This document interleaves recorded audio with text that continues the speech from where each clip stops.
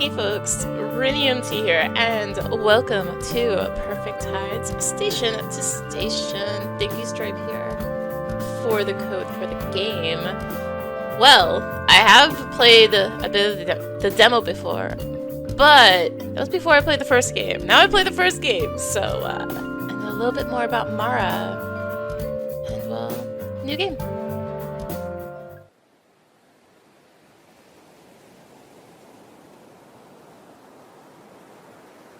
Fear no more, says the heart, committing its burden to some sea, which sighs collectively for all sorrows and renews, begins, collects, lets fall. Virginia Woolf. It's a cliche to begin with a quote. You know this, but you're a fool. Besides, in order to make good work that reaches past mere juvenilia, you must expel your stupidest words, all 1,000,000 of them. Put them down, so they may die. Your name is Mara Whitefish. You lived on an island for most of your life. Now you spend your days in transit.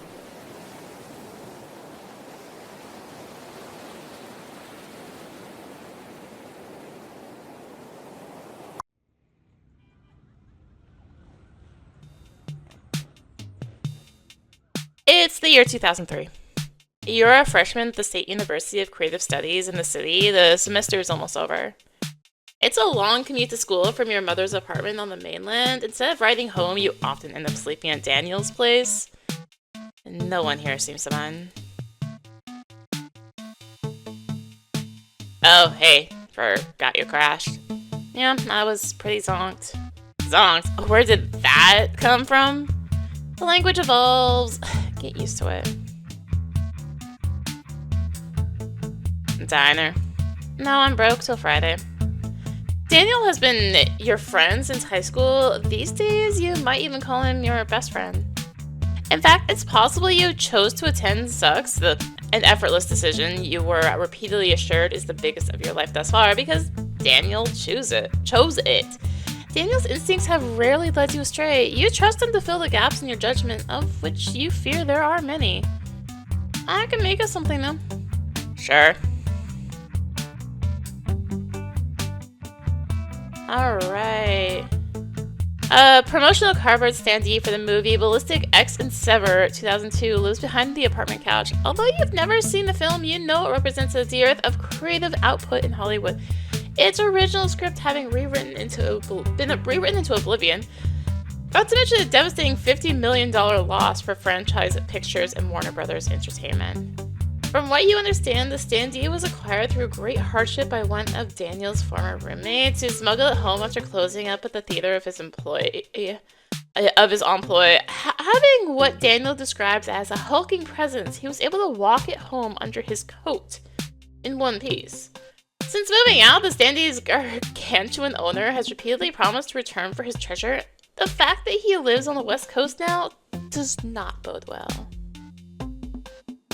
The battered living room camping chair has been in the unfolded position for so long that it no longer refolds. Until recently, an impressive number of crumbs had accumulated in the seat's deepest point. All gone in a single dare. It's your trusty noise machine, the simulator of ocean-like sounds, that Daniel and his roommates graciously allow you to keep at their place. By allow, of course, we mean that no one has ever noticed its presence, let alone voiced an opinion about it. Ah, the futon. You're home away from home. You've spent many hazy mornings waking up on the slumpy couch and probably almost as many nights falling asleep on it. Can go that way and that way.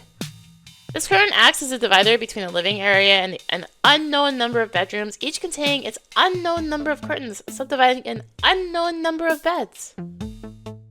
You better not snoop behind the curtain. Even in an environment where people come and go freely, there must be some boundaries.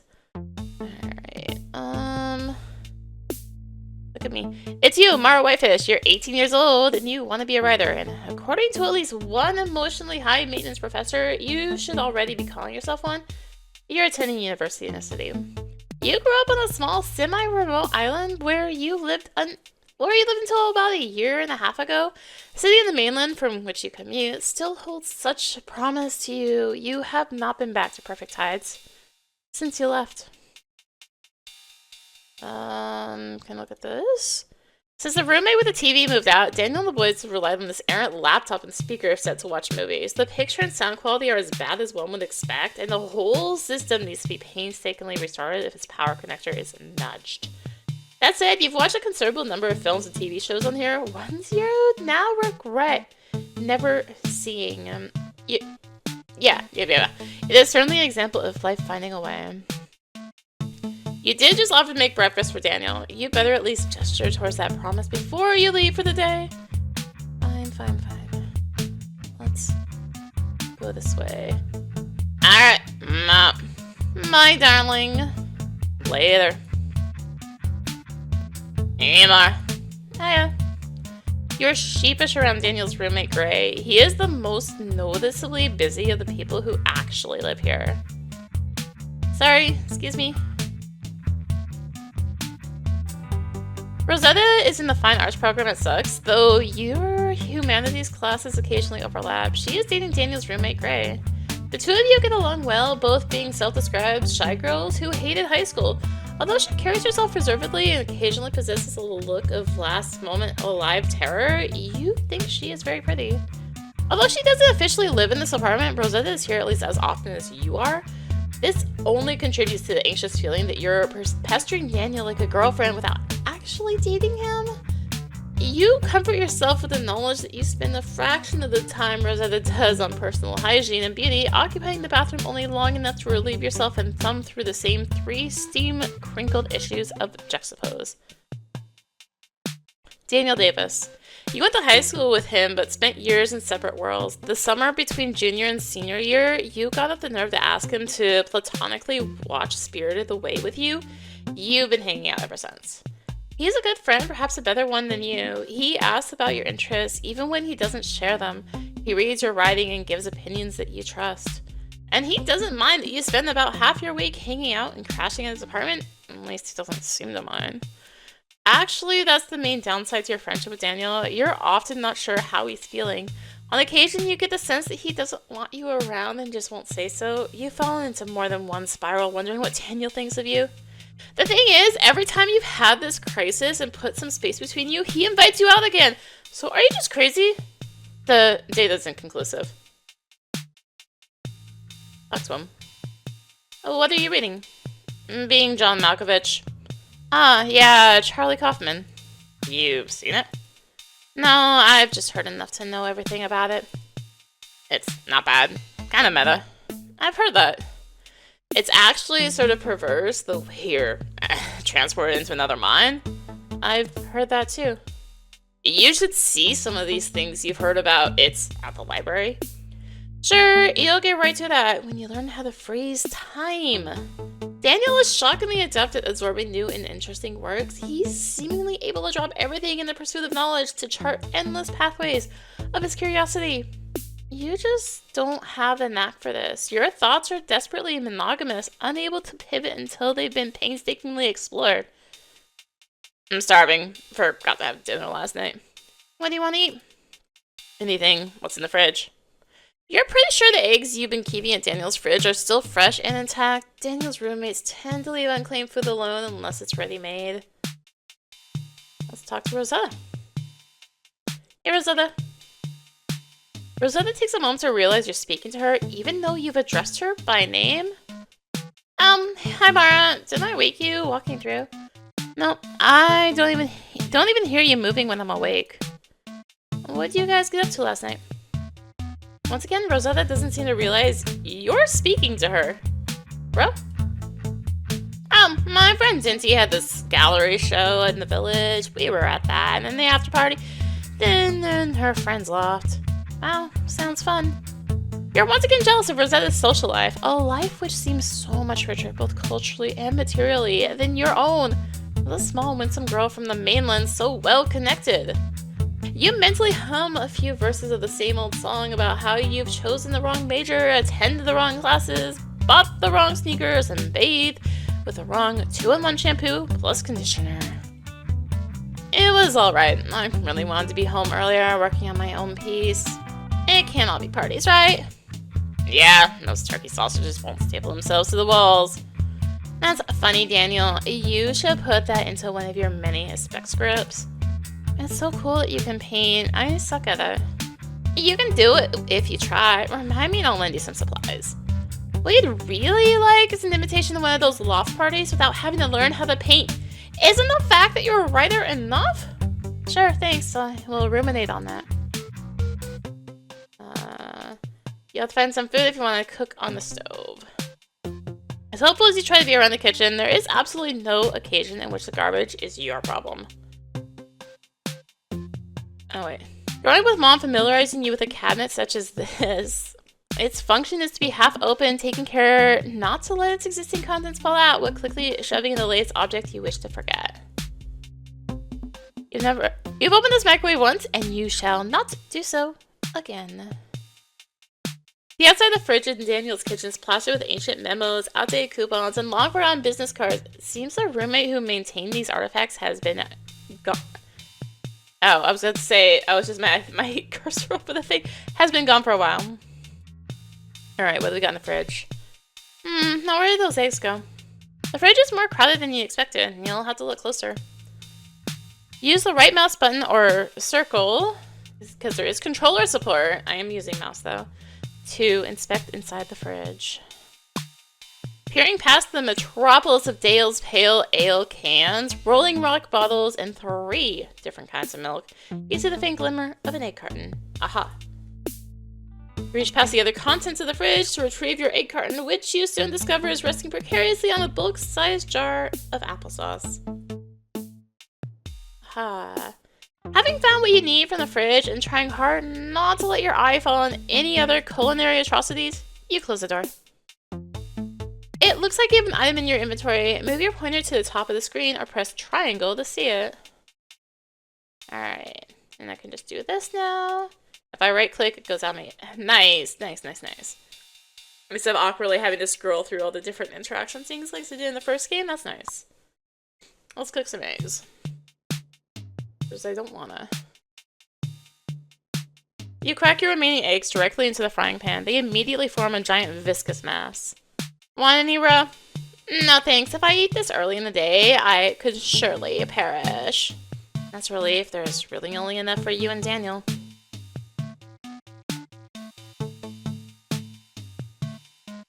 Using a spoon, you effortlessly break the yolks, letting them merge with the whites as they cook. This creates a multicolored mixture as the different egg sections mix.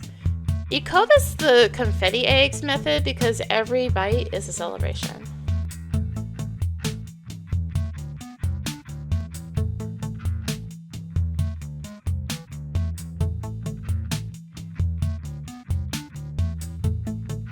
Thanks.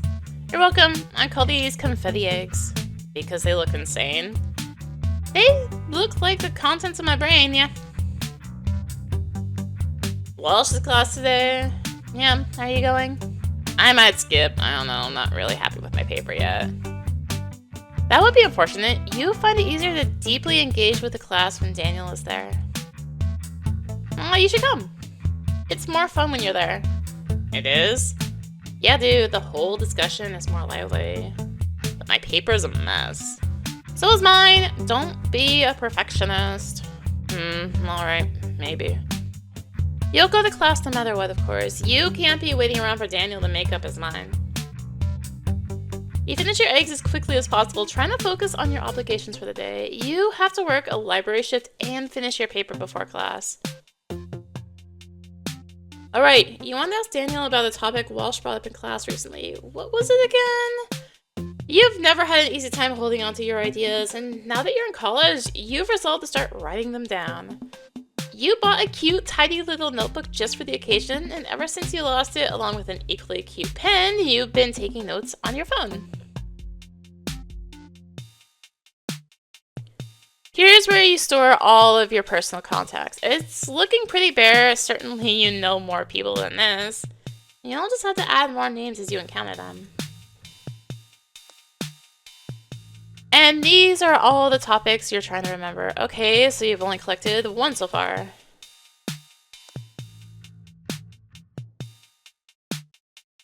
If your pointer turns into a word balloon over a person, you can have a deeper conversation with them.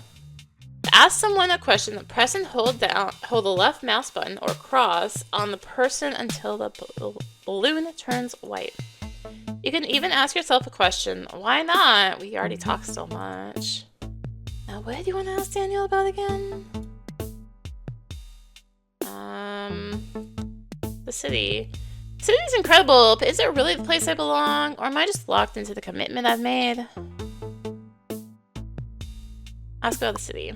Do you remember what Walsh was saying about the city last week? Nope. Oh, well, it was something about how living here used to be really nurturing if you were a writer getting started. Uh-huh. But now Walsh says it's too expensive here, and all the interesting parts of the city have been choked out, and we're basically living in the magic kingdom of piss. You're like, worried about that? Well, not super worried. I'm just sort of having a miniature crisis over it. Mara, she's wrong. There are things that Walsh is wrong about. I know, but... What a convenient argument for Walsh that all the good stuff happened in the city when she was young. I hadn't thought of it that way. This is the best place in America to be a writer. Hands down. How do you know that?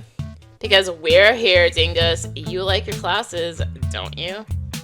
School's all well and good. I just figure by now By now, I would have made more connections, you know? Like with experienced writers, editors, publishing people. I hate to break it to you, but that's not a city problem. If you want to meet people, you better start talking to them. But it's scary. No, it isn't. Everyone loves talking, especially if it's a topic or relevant to them. It flatters their intelligence. So I should talk to people only about their favorite subject? How am I supposed to know what they like? You might have to guess now and then, but the more you talk to them, the more they'll let you know. What if I run out of things to talk about? Then you better get yourself some more talking points. Here's a free one for you. Movies. You can't go wrong. Everyone has a favorite. Gosh, the old typing. Got it. I think so, but man. Yes. This is why I became a writer, Daniel, so I wouldn't have to talk so much. Well, your first novel is shaping up great. My what? 20,000 Leagues Up My Ass. Hey! Let's ask about movies. We seeing The Matrix Reloaded or what? Oh, heck yeah, we are.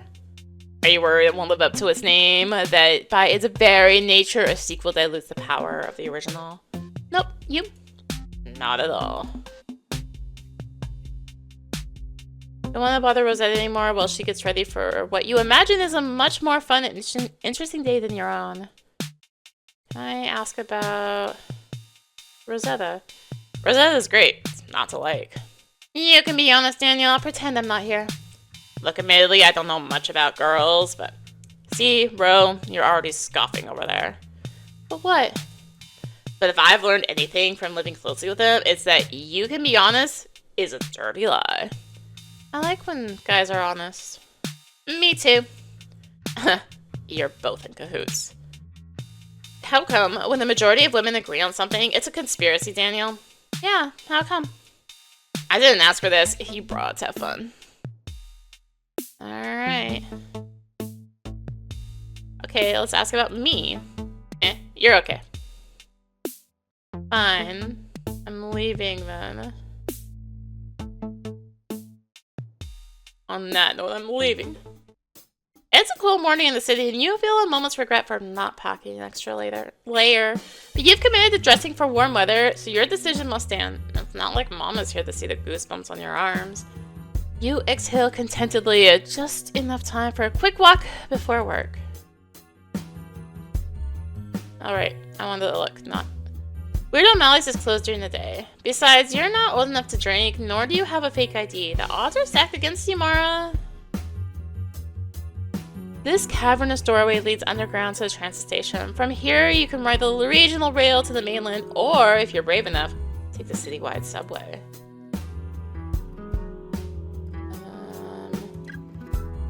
You're mystified by this odd little man who is out hawking books on the street almost every day. See something you like? Yeah, I like a lot of it. I have no money right now, and when I do, it's usually for pizza.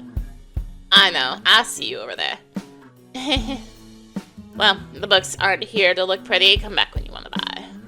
Do you do trades? Sure, but it would have to be a pretty interesting book. Something I think I can sell. Like a mass market paperback, Harry Potter, or The Lovely Bones? Kid, I happen to have taste. Observe my schmuck appearance. You think moving books is all that matters to me? Well, with this bit of self-deprecation, your misgivings about the sidewalk book vendor melt away. Why would you shop at the big bookstores when you've got the real deal right here? My bad, sir. I collect all manner of books, magazines, and printed curios. Bring me something interesting, and you'll have your pick for my stash. Got it. Roger that. Roger him. Oh, you know, Roger, the way astronauts sign off? Astronauts? You mean actors? You listen to Coast AM? Don't think so. Check it out sometime. Should give you some good information. I'm always on the lookout for that. Thanks. Alright. Wait, there's someone here. I want to talk. Not that you would love to eat pizza for breakfast, nor would express pizza and their mercenary disposition hesitate to sell you a slice, but you've already eaten this morning. What's over here? Anything interesting? Oh, right, I can double click. And I just, like, move there. Even you would have trouble justifying a 4-piece mozzarella sticks and an orange beverage from Papaya Hog before noon. Yay, double clicking. I'm on that right now. Can't imagine what matters could be. Come back later. Talk to this guy. Hey, Theo. Ish, what up, homegirl? Theo's addressed you with the same years-long familiarity ever since you first met him at freshman orientation. At first, it was a comfort to your anxiety about making friends at school. These days, his airs are odd at best and frequently tiresome. Still, Theo is mostly a welcome sight. He's easygoing, available to hang out on short notice, and crucially well-connected. On my way to the library. Oh yeah, you work there, right? How is it? Pretty easy. I can get a lot of time to write. Damn, I need a job like that. I don't have a good place to write, and it's killing me. I really think Theo's writing needs more than a better place to be written, but you're not in the middle of a critique, so you'll keep that to yourself. Let me know if you quit that position, okay? I'm never quitting, dude. Gonna work there all summer. You're killing me, fish. So, doing anything fun this weekend? Actually... Theo noticeably lowers his voice, taking a conspiratorial tone. This in turn causes a pooling in the floor of your mouth, a Pavlovian response to an invitation for fun. We're having a party here tonight. At the dorm? What about the RAs? We may have greased a few palms. Sick. Can I come then? You'd better. Come by anytime after sundown. Just tell the security guard you're my guest and he'll let you up. Got it? Make sure you give them my full name. You know it, right? Of course. Great. See you tonight, fish. Okay, you don't know Theo's full name. You might want to figure that out before the party, Miss Marple. Theo? Something. Let's ask about Theo. Did you want to know something about me, or have you just forgotten my name? Mara. You're one of my favorite classmates. I love talking composition rhetoric with you. For real? Yeah, I always like when you voice your opinion. It gives me something to think about. I feel like I say the stupidest things in class. If by stupid you mean brave, then yeah, you really go for a fish. Oh, thanks. You're not totally sure you can believe Theo. He tends to be quick with a compliment, and his kindest words bring up an ever-sneaking suspicion that he would like to date you. Still, you can't help but grab onto the suggestion that other people like to hear your opinions. Who but Theo can you rely on for such information? I'll talk to. About the city. You're from the West Coast, right? What do you think of the city? Oh, I like a lot of the stuff here, but... What? But you East Coasters, you're also impatient. Impatient for what? For like... For you to finish your sentences? Just spit it out, dude. Come on, I gotta run. No, that's exactly what I would have said. Eventually. Softer words. Sounds unbearable. Yeah, it's probably best if you keep living here. You know, this has been helpful. Thank you, Theo. Oh, I'm glad. It's always nice. Your mind has already wandered through 10 other landscapes by the time Theo finishes talking. Who knows what this guy's on about? Let's ask about movies. You know what movie I just saw for the first time? What? And this isn't a recommendation necessarily. What movie? Because it's honestly more screwed up than you'd think. What's the movie? But like, in a beautiful way. American Beauty. What? How did you know? The conversation was getting kind of plastic baggy. Well, I guess I can't surprise you, Mara. You've got the makings of a film critic. This will be the high point of my day. It's all downhill from here.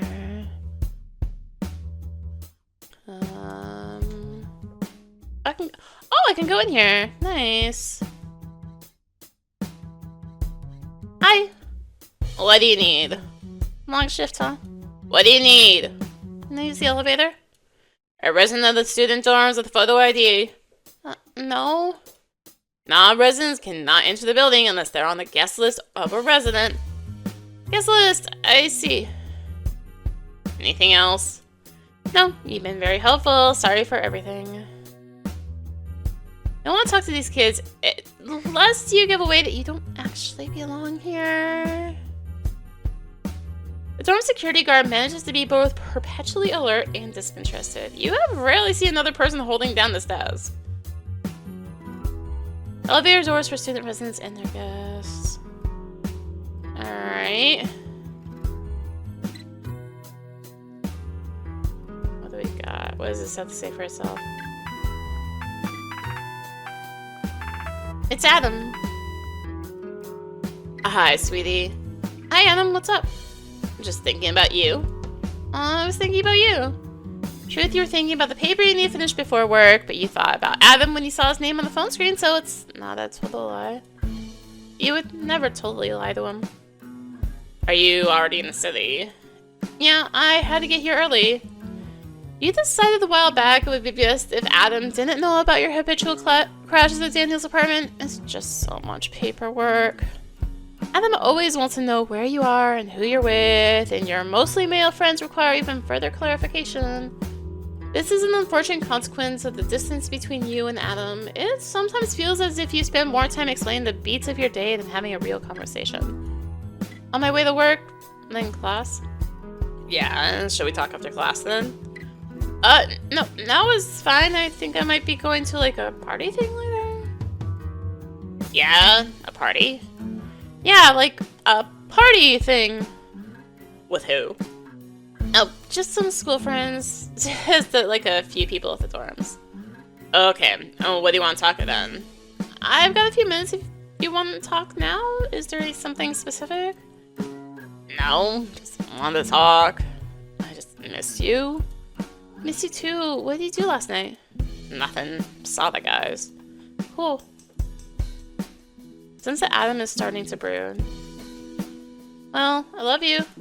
Love you too. Try to call my lunch break? No. I don't want to be in a rush.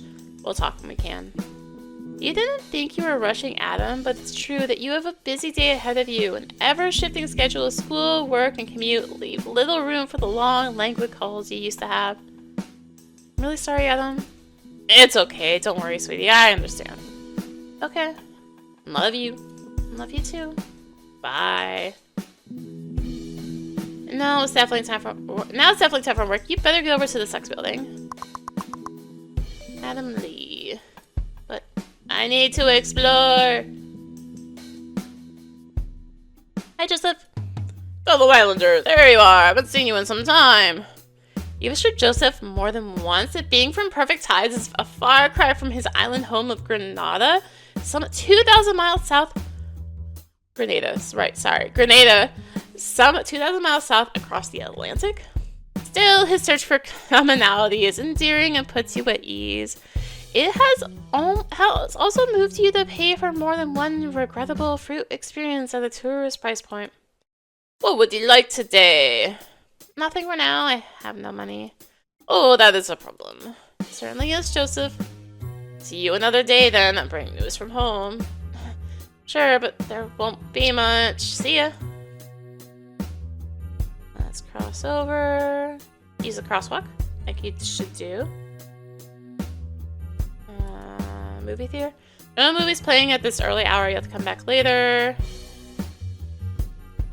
Tempting as it may be, even a lunch special at Rainbow's is too pricey for everyday consumption. You may need to wait for a special occasion on someone else's time. Alright. Coffee and books. You're not actually sure how to enter this building. You suspect there may be an entrance around the side and through the alleyway, but without prior experience walking in, you feel like too much of a fool to try. The corner fruit stand is usually manned by Joseph, a Grenadian national with whom you have a friendly rapport. Though your produce buying habits don't diverge much, Joseph's stock of fruits and vegetables, at least as fresh and varied as the nearest Martin Williams, is quite impressive. The entrance takes you through the lobby of 419 East Sex Building. Oh, this city is also called a big city. This is a neighborhood where you almost exclusively hang out. It has everything you could ever need, from food and friends to great cultural experiences. Just try and find a better part of town. Not that you've tried. Coming from perfect ties in the mainland, the transit system still intimidates you. You're pretty sure you've barely scratched the surface of what these few blocks really have to offer. The city is unlike anything you've ever seen. The people are open and direct, which you find familiar enough, but they're also completely unconcerned with your business. Back when you spent all your time on the internet, you've longed for a physical world in which to move around invisibly. The city has provided. Here, at least, you can truly disappear into your pursuits. It's too bad living here is virtually unthinkable. Mom can afford it, and it'll be years before you can imagine selling your first novel, let alone writing for a literary journal or the local lit weekly. Until then, you are a visitor relying on the generosity of friends with non-moldy couches. Alright, let's go on in.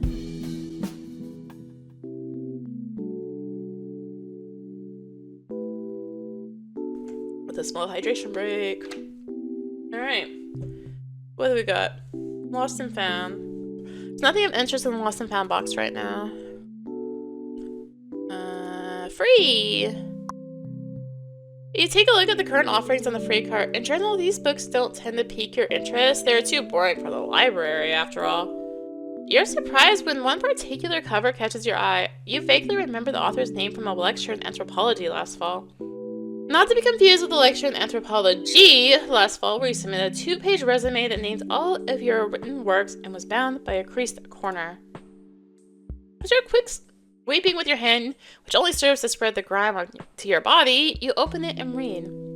Institutions, even those established originally with the object of securing equality, peace, and mutual aid, in the course of time become petrified, lose their original meaning, come under the control of the ruling minority, and become a constant constraint upon the individual in his endeavors for further development.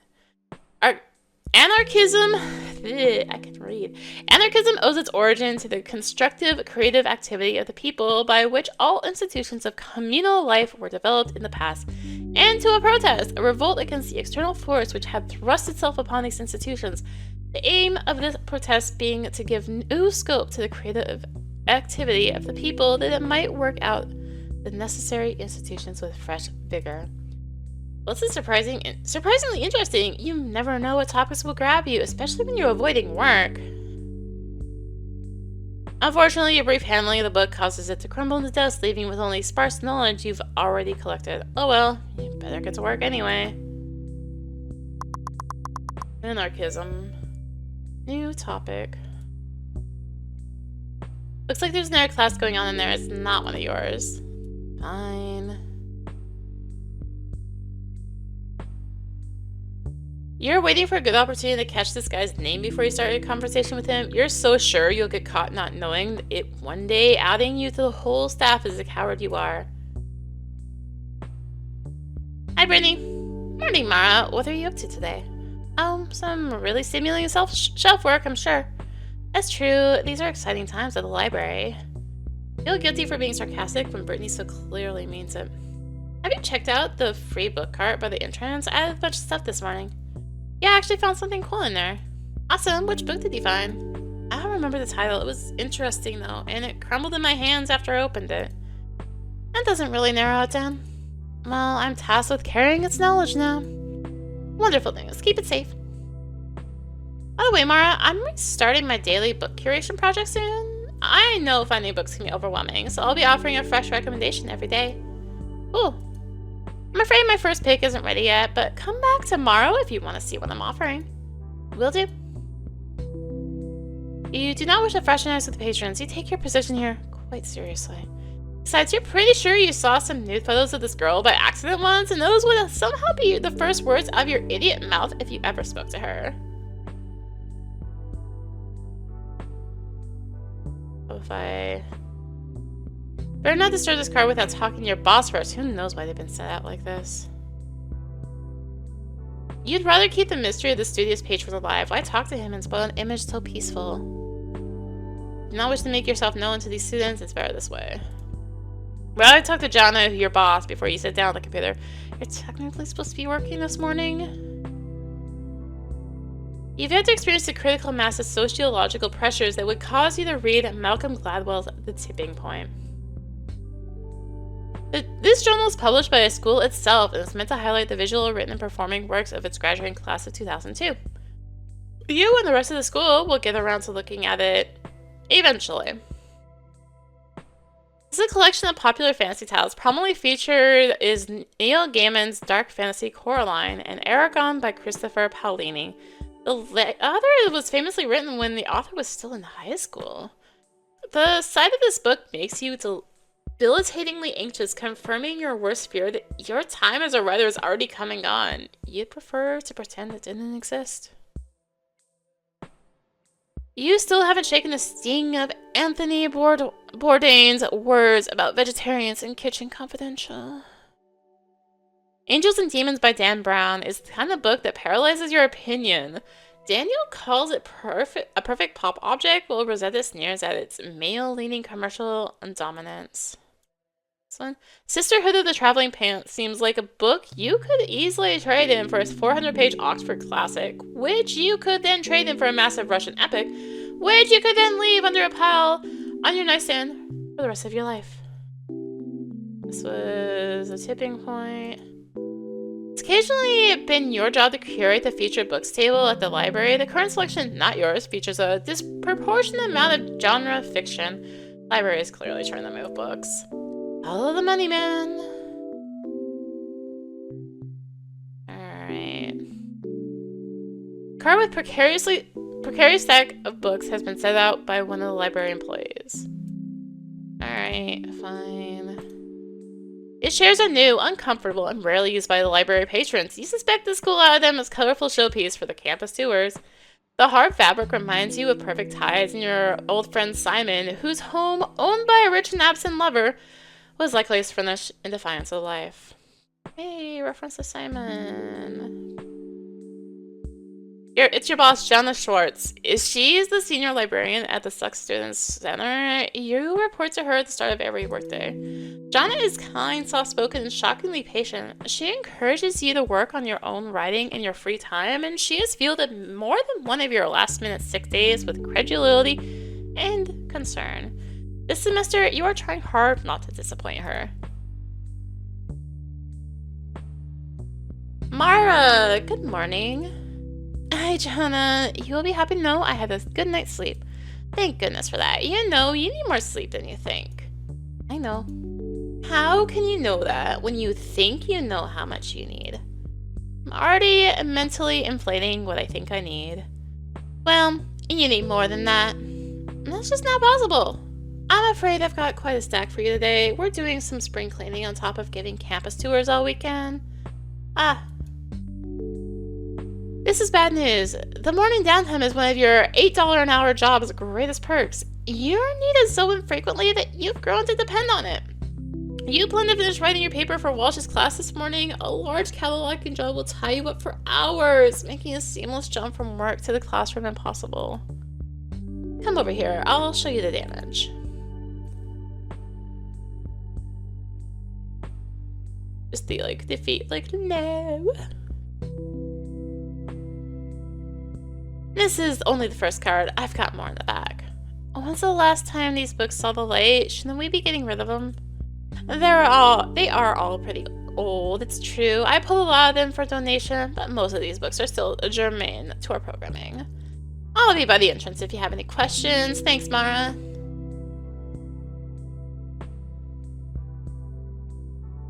You know logically, and at least somewhat from practice, that you shouldn't be repelled by ancient texts. You're here to study the classics, after all.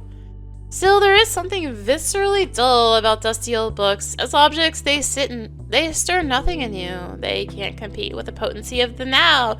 Even the most mundane new works can evoke the flutter of life, while these objects sit dead, inert, a reminder of decay.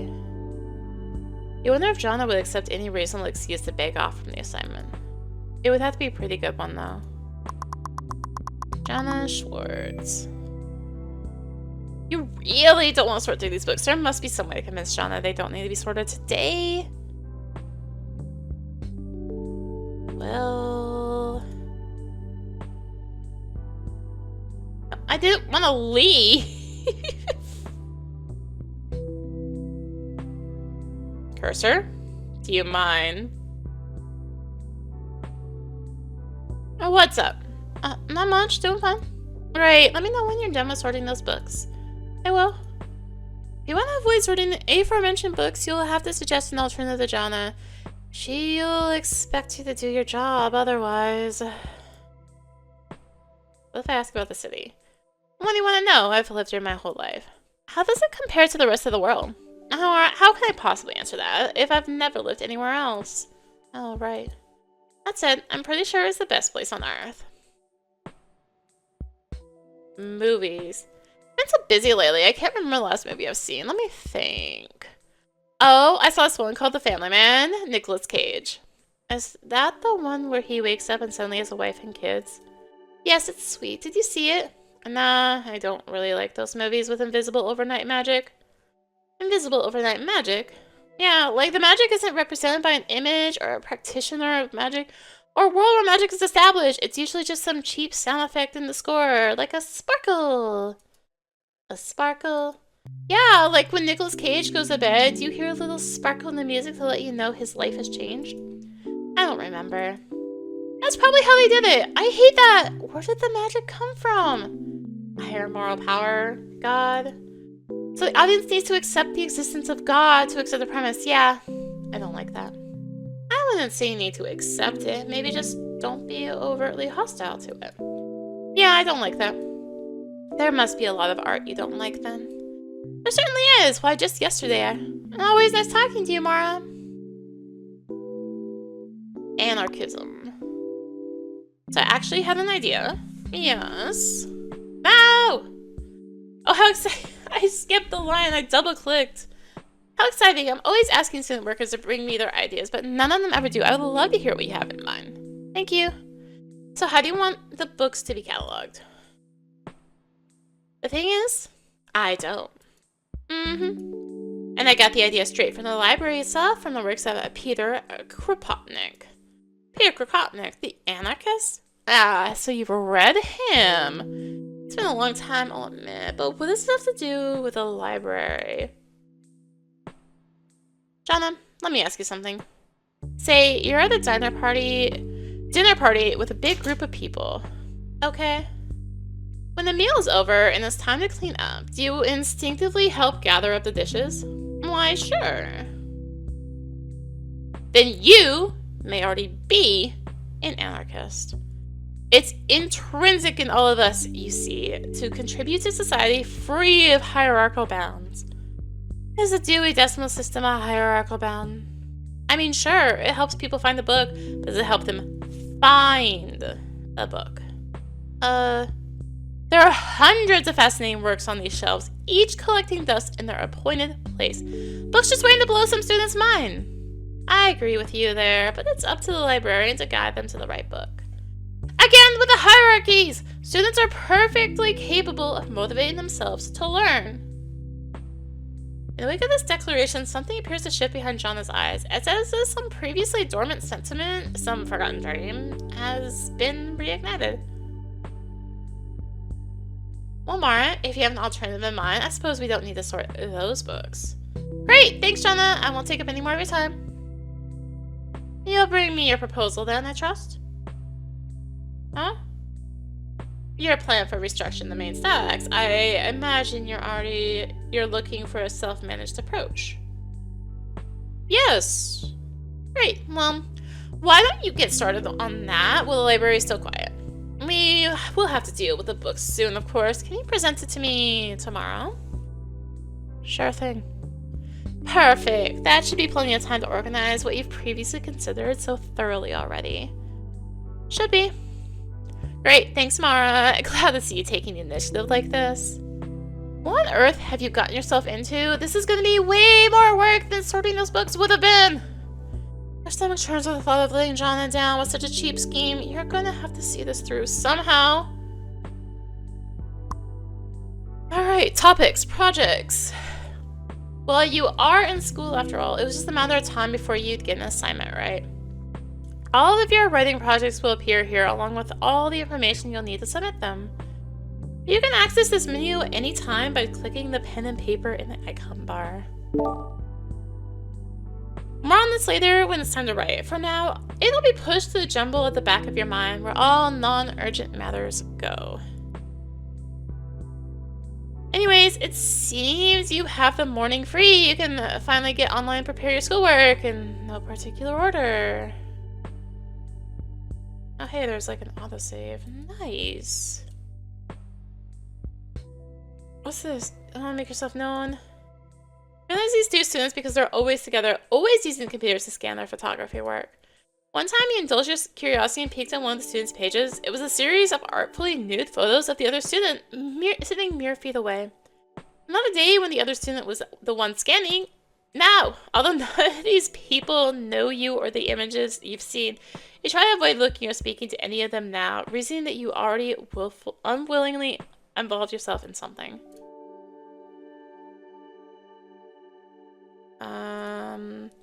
Aha! This time the photos also knew were of a young woman who you also recognize as a frequent patron of the library. Aha. I can replay some lines if I accidentally skip them. I might do a mix of mouse and controller. You power on the iMac and log into your student account. Though a novel and coveted device just a few years ago, this computer has grown creaky with repeated use. But for your uses, writing and printing, email, messaging, and browsing the web, it does just fine.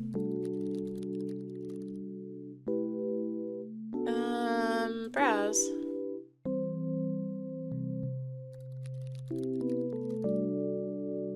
Do you have time for web browsing this morning? After a quick calculation of whether you deserve this, and I do, you navigate to the Blowtorch Media blog, your go-to authority on pop culture and media. You quickly scan the week's album reviews to see if any new releases have garnered the coveted 1000% rating or even a close contender within the 900+ area. These albums tend to be of great cultural and historic significance to the people who read the Blowtorch review blog. Fortunately, there are no new classics this week, but a couple of reviews in the 800 range catch your eye, and records of this caliber rarely let you down. You'll have to download some new music at home. Better make note of it. Music. You'd better go back to the things you actually meant to do on the computer. You could sit here and read about albums you don't intend to listen to all day. Search. About music. There's much buzz on the internet about MP3s and their impact on the music industry. In recent years, record labels have been at war with the various peer-to-peer networks that freely distribute their tracks. As of this month, the American technology company Apple has opened a digital marketplace for MP3s, selling files legally for 99 cents a piece. You personally expect to stick to piracy, which is effortless, endlessly portable, and at a price that can't be beat. Anarchism. The top result for anarchism is a Usenet forum that claims to have been in operation in some form since the 1980s. You'd hope to find a concise primer on political theory, or at least a rundown of best community practices, but the latest active threads all seem to involve one of the forum's top moderators, the accusations against him, and the naming and shaming of his many defenders. Finding it all indecipherable, you abandon your search. Movies. The top result is the website MoviePhone, which provides, in addition to the aforementioned hotline, reviews, box office insights, and showtimes. The current top-grossing film is the comedy Anger Management, starring Adam Sandler and Jack Nicholson, which enjoyed a record-shattering $42 million in revenue on the week of its debut. The City. A search for the city yields an official government website which links to many subpages providing information about municipal services, urban planning, tourism, and news straight from the mayor's office. All of this apparently appears minuscule next to a splash page memorial the infamous 2001 terror attack on the city's financial center, which claimed nearly 3,000 American lives. You do not seek out information about this event, which happened a year before you came to the city. In real-life discussion, the topic has become so charged, too often leading into weary, patriotic refrains and hysterical warmongering, that you immediately regret its conjuring. Online, the discussion ranges from crazed, racist conjecture to total ironic detachment and mockery of Lee Greenwood and the Crying Eagle. Occasionally, the line between these two sides can blur. It's sad to you that such a massive loss of life cannot simply be mourned, nor can the why of it all be soberly evaluated. You resent the older generations who have offered you the meager choice of either tune out or be consumed by the madness of the age. Ugh, screw all this. Mara. You just search for all this stuff, man. Much to your relief, there is almost no evidence of your online activity, at least when attached to your real name. A lot of your online communities over the years have disappeared on their own, and to see the rest of your posting trails, somebody would need to know the many and varied usernames you've taken over the years. Good riddance to bad rubbish. Theo something.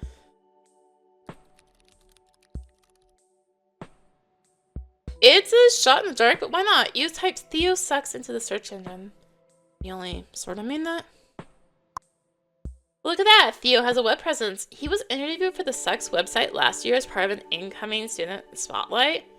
It's an awesome school, says freshman Theo Newman, who is part of the university's creative writing program. I'm here 3 weeks and have already made at least 15 friends. Newman. Sheesh.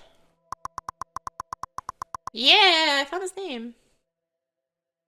That was what I was supposed to do there.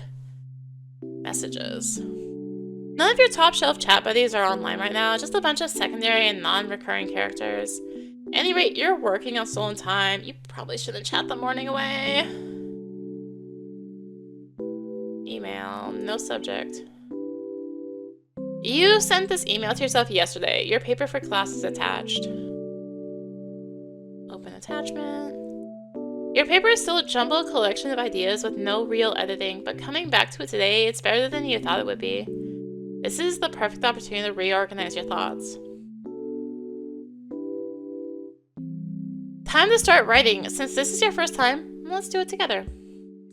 Whenever you're at the computer, you can work on any of your assignments from this list. It's due today, and you're desperately trying not to think about the proposal, so let's focus on city life and media. Once you've selected your assignment, click on Write to begin working on it. For each assignment, you'll draw from one primary and one secondary topic. For your primary topic, it's generally a good idea to stay relevant to the assignment. So I really want to go off the rails. Yes, well, take it easy with that. Not all assignments will have a clear primary topic, but when they do, your knowledge of that topic is the basis for a good paper. For instance, your media on city life and media, or your paper on city life and media, you should probably choose the city as your primary topic, unless you really want to confuse your professor. That can be pretty funny. Ah yes, you're quite the puppet master, aren't you, Mara? When your writing is poorly received, it's because you intended it to be that way. Yes? I was just joking about writing something bad. You fell right into my trap. Anyway, let's select our primary topic.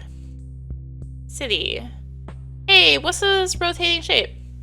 Why, the contents of your brain, of course. I thought the contents of my brain were scrambled eggs. Well, it mostly is, but we're working on that. Every topic in your brain has a chance to be developed. As you further your understanding of a topic, its shape will change. And that number in the lower left of the left corner will go up. Exactly. When in doubt, using at least one well-developed topic can add a lot of flavor to your work. Got it. So complex ideas are better to write with than undeveloped ones. What if all my ideas are undeveloped? Then clearly you haven't been reading, conversing, or experiencing life. All ideas will inevitably develop if you explore the world around you. But my paper is due immediately. I don't have time to experience any more life. That's frustrating, isn't it? On any given day, you will need to choose between collecting more ideas and delivering your work on time. It's on you to make the most of each day while accepting the necessary compromises. So you're saying I can't have absolutely everything and no answers are concretely right or wrong? This sucks. And it will continue sucking with ever-growing urgency until death's sweet embrace. Let's finish picking our primary topic now, shall we? Okay. Hey, my topic changed color. That means you've already used it for this paper. Don't worry, it'll be available when you work on your next assignment. So I can reuse subjects in my writing? Sure, why not? All writers are really on the same themes. Just don't lean on one topic too much. You're still finding your creative voice after all.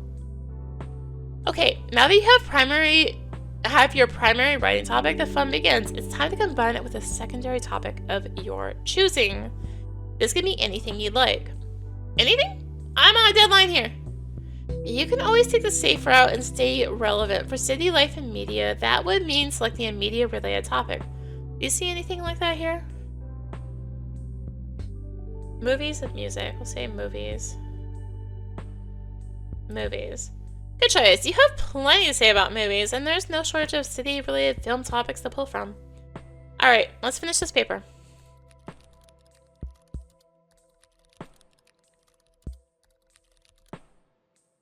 Well, this isn't bad. Considering you almost lost this time to senseless library work, you've certainly made the most of it.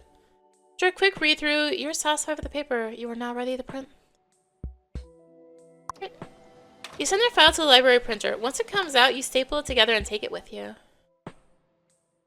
Well done. You finished your assignment in time for class. There's a good student in you yet. Here? One paper is about all you have time for today. Besides, your brain needs a break. Log out. Shortly after you finish your task, the library fills with students. You are kept busy for the rest of the morning with shelving, tech questions, and checkouts. The school's lost and found box is rarely cleaned out, and its offerings are rarely claimed. Once in a while, after a grace period, because you are so decent, you help yourself to its contents. The cart offers free books that are no longer circulating in the school library. At the moment, nothing here is catching your eye. Let's go to school. Thankfully, they're in the same building. Media Studies class begins the way it usually does, with you arriving early, claiming your unsought-after desk up front, and wondering anxiously if Daniel will show up. He does, and then another wave of concern washes over you. Your performance in this class is oddly staked upon both Daniel and Walsh's approval. You've never had a teacher you want to impress more. At the same time, Daniel is your only classmate who questions the educators it sucks in a way that seems pointed and not queerly individualized. Walsh, in light of this, is a formidable opponent. Even as Daniel pokes at the basis of her ideas, you can't help but see them for their gold. She seems unfazed by even his harshest interrogations. Why not show it, then? Why does so much have to be artfully implied? Daniel, we all know you want to see more boobies. Brushed off the screening of the film adaptation 2002, you've been discussing the outside demands, both recognizable and hidden, imposed on the writer as they craft a work for an audience.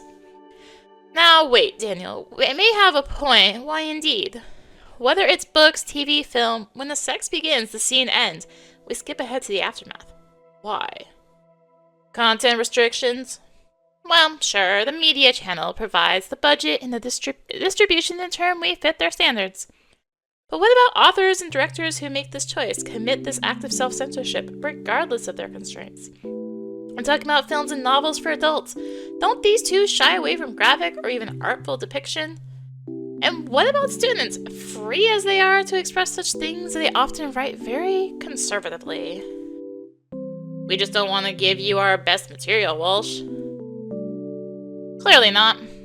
Hey, my question stands. Is it possible to be both artist and audience? Is it possible that both artists and audience have trained their expectations? And with the proliferation of media in our lives, does that not affect how we engage with reality? Wake up, guys! I'll put it another way. When it comes to the primal act in question, or rather seemingly only want to concern themselves with the events leading up to the consummation, and then its aftermath, I posit that in turn, this is how we start to view sex in our lives, a sort of blackout moment, a temporary loss of perception. We kind of see intimacy as an inscrutable obstacle on an otherwise smooth narrative track, as something stories can only guide us toward. The rest is up to us. Can art not offer comfort and catharsis around sex much as it does for topics like faith, struggle, and death? I mean, maybe it's not a useful part of the story. It's in bad taste. Pornographic. What do we think? Mara, do you agree? Is sex a useful part of storytelling or merely pornographic? Useful? I think it's useful. There are things you can show rather than tell. What sort of things? Boobies. Mara, what sort of things? Well, like, what if there's shame involved or inexperience? Something you want to tell us, Mara? No? Ugh, screw off. Daniel has some nerve. You know for a fact he has less experience than you. Guys, please. Now, Mara, I'm not trying to single you out here. I think you're onto something. The pressure to perform, and perhaps more urgently, to report on our success is all around us. Who can claim to be immune? For your next essay, I want you all to think about the universality of desire, the ways and reasons we tend to suppress it, and what can be communicated in character, theme, and beyond through its expression. I'm horny. Please use any media you wish to flesh out your case. It will be due next class. Universal desire, due in 2 days. Alright. See you all in 2 days. Alright. Let's talk. Good class today, thanks. It's sure thing. Did you hand in your paper yet? Oh, right. Doop. Here's mine. Alright, I look forward to reading it. Hope you won't let your peers discourage you, Mara. Much to your distraction, you light up to hear Walsh address you by name. So few of your professors, let alone your favorite ones, ever do. Okay. It's not always easy to say what's on your mind in front of the class. Thanks. I've been trying to have my own opinions, ignore the popular consensus. It's good to form your own thoughts, yes. Though I wouldn't discount what others say, the consensus can help inform the topics you write about. Your knowledge and your writing will grow richer if you can see a topic from many perspectives. Even low-quality perspectives? Just keep it in mind. See you in 2 days. Okay, bye! Jemima Walsh. See you in 2 days. Okay, bye. Let us talk about anarchism. Nice try, Mara. No student has roped me into a conversation about anarchy since the early 90s. Oh. The city. You were saying something about the city the other day, and I wonder if we could talk about that somewhere? Oh, what was it? Remember how you said the city is all cleaned up now, how it's a totally different landscape? Oh yes, did that bother you? Well, I just got here, and now I'm wondering if I'm in the right place. Oh, Mara, please don't take it that way. I grew up here. We can't have the same lives, you and I. A place is always changing. That's inevitable. Just as inevitable are the complaints of its residents. So true! That's how you'll know you You're really dug in somewhere when you know it well enough that it becomes unrecognizable. Has anything stayed the same since you were young? A lot of things are the same. There's a real history here. Things I once took for granted that I love now. You ever feel that way about your home? I don't know. I haven't gone back in a while. Too many bad memories, I guess. Well, the city isn't the only place with a history, with significance. For me it is. It feels like my life has begun since I got here. It's nice to feel that way. I hope you make some good memories here. They might even help you make sense of the bad ones. Aha, well look at that! You've learned something. Oh. Anytime a conversation or experience adds to your knowledge, your level in that topic will rise and the shape of your understanding will change. Some of these shapes get pretty gnarly, eh? Collect them all. Gotta collect them all. Alright, movies. See any good films lately? Let's see, I saw a terrific one last week. City of God? Just spectacular, not to be missed. Oh yes, from 2002, right? Would you say it's one of your picks for the year? It's not my anything. Just enjoyed it. I mean, how does it rank? I don't like to rank or categorize works of art. They are already commodified enough. I never know what art to pay attention to if someone didn't rank it. What's the alternative? Having conversations like these, I suppose.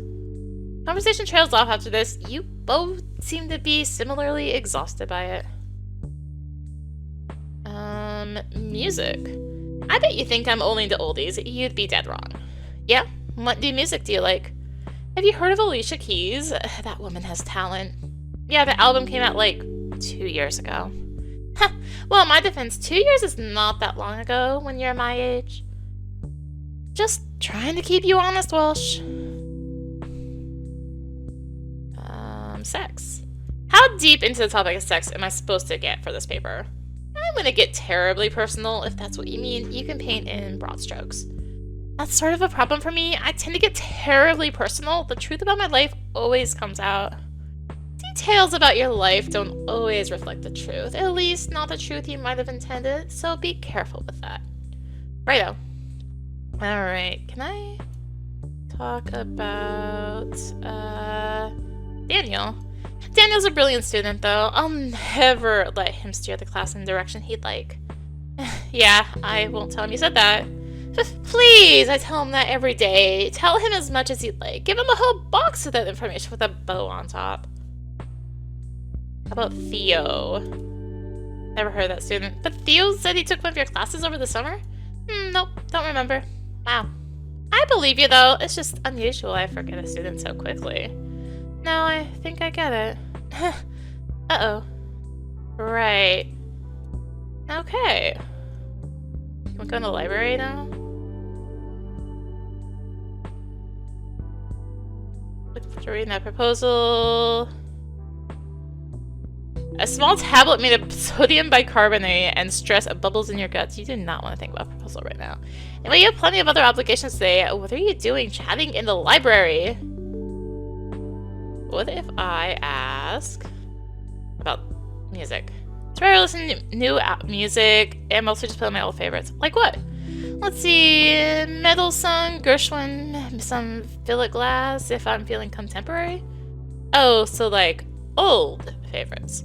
I don't take language lightly, dear.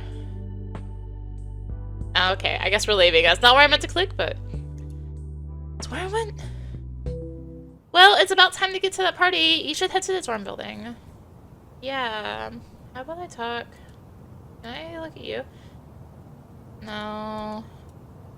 Blah, blah, blah, blah, blah. That's closed. You're open. Rainbows? And then maybe even a lunch special. Movies. You have neither time nor money for a movie right now. Better wait until you've got a free afternoon. Besides, the person doesn't look particularly interested in chatting. I can tell you they are probably bored as heck.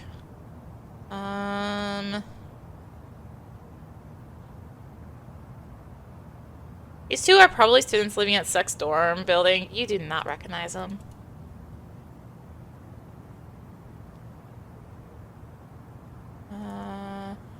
Guido Mouse is always popular at night with crowds of smokers often spilling out to the building's entrance. I can get past. I have event tickets or an ID claiming you're over 21. It's likely to be admitted into Barbara's tonight. This wall is meant to be a temporary barrier while construction is underway, but it has been here for so long and carries so much evidence of humanity that you struggle to imagine the waterfront without it. A massive cat excavator sits idle among the rubble. It appears to be digging out the basement for some new construction. Pavement here is badly cracked, having endured decades of heavy foot traffic, flooding, and bouncing basketballs. From within its crowded blocks, it's easy to forget the open sky and a vast horizon stretch beyond the city. This view is your sole reminder. Alright. An elevated train track sits perched on an ancient and rotting viaduct. Once the most efficient mode of transit in the city, this structure has been abandoned since the construction of a city-spanning freeway in the mid-century. Though you've been numb to the sight of it, the lush overhang of greenery tends to nudge at your curiosity. You wonder what sort of life manages to thrive above the noise and contamination of city life. These lines of people are not atypical at Papaya Hog, which is especially popular at night. Staircase down the train station is often popular with last-minute callers whose signal is about to drop underground. Can I go? Or is she like, no? Don't go home yet. You're still going to that party at the dorm building, remember? Okay, yeah. What about... No time to waste at Daniels. You have to get to that dorm. Fine. We'll go to the dorm building. Hi. Yes. I'm here to see someone. I'm an invited guest. Of whom? Theo. No, Mena. Let me see. Yes, I've got you here. Amara, right? Yes, pleased to meet you. Uh-huh, you know the rules upstairs. No, sir, but I'd like to. Don't get cute now. No alcohol, no smoking, no pets, no overnights, no loud music. Gotcha. And most importantly, see that entrance door? The one you walked in through? Uh-huh. It locks at 11 p.m. You leave, you're out for good. Got it? Absolutely. Have a beautiful night. RDM, thanks to you. 11 p.m. It locks. Right. Already got permission to go upstairs. The less you say now, the better. Let's go upstairs.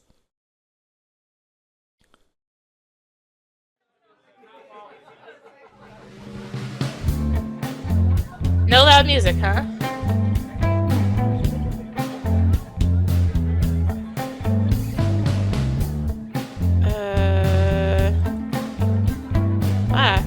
Where'd you guys get the beer?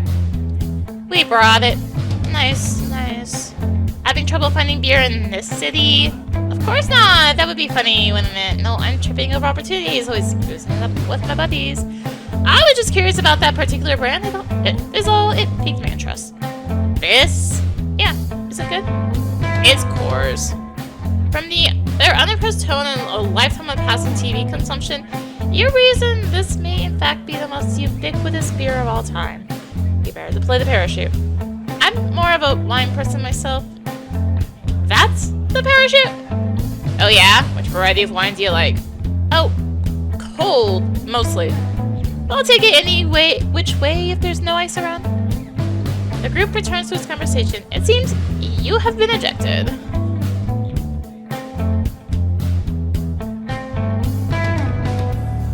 You guys look like you have some juicy gossip. Oh, yeah, this one's a doozy. You got me drooling. What's the scoop? You know Mikey Tops. Maybe? Not sure. You know Jenny from Next Floor Up. That sounds vaguely familiar, but... Okay, well, do you know the band The Fond Farewell?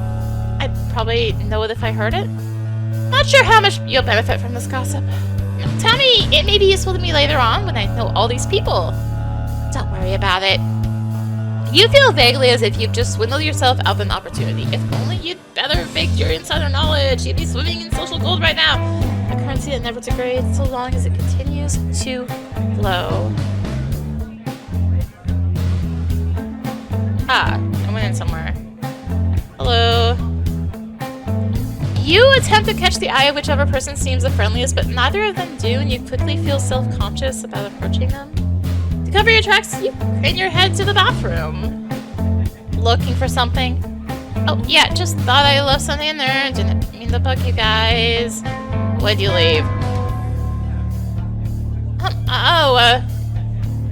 My hair magazine. My hair magazine. You brought a magazine in there? Pretty stupid.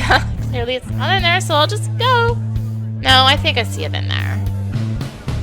To your mortification, the person closest to the door picks up an issue of a Rock magazine with a cover picture of a woman's naked butt and a massive blocky caption, 69 bands that suck, and offers it to you. That must be it, yes. You pocket the magazine in a way you imagine is very similar to a customer in a porn store and slink away in terrible embarrassment. You'll have to check it out later. Hi, my name's Mara. Do you go here? I go here.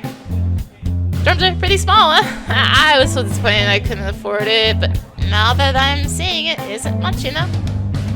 I heard everyone shares a kitchen here. I wonder if it's gross. I'd probably just get takeout all the time if I could already afford the room, you know? Well, this has been great. Enjoy your night. This group in the corner seems receptive to your company. Maybe you could join them? No. Welcome. Make yourself comfortable. Oh, is this your room? Oh, sure. In mi casa es su casa. Already people in the house. You seem kind of nervous. What would I have to be nervous about? These are my school peers, even the ones I've never met before. Surely, when they leave, my colleagues intend to pick up their trash and flush the toilet and clean the sheets. Oh god, can the school hold me liable for what happens there? Sure, they'll probably give you an award for being the coolest host of the night. Nice. That's the sweetest laugh you've heard today, and you were just in a classroom full of freshmen discussing sex. So... Brother Theo's room is closed. Theo appears to be blocking any entry right now. Hey, what's your deal? Oh, you know, breathing the air. Standing here. Cool, cool. Like anything? Doesn't look like I like anything. You look like someone who likes music. If you can call constantly getting your heart broken by something liking it, I sure can. Emma, we must be kindred spirits. Well, alright, you sound serious. You want the lowdown on the next big act? Oh my god, yes, I do. Okay, check this out. Black-eyed peas. What? Get out of here, you idiot. Emo scumbag. You know, I'm glad music breaks your heart. That's what you get for locking it away in a cage and sharing its beauty with no one. Go listen to college radio. It sounds fun. I think I will. Yeah, music level up. Hi. How are the old teams this season? Doing good sports? I take your non-athletic competition. That's an understatement. I'm a writer, so I'm much more cerebral in my amusements. Now it's too bad. The mind-body connection of an athlete is at their best is really quite transcendent. I'm in touch with my body. I can stop myself from hiccuping. I can cry if I think hard enough about something sad. Cool. Calming when you can make a 17-foot shot with 10 seconds on the clock. I'll do that. So really, how's the team doing? We took a double-digit loss last night. Ha ha. That's bad, right? Yeah. Ha ha. Okay, so that's an open room. Can I talk to these? You guys. Oh, this is the. Okay, this is the gossip. Let's go to the right. This is the beer.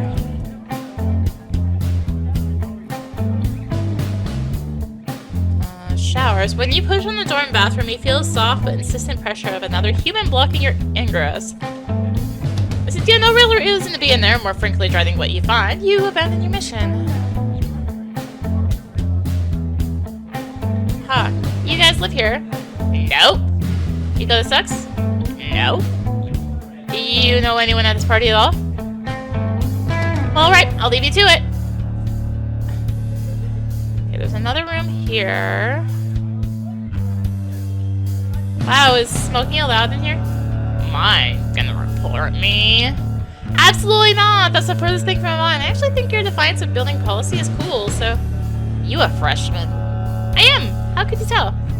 Because you're saying all this stuff out loud. Oh, should I be keeping some of it to myself? Try keeping all of it to yourself until you know it's a weird-ass thing to say or not. How am I supposed to know what's cool or weird to say if I never say any of it? That's a tough one, huh? You're in an advanced stage of weird and annoying that usually gets banged out in high school. It will get harder to resolve with every year. Please, doctor, cure me. Have you tried having a loser-ass friend who you can try out all your dumb stuff on? That's like basically all my friends. Well, sounds like you're already in the leper colony. Not much we can do for you. No, wait! At least you have your people, right? You're my only hope, please! God damn it. Okay, so there's a second open door. Well, appears I found the fun room.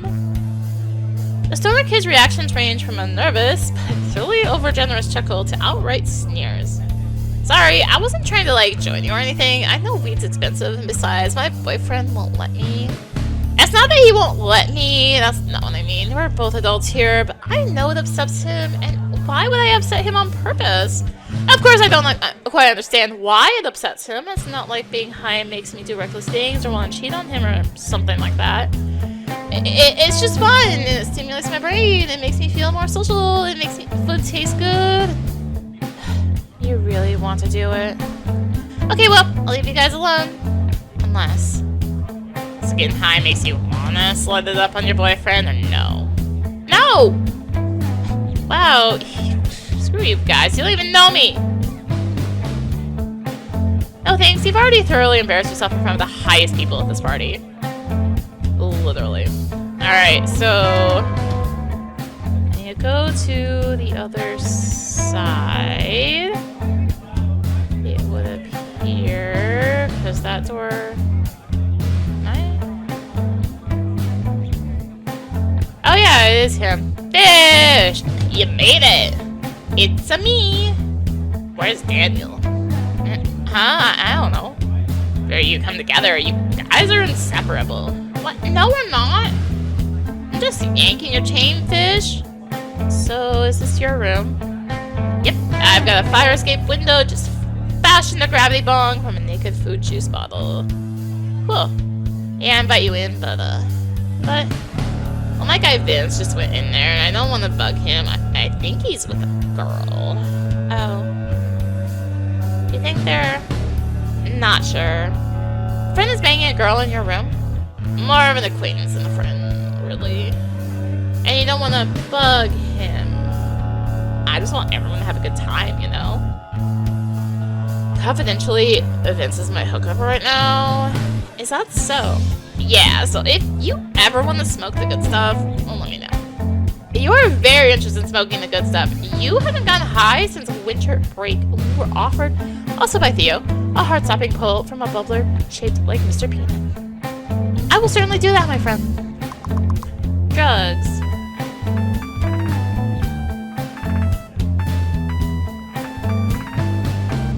Hello? Hello? Mara? Adam? Yeah, I'm here. I could barely hear you. Yeah, I'm at that party. What? So I'm at the party, the one I told you I'd be at?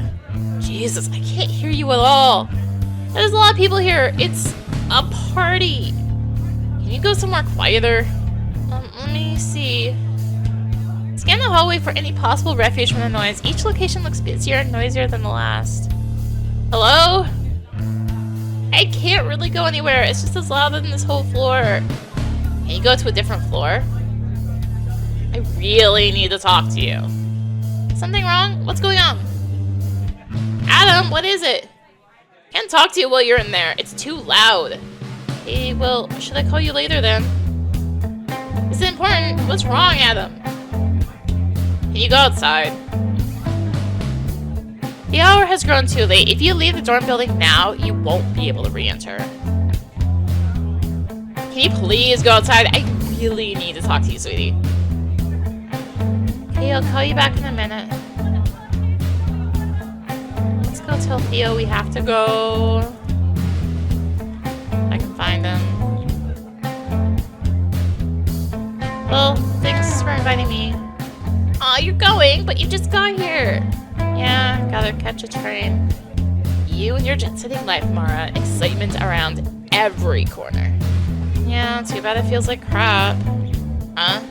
Never mind, just a joke. See you at school, okay? Okay, see ya. I can ask him about stuff. Music. Oh, I listen to everything. As deeply paying as you are on the topic of music, you can't bring yourself to engage with an answer as annoying as this. Okay, cool man, nice. Drugs. Oh, you're looking for drugs already? I guess. I don't have anything on me, sorry to say. I will in a week or two, though. Oh, okay. I can get you something. What do you want? MJ, s'il vous plaît. How much? Don't you tell me how much? You're funny, fish. How much weed do you want? Half a pound? Is that a lot? That's really a lot. Couple ounces?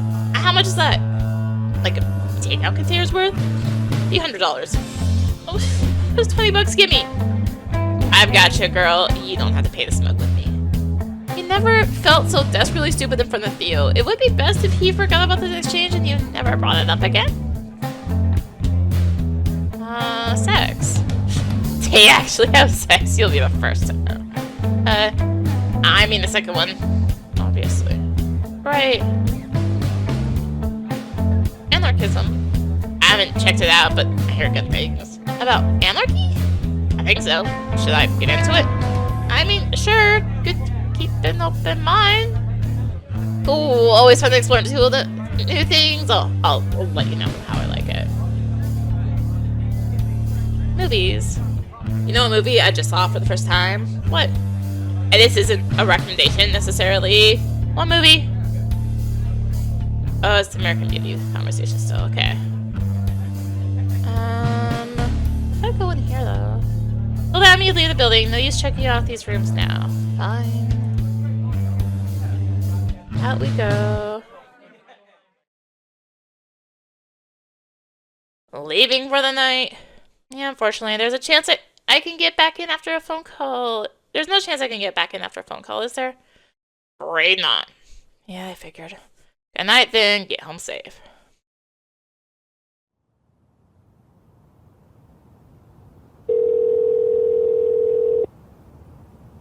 Hi, sweetie. I'm outside. What is it? Are you mad about something? No, I just left the party so you could tell me something. So what did you need to tell me? Well, if you're just mad about it. I'm not mad. I just want to know what it is. Did something happen? Did anything happen? I just wanted to talk to you. Nothing happened?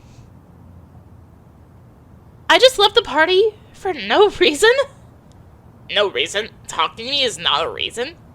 Well, yes, it's a reason, but it's not like an emergency reason. You'd rather be at some dorm party than call me. I call you every day, multiple times a day. I never get to go to parties, Adam. I always go home on the weekends and miss everything. I just want to be at a party. Fine, go back then. I can't. It's too late. I just wanted to hear your voice before bed. That was literally it. Yeah. Am I asking for too much? No. Sorry, Adam. Pain of his inquiry overtakes you. Adam wants to fall asleep to the sound of your voice. Who has ever loved you so much? He's a douche. Leave him. I don't know what else to say. I'm sorry. It's okay. Sorry for ruining your night. You didn't ruin my night, just... It's fine. not a big deal. I would have left soon anyway with the train schedule, and I wasn't really clicking with any of those people anyway. No? Nah, you know how much I suck at making an impression. Really, but I've seen you do it. Well, you were there when I did that. I'm not so scared when you're around. I'll be there again soon. Okay, I'd like that. I should hurry. Oh, right, the train. Wanna call me when you get home? Wait, but wasn't this the phone call? Well, it's gonna be late. I might be tired by then. Okay, well, if you're tired later, I'll try to call. Okay. But just in case, we should say goodnight now? Good night. I love you. Love you too.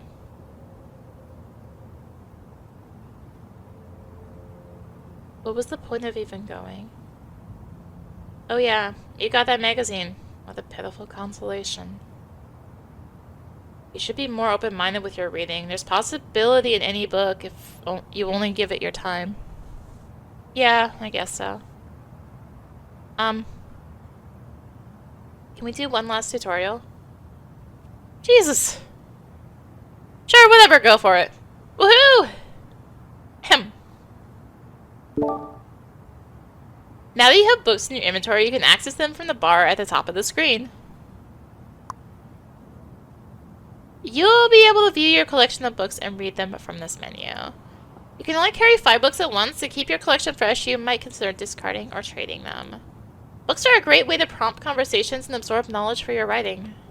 Cool, I'll read every book I get. Yeah, right. Hey, let's not get totally despondent. Of course you can't read every book. You really only have time to give your attention to 1 book per day. You do that, you'll read a lot over time. Mara? Yeah. Why not give it a try before this day's over? To read your book, select it and press the read button. Inadvertently stolen from a dorm bathroom. The contents are mysterious and tantalizing. Read. Yes. Decide to flip through the issue of Rot you accidentally stole from the bathroom at the dorm party. It's yours now, after all. To your surprise, an article on handjobs and Italian discos is illuminating in its frankness. You find that as you read, your heart grows more generous to the pursuit of fulfillment, be it through romantic love, illicit sex, or otherwise.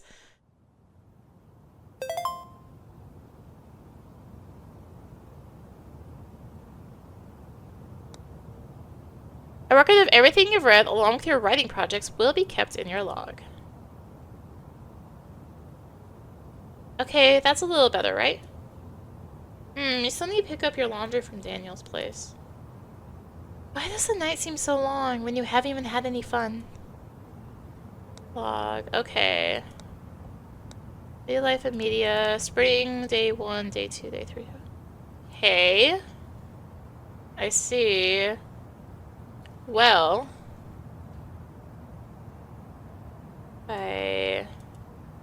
Sex is simply part of my life now. It's hard to believe it was once a big deal. Yeah. It's kind of how it is. Let's go get our laundry. Here. Oh, hey guys. Even from the hallway, you could hear the tinny distortion of an anime soundtrack piped too loud through cheap computer speakers. The sight of Daniel with his roommates, coupled with their pleasant indifference at your unannounced arrival, is coolant to your hot brain. Hey, Mara. I thought I'd find you guys at the party. What party? At the dorms, right? I'm done with those dorm parties. Desperate freshman bull. Yeah. What the heck is this? Golden Boy. It's hilarious. The dub is so terrible. It's awesome. The small screen barely hinders your full sensory immersion into a world of shapely loins, under spray paint thin fabric, gyrating cartoon breasts, and the trash-smelling perverts who worship them.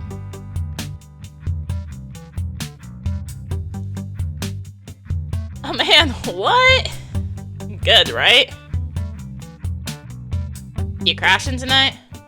hadn't planned to, but I might. If that's okay, I mean. No, Mara, get out of here. Of course you can stay. You're such a jerk.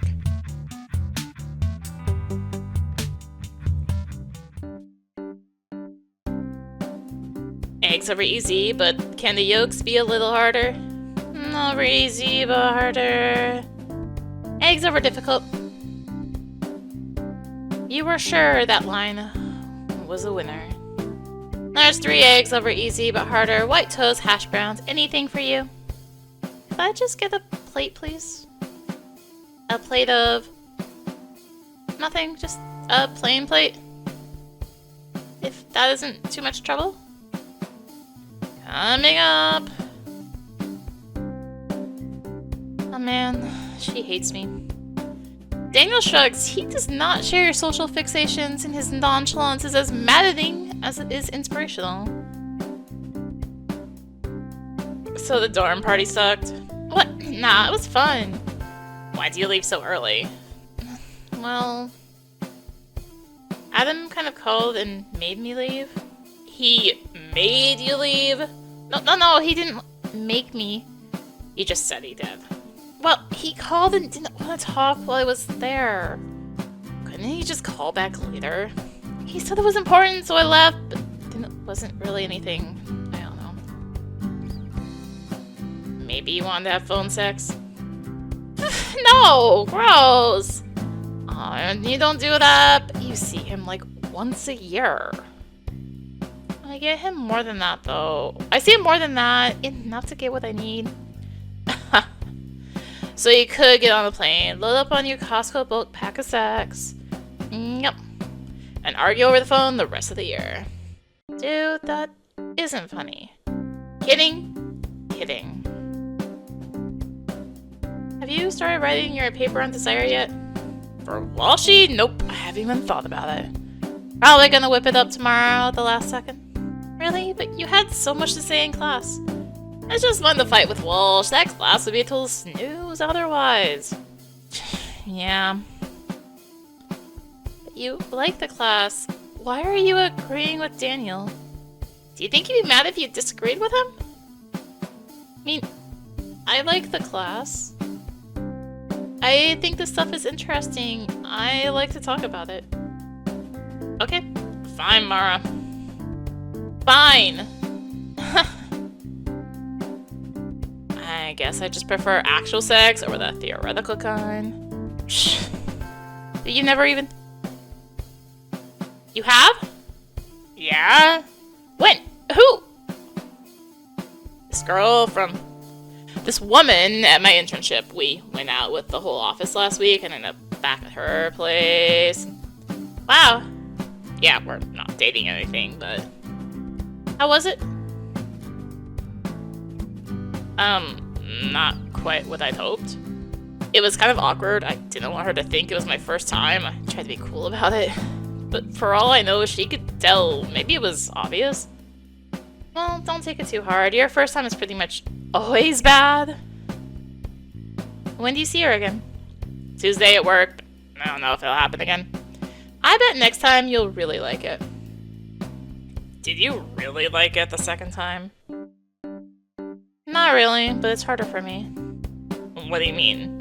Like, it's harder for a lot of women to enjoy it. Not just me. Not that I never do. Most of the time it's good. And the rest of the time it sucks? No. The rest of the time I still enjoy being with Adam. Wow, Mara, do you hear yourself? I try not to. I hate the sound of my own voice. Who doesn't? All I'm saying is it's not all about your own satisfaction. There's a give and take with these things.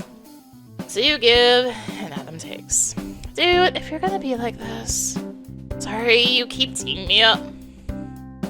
Please, I want to hear more. This is helpful. I like her, and I don't want to disappoint her.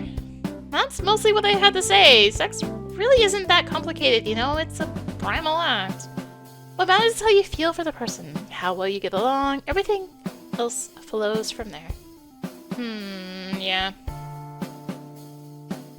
Look at us, a couple of sex havers.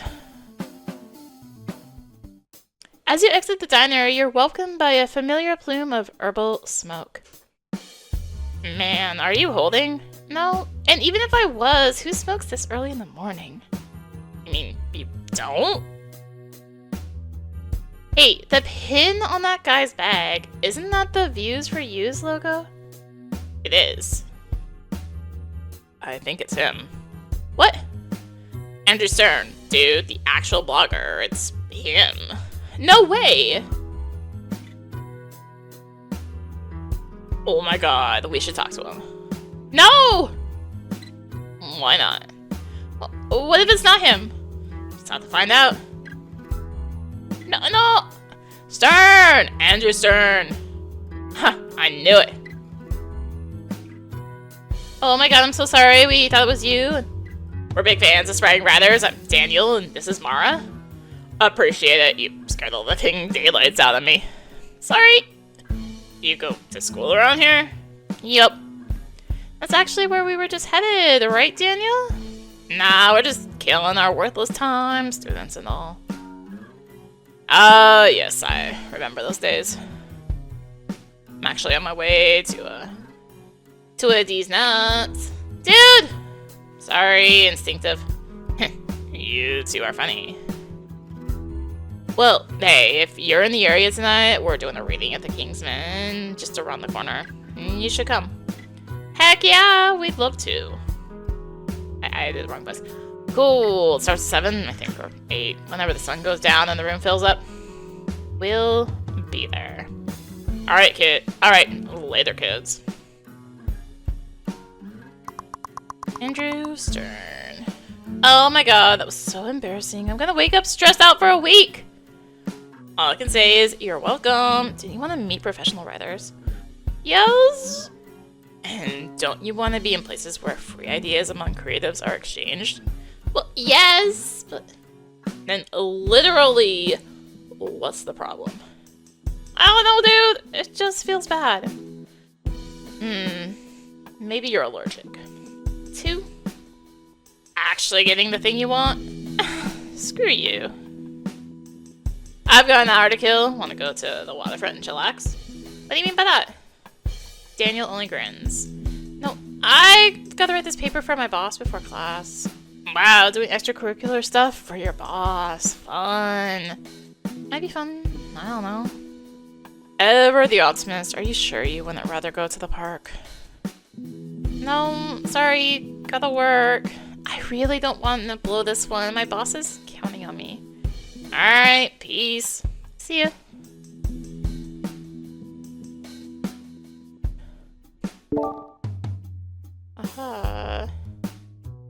Book. Projects. So, library proposal. But I want to talk to you. What's that you've got? An issue of Rot. Gently used. Gently. It looks like it was kept in the bathroom and it's months old.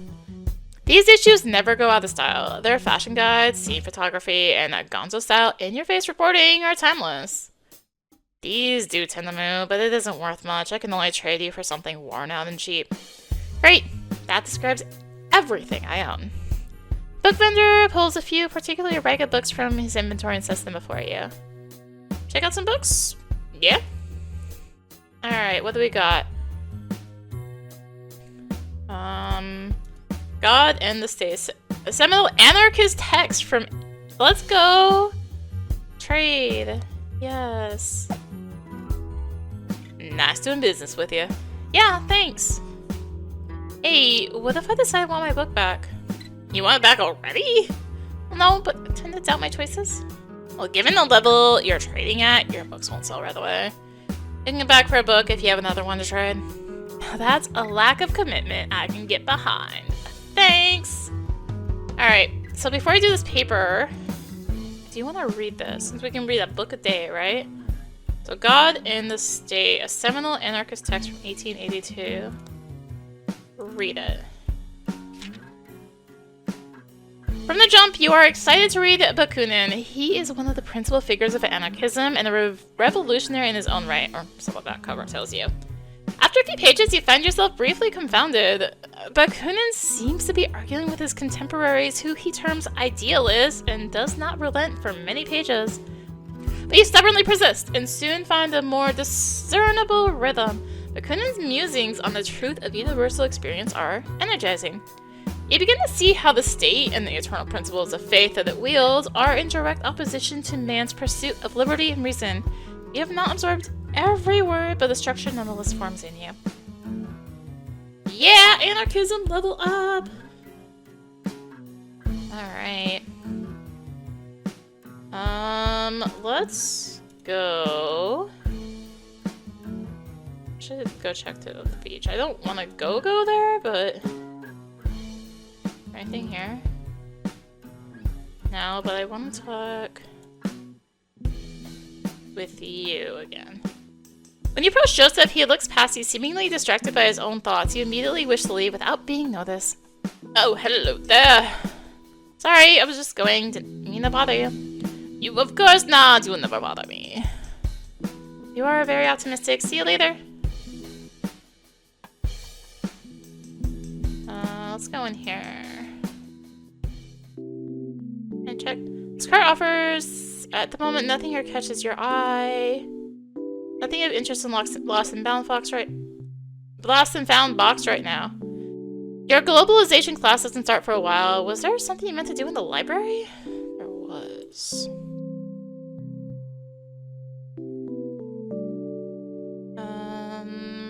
Hi.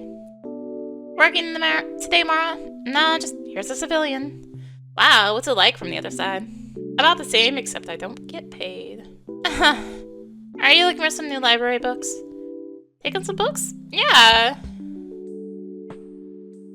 Against interpretation, a collection of essays demanding new approaches to art criticism. Let's borrow it. This Sontag book looks interesting. You would probably enjoy reading it. It's possible that Daniel would like it too. He's always up for a critical discussion on film. Okay, so yeah, it was only read one a day, so not the same. This girl is frequently at the library poring over the shelves. You have occasionally helped her with an out-of-reach volume, a comical sight considering she's at least half a foot taller than you. Alright, let's go on the computer.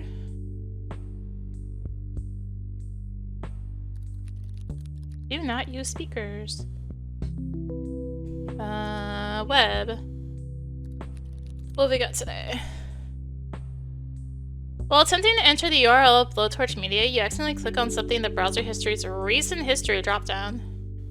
What's this? Welcome to Bitches United. If you're sick of barf-worthy Hallmark-style proclamations of love, sketchy men with bloated egos who refuse to take no for an answer, being called a bitch because you're smart, in control, and have self-respect, brainless chuckled, who confuse objectifying women with female empowerment, whiny, nice guys who feel entitled to sex and incidentally only want to date hot babes, lazy women who use emotional and sexual manipulation devaluing their own brains and muscles, weak women who sacrifice their own happiness and personal growth because they have to be in a relationship to be whole, then welcome. You've come to the right place.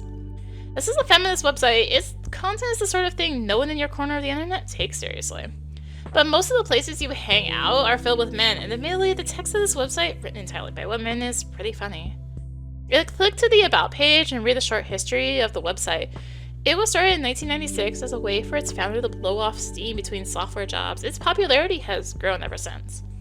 You navigate to the reader mailbag section, or mailbag as it's called, and breeze through a series of blistering relationship testimonials. You find that these women are fed up with men being, as they often describe it, emotionally deceptive. One paragraph links to a bulleted list of 8 easy ways to spot this behavior. Reading it, you're surprised to realize that men in your past, romantic or otherwise, have drawn inherently from this playbook. This gives you some comfort. You've beaten yourself up over the cruel, immature acts of men before. Feels good to turn a laughing, judgmental eye back at them. But soon your enjoyment fades. The descriptions are starting to echo some of your more recent conflicts with Adam.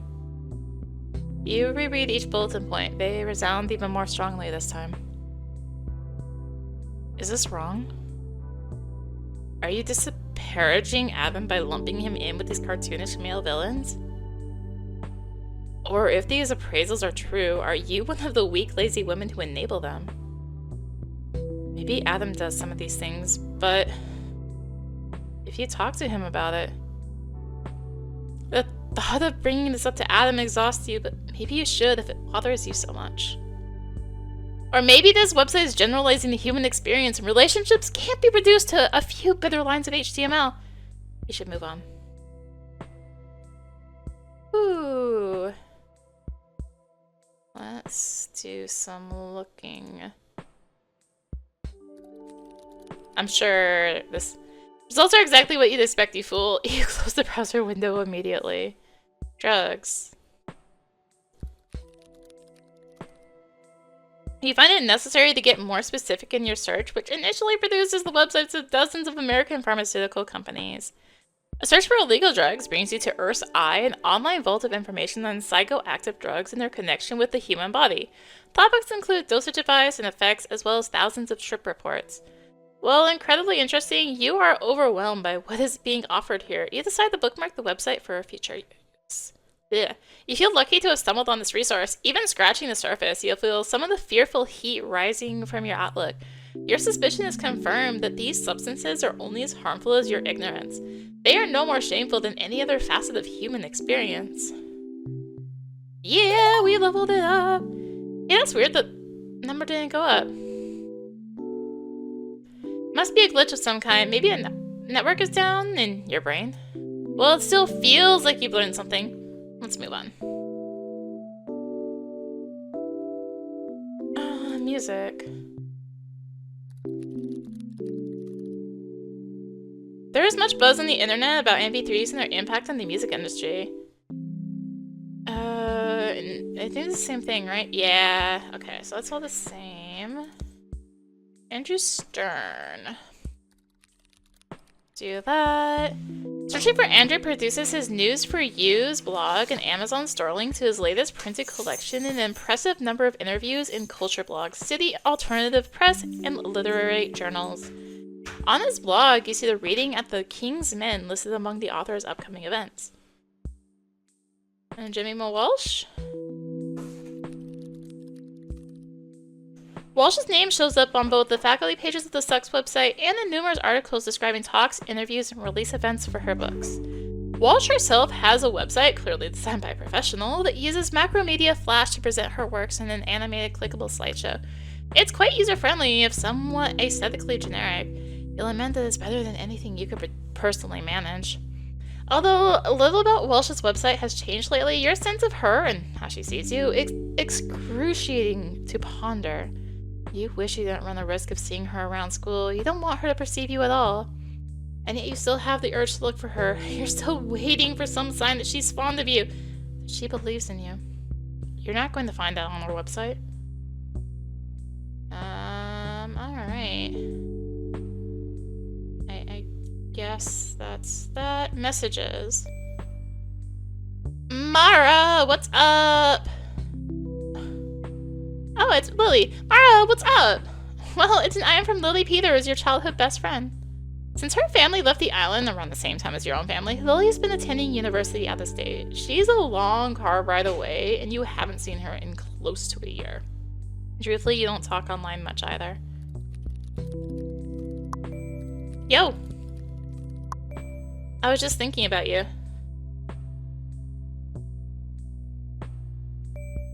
Smile. I super miss you, babe. But when you and Lily do reconnect, there's very little that doesn't seem natural. You pick right up from the last conversation. They're both full of new stories to tell. You on break? Nope, mine was last week. What did you do? Oh, you know, Cancun, body shots, getting the boobs lit. For real? I didn't do anything. Rote worked. Lol. Don't go changing, Mara. Evil happy face. I'm in town. You want to hang? Yes, I'll be home late tonight. Cool. Wanna go to Halligan's tomorrow? Sure. A bunch of people are coming. Oh, really? From Belta? Yeah. Oh, shoot. I missed a line. So as you know in your heart, you intend to go regardless of who's there. It's not like the politics of high school are still in play. The events of the day have emboldened you. You are capable of making a good impression, even to those who think they already know you. I'll pick you up around 8. Great. See you then. Yay! Can't wait to see my Mara. But what the heck is that face supposed to be?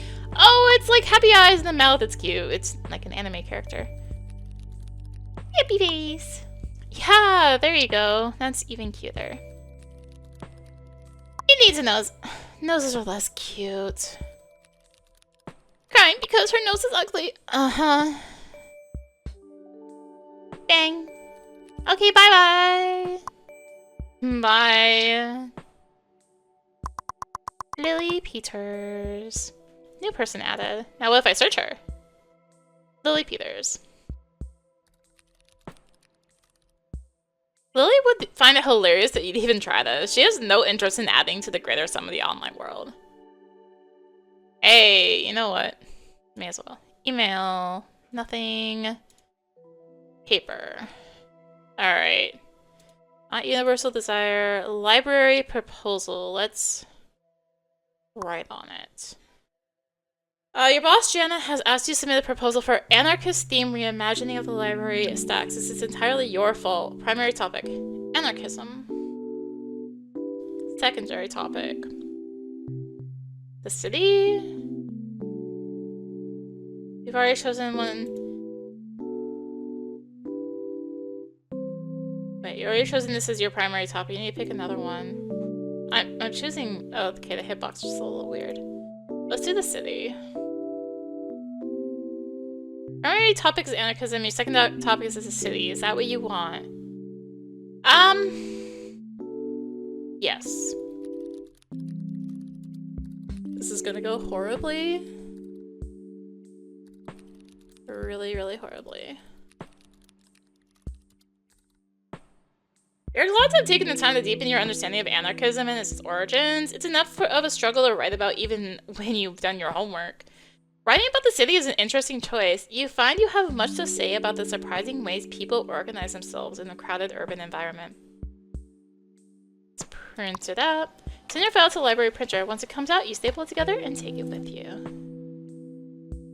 Alright, I think that is everything. Game has been saved. Now let's hand in our proposal. Well, here's my proposal. You know, the thing I said right for the shelving system? Oh! Jana seems surprised, which in turn surprises you. Did she not expect you to follow through? We'll definitely read this today and let you know what I think. Thanks, Mara. Glad to know I can rely on you. This exchange does you well. It's not every day you get to defy expectations in the good direction. Sweet. That's...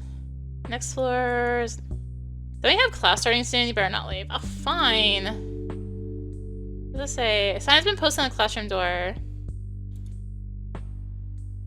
There's a sign informing the students of Intro to Globalization that today's class has been cancelled due to a sudden emergency. Really, that's just as well. You didn't do the assigned reading and weren't looking forward to bluffing your way through the afternoon. Well, what do you do for the next 3 hours? You wouldn't mind catching a movie. Of course, you have no money for that. You'd normally use one of the theater vouchers you're given as a student of Sucks, but you've left them all at home. You'll have to text Mom for a voucher number. When you receive or think of sending a text, you'll see a balloon by your head. Click it to start texting.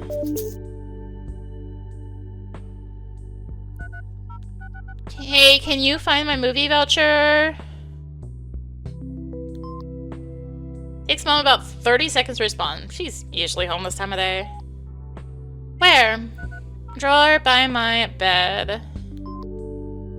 Not that Mom needs permission to invade your room, but she will probably use this opportunity to root around for other things. Need a code on top. Alright, cool. Thanks! Coming home tonight? Yep. See ya then. You occasionally forget how long you've been away from home. The current run of crashes at Daniel's place is now on its 3rd day. Thankfully, you've already promised to spend some time this weekend with Mom. At this point, you're starting to miss her. But your day in the city is far from over. You wonder which movie's about to start. Alright, I don't have to go to class. Is there nothing there? Okay. That. I'm not gonna trade in the library book. Spent. Most of the buildings, mostly luxury apartments, populate the waterfront north. Temporary barriers obscure much of the work being done here. Peering through a diamond-shaped window, you're able to see the tremendous footprint of a new building. What's this?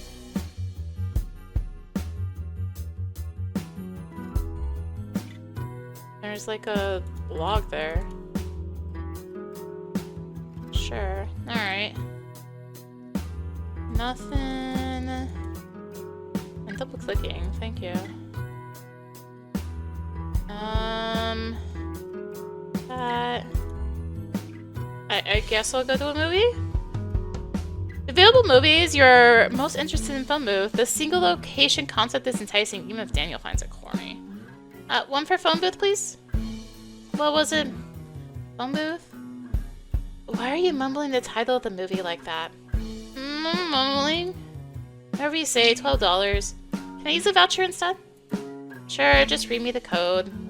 You lazily hold up the contents of your text with Mom, forcing the ticketing agent to squint at the dim, microscopic text. Grrr! Sounds like your mom misses you. Let's stick to the matter at hand, shall we? Got it. Enjoy your movie. At this time of day, the theater is practically empty, allowing for a strange intimacy between you and Joel Schumacher's psychological thriller phone booth starring Colin Farrell. Despite an unconvincing New York accent from Farrell, which Daniel would surely be mocking, you were quickly transported into the swirling activity of Midtown, where Farrell Stewart's an unscrupulous publicist is about to be snared and mercilessly chastened. Trapped between the greasy walls of New York's last phone booth, Stewart is tormented over the phone for an hour by an anonymous and heavy-handed captor. Under the threat of violence, Stewart is forced to confront all that is misanthropic about his nature, tearfully confessing his sins to the people he has harmed, while a compassionate cop, Forrest Whitaker, works to prove the existence and location of his assailant. By the time Act 3 rolls around, you notice Adam has called. You decide to wait until you get out to call him back. At a crisp 81 minutes, the movie is shorter than your average Disney film. Although it never gets particularly deep, there is nothing wasted either. You are grateful to have enjoyed it all the way to the end without wondering if it will haunt your nightmares. The conceit is just too far-fetched to appeal to your own daily concerns.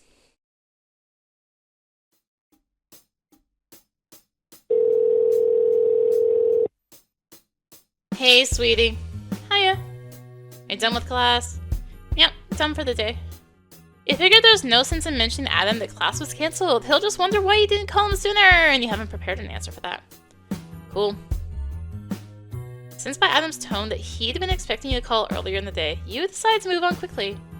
How was today? Mark was the same. The guys are coming over later. Nice. So this is exciting. I met Andrew Stern today. Like on the street, in classic big city fashion. Who? The writer? Views for Use? No, don't know. Sent you links from it. Oh, the cranky blogger. You met him? Yeah, he was actually really nice. Me and a friend recognized him and we just went for it. He even invited us to a reading. I'm going over there after dinner. Wow, nice. Yeah, I'm super excited. Just be careful, sweetie. Of what? You know. He isn't trying to hit on you. Andrew, definitely not. How do you know? You feel the bubbling of stress. The sweetness of your day is fading. Well, I was actually there for one thing. I was the one who approached him. He probably loves being approached, especially by young women. Those pseudo-famous writer types always do. I'm pretty sure he's married. Doesn't matter. Don't you think you're generalizing a little? I've spent time around these literary types. It's just what I've observed. You find yourself aghast at the laziness of Adam's argument. You can actually hear the friction of the couch cushions as he leans back. I don't need your observations. Adam's quiet. You may have gone too far.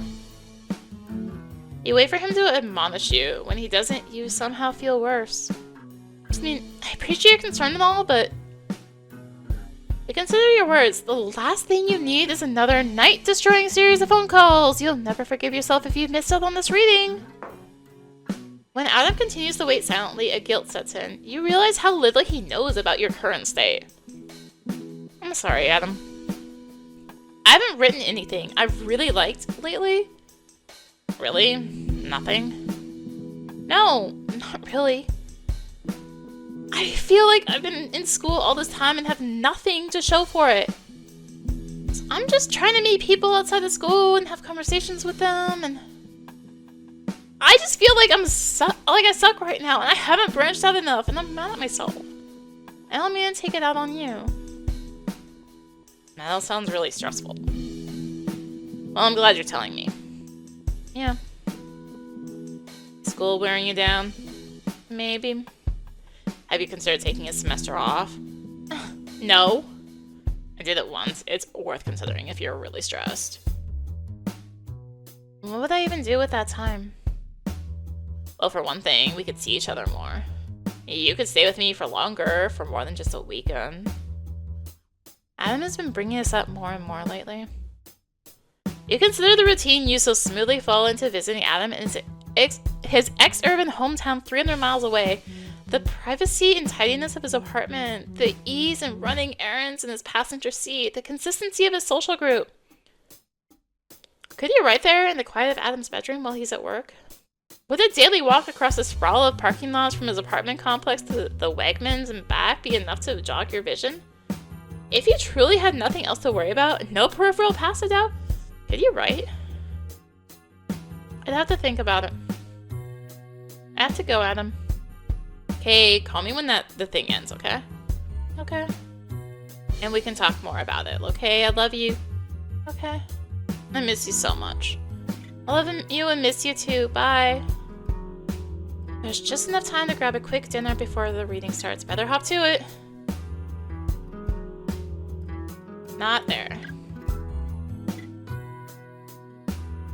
Where am I grabbing dinner? A diner? Not the hot dogs.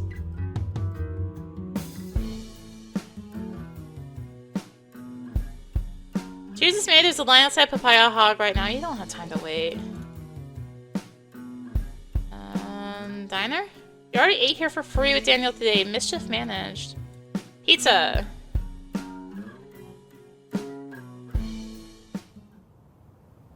By the time you finish eating, the sun is already set. The reading is probably starting any minute now. Better head over to the Kingsman.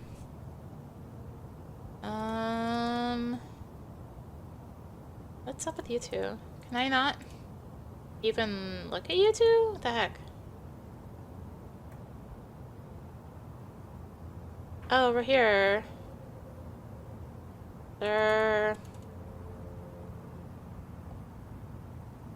Is this all just the same?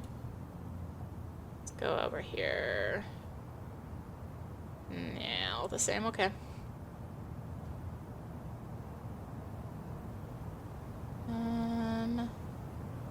Just plug, red, proposal, okay. Alright. There you are. Hey, did I miss anything? Nope, we're the show, so it starts when we do. Nice. What's your name again? Mara Whitefish. Mara, this is Max, my protege. He's reading tonight, too. Not his protege, Haya. And John is just a hanger-on. Hanger-on these nuts. You immediately recognize both John Klein and Max Harnwell as Andrew's contemporaries, each distinguished and influential in their own right. Though John and Max's work is less familiar to you, you are equally gobsmacked by their casual presence. Nice to meet you all. Shall we go in? Yeah, let me kill this. You want? A half-smoked joint rests between John's fingers. He presents it to you without the slightest hesitation. You, on the other hand, waver. The last time you smoked weed, it was a big problem for Adam. You've avoided the drug since, reasoning that its cost, an argument, or a shady secret that haunts you was just too great. But John's manner is so sincere, so welcoming. The intimacy of the moment compels you. You grasp the ease with which connections between you and your fellow man can be made. You want it to be so easy. Sure. Because Adam's a jerk. I hate him. Your first and last inhalation is accompanied by an embarrassing barrage of coughs. Your throat is sensitive after a long hiatus from smoking, but this is also a particularly harsh joint, containing what tastes like a mixture of cannabis and tobacco. You immediately feel woozy and out of breath. Gimme.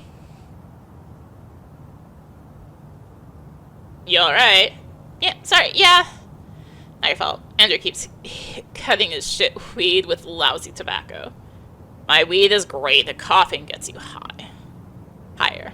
Alright, let's get in there. The room for the reading is packed with a varied and eager crowd. Andrew reads a passage from a new, unreleased work, as well as a few old hits from the blog and alt weeklies, with which he definitely holds the room's attention. Still, you are surprised that Andrew's following the city wouldn't it fill a larger room. To you, he's a titan of unimaginable scale.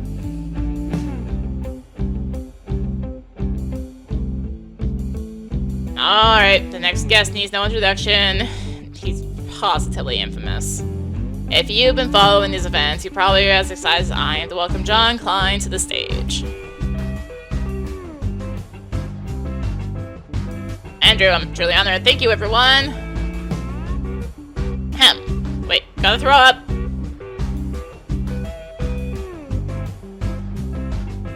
Nope, just dry heaps. Okay, so I don't actually remember writing this, but from a sheet of paper with a nasty redness of used tissue, John proceeds with 5 minutes of pure gold. Despite, or perhaps thanks to, his unreadiness, he keeps the room in stitches for a brief but enthralling set. Thanks, y'all, and none of you saw me here tonight, got it?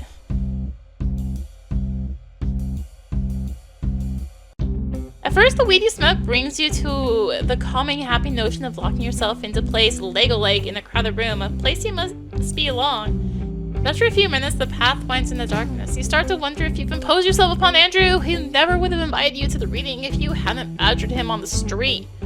You regret accepting John's joint when you clearly didn't know how to smoke it or what the consequences would be, and you made a whole scene of it just as Max was urging everyone inside. All this compounded by the fact that you've betrayed Adam's trust by doing illegal drugs with a group of male strangers. How can you ever explain this to him without lying? Adam's a jerk! Screw him! I hate him! You want to leave as soon as there's a break in the event. You want to cry somewhere. The reading is over. People are mingling, but you're finding it unbearable to stay. You wonder if you can convince Daniel to walk you to the train station so you don't have to leave alone.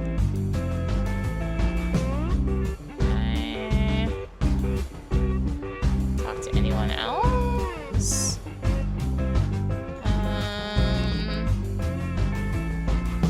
Andrew's turn. I gave Andrew a bunch of my writing. What? Already? Yeah, he says he's gonna check it out. I want your confidence? Oh, shit. You don't need it. Just learn to do whatever you think seems rude.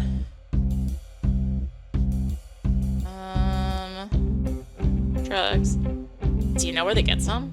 I might actually. Theo says he knows a guy. Uh-oh. I'm not sure I'm that hard up. Come on, Theo's drugs are as good as anyone's. I don't know, man. He's a bad judge of character. He's best friends with everyone.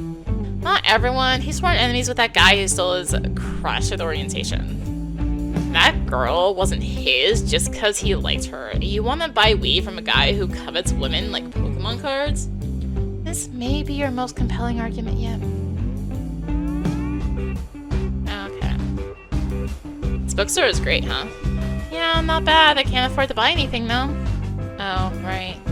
Well, we can trade books if you want. I've actually got one you might like. Daniel wants to trade books with you. You will occasionally be able to trade books with people you know. When someone wants to trade, a blue book icon will appear inside the question mark balloon. To trade, move the pointer over the person, hold down the right mouse button or circle. Try it. Ha. Trading books is a great way to beef up your own collection. It's also a chance to give your friends something they might love. Consider which books you're offering to whom. And hey, if you've both read a book, it might just give you and your friends something to talk about. Since Daniel goes to Sucks, you can also trade library books with him. Don't worry, he'll return them for you. Think.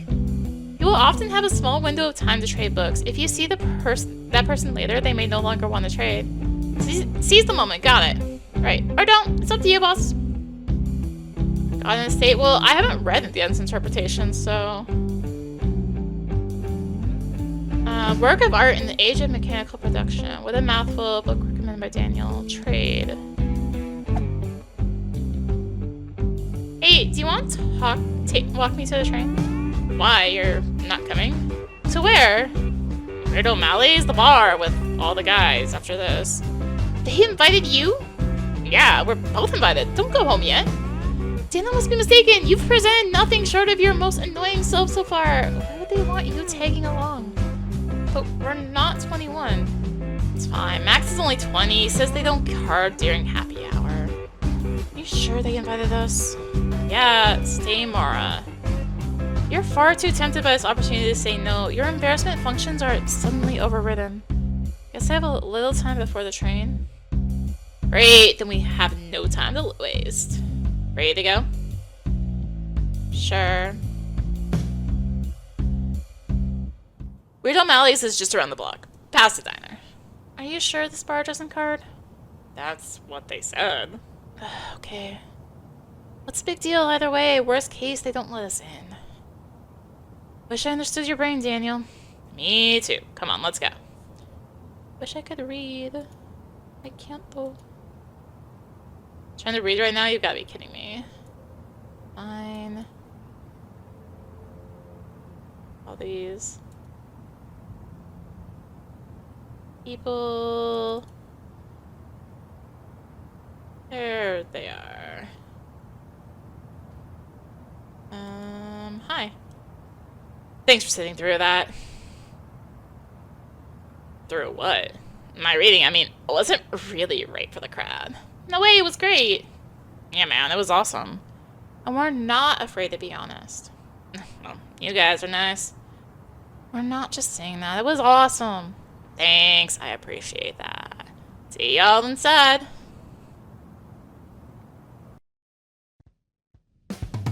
Your eyes whip about nervously, waiting for a stern adult voice to question your presence. When it doesn't come, Daniel doesn't seem surprised at all.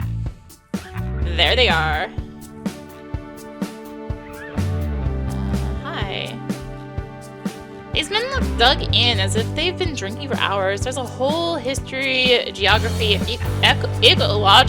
ecology, wow, to their presence that you can't not comprehend.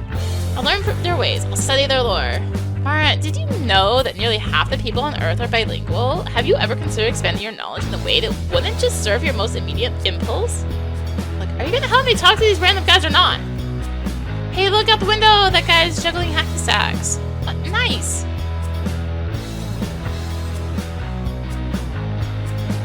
There are a lot of fellas in the bar tonight, eh? Kinda low on the chicks. Yeah, aren't we lucky?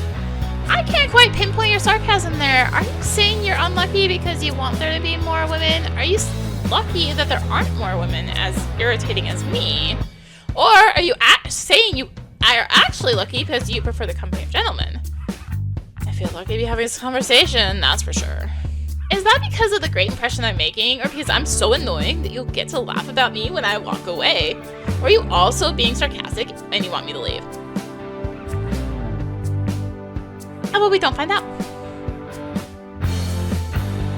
You better not. Of the two bartenders in this establishment, this one seems the least likely to believe in the woman's power to look younger than she is.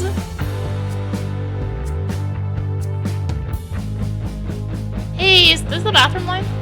This woman patiently and with only a cursory amount of irritation from your presence gestures to the space behind her. Hey, is this bathroom line? One points to the space behind her, exhibiting a medium amount of irritation. This bathroom line. The woman gestures with great unforgiving irritation to the space behind her. Alright. This bar is great! Can't believe I've never been inside. That's my choice, of course! I can enter any bar I want, can and have. It's actually why it took so long to find this one. But now that I'm here, this will definitely be my go-to spot. It's a cool place. Yeah, I came here a lot when I was a teenager, too. Oh yeah? I'm not a teenager myself, but that's cool that you came here. No judgments. They've really tightened up, though. Way more bouncers. Yeah, too many obnoxious kids sneaking in a happy hour. Right? But the bouncer never comes inside, right? Like, if you're in, right? No idea. Not that I would want any of the current teenagers removed, if there even are any in here. Just wondering. I can ask if you'd like. No, not necessary.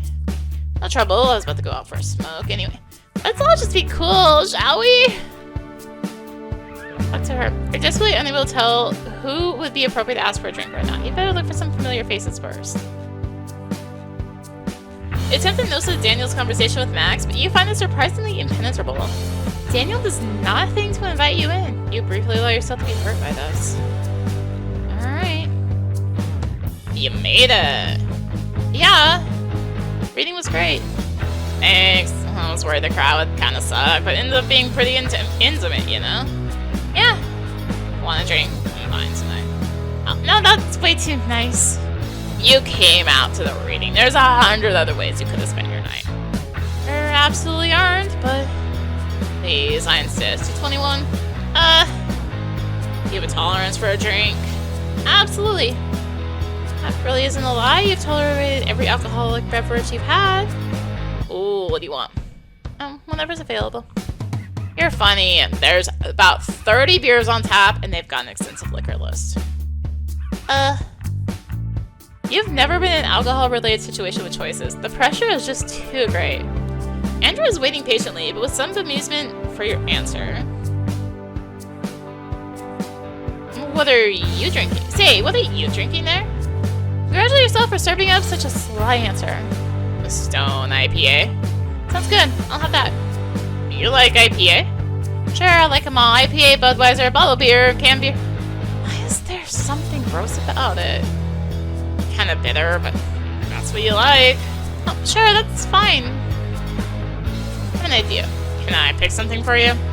Yes, please. Red Bull and vodka. You've heard of both these things and have sampled other energy drinks in the past. But you're concerned it might taste bad and you won't be able to finish. That would be a poor way to show your gratitude to Andrew. Thank you. Cheers. No, that doesn't taste like alcohol at all. It's just syrupy, really. Almost tastes like a spiced soda. You should have no trouble finishing this. Careful with that. I really like it. I can see, yeah. We gotta come here more often, Mara. I know. Max, you met Mara, right? Yep, how's it going? You were worried that Daniel was purposefully ignoring you while he talked to Max, but now he seems happy to let you in. You're surprised at the quickness with which you forget this wounded feeling. All is forgiven. Your reading was awesome. Really? Because I thought I'd be apologizing for it. What? Why?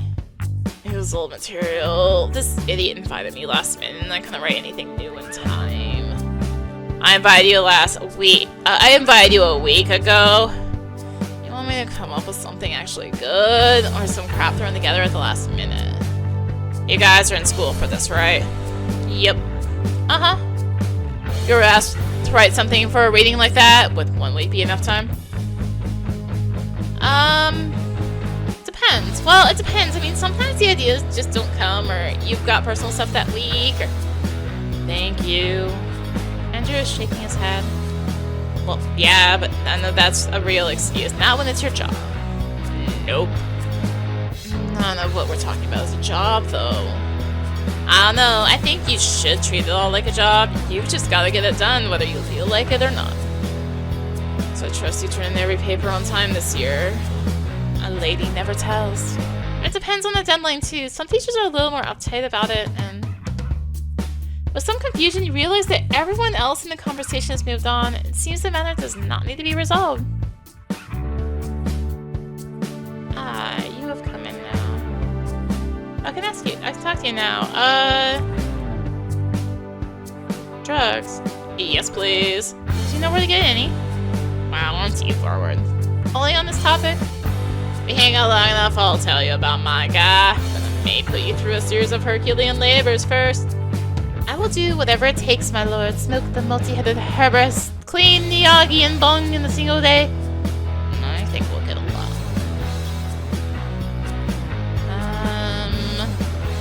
Anarchism. Sure, I've read Kropotkin, Below Goldman, some Berkman, fun stuff. Cool, to consider yourself an anarchist? Nah, in practice it's a lot of rich kids promoting political goals that are naive at best and at worst unachievable by design. Isn't that naive to dream of a better world? Not when you're young, it isn't. Your politics don't need to have an immediate utility. Life hasn't weighed you down. Like with houses and jobs and stuff? I guess that's what I mean, although I've yet to have a career or an apartment with more than one room. You sound like a comrade to me. Maybe right. That's interesting. Andrew's the first person who's really wanted to discuss politics with you. Perhaps your university friends are too steeped in their chosen majors. You should take this discussion outside of school more often. Movies. Ever see Fear and Loathing in Las Vegas? Yeah, it's awesome. Thompson's gotta be my favorite author. I always think I'll outgrow him, but keep coming back. Feel that way about Toy Story. Jesus, you need to warn me before putting time in perspective like that. Yeah. Or you're like, yeah, I can see ya. I meant to do this. The city. I'm not from here, if that's what you're wondering. I grew up on the island. You grew up on Perfect Tides? What? No, we know the larger island connected to that. Oh, the mainland. Did you grow up in a dinky resort town? Sort of, I mean, only until I was 17. So, until yesterday. The place is cute. I just can't imagine being there in the winter. It gets boring, yeah. There was nobody to talk to, so I just wrote all the time. Okay, now you're making it sound good. It was rare, but I get to see the rest of my family. It was rare I could see the rest of my family, and yeah, I get it. It's a paradise. Is your old place for rent? Music. I didn't put, like, the jukebox. I just put in a bunch of songs. Really? It sounds like the same song as just playing on the loop.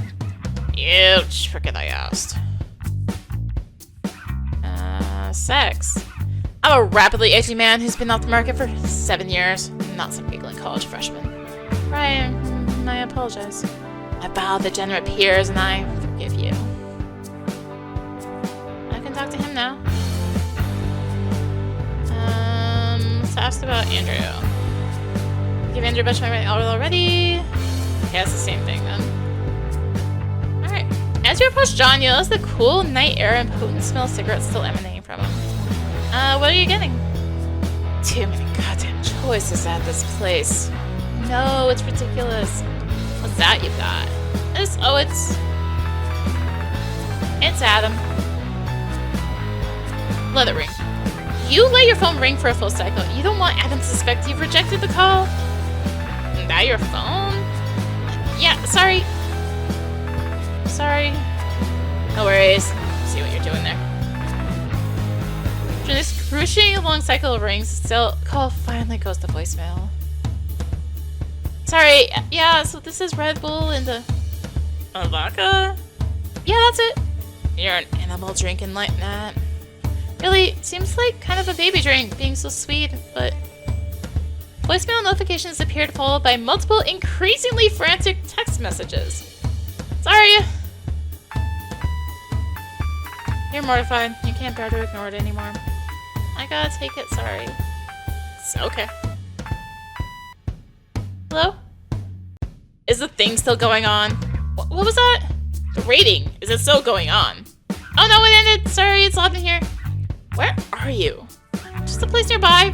Restaurant? I can barely hear you. Sorry, it just started to get loud in here. You go outside. The street facing window, you see a line of newcomers at the entrance waiting to have their IDs checked by a large, unforgiving bouncer. There's a good chance you won't be able to get back inside. I'll call you back, okay? I can't leave right now. Mara, come here. Who's there with you? Adam, I have to go. Are you serious? What? You're just really just blowing me off like this. It's not that, Adam. It's not like these people are my friends. I'm just trying to make connections and navigate the industry. Adam grunts in a somewhat agreeable manner. Through the noise of the bar, you hear a long and resigned exhalation. Are you drinking? Just Red Bull. Adam, I really have to go. I'm really not trying to blow you off. The thing's just going on longer than I expected and I can't leave yet. Yeah. I'll call you tonight. Yeah.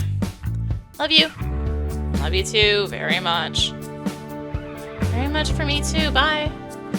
Mark, get the heck over here. Max is a sidekick. Look at this stuff. Yo! Max's fun is indeed impressive. A full-color, widescreen display is accompanied by a pull-out QWERTY keyboard for easy typing. People get freaked out when you respond to them really fast. Nah, I always wait a minute before typing back. Don't want to change what people expect of me. You finished your first drink. The clock is ticking to order another one before you need to catch the train. Start asking Andrew for another drink before realizing how childish that might make you seem. He's already paying the tab after all. You'd better take matters into your own hands. Decide to muster the courage to talk to the blonde woman behind the bar. An interaction you're certain will be the worst of her night. Excuse me. What's up? Not much, just hanging out at the bar. You need another? Yes, please. She makes your drink. You resist the urge to silently mouth your words back to yourself. You actually find it easy, more so than usual, to drop the whole thing from your mind. What has changed? How has this torturous exchange been sewn up so neatly? Torturous. Red Bull and vodka. Enjoy. Thank you. You're so good at making these. I make a lot of them. Cheers. Okay, cheers.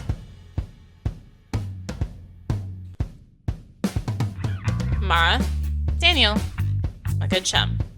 My main peers. That we're friends, you know that? Me too. I'm just so glad we're here. Yes, I love that we're here. Genuinely love that you're here. At the center of your words is a warmth that overtakes you. You're a treasured friend. These incomprehensibly talented writers. You are a remarkably good company. Need another you? You're gonna be here a while then. Yeah, I guess you've got to get the train though. Yeah, I do. Thanks for everything, dude. I mean, I never would have had the guts to make it to make tonight happen. Beyond the sharp presence of alcohol, you catch the scent of Daniel's neck in your embrace. For a moment, Daniel is reduced to one small body in your mind, unguarded by his unusual sarcasm. Okay, get home safe. I will. Gotta go. It was nice meeting you. Yeah, cool. Be seeing you. Returns to this conversation just quickly enough for you to worry. You're not sure if Max really considers your meeting nice or not. I gotta go. Thanks for everything today. Great having you along. Come out with us again anytime. Cool, I will. Oh, hey, give me your email.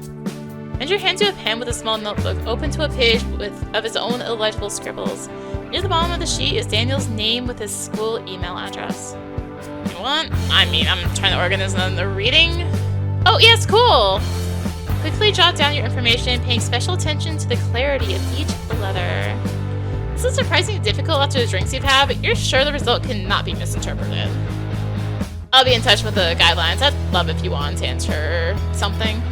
Okay, thanks. Your fibers immediately start to hum with the possibility of this invitation. That'd be awesome. I love that. Thank you, Andrew. Cool, well, think about what you might want to read. In another instant, Andrew coolly hands you his business card. You were immediately impressed by the card's weight, functional yet stylish design, and matte finish. This goes into your back pocket, never to be seen by civilized man again. Yes, okay, I'm gonna think about this on the way home. You have a long trip? Yeah, train. Sure you can make it back? Oh yeah, not a problem. I've done this trip a million times, and things actually woke me up, if you can believe it. I can believe it. Take care, kid. Alright. Also, you went outside. I'm leaving already. Yeah, can't miss my train. Got time for a smoke. Oh, that's just too enticing to resist. Even if your exit from the night is rushed, you can at least enjoy one last luxury.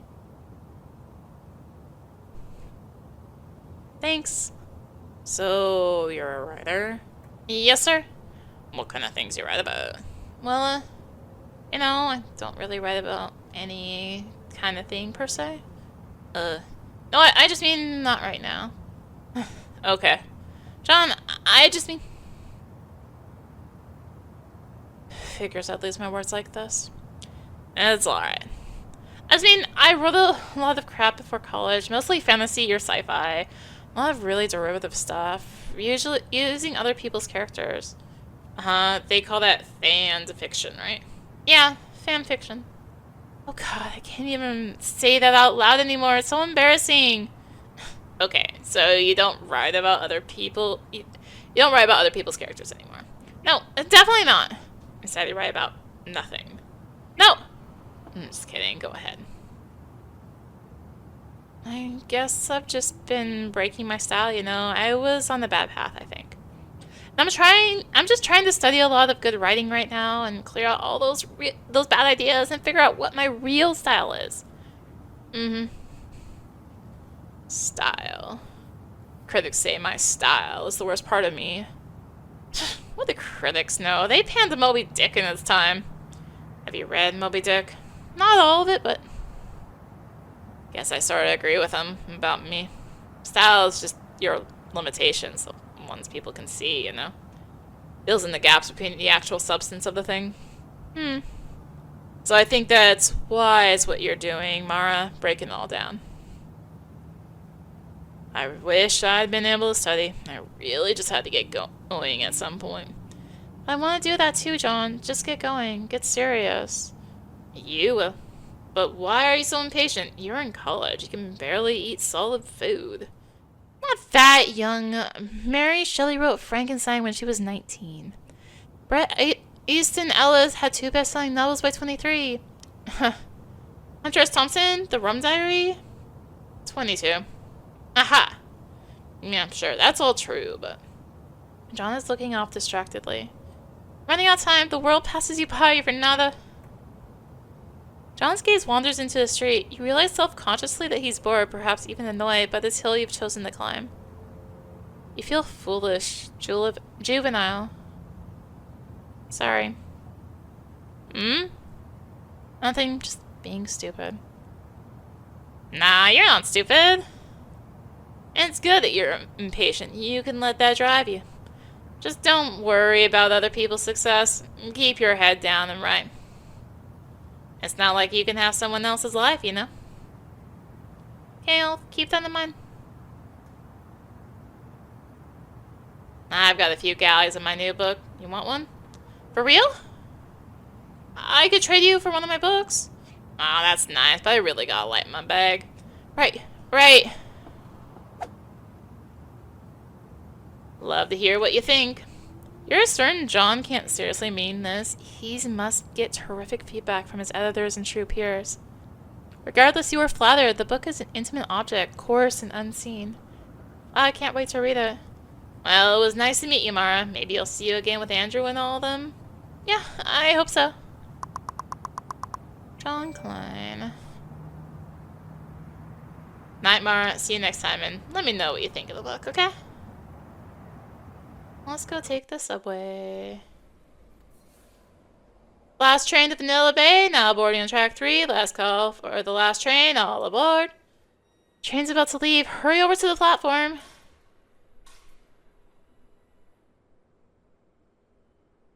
I can't even.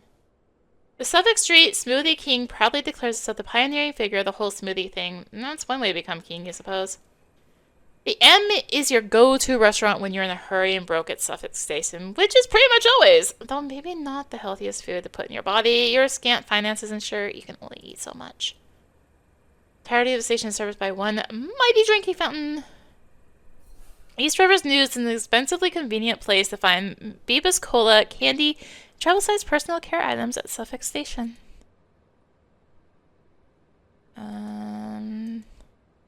Platform of Suffolk Station carries travelers across the river to the west. Although heavily used, it has never been relevant to your needs. Platform leads to the train you use most. Tickets for subway, regional rail, and intercity rail travel at Suffolk Station can be purchased at this counter.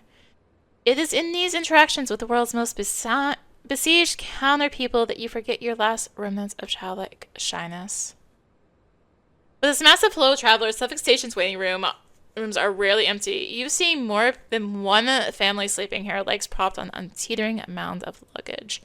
In colder months, it's not uncommon to find homeless people sleeping here too. In response, most of the benches have been replaced with small metal armchairs. These are comfortable to no one, sitting or otherwise. Alright. Go take the train. The exhilaration of the night is like fire in your feet. You're completely restless, looking for it to continue. Hi? The train will take about 40 minutes. You figure that's enough time to make a dent in John's book. Alright. You're drunk. You're very drunk. You've never been this drunk before. The Middle Bay Station is next. Tickets, everyone. We're not stopping at West Belta? Nope, express train. What if that's where I live? Ride the train before? Yes, all the time. I'm pretty much an expert. Think your expertise can get you home? Yeah, I've got it. Someone you can oh, yeah, I'll be fine, thanks. Tickets, everyone!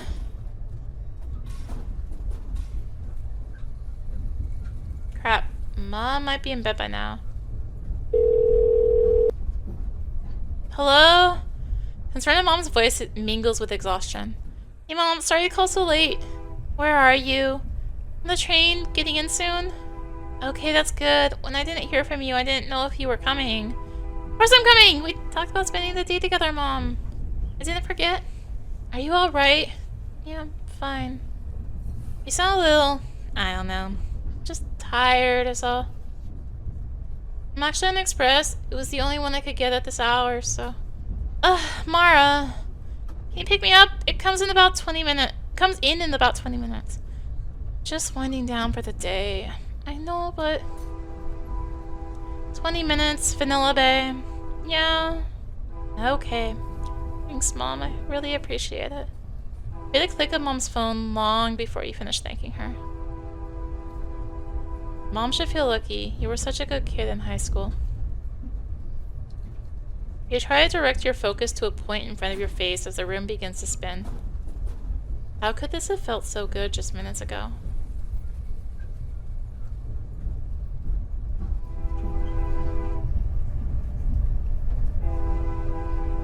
Aha.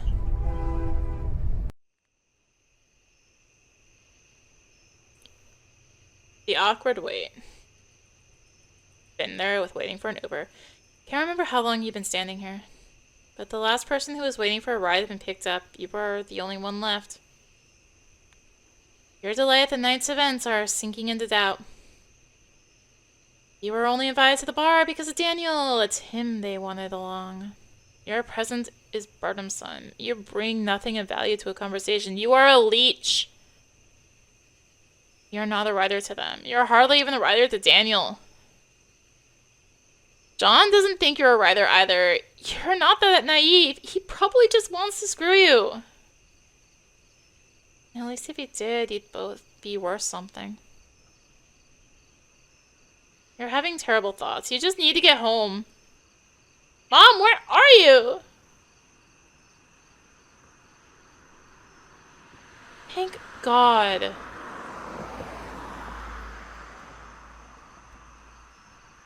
Sorry, I had to take care of some things at home. It's fine, let's just go. You alright? Just really tired. Can we go? Do you need anything? Please just drive, Mom. Stop, stop!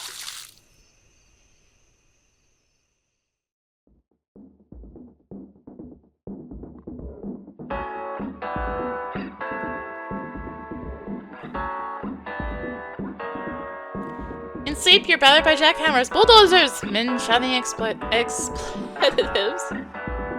As you regain consciousness, the men make their exit. The noise is replaced with a dull, waxy ringing. Mom is moving around in the kitchen. Adam has been trying to call. You need to get your bearings before you call him back. You can't argue. You're certain it will be an argument on an empty, achy stomach. Man, the combination of alcohol and THC made for a particularly turbulent sleep. Scanning back through your night, you can't find a single benefit to smoking that rancid joint. Sure, it might have endeared you to the group, but was the sickness and anxiety that followed really worth it? You were sure the number would go up that time. What gives? You're learning so much here. You're having, like, experiences and shit. Jeez, what a ripoff. We were supposed to spend the day with Mom. It's already past noon. Well, I think I am going to call it there. Good there? I can't read. Lose me. I wanna read. Still very much hangover from the bar last night. Yeah. And it is spring day 3.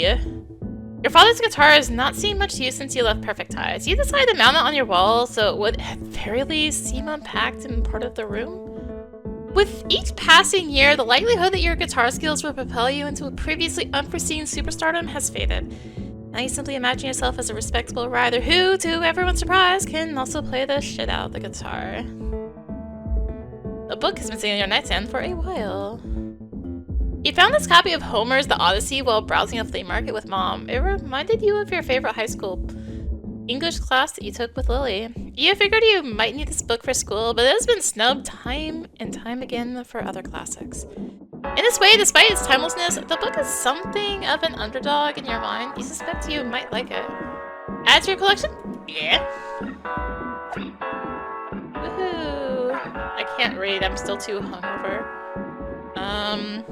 Heap is a repository for your, and much to your annoyance, anyone else in the apartment's dirty laundry. You've begged your mother not to toss her clothing and dirty dish rags in here, but she simply can't be convinced the pile merits any sort of exclusivity. It may seem strange to keep a combination washer-dryer directly in your bedroom, but consider this. You had no choice in the matter. In general, Mom is good about not using the machine while you're at home. Unfortunately, that means she is in your bedroom when you can't keep tabs on her surveillance activities. You suspect she knows more about this room than you do. Alright, well... Entire life thus far? In boxes. Someday you will unpack and sort these things, but right now, you don't see the urgency. They are mostly embarrassing trifles of your childhood, of a person you now hardly resemble and are of no use to you.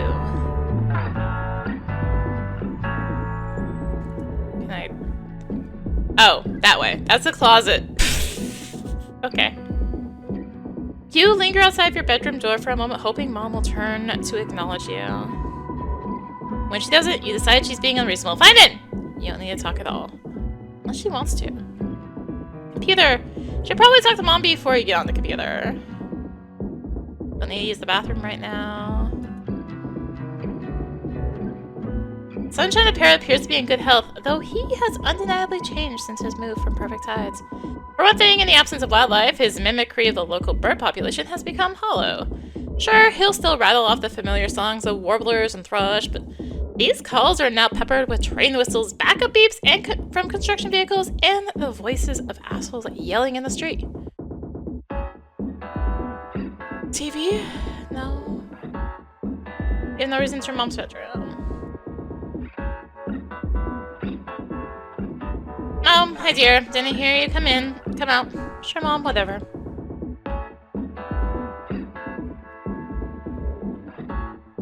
Are you feeling okay? I'm fine. Were you sick overnight? No, it's fine. You don't mean to sound snippy with Mom. You don't mean to be snippy with Mom. She did rescue you from the station after all, and she was kind enough not to give you a lecture after you hurled puke from her passenger door. But that may be exactly what you're mad about. Through her concern, she manages to dance around what you both know to be true, that you've badly disappointed her with your behavior. Can't you be a little mad, at least enough to make you defend yourself? Instead, you're forced to assign weight to your own indiscretions, a maximum for which has not been found. Look for hangover cure. Do we have any food? There's a delay between your question and Mom's glance. She seems surprised at your eagerness to change the subject. There's cereal in the cabinet. I got peanut butter puffs. A lot of peanut butter puffs. You mean? Yep, Timothy gets in tonight. You haven't seen your older brother since the holidays. Amidst your family's move from Perfect Tides, he enrolled in an out-of-state college to study computer engineering. You have to admit, the distance has been good for both of you. You even look forward to seeing Timothy now. For a day or two at least. Then the air becomes smothered and you feel your old nasty sibling tendencies returning. Does he have to sleep on the couch? Unless you want to share your room with him. Do you want to share your room with him? Your mother's face betrays a subtle grin. Oh, he'll be comfortable in here. Okay, Mom. Shut up. Well, I guess the morning is kind of a wash. What about lunch? We could go get pizza. Oh, I can't eat just yet, but I'll give you money if you want to pick up a pie. I've got money. My paycheck just came through. No, dear. It's the least I can do, Mom. Get you some cold pizza for later. Alright, Timothy will probably want some too, so... Yeah, I've got it. Plain pie, no chick ingredients. Thanks, dear.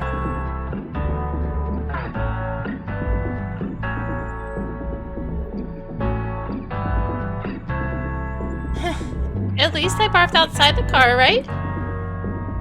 Let's not talk about that, please. Shell whitefish. Let's talk with Mom about... Lily. I'm seeing Lily tonight. Oh yeah? Is she coming over? She'll probably just come pick me up. Where are you going? Probably just get some food and go play pool or something. Mom, I'm not gonna get drunk again. Just let me live my life. I didn't say anything. Say a thing.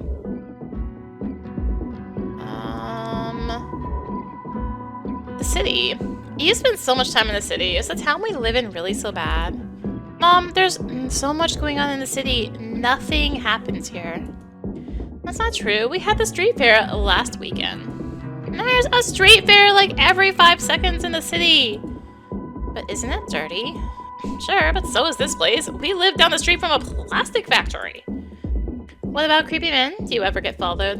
No, Mom. No one even pays attention to me. What about crime? A lot has changed since you were my age. The city doesn't even have peep shows anymore. They're about to ban smoking in bars. Like the bar you were smoking at last night. I wasn't smoking, I was just absorbing the stink of the city. Whatever, you'd rather smell like a party than a car dealership, and Mom will never understand why. Movies. You know what I just bought on video? Catch Me If You Can. Oh nice, did you get the DVD? No, I got it on tape. Widescreen or pan and scan? Does it have the black bars? No, I hate those. The movie looks too small. Mom, how can you watch such butchered versions of your favorite films? Do you still watch those blurry bootleg recordings on your computer? That's different because I'm not paying for a bad experience. Well, you didn't pay for the tape either. I guess everyone's happy. Anarchism. Things are so bad under this president, the election can't happen soon enough. You know, there are more direct forms of political engagement than voting for a president. What are you talking about? Voting is how we make ourselves heard. Then why do we only get 3 choices? What do you mean 3? Are you planning to vote for a third party? The flame behind your mother's eyes catches you off guard, knocking loose to tamp down the fear of parental punishment. No, I'm not. Thank God. I won't vote at all. Mara! How dispiriting. After talking to Andrew last night, you'd figured more productive conversations with about anarchism would follow. But you quickly hit a wall talking to Mom, even though you share her resentment for those in power. It seems there is something more fundamental in your disagreement, a trust, or lack thereof, of elected officials to do the right thing. Changing hearts and minds is not as simple as it seems. Level up! Alright, music. Hope you don't mind, I was reading your latest Music Superhighway magazine. What? For real? It had that cover with Yoko Ono, so I was intrigued. Of course. Radiohead interview is good too. I like the album of theirs. Which one? They've been around for like a decade. The one with the electronic piano and all the irregular timing. Mom. Everything. That's how it goes, right? This is your favorite kind of conversation with Mom. It's sweet how she strains to peer over the ledge into your world. It's also a reminder that Mom has a passion for music that predates you. You often forget since she brings it up so rarely. Do you still have that keyboard? Think you could play some Radiohead? Oh no, that broke down years ago, and I haven't played in ages. Let me know if you ever want to start a cover band. I'll work on my Tom Yorkian mewling. Sure. Music level up. Sex.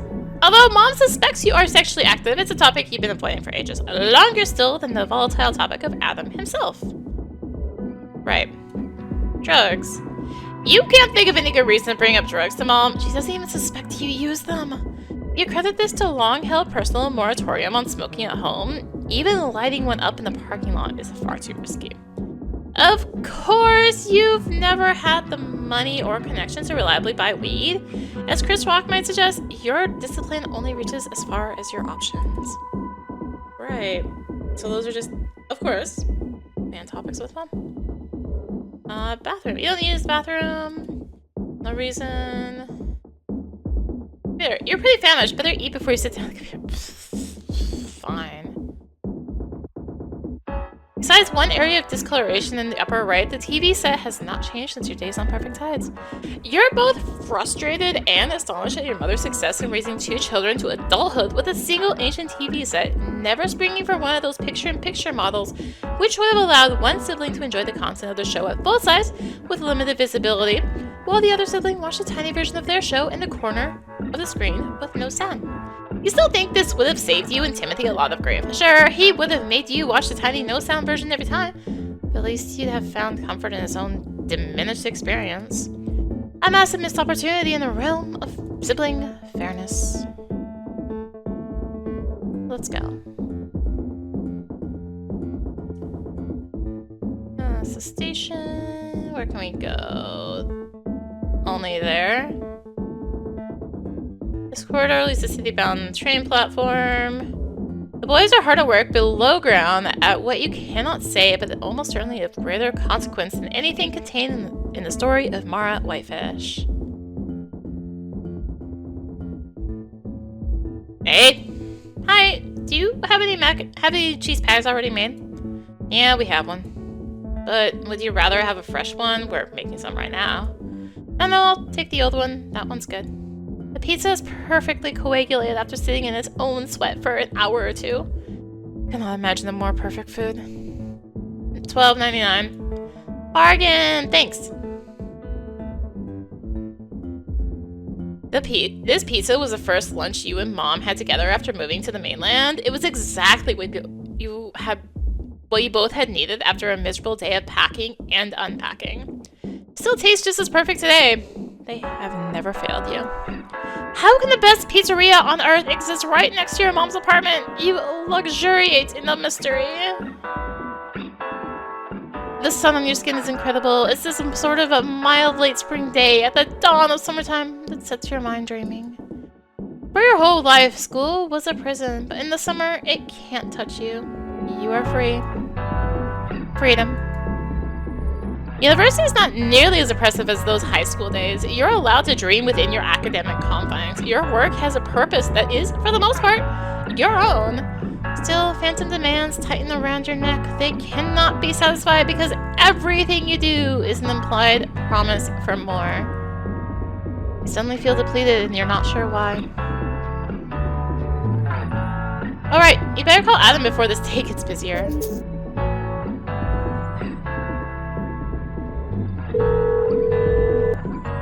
Hello? Hey. Hey, sweetie. Surprised to find Adam sounding cheerful. You were sure this would be a tense call from the jump. Sorry I didn't call last night. It got late. I almost missed my train. That's alright, are you? Crackling of activity hits your ear. You hear male voices in the rhythmic outdoor ambiance, suggesting Adam is walking. Sorry, but the guys were getting lunch. That's okay, I'll leave you to it. Alright, I'll call later. Your moment's relief is shot through by the dread of another late-night squabble. Your whole point of calling this early was to get any potential conflict out of the way. Okay, but I'm going out tonight, so... Again? Yeah. You do your best to leave no space in your answer for an apology or explanation. This gives Adam pause, but it does seem to work. What time? Like 8? Why don't you call me before you go? Sure, let's do that. Who are you seeing? Lily? Who?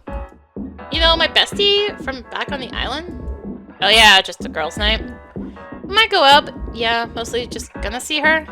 Cool, well, I'll talk to you at 8. 8 is when I'm going out. I'll call before that. Right. Okay. Right, love you. Love you too, bye. Ditch him! It's a shame you have a no weed. It would have made that pizza taste extra delicious. Would have made the sun feel extra good. You better get to work. You have a few hours before you need to call Adam back and Lily picks you up. And a paper that's due tomorrow? I guess that's... Pick up the box with the remaining pizza slices. A heat just above room temperature makes contact with your arms and chest, delighting the senses. Cool, so I have the pizza now. Wouldn't want to leave that behind. Already got all the pizza you need, no reason to bother a cashier again. What if I take it back real quick?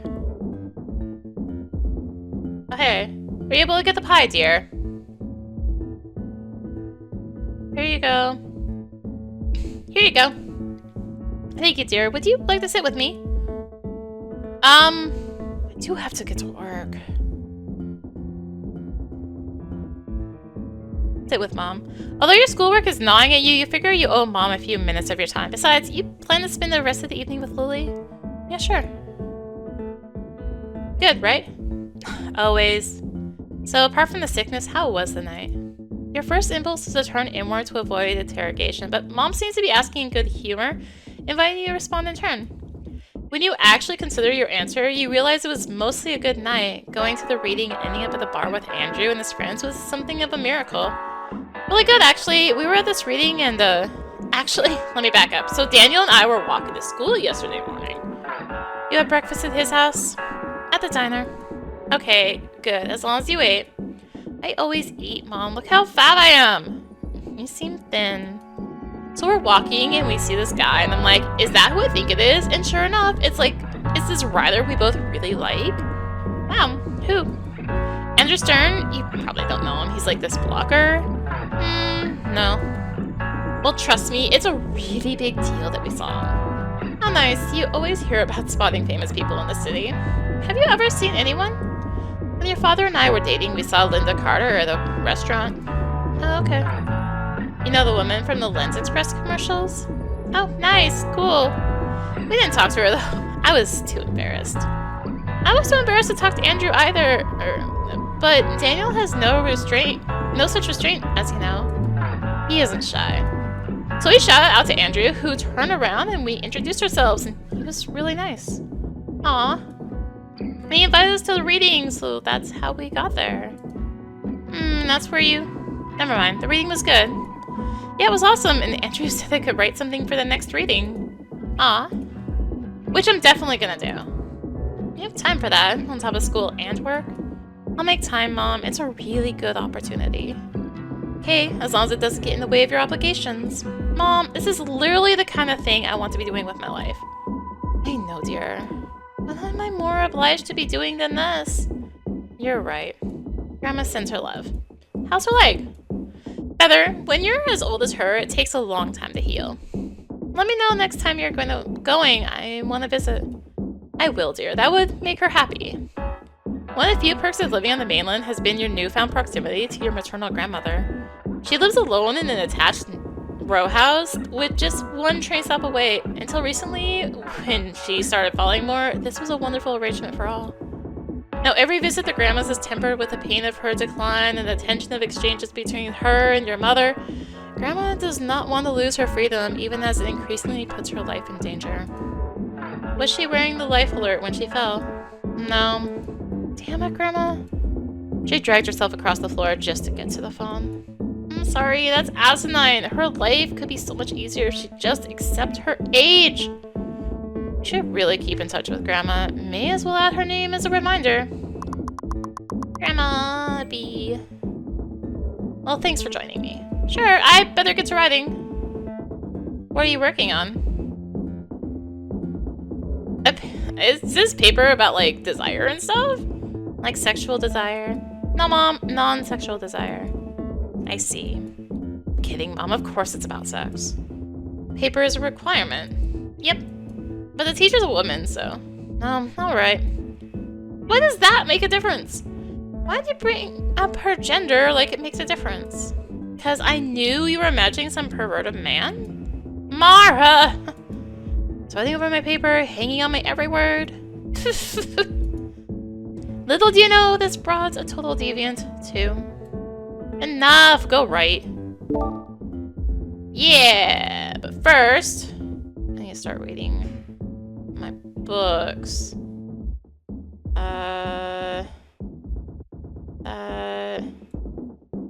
Let's read Against Interpretation. Yes. Bunch of essays demanding new approaches to art criticism. Although you've previously had trouble engaging with critical theory, you find it easy to dive into Sontag's writing on art and how we approach it. In fact, Against Interpretation's titular essay is a pleasure to read. Sontag argues that critics too often turn analysis into autopsy, mining art for its meaning and themes, rather than engaging directly with the form. Sontag begs the critic, and by extension the critic's aspiring masses, to appreciate the sensuous surface of a work of art, rather than digging ever deeper for the content within. You find her argument both radical and substantiating, knocking loose some of your itchiest thoughts on the subject. You're certain that Daniel, a dedicated curmudgeon, would be stirred by this writing. Alright, so that's that. I guess I just use this computer. Sorry, work! I wanna hang out with my mom. Alright. Oh gosh, the Windows Explorer icon. Oh man. Web. Decide to kill a few minutes on Terrible Talk, a website that is capable of sucking up entire days of your waking life in the blink of an eye. The website's front page consists of comedic and acerbic articles by the website's founder. These pieces poke fun at internet culture and its many actors, often skewering content and users from the TT community. But TT's primary draw is its massive internet forum, carefully divided into subforums by topic and heavily moderated to filter out newbies, trolls, and generally unserious posters. Even, or especially, though your day is brimming with obligations, you are tempted to get into word edgeways on Screw Your Music, your regular subform of choice. Read the forum? Sure. You quickly find a thread that, since yesterday, has amassed over 200 replies. Here, a poster with a 2003 registration date has made a total fool of himself relating the dissolution of a 3-year relationship. It would take at least an hour to read everything here, so you skim through the original story and gather just enough information to form your opinion. But it is not yet time to post. Since yesterday, the guidelines for this particular TT subform have been updated. The mods assure you it is very important to read them all before posting. Any violation of these rules could result in a days-long probation or an all-out ban. After reading through the new rules twice, you realize your planned reply is in violation of at least 2 of them. Well, that's probably for the best. You can do better than that. You decide to read some of the other replies while you assemble your thoughts into a more appropriate comeback. This decision leads indirectly to a deep dive of another user's posting history. You spend a great deal of time here before remembering the topic at hand. To your dismay, there's almost no time left to actually post anything. You do your best to jam out something both clever and incendiary before you need to leave. When the result is satisfactory, you hit post. Oh, that didn't screw my schoolwork. Reread your reply. Maybe you shouldn't have said all this. Eat up a little more time refreshing the thread, hoping your retort will be acknowledged and rewarded. After an agonizing few minutes, 2 new replies appear, but neither makes reference to your post. Time to go now. You have to take this feeling into the night. Search. Is there... Grandma B. To your great surprise, your grandmother has no presence on the internet at all. Your mother doesn't use the internet for anything other than email correspondence. There's no evidence of her on the internet. John Klein?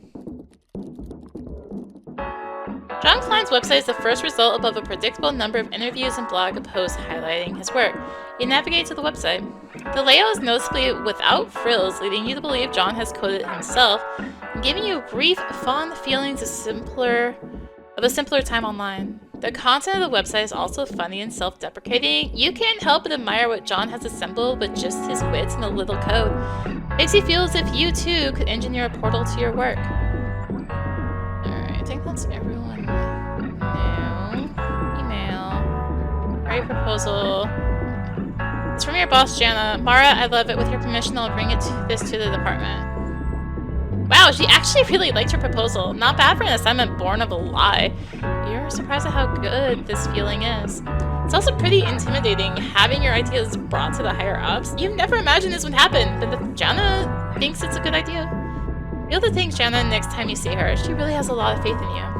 As I didn't show up to work today. When you get feedback on your writing, the result will show up in your projects list under status. City Life. Wow, Walsh has already sent you feedback on your latest paper. Looks like your paper was a hit. Give yourself a hand. Reading info. Well, it's shocked to see Andrew's email address at the top of the page. You didn't fully expect to hear from him? Nice meeting you yesterday. Here's the deets. This document briefly outlines the date, location, and nature of the reading. Andrew is looking for a short piece that can be read in about 5 minutes, loosely tied together by the theme of cautionary tales. The due date is not until midsummer, so you have plenty of time to think about your submission. Your reason that you should probably write something new for this, since you hate basically everything you've ever written? Alright, do summer. Alright. You don't have time to write anything now, you have to go meet Lily. No, but my schoolwork! Oh no. I shouldn't have gone to that forum.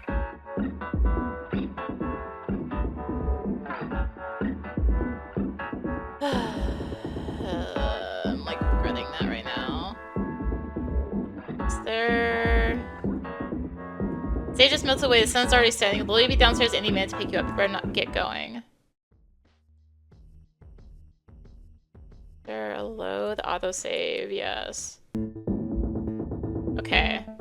Hold up. What if I just go to work this time? I really need to write this paper. For school, yeah. Okay, Mara, don't let me keep you. Your schoolwork takes priority. Feel bad. What can you do? There's no telling how exactly how long it'll take. Okay, so it's like the same thing. I'm just gonna load that autosave again then. Hold up. Grab this. Go back. Okay, I will hang out with Mom because I feel bad. No! No! I clicked the wrong thing. Arg. Thank you, autosave. We'll get there eventually. Read the form? No. Let's do that search again. John Klein was the only interesting one. And email. Reread all the emails. It's gonna tell me, like, hey, status, great. Proposal. Reading info. That again. That's due in the summer. Alright. Let's write. Universal desire. Alright, easy enough. Try not to repeat yourself. Alright. Okay, main topic is gonna be sex. Okay, primary.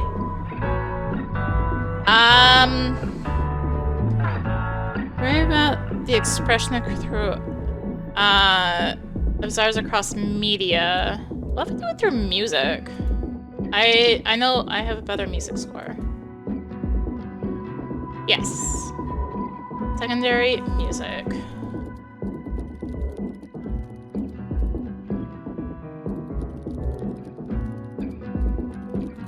I didn't want to skip on my work. Music makes sense for this paper. It's relevant to the larger critique of media, and you always have lots to say about it. It's also pleasingly distinct from your latest essay in which you wrote about movies. Send.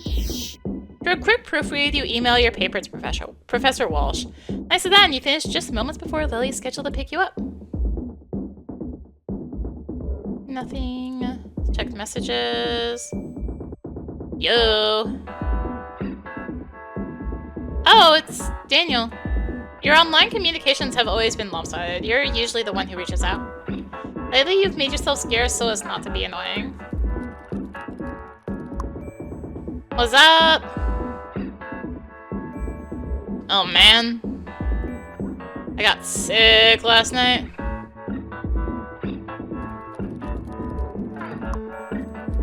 Oh no. Did you barf? Yup. How about you? Oh my god, I barfed too.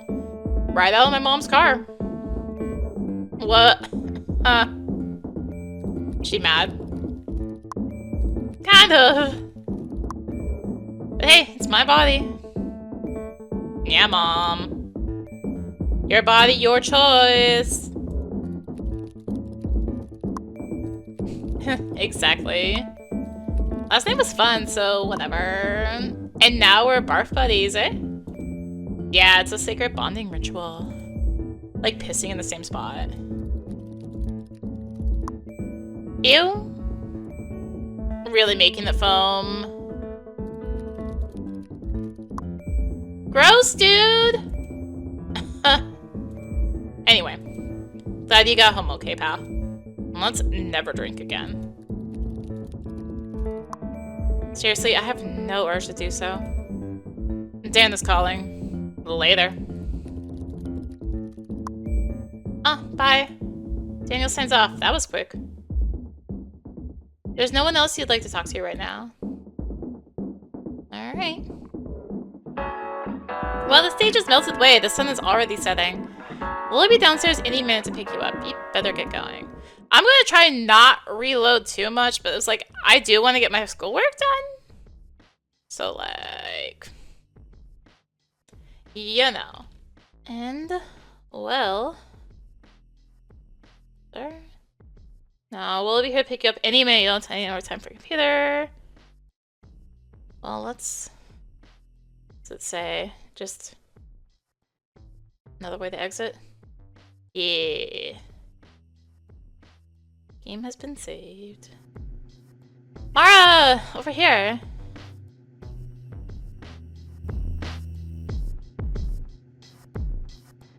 I like your bangs. So cute. Thanks. I like that you're growing yours out. Yeah, just seeing how long I can stand it. Luke really likes it. You've been to this bar? Halligan's? Yeah, sure. You know Halligan's in the sense that you've walked or driven past it countless times. You wonder just how much Lily was frequenting this bar when you were both in high school. The familiarity with which she talks about it suggests everyone was going there without you back then.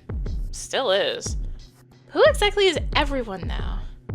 Luke is an artist, right? A painter? No, you're thinking of someone else. We broke up a while ago. Oh. Artists are horrible today, so obsessed with every little thing about themselves. It's like they're not even paying attention to the world.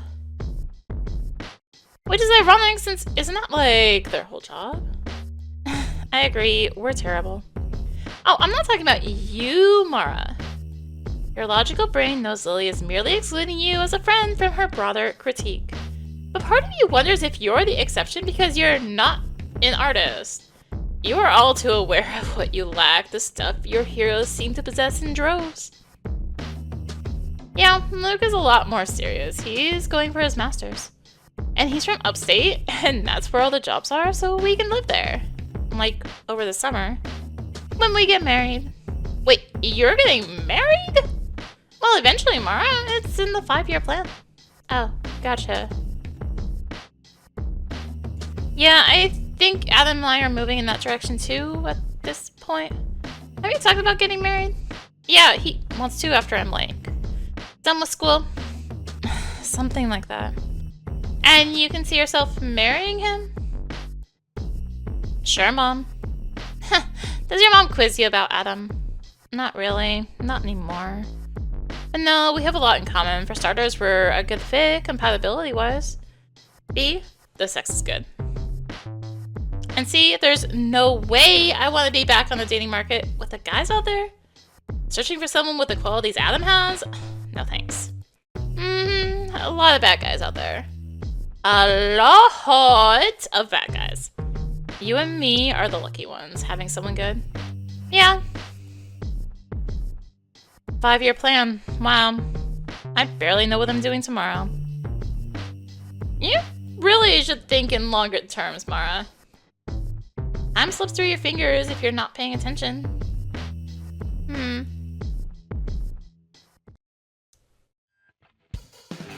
You are already pretty sure, but stepping inside confirms it. You have never been to this place. Which is odd, since it's so close to the old Perfect Tides ferry terminal where you used to work. It seems you've entered the strange adult dimension of places you once knew. You have more control now, and all the terror that comes with it. I'm getting a drink. What do you want? Mere hours ago, the suggestion of a drink would have sent you to a physical revulsion. Now, your wariness to drink is once again intellectual. I'll have what you're having. Whatever you're having is good. Come, I'll get you a beer. Look around at the clientele. The sit-down areas are mostly populated by townies whose faces register your vague recognition at best. Around the bar, there are many familiar faces. Not all of them welcome. But you are prepared for this reunion. After all, you're not the same pathetic Mara these people remember. You're passionate, and you know yourself better, and you can hold your own in conversation. And what power do any of them hold over you now? High school is over. The hierarchy has dissolved. You are all just people. Just people who you fully expect to eat every word they've ever said or thought about you when they see how you've emerged from your adolescent shell. Cheers, babe. To reunions. Want to say hi to anyone? Yeah, I will in a minute.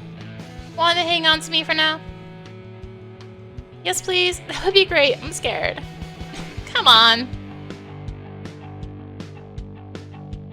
Lily, looking hot, girl. When do you get back? Just yesterday. It's a short visit for me. What up, girls? The two girls, who you remember quite well but barely ever talked to, glanced at you and then back at Lily, searching for an explanation. You guys know Mara, right? We were all in the same year. Oh shit, sure, yeah. I remember.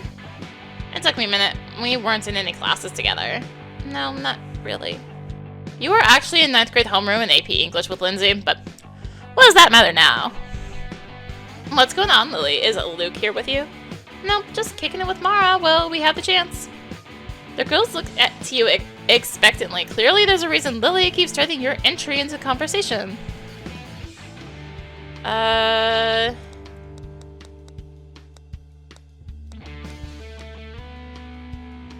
Andrew Stern? No idea who that is. Adam?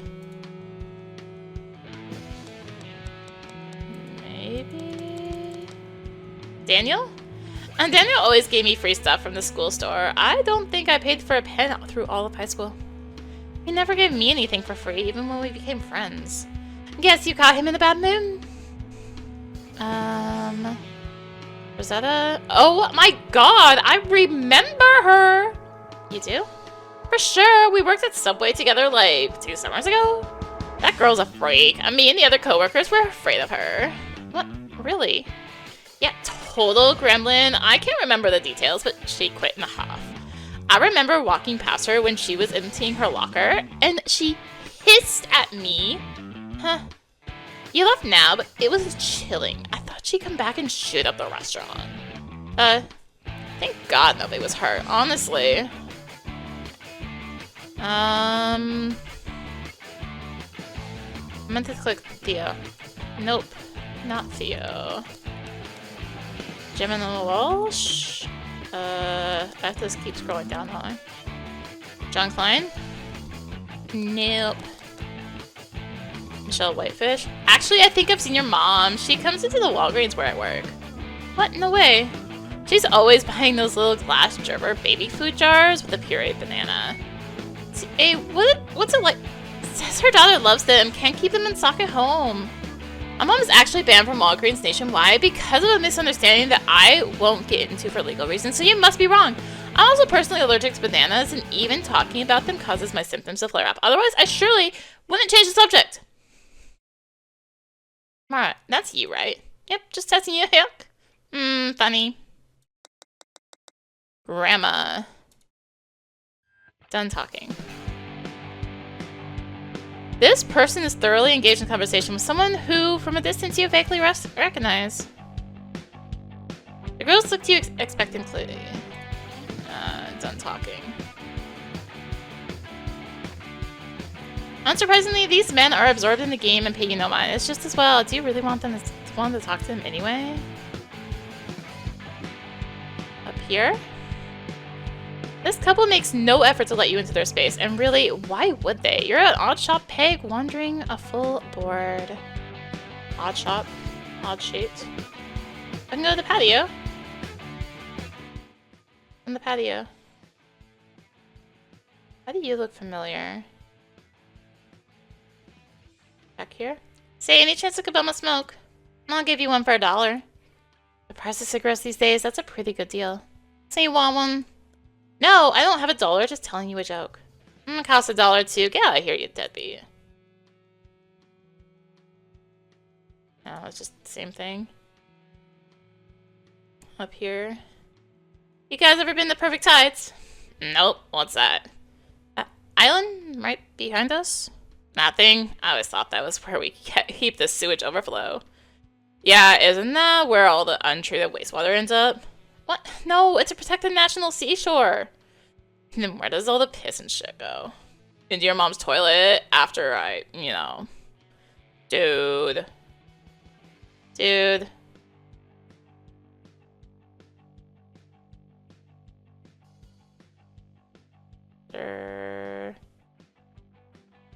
Island of Perfect Tide sits in the distance. From here, it looks like a toy that has been gently packed away in the attic. It's strange to realize that you've never seen this bar from the island. Even on a clear day, you could hardly make out details across the water. Yet from here, you can see Perfect Tides in its entirety. Not like these chairs. They are simply not made for the kind of intense fidgeting and repositioning that defines your sitting style. Yeah? I feel so hurt right now. Because, oh my god. Those plastic chairs, man.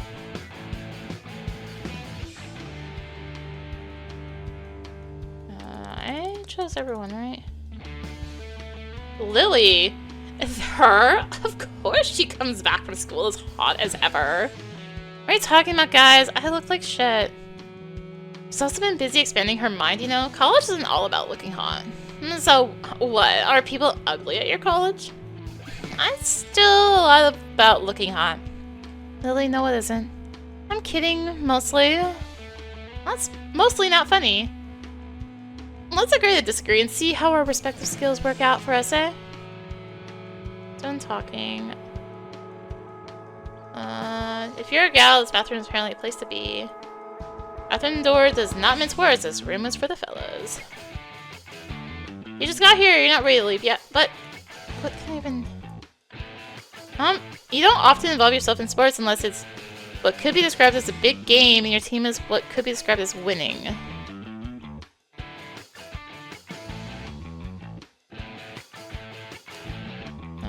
What if I say about Lily again? Oh, wait, the other topics. Aha, the city. This city is disgusting.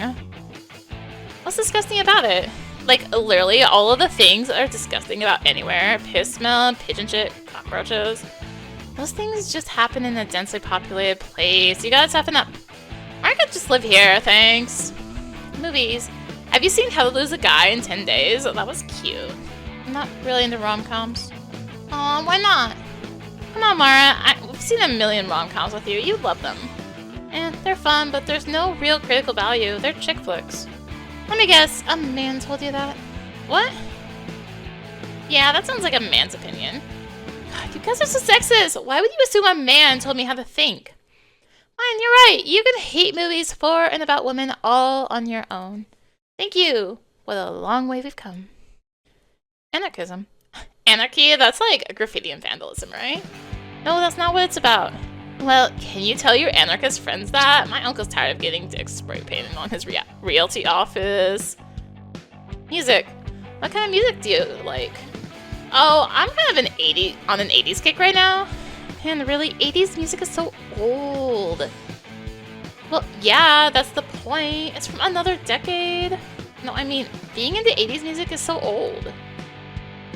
Come on, guys. This isn't complicated. It used to be trendy to like music from the 80s, and now it's not. Yeah, the music was trendy in the 80s. Now it's, long conversation. Glad you brought it up. Sex. Ladies, have any good sex lately? Mara, you've been palling around in urban bohemia for too long. You can't just open a normal conversation that way. Oh, sorry. No, I'm not offended. We as a society need to be able to talk about sex, whether it's among experienced adults or in the company of precocious adolescents who barely know the first thing they're talking about. Well, truth, we're failing those people big time. Drugs. I'm pretty much over drugs. High school satisfied my curiosity. Really? Where were you getting drugs at Belta?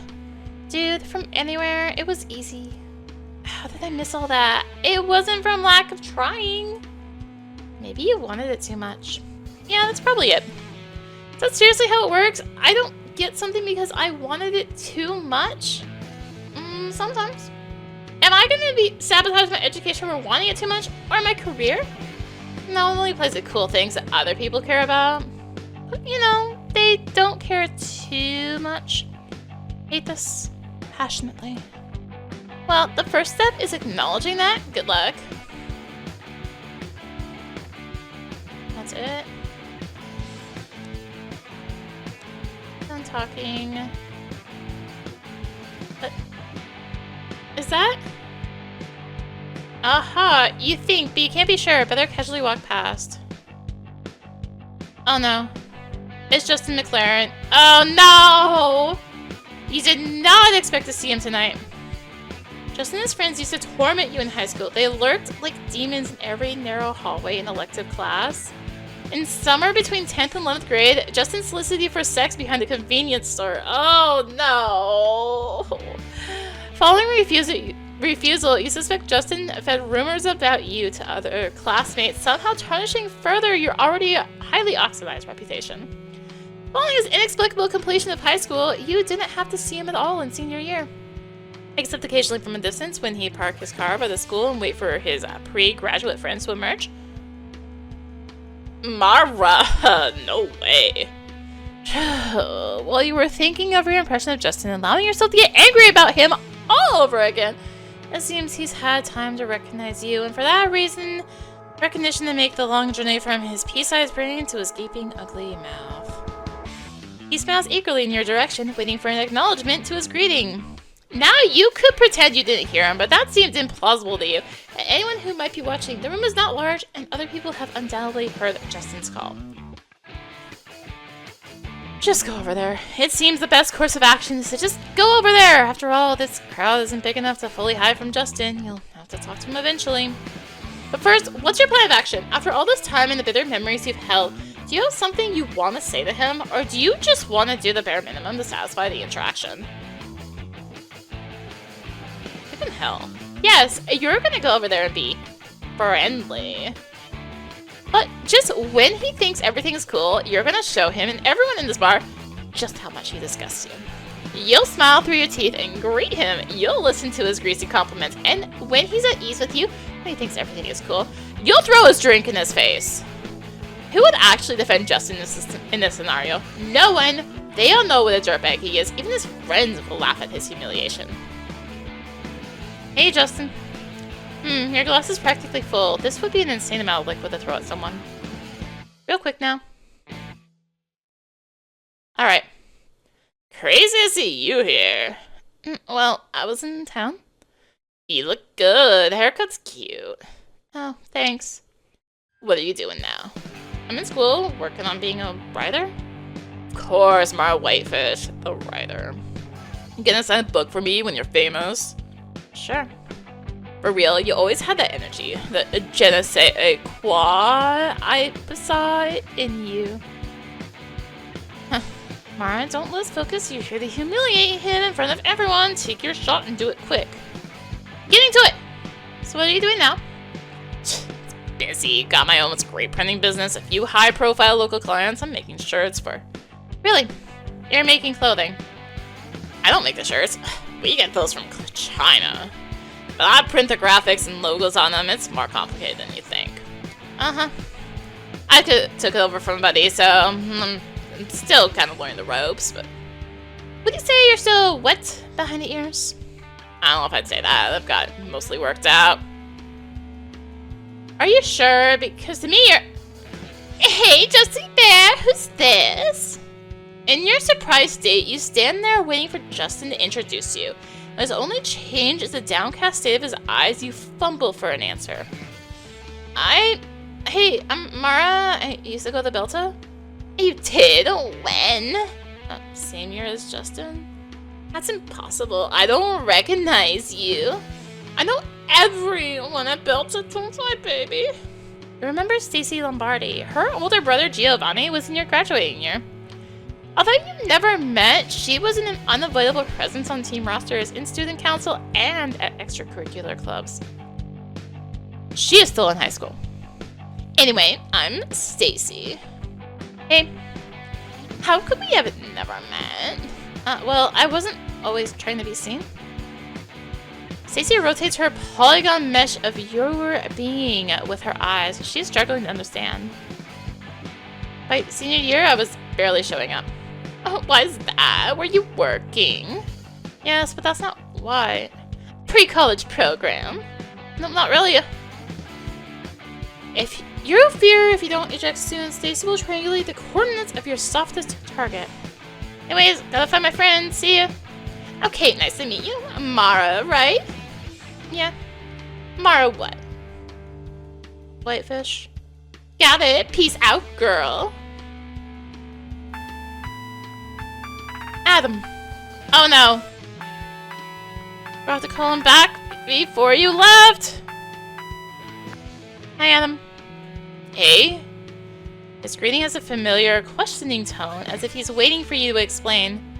You're ashamed to realize this is your fault. I meant to call you back earlier. I got all caught up in errands for my mom, and Adam doesn't respond. He seems to be waiting for more. And I had to write this paper, and Billy came for me right after. And... Sorry, Adam. I should have called. Okay, well... Just getting a little tired of being forgotten here. I'm sorry. Where are you now? With Lily, just meeting up with some people from my old school. So, like a party? Something like that? Like a big hangout. Gotcha. Hard to glean Adam's tone amidst the noise of the bar. You wait as a prayer forms in the back of your throat. Please don't let him be mad. Please don't let this be the rest of the night. Adam? Yeah? Are you mad? Well, just trying to figure this out. Trying to figure what out? I'm just remembering how you said you never go to parties and how I'm ruining the few you're able to attend. Not ruining. Yet, this is what, your third party in the week? Fourth? Adam, the third or fourth time in 3 days that you're seizing a moment that's apparently too rare to pass up. Adam! Please, Mara, don't interrupt me. I just want to be sure I'm getting this right. Am I right? Mara, you want to smoke? No, Am I right? What are you doing? Give me a second. I'm moving somewhere quieter. Adam? Yeah.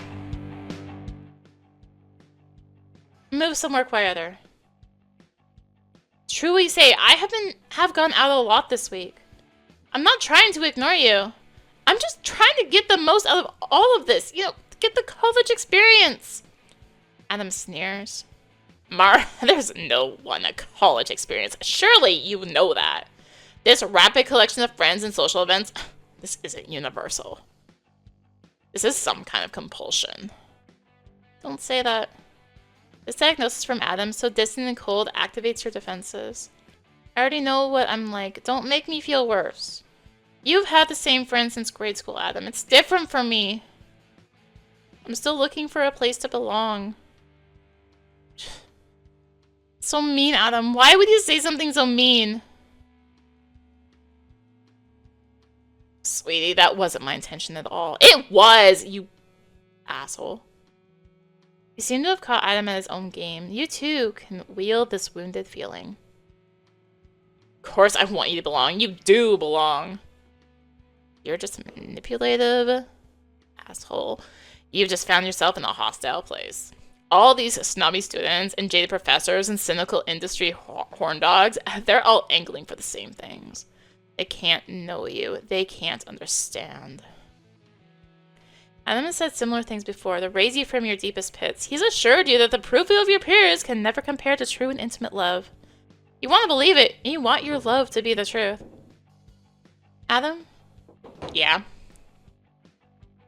Am I fooling myself?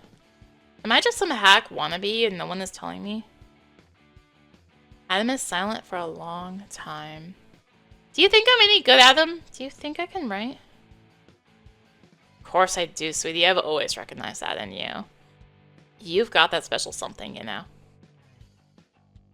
But you can't let your happiness hinge on that either. Is writing the one thing that defines you? I don't know. Sometimes I think it's all there is to me. You have other things. And you have me. I want to ditch you. Yeah. I love you for a lot of reasons. I know. I have so much to be grateful for. I have no reason to be unhappy. Besides the fact my boyfriend is a manipulative asshole. This is why I'm trying to bring you into my life. It's why I suggested you take some time off. Stay with me. You realize now with total certainty that you can't do this. If you go to stay with Adam, you may never find your way back. As much of a drag as living with mom can be, at least you have your own life. At least you have the city. You can't live in Adam's hometown and adopt his life. You can't be an extension of him. Are we doing it? Have you thought about it? Yeah. And? I can't. I don't think I can, Adam. Why not? I have to finish school. Okay. What about over the summer? I'm working full-time this summer. I need the money. You wouldn't need as much money here. I'd pay for stuff. Yeah, manipulative asshole. I can't, Adam. Well, I don't know then, Mara. I'm trying to help you figure this out. Adam's gentle demeanor is fading. It seems this isn't the answer he'd expected. I thought you'd be excited when I suggested this. Well, I'm sorry, it's just more than like, I'm in a tricky place with... I don't know, Adam. I can't say what it is. Have you been drinking? No. Are you sure? I had one beer, but it's not that. One beer is a lot for you. Okay, well, I'm not drunk, okay? Well, this has been a stressful night. Yeah. Why don't you go home and get to bed? We can talk in the morning. Yeah, I probably will leave soon. Okay, I love you. Mara? Love you too, good night. Still a chance to bring this night around. Just need to attach yourself to the most amenable group and drink as much as possible. Yeah.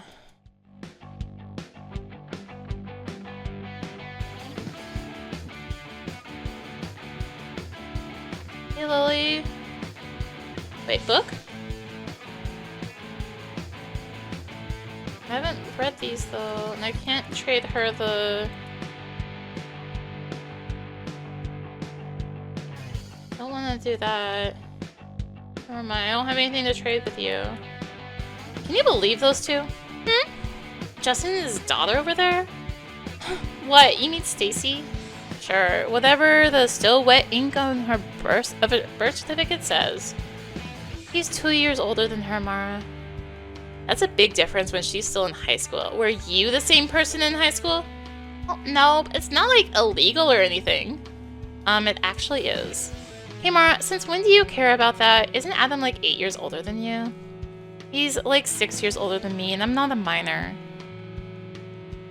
I just don't know how you can be cool with that guy after all the sleazy shit he's done. Justin's alright. He's a little scrubby, but so what? That guy's a predator, Lily. He has his whole history. What did he do? Look, I'd rather not get into the details. It'd be easier if you just believe me. Did he do something bad to you? Oh, did he? He tried to hook up with me behind the strip mall. And I didn't want to. You said no? Of course I said no. He tried to anyway. Oh my god, Mara, did he hurt you? No, nothing else happened. He backed off after I left after that. He wasn't happy about it, you know? He talked some major shit about me after that. Really? What'd he say? Rumors, you know, all kinds of shit that wasn't true, and it got back to me, of course. See, well, that's really immature. Right? But I don't know if I'd call him a predator for that. Why do you care so much about defending him? I don't know, Mara. I love you, but I can't just take your side automatically. Never mind. Hey, what? Just say it. You seem to have a chip on your shoulder about stuff that happened in high school. Would you agree? Yes, for good reason. Well, sure, Lily, but can you blame me? You didn't exactly have my experience. I'm not even sure it's possible to explain this to you. I thought you understood. We both got out of here, you know? Got out? Don't you and your mom still live here? We live on the far end of West Belta. That's basically 2 towns over. Plus I'm hardly ever home. My parents chose to leave, but not me. And doesn't that give you any clarity about what this place was? What it still is? This place is full of cruelty. These people are demonic. If you're different anyway, if you can't live by their rules, they make your life a living hell. They just look like people to me. Great, yeah, they're all just people. What about me? Am I just a person? Nobody grants me that kind of forgiveness. Every choice I make is my cross to bear. And everything I do is a mistake. Sorry this place bums you out. It's just home to me. It's not perfect, but I'm not sure anywhere is, you know? I guess not. Well, listen, we can leave if you want. I've said hi to just about everyone. No, I don't want to make you leave. No, I'm good, really. Yeah?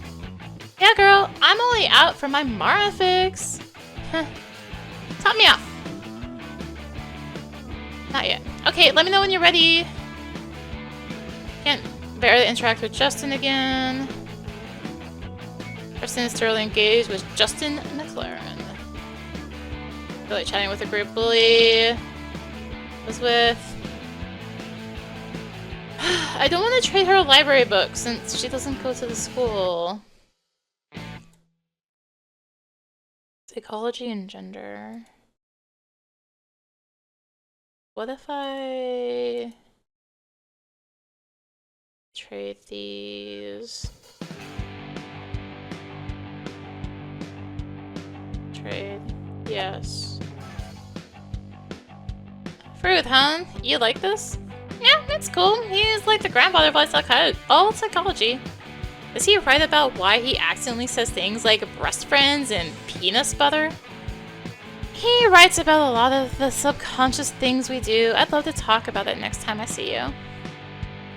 I've been meaning to read the Odyssey since high school. Me too. So what? Am I doing your homework for you? No, I just thought you want my copy. Alright, Mara, I'll try to get around to it. The city. I haven't been to the city in a while. I wish I had time on this trip. We should go back together sometime. What do you like to do there? Oh, you know, go to school, eat pizza on the block near my school, shop at the stores on the block near my school. Alright, you can't get the urban experience if you don't explore. Don't you ever ride the subway? Not lately. Without the numbered streets, I'm useless. I always get lost in some place called Bowling Hall or White Neck Avenue. We're doing it up next time I'm in town, girl. You better start practicing. Movies. What movie have you seen lately? Nothing for months. I've been so busy. I think I threw in Austin Powers while organizing my closet one day. Yeah, baby. Randy. Text yes, please. Can you imagine Austin Powers actually making anyone horny? Come on, Mara. He's so hot. He's kind of hot. The glasses, the sideburns, the furry chest hair. Jesus, Mara, I'm kidding. Me too. We're both kidding. Baseball, cold showers. Margaret Thatcher, naked on a cold day. Anarchism. I don't judge. That's like people who listen to Rage Against the Machine, right? Everything burns. That band's fine. Music. Are you listening to any cool music at school? Oh god, no, I'm not paying any attention at all lately. Oh, man, you gotta catch up. It's been a good year for music. Yeah? Can you burn me a CD? Sure, I have just the playlist. I'll mail it to you. I'm moving out of the dorm soon, and me and Luke are traveling after that. Give it to me next time I'm back, okay? Well, the music will be old by then. Won't be old to me. What's the big deal? You mumble a vague agreement and jump off the subject. Lily doesn't seem like she really wants a CD anyway. Lily girl. So the sex with Adam is good, huh? Yep. What's your favorite thing he does? He's got a really funny impression of the baby from Family Guy. I mean, what's your favorite sex thing he does? Oh, I like when he has sex with me. Gotcha. Comprehensive. Yeah. Drugs. Do you do drugs at school? Could be. Cocaine. Ew, Lily, no! You sound so scandalized. Do you do cocaine? Of course not, Mara. I've got serious work to do, and besides, it gives me headaches. Abandoned topic. Abort! Let's ask about... Theo. Don't know him. Daniel. Aw, how's Danny boy? You guys are in school together, right? You talk about him like he's a puppy. It's kind of how I remember him. He's good. I think he's kind of a genius writing-wise. He's helping me a lot. It's great having someone in your corner at school. I didn't know anyone when I started. But now you have a billion friends, right? I was honestly kind of a loner this year. I pieced out from the Greek life thing almost immediately. Kept it small. So just 1,000 friends? I wish I could see myself through your eyes, girl. Better talk to Lily. Are we ready to leave? Let's go. You okay? Yeah. You want to tell her everything. But you want her to believe you're okay. After your whole lives, after all the pathetic versions of yourself Lily has seen, you want to finally be equals. But you're not. You've still been a mess all this time. You'll never be anything better. Did you see Sal's nipple piercing through his shirt? I could barely hold in my barf. Oh, everyone's free to live their lives. It's none of my business. People's business can be under more than one thin layer of... Mara, what's wrong? Hey, what happened? Want me to pull over? No, keep driving. Did somebody say something back there? No, nothing like that. Is it Adam? I can't. It can't be like this a year from now. It can't be like this a few months from now or a few weeks. What about it exactly? It's just so constrictive. Like, I can't do anything on my own in this relationship, even when he's not there. He doesn't want me to go to parties or make new friends or have any guy friends. He's jealous. Yes. Yeah. Luke was jealous too when we first met. His last girlfriend cheated on him. She really played him. That's hard to get over. You know, I just kept assuring him I didn't want anyone else. I made sure he knew I really loved him. And eventually he believed me, because it's the truth. I can never convince Adam of that. Why not? You have such a way with words. Do you love him? You're struck by how rarely this question has been asked in all the time you've been with Adam. The last person to ask was your mother, and she did so almost resignedly as your insistence on visiting Adam intensified and the pretense that you were staying in his parents' guest room dropped away. Does the question even mean anything when you'll say whatever it takes to justify your actions? And can you trust Lily not to use the answer against you? I don't know. You hesitate. Can you really express such doubts to Lily? What does she know about love anyway? It's not always as simple as yes or no. Even if it was, love isn't the only factor. There are differing personalities. There's attraction, physical proximity, past circumstances, material needs. To assume love will take care of all that is pure fantasy. It's childish. I don't know what to say, Lily. If I do love him, it doesn't feel good.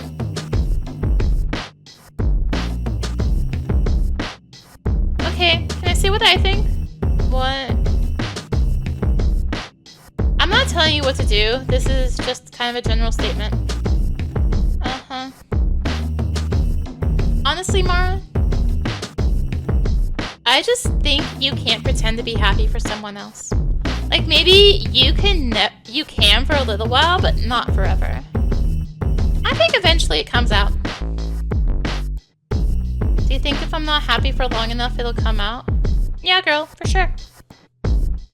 Huh. You experience a brief flutter of hope. Although, if you wait long enough, it could come out in crazy ways. Dangerous ways. Like what? The mind reels.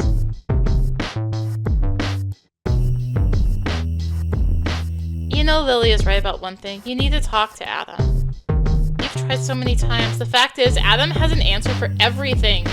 There is seemingly no right combination of words to make him understand. I just wish I knew what to tell him. It's like navigating a labyrinth with him. I forget where I am or what I even came to do. I just started to think about ways to live there. Aw, girl. You know I'd break up with him for you if I could. Oh my god, is there a way? I wish I wasn't headed back tomorrow. Me too. You'll call me, though, if you need to talk, yeah? Thanks, Lily. But I'll be alright. You don't have to worry about me. Okay. Really, I mean, I'll be fine.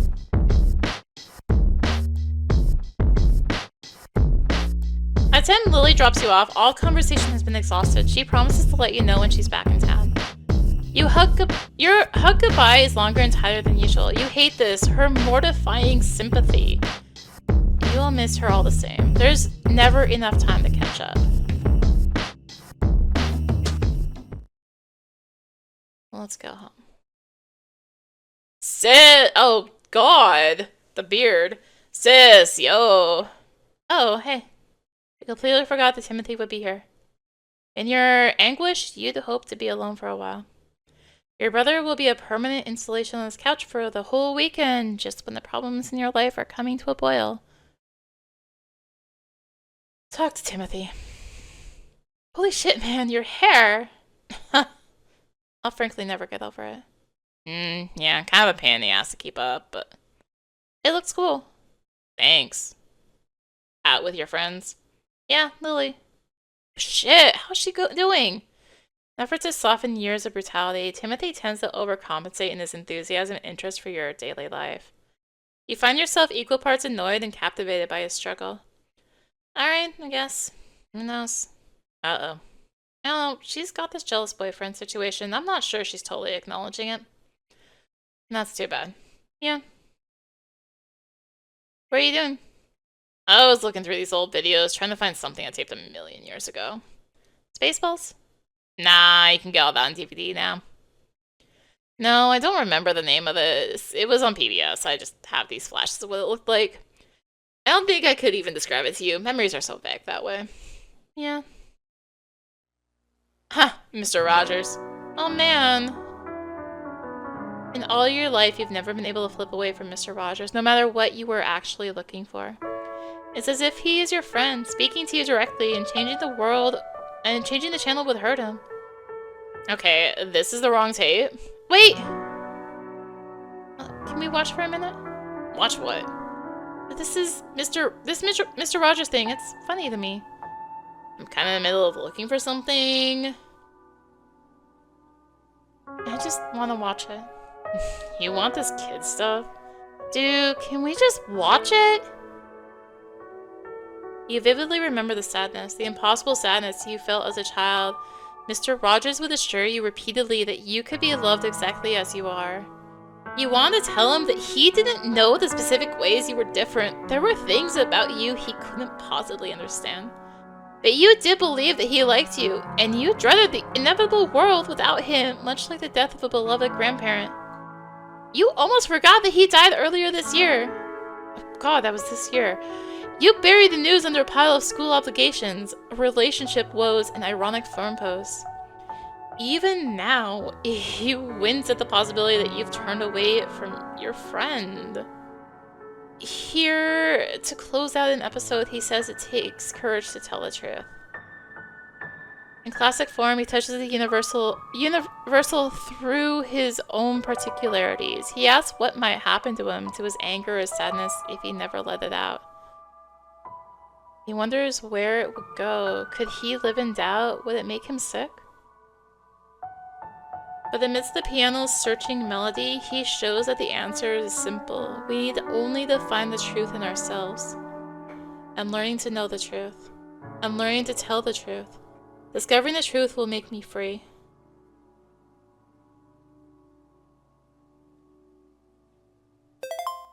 Movie's up. Damn. Right? Okay, I'm gonna try another tape. Okay. I'm going to bed. Alright, sleep well. Yeah, good night. I disappear into your computer right now. You don't need comfort. Feel comfort doing so with Timothy in the room. It's probably for the best. Don't need to use the bathroom. Let's go to my room.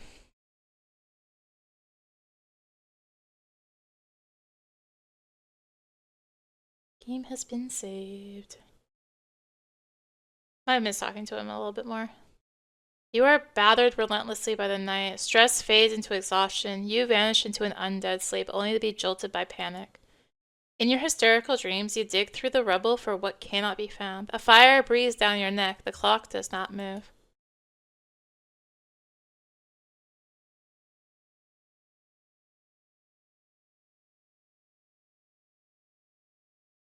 You cannot go on this way any longer. Not even for one day. It has to end. God, it has to end. Adam.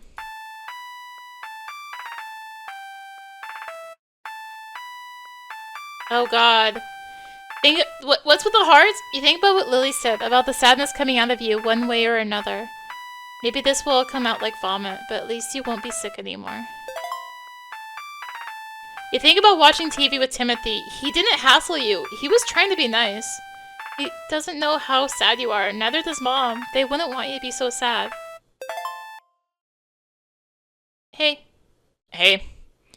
Adam's tone matches yours, a spent and whispered greeting. Sleep okay? No, pretty bad. Adam exhales. He seems almost relieved, even in his sympathy. Oh, sweetie. It's good to hear your voice. You listen for a long time to Adam's breathing. There is a perceptible note of fear that, whether atypical or not, you've never heard before. Do you want to talk later when you've had some sleep? No, it's okay. I'll talk now. You never want to talk later again. To have the weight of Adam's expectations hanging over your day. The countdown to your next misstep. You hear the fear in your own breath now, too. It's as if you're on the ground, staring at the peak of a perfectly vertical mountain. Not a foothold in sight. You wait, paralyzed. You're very special to me, Mara. You don't feel special. You feel like nothing. You disgust yourself with how little you are. Amidst your disgust, a resentment for Adam emerges. He has made you into nothing. I know we've both said some hurtful things. Adam pauses as if waiting for a response. Well, you certainly have. You don't think you've said anything hurtful? Not compared to you. Mara, I'm coming to you, fully willing to talk. Yeah. So can we please avoid the pot shots? Please? Sorry. Your courage falters. Regardless of the distance you mean to put between yourself and Adam, this is no time to get snippy. Besides, that's a battle you can never win. Adam is the champion. No! I just don't want us to forget that we love each other. And that's what's important, right, sweetie? A foothold appears. A yes or no question is entirely up to you. You've rarely grasped such an invitation from Adam, such a profound opportunity. You may never see one again. Your heart is pounding. This is it. Are you there? Yeah. Mara, we love each other, right? Adam's breath grows more uncertain. He seems to have grasped what he's done. But you've tried to break up with him before. He's always succeeded talking you back down. You can't go back down this time. The last glimmer of your former self, yourself before Adam, knows the truth. You don't want to be with him. You can't be with him anymore. I've been thinking about it. Thinking about what? About, like, this relationship and I'm not sure I love you anymore. How is that possible? Tell me you loved me just yesterday. How can you not love me today? Mara, please answer me. I don't know. Something is different. I don't know what it is. Something changed. Is it because we haven't seen each other in so long? I know the distance can be hard on you. That must be it.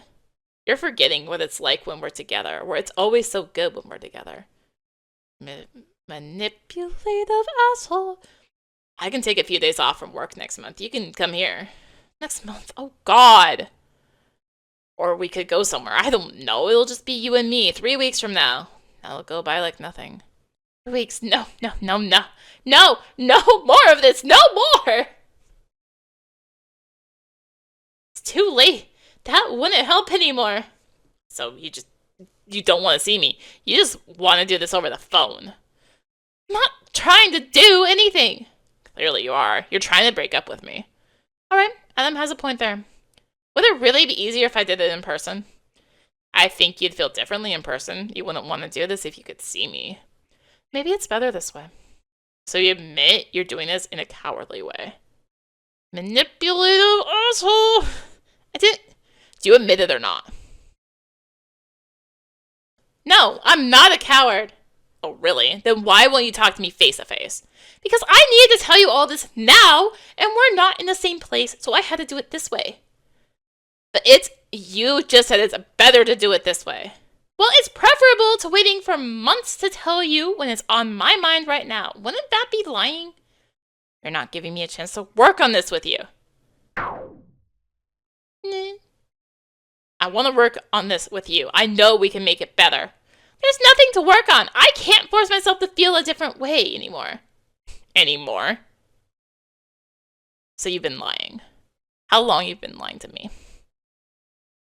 It's true. I have been lying. It's true. I'm a liar for not saying anything sooner. But I didn't know how. It didn't even seem possible. I've been in agony trying to find the words. That's the truth, Adam. So you felt this way for a while, but you didn't know how to say it.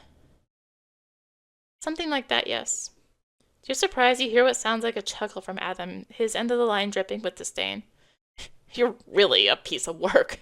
I thought you were more mature than this when we met. Clearly, you had me fooled. You can't even articulate your own feelings, yet you call yourself a writer. So I'm a shitty writer, so what? Nobody knows that better than me, Adam. I'll be the first to admit it.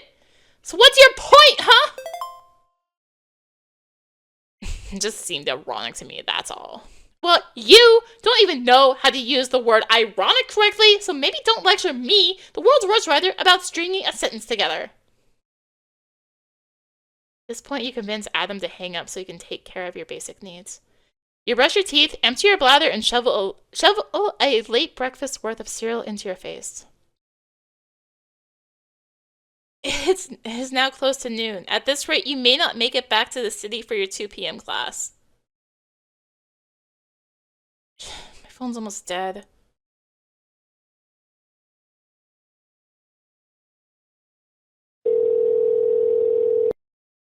Hey. Hey. How are you? Adam manages a quiet laugh without his usual derision. Not great. Yeah. For a moment, you feel as if he isn't blaming you, that this is simply how things are, that he will be able to accept it. It's almost enough to make you regret every word you've said. You're both silent for a long time, waiting for the other to speak. You find yourself confused about the current state of things. He sounds so defeated. Have you convinced him then that you want to break up? Should you be discussing logistics? Adam has at least 3 t-shirts he would like to have back. You lent him your copy of Fast Asleep in Frog Pajamas, which you're pretty sure he's never opened, but you don't mind if he keeps it. Books are expensive to mail. Some things between you, of course, are not so simple to divide and return. For instance, Adam is at least halfway through your copy of Breath of Fire 4. You'll let him know he can keep it until he's done. And you'll offer to pay for the postage, of course. It's the right thing to do. Irony of the fact that I have a LP ongoing of Breath of Fire 4 while this is going up. I mean, my LP is almost done, I think, by the time this is going up. But still, it feels... Wow. Wow. I need hydration.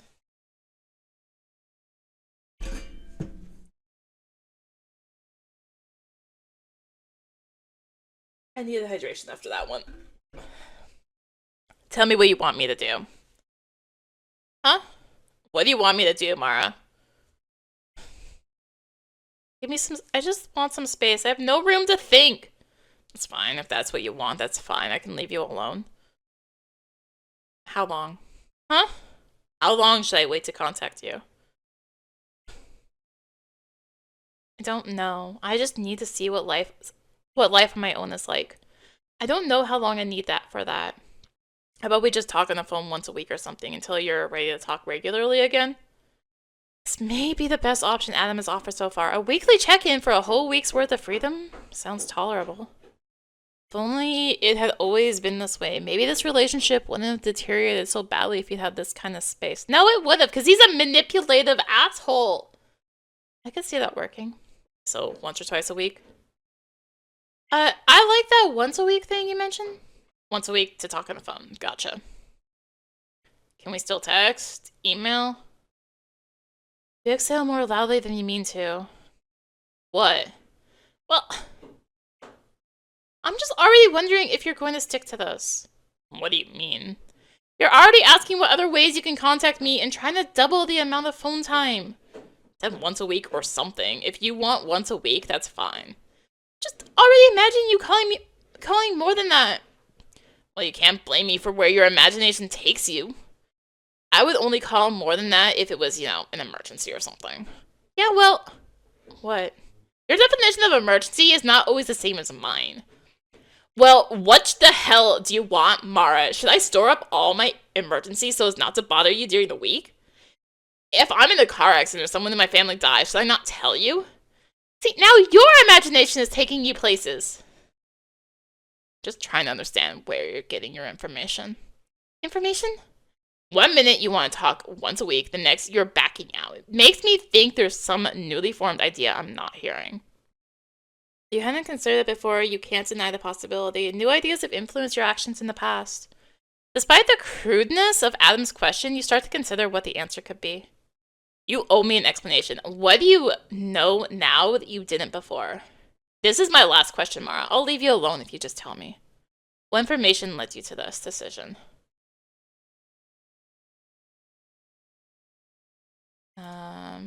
Better let your mind not as a topic, not a person. Anarchism. I've been reading about anarchism and thinking about visions for different ways of living and...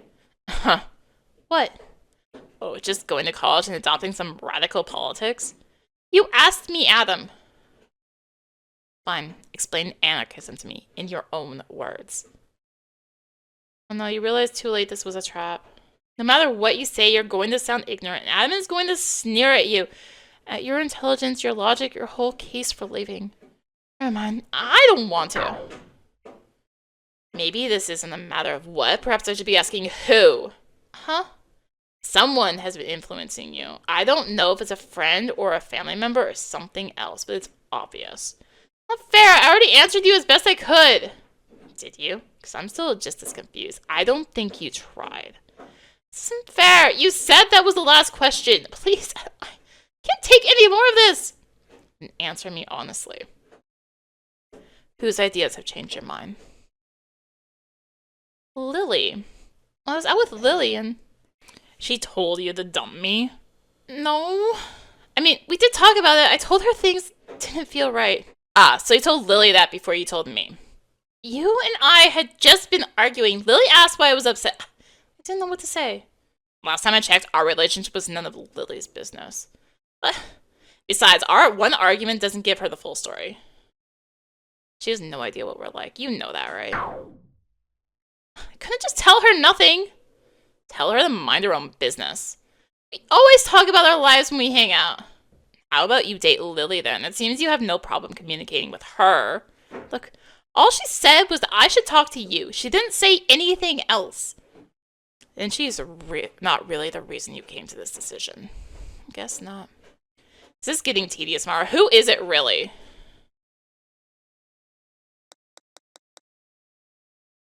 Me. My own information. I came to this decision myself. Bullshit. You don't change your mind in a vacuum. I don't know. Maybe I do. I'm getting older. I'm a different person than when we met. This is how you act. You're the worst person, a more cruel person. The Mara I once met would never be so cold.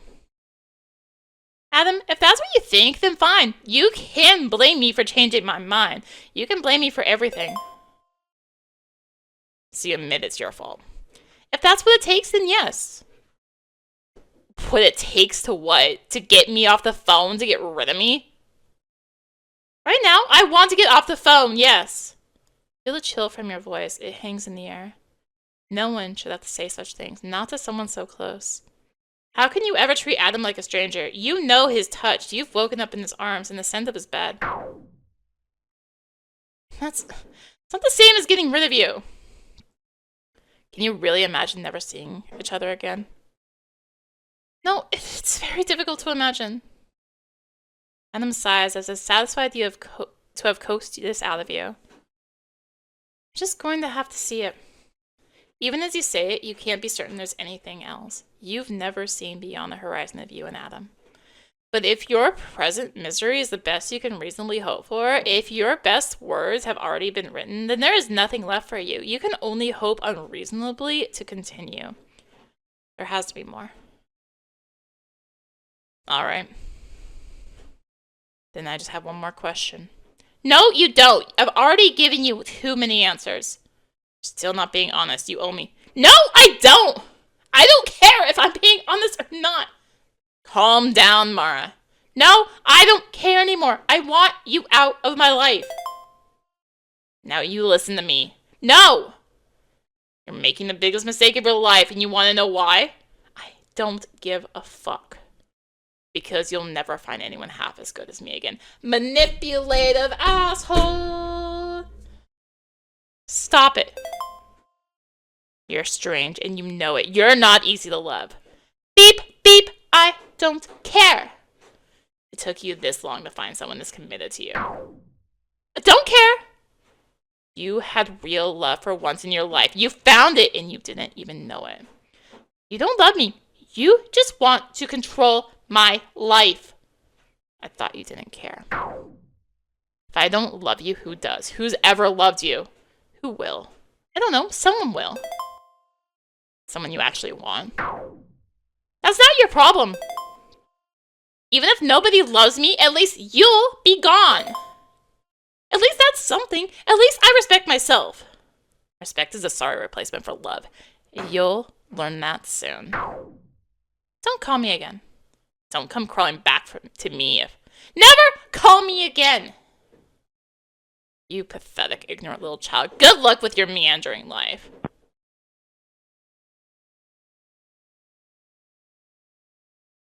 Holy shit. Holy shit.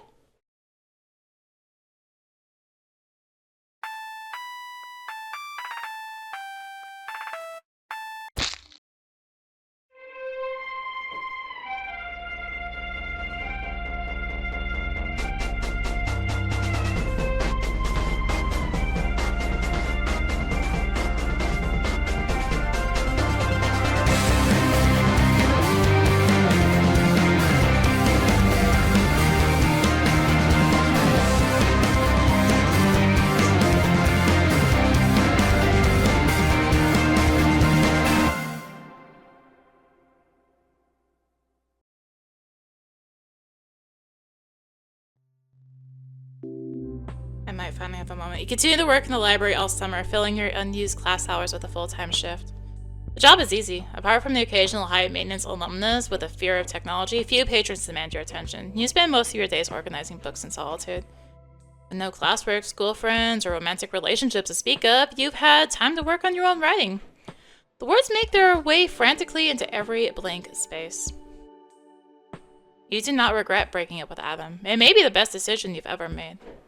But the split has reverted you to a bygone and bitter state, lonely in the summertime, desperate for the touch of another. Hey, Mara. Dude! Didn't mean to scare you. It's alright. Guess I was absorbed in my work. That sounds like you, Mara. What are you doing out here? What are you doing here? Didn't you move out? No way, girl. I'm staying all summer. Doing an internship, piling on the credits. Oh, shit. That's awesome. I never have anyone to hang out with lately. No. What about Daniel? He's busy with this. I don't know. Some girl he met at work. Daniel has a girlfriend? I thought he was a virgin. Too busy to date. Oh. Well, clearly he's not a virgin or too busy to date, because he's off stuffing up some broad. As the words race from your mouth, you realize just how bruised the situation has left you. Daniel was habitually unavailable in the weeks following your breakup with Adam. At first it seemed like some sort of cruel joke, then you started to wonder if you were blowing it wildly out of proportion. Even now, you're not sure if it's fair to be upset. You've done your best, which isn't great, to meet Daniel's apparent indifference with your own. Well, you and me should hang out. Sure, man. Love that. What are you doing after work? Today, a couple errands, meeting up with Welsh for coffee. Cool. Otherwise, I've been trying to walk around in the afternoons just to jog my brain. Ah, la flânerie! Quoi? Oh, you know, just wandering the streets. Walter Benjamin called it an essential part of the urban experience. Really? Makes sense. You'd be doing it instinctively. You've got the silver rather. Sure. Speaking of writing, I've been researching ancient folklore. Oh, yeah? Well, I've always been into Tolkien, but he didn't invent most of that stuff, you know? It's actually pretty fascinating. There are so many weird creatures I want to write about. And so much of it is grounded in religion and, like, man's relationship to powers behind his own. Sounds like you're having a fun summer, dude. Anyway, this one I've been reading is pretty great if you're interested. Oh, trade books? No, maybe some other time? Cool.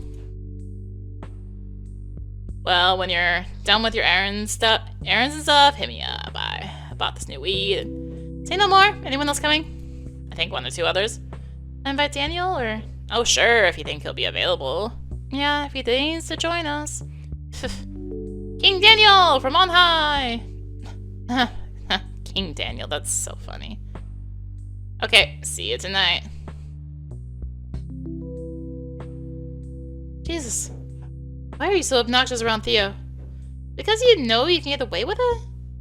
Why does it feel so safe to run your mouth with him without shame, as if undressing in front of a pet? Is there a world where you didn't have to feel that way about Theo, a generous, open-minded person who knows how to have a good time? He isn't even bad looking, really. You don't know what the reason is. Your instincts are just lousy.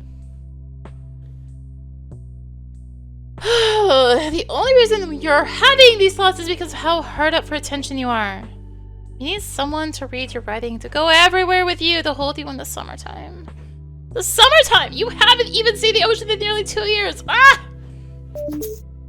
And well, let's call on the phone. Decide to text Daniel now. Given his recent track record of not seeing your text until it's too late, this should give him no excuses.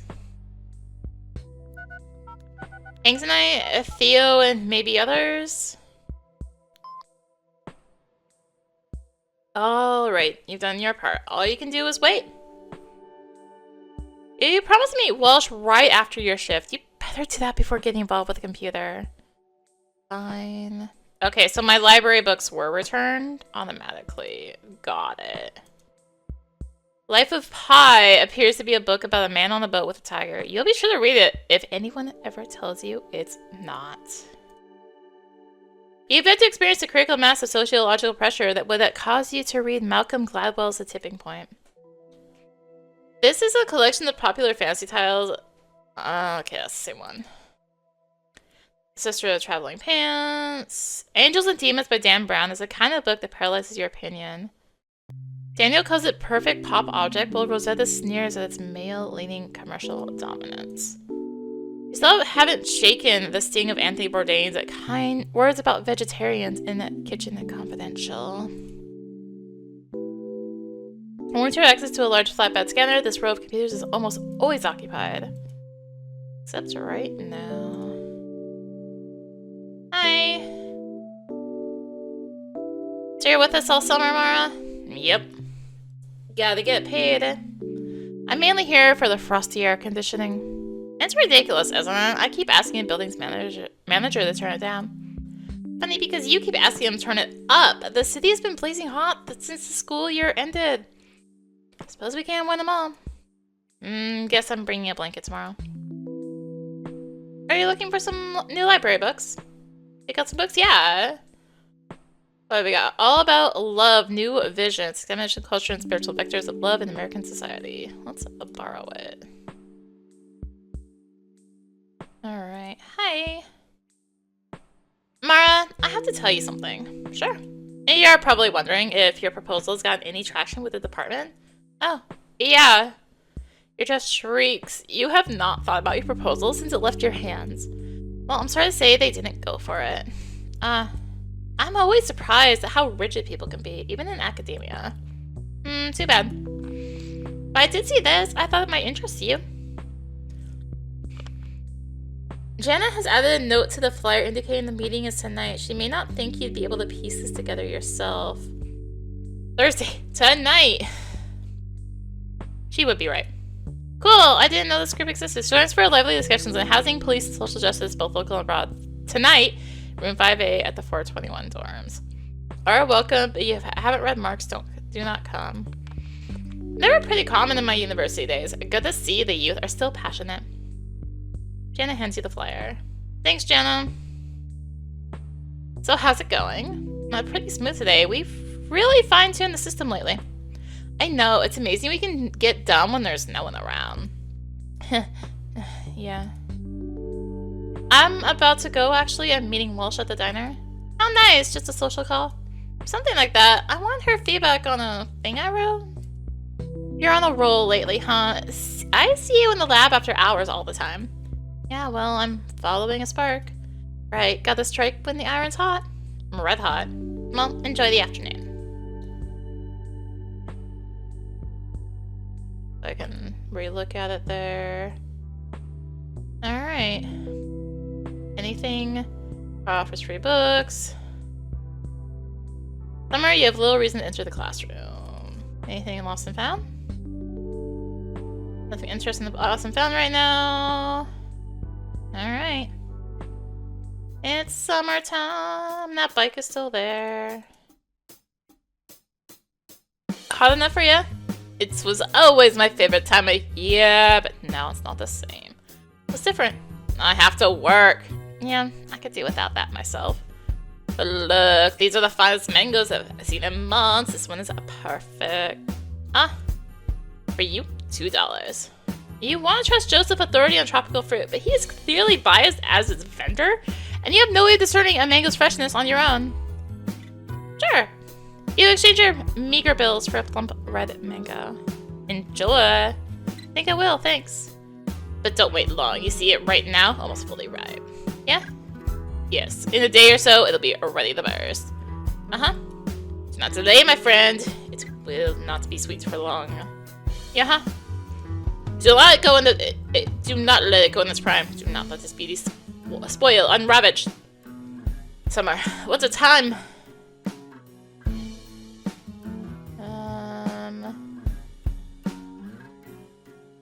There are no movies playing at this early hour.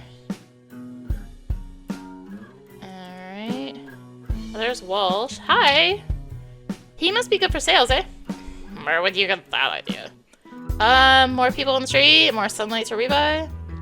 Not that I've ever noticed. Oh. You know what the heat's good for? Getting sweat and fingerprints all over my stock.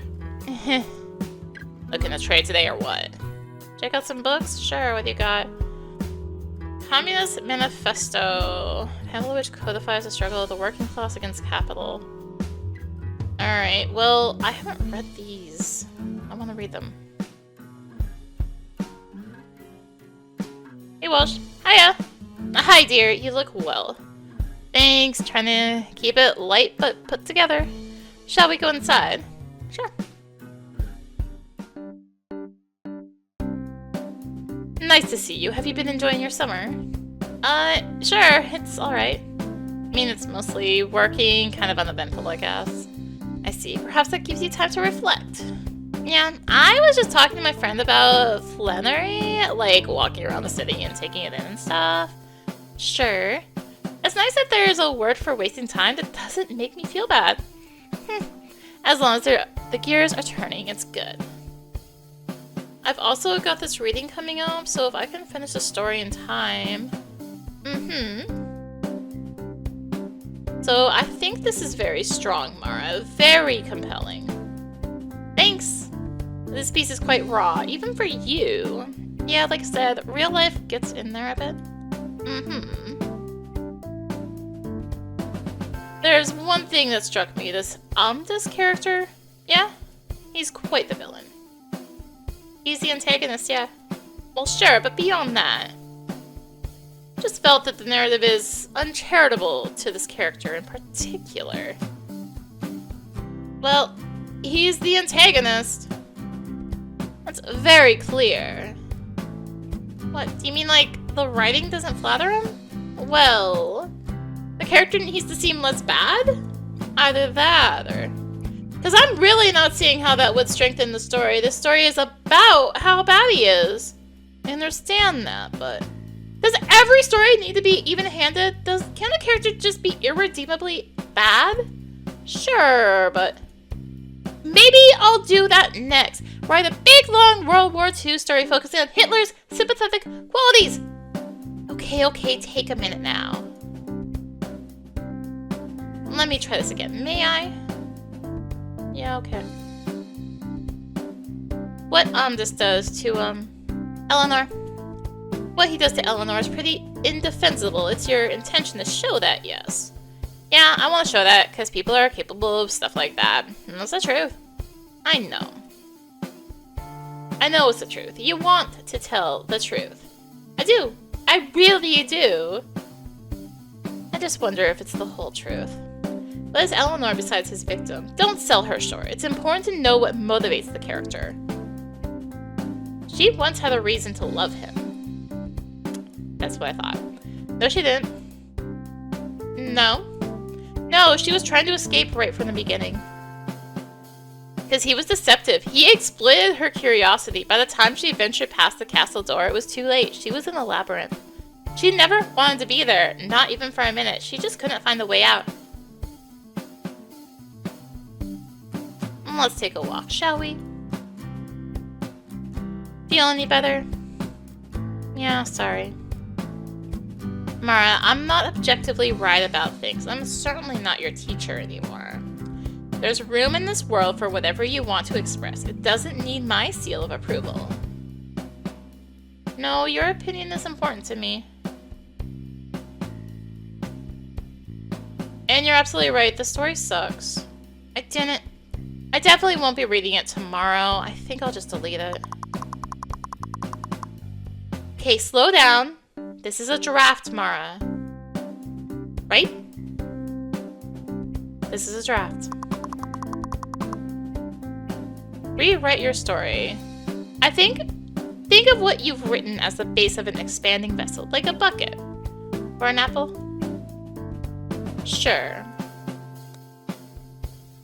Any new perspective from you form, whether knowledge or experience, will help to fill it.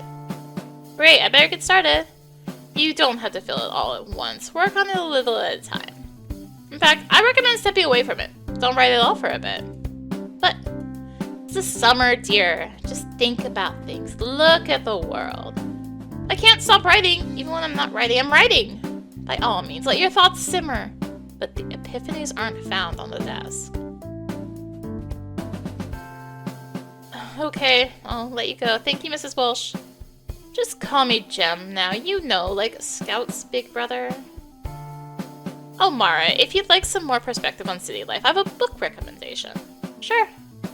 Are familiar with Langston Hughes? Nope.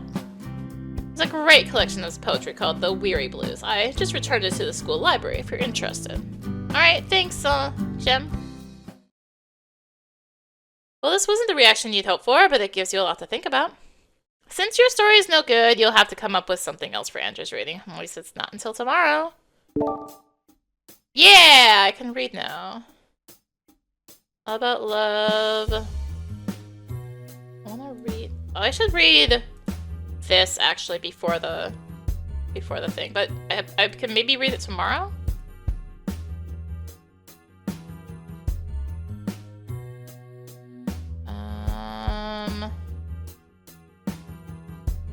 Let's read it. Yes. Admittedly, you feel a pinching sense of obligation to read John's book, one which generally dissuades you from getting started. You realize only now what a commitment it is to accept a book out of camaraderie. But the content of the book quickly dispels your reluctance. John's writing style is easy and conversational, and you immediately hear his voice in every word. The book is a series of comedic vignettes, often set in the oppressive workplace of his teens and early 20s, as well as the trailer park just outside of Knoxville, where John spent most of his childhood. Having never been big on short stories, you find yourself startled by the vividness of John's memories. An electric defiance of death pulses through every tale, as if he's lived 100 lives. Around midpoint, the flawless fables reach their crescendo.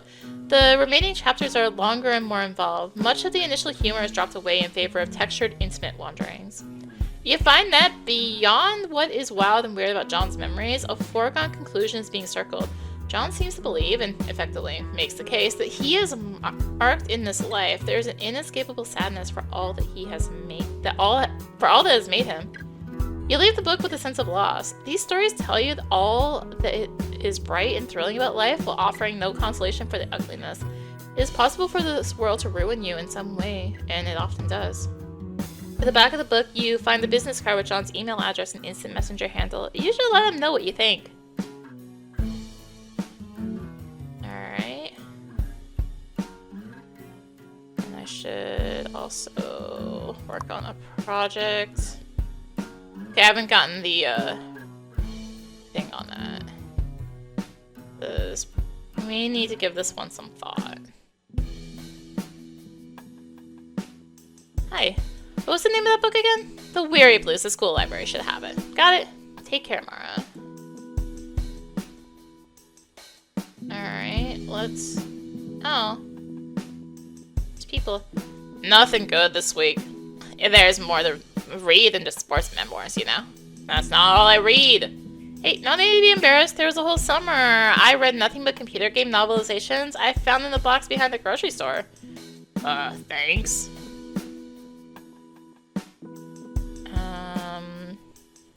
Looking to trade? Sure. What if I trade Problem Circus for Communist? Swap. Excellent. Can I get some pizza? I think you want Lodi pizza for breakfast. Already eaten this morning. Fine.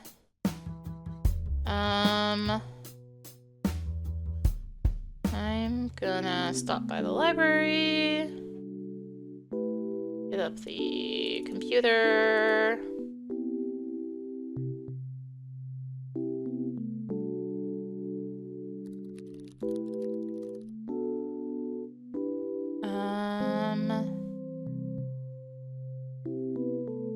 Grades are live. Finally, after lengthy network downtime, it sucks. Your grades are available online.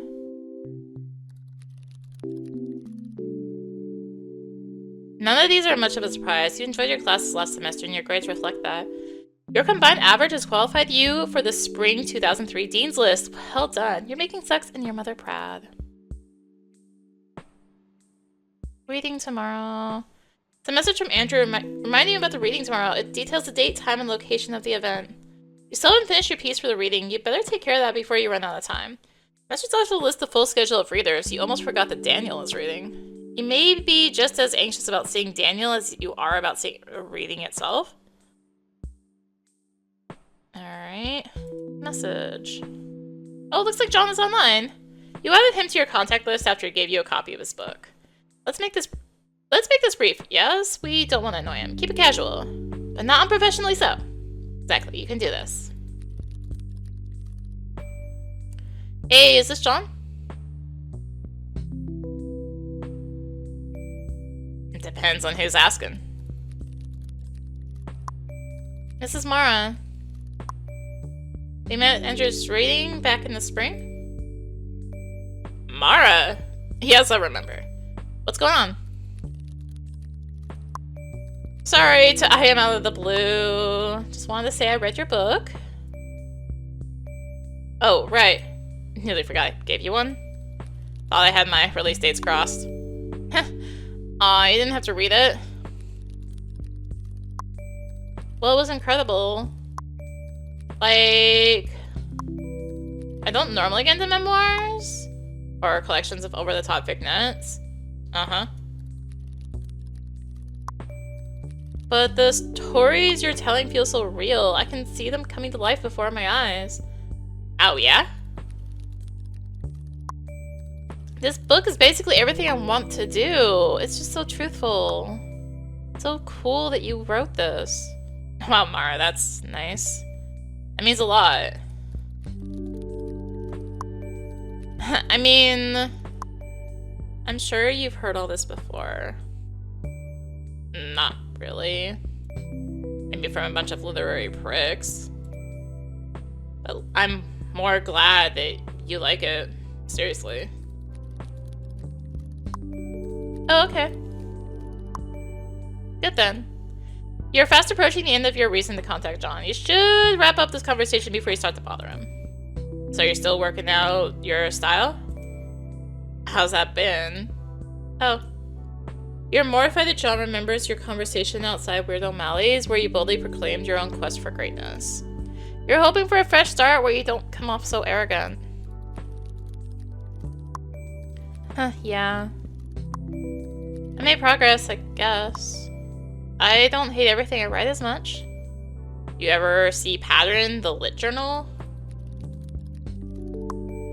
Yeah, we get those at the library where I work. Ever submit? No. A few of my classmates have who all write better than me, and they all were rejected.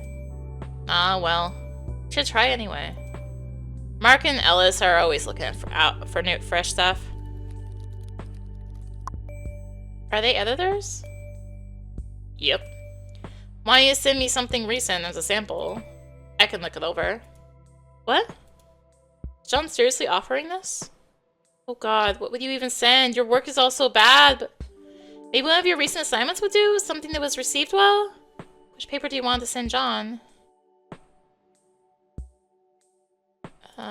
Great. Library proposal. Well, I sent, well, City Life and Media.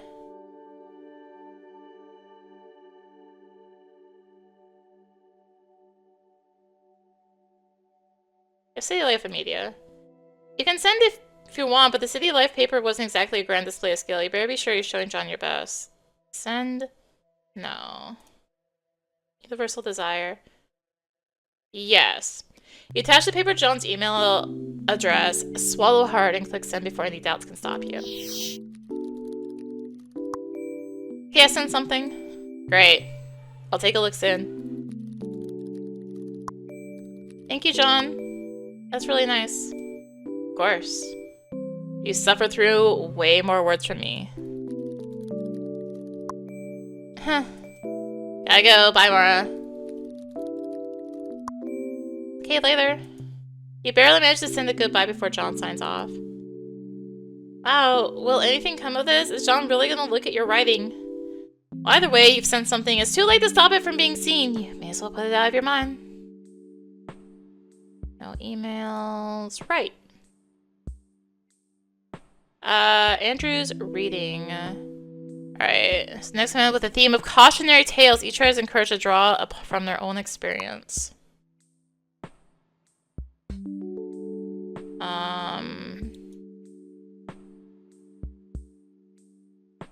want to do sex. Okay. Secondary topic. The city. Is that... Yes, right.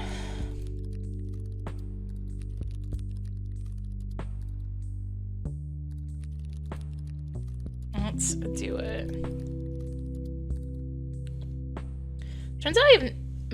Turns out you have much to say about sex. You've been occupied by such thoughts all summer. Too bad you have almost no recent experiences to pull from. Your desires are currently all frantic and tangled. As for your second topic, this all feels very scattered. You're not sure what you've set out to do. Maybe you should have spent more time thinking about it, or perhaps doing other things. Well, I guess that one's not going to go too well. Search.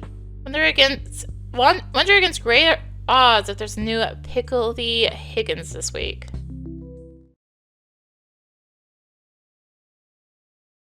Ah. Aha! Pickledy Higgins by Mike and Joe. I'm Hickledy Piggins. Wait, no, that's not right. I'm Pickledy Higgins. I'm Hickledy Piggins. I said Pickledy Higgins. Oh, pleasure to meet you. This is my girlfriend, Grandma. I'm happy at last. I hate this guy so much, I'm gonna blow up the planet he's from. Yellow. Hey, Pickledy Dickledy Dog, I hate you. The whole world's against me. The blowing planet where you live, so hold on to your butts and stuff. Hey, my friend, you got 20 seconds to live. Now go cry about it. 20 seconds, huh? What is going on? Ugh, you will never make anything this good. Yeah, it feels a little bit wrong. You haven't watched a new Pickledy without Daniel in years, and as far as you know, he affords you the same loyalty. Drift sadly into daydreams of simpler times.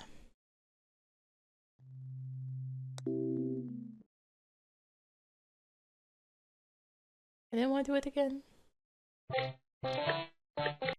Okay, I can skip it. Phew. I just hit escape on chance, like, I can skip this, right? No new topics really to search, so... Online... Message? Can't tonight. I'm with Dana. Took him all morning just to reply with that. Was the exact thing expected him to say? Asshole. Damn it, you shouldn't have mentioned Theo would be there. Been looking for a used TV all day. For the apartment? Yeah. Slim pickings around here. Oh, that sucks. If I see one, I'll let you know. Although you're still annoyed with Daniel, at least he's telling you about his day. Thanks. I do want to hang out soon. Miss you. I miss you too. Daniel's roommates really do deserve a TV set. They've been watching that tiny laptop screen for too long. Well, you've still got some afternoon left before you have to meet Theo. How can you spend this time productively? I have this mango. How can I spend it productively? I want to go see a movie. What if I go see a movie? Can I? Is there a movie now? Yes. Since you spent some time writing today, you won't have time for a movie. Boo! I want to spend some time... Oh, hello! I can go in here. TV! Happy summer. Yeah, it's hot out there. Good reason to shop here, yes? You've certainly got an air conditioner. Do you have any cheap stuff right now? Sorry, no. No chip, no food. Cheap, not expensive. Oh ho ho! So silly. I'm thinking you want Chip. No, but I know I look like the type. We have many things under $10. Still very valuable. You go look. Sure, I'll do that. Tell me what you like. Anything at all. Alright. Anything but chips, right? You don't want cheap, then? No, I was. Never mind. TV! Nice TV. Yes, do you like? Yeah, I do. For you, $5. Well, the price tag also says $5, but that works for me. Very good. You have car? No. It's very heavy. No carry. I can try. I don't have to take it very far. Shopkeeper groans mildly from the back of her throat. She clearly hasn't dealt with a customer of your great determination. Okay, you try. It's heavy. Yeah, okay. No wonder it's only $5. You never lift TV? I have, but... You've lifted a computer monitor more than once while rearranging your desk. You just assume a TV would weigh about the same. You have something I can roll it with? Like a cart? Wheels? Oh, yes. You take, bring back.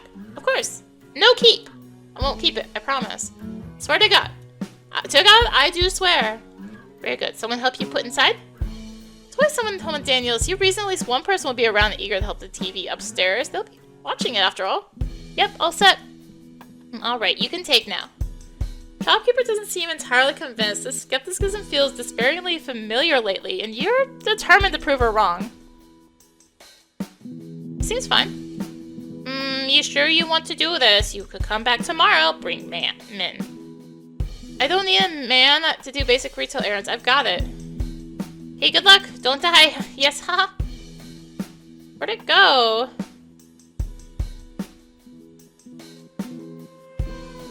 Hey, screw you too! Oh, this thing's heavy.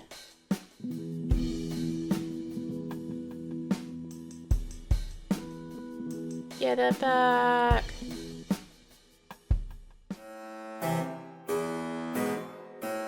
Oh gosh, it took a substantial amount of effort just to lift the TV set from its rolling cart. You thought you'd break your back hoisting it mere inches onto the entryway. And you're shielded from the sun, but it was oppressively stale. There is no relief. Just have to do this. This seemed a lot more possible before you knew what it was. Holy shit, this thing is heavy. Maybe if you gotta get under it more? Seems to work if you can just take it slow. Yep. Oh, fuck, no. Can someone help me? Hello? Amidst your struggle, you weigh a long list of mistakes and predicaments, bracketing and limiting them in order of severity. As faux pas and feats of emotional recklessness fade away, you're left with a crowning triumph of this moment. This is the most trouble you've been in. Do you like Daniel then? Is that what this is about? No! I know it's an embarrassing question, but we may not have another chance to get it straight. This may be our last conversation. No, oh, God damn it! There's no need to rage, let's just be honest. Do you like Daniel or not? Yes. Okay, I like him. Okay. Really, him? Hey, don't put this all on me! Don't get me wrong, he's cute and funny and brilliant and all. But wouldn't that be weird? You've known him since high school. You can't just put him in a different box. Surely you're just lonely since the breakup. You'd take a roll in the hay with just about anybody. Besides, he's got that girlfriend. Ha. Hey, well, regardless. God, I hate you! Do you really think he'd find this romantic? I'll smoke and drink you away the first chance I get! Will it be romantic for Daniel to find you mangled in the pool of blood at the bottom of the stairwell? Okay. Once again, I'm a fool. What can I do? You have two choices. 1, let the TV drop. 2, use your last remaining strength to try and force it up. In a move that will instantly turn much of your muscles and connective tissue to jelly, grab an extra inch of the TV's base and push with all your might.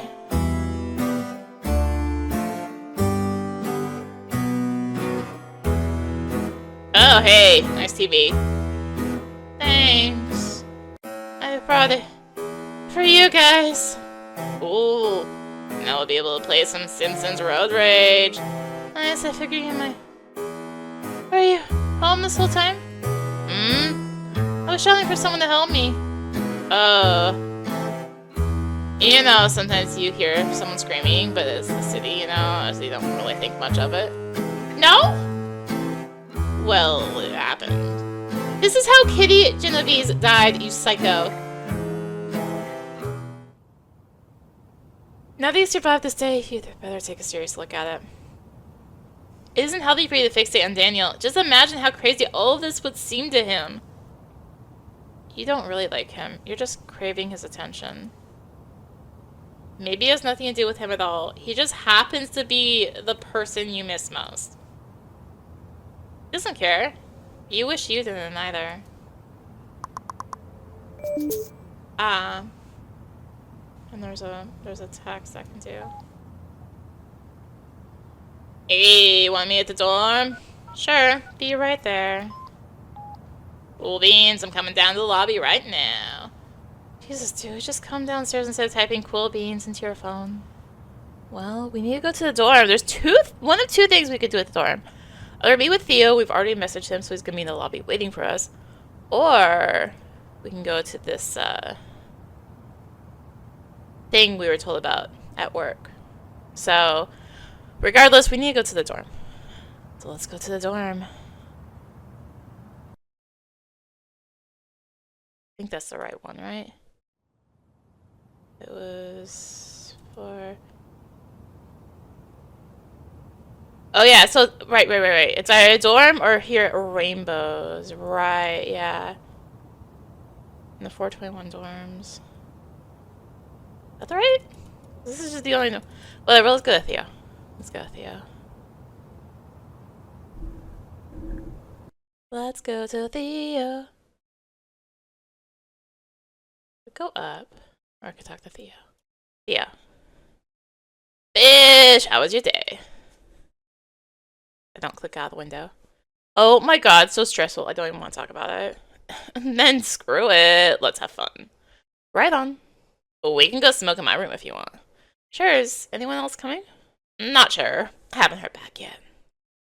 Oh, alright. Hey, more for us, right? It would be no big deal to hang out alone in his room when Theo knew you had a boyfriend, but now... Theo seems perfectly fine with it just being the two of you. Is he thinking the same thing? It's hard to tell. Theo's always looked on the bright side of a lame hangout. It's something you actually admire in him. Maybe you need to try on his optimism for a change. Yeah, we'll have fun no matter what. Oh, before we go, I heard about the student activist meeting tonight. Praxis under despotism? Yeah, they meet on my floor. Have you ever gone? No, but I'm meaning to check it out. They seem cool. Would you want to go with me? Sure, I'm down for whatever, Mara. Right, both at once. Let's go. Ready to go? Let's go to the meeting. All right, ready whenever you are. Hey, we can actually see it now. The RAs on the dorm floor have cheerfully and thanklessly decorated this bulletin board for the fall 02 spring 03 semester. It has now, to nobody's recognition, been abandoned for the summer.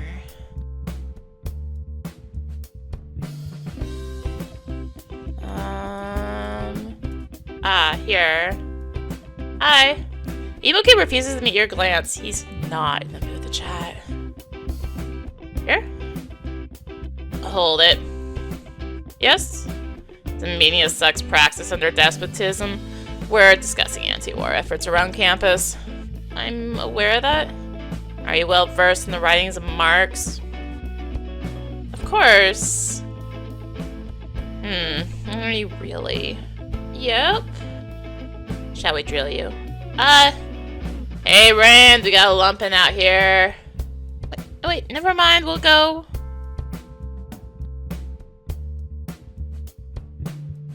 What an asshole. Since when do you need to read a book to get in? It's just some made up bullshit, dude. I mean, it was written on the flyer, but... I didn't think they meant it. They should have specified the flyer that they meant it. Yeah. Come on, let's go smoke, okay? Yeah, okay. I guess there was a book I had to read. Yeah, there was a book I had to read. Boo! Here we are. That's a that has different actions. I have to game this out real quick. Though historically unlikely, there's a non-zero chance that once drugs are involved, you and Theo are going to make out. This isn't where you meant for the night to go, but can you accept that possibility? I don't have anything else to do, so yeah. Sure, why not? Theo couldn't possibly be a worse choice than Adam was. Not that you get into an actual relationship with Theo, even if you did hook up this one time. Theo's pretty laid back. He can be cool about this, right? As long as it doesn't lead to sex. Right? What the hell? It's locked. Awful voices are heard from inside. It's a Vince. The guy who sells you weed? Yeah, he's in there with the girl he was banging at your party. Yeah, they've been dating a while. And she shares her room with another girl, so... Hey man, I need my lighter. He just goes in your room whenever to have sex. No. They have arguments in there too. Jesus. Well, I'm not happy about it. You hear me? Well, why don't we just go up to the roof? The view is great up there. Sure. I'm sure they'll be gone soon if we want to hang out here later. That won't be happening. Alright, well, let's go. My plans.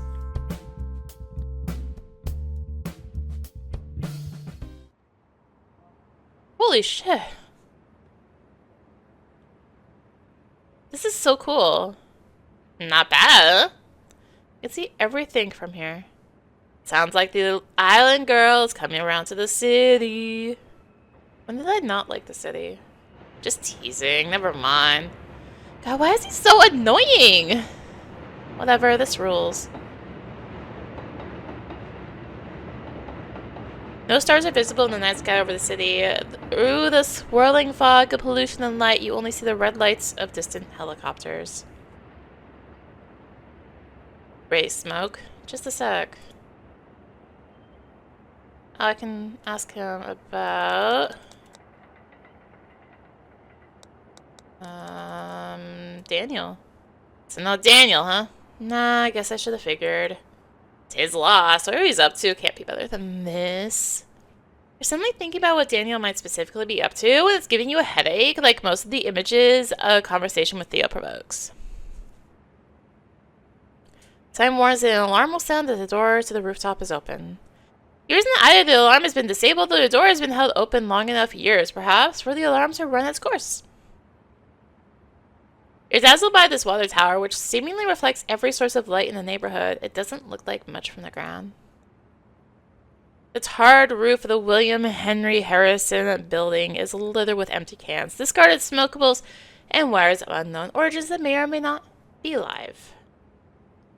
Next building is so close, in its penthouse garden so lush that you can easily imagine leaping across to enjoy it. Fortunately, you can also imagine how badly that leap might go. In fact, the image of your failure is far more vivid, almost cinematic, and plays on inescapably for minutes. Hey, want to split this mango with me? Sure.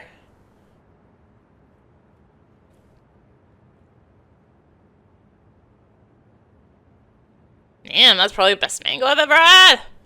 You're actually a little bit disappointed. The mango was less ripe than expected. Justin made it sound like an emergency, but turns out you could have waited to eat it. Oh, okay. Death. Dude, I had a near-death experience today. What? I was pushing this TV upstairs.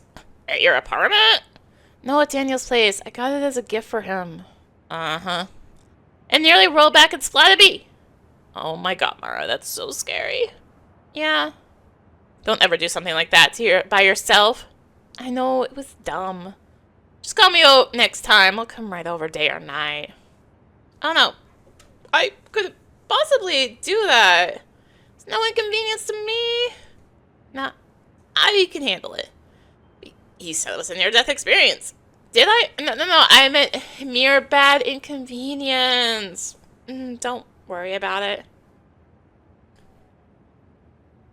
Theo's manner is so endlessly optimistic that it makes you want to barf. Tonight is no exception, although you remain grateful for his company. You're willing to tamp down your nausea for a little fun and conversation, and hey, what's better for nausea than a certain drug he's sure to be holding? Sex. So are you still a virgin? I'd rather not actually say. What? Why? I'm trying to be a little less open about things like that. I've been reading about dating and stuff. I think it's actually good to be a little more of a mystery. Okay, so did you have sex, or like I said, that's for me to know. Come on, tell me. There are all these communities online about meeting people. It's really interesting. Uh-huh. Apparently, things like body language and eye contact really make a bit. Dude, just tell me if you had sex. Fine, I haven't. Gotcha. For a while, Theo continues to wax theoretical about dating and making an impression, but with your curiosity satisfied, you're no longer paying attention. Music. Do you like Coheed and Cambria? That's emo, right? Not really my thing. Don't know if I'd call it emo. What does that mean anyway? The music's emotional?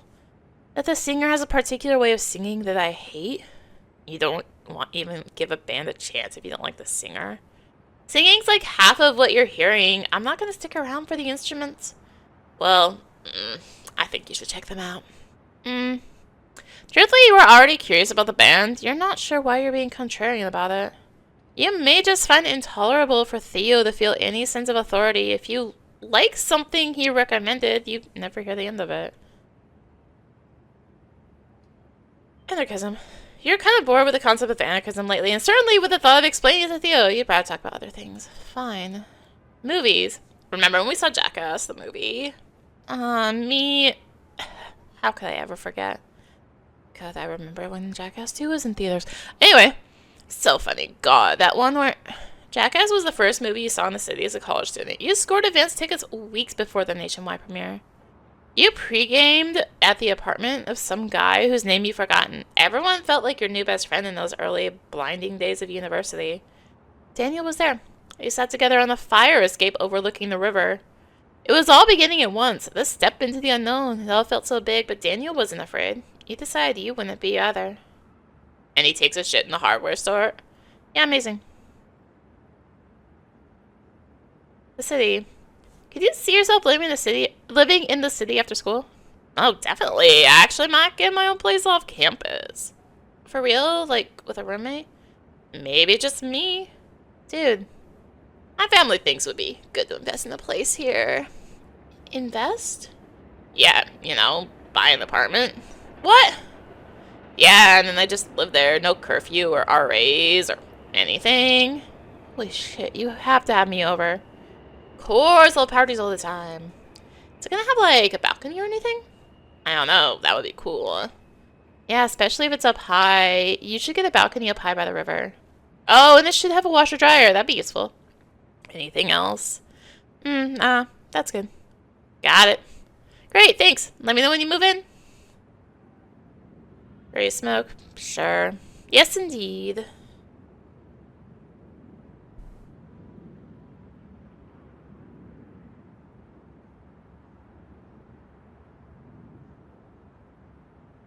You okay, fish? Yeah. That's potent. Good, huh?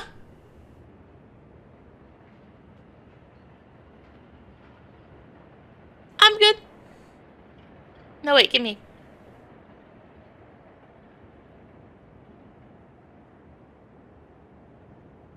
I'm glad you came out. Yeah, this is cool. So how have you been lately? Mara? Yeah, good, it's good. That would be my assessment of things. Okay, good. Nice night. Yeah. This is the most night I've seen in a while. What do you mean?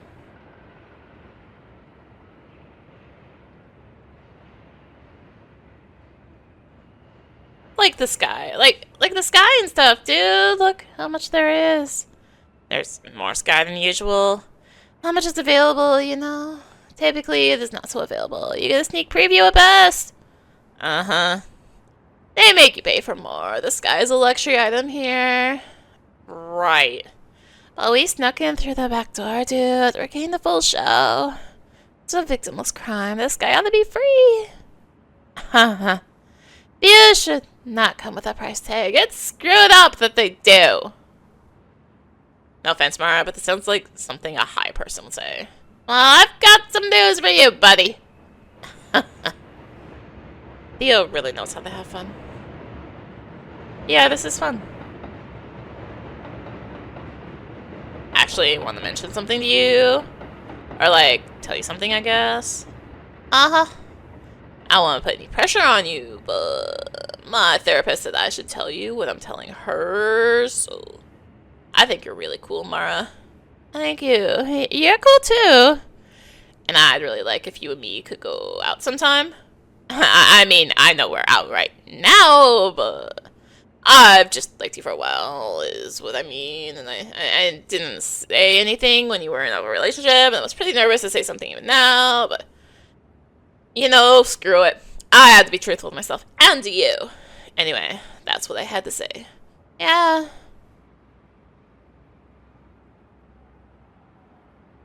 Here's the thing, Theo. I'm extremely high. Like, I'm not sure I'm capable of answering right now. Oh, uh-oh. Yeah, like, I might have to barf. Oh, shit. How can I help? I don't know. Are you hungry? Probably. Yeah, I haven't eaten. You haven't eaten then? Yeah. Alright, you need to eat then. Let's go to Rainbows. Yes, pierogies. Delicious pierogies. Here, let me help you. No, I'm okay.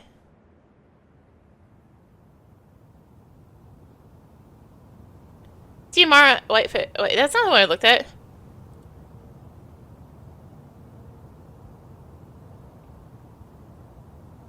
At least I'm walking straight.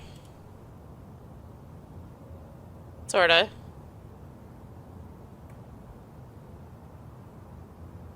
Judging by the tone of their conversation, these two either hated the movie or about to hate it. Alright, Rainbows. What the heck was with that guy?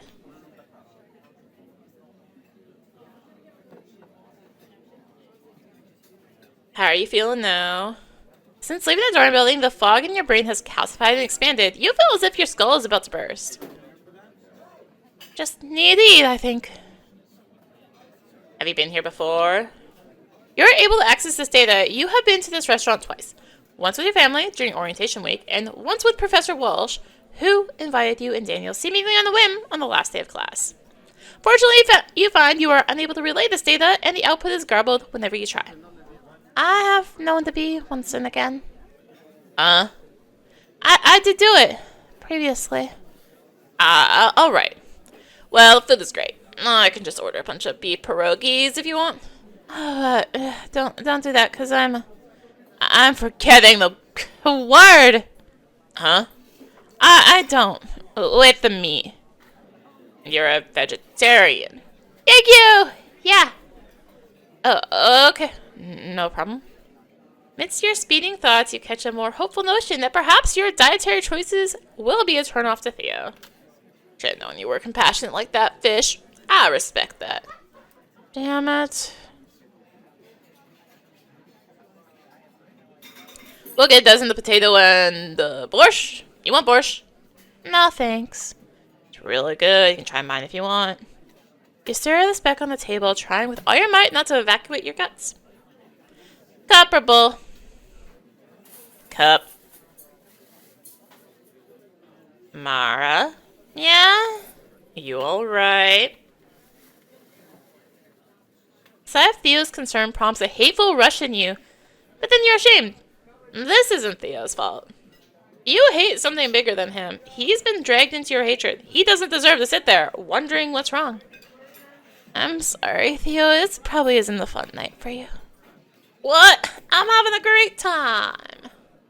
It's a beautiful night out, and I'm hanging out with you. What's not to like? Now you hate him. Listen, about what you said earlier on the roof. Yeah. You're actually not sure where you're going with this just yet, but you feel it must be addressed right now. What about it? The thing is, I just don't think it would work out because I just had a bad breakup. You decided it might be worth letting Theo into your private life just a little. We'll only explain the situation better. Or maybe you're just running your mouth because you're high. It's just that this breakup has taken a lot out of me, more than I expected. Yeah? My ex was like, he was an asshole about it. It made me feel like I'd never find love again. That's just completely untrue. Of course you will. Oh, for sure that it's untrue. There's a lot wrong with me, Theo. Like what? I get involved too easily. I get involved too easily for one thing. I'm trying not to just barrel into another relationship. I can understand that. I appreciate how cautious you're being. Thank you. But Mara, yeah? Hope you know your friends are here for you. You don't have to go through this alone. Right. Thanks. A pile of food you'd normally enjoy has become explosively voluptuous in your current state. Good. You can barely catch your breath long enough to reply. Uh-huh. Your center of gravity returns. By the time you've cleared your plate, it's once again possible to say the words you formed in the correct order. Feel better? A little, thank you. Of course, I'd hate if you were sick all night. It's gonna be fine. The poison throbs in your skull. Theo is merely reassuring himself. I still don't feel good. Really?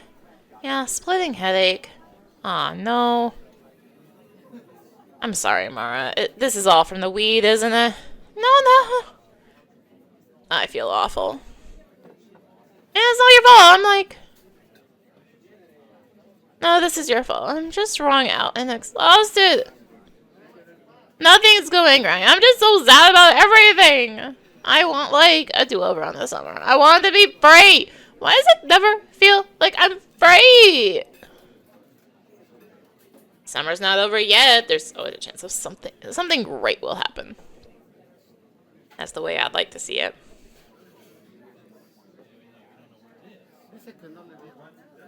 Dessert menu? Sure. No more. No more. I'm sorry. I have to go.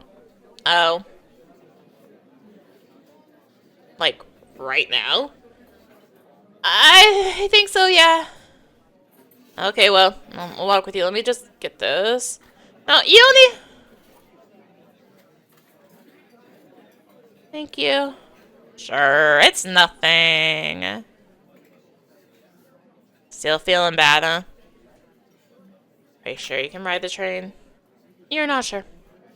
Yeah, I've got it. You can lie down at my place for a while if you need to. No! I'm going to Suffolk right now, okay? Thanks for everything. Wait, Mara, I'll go to Suffolk with you. No, I'm going alone, okay?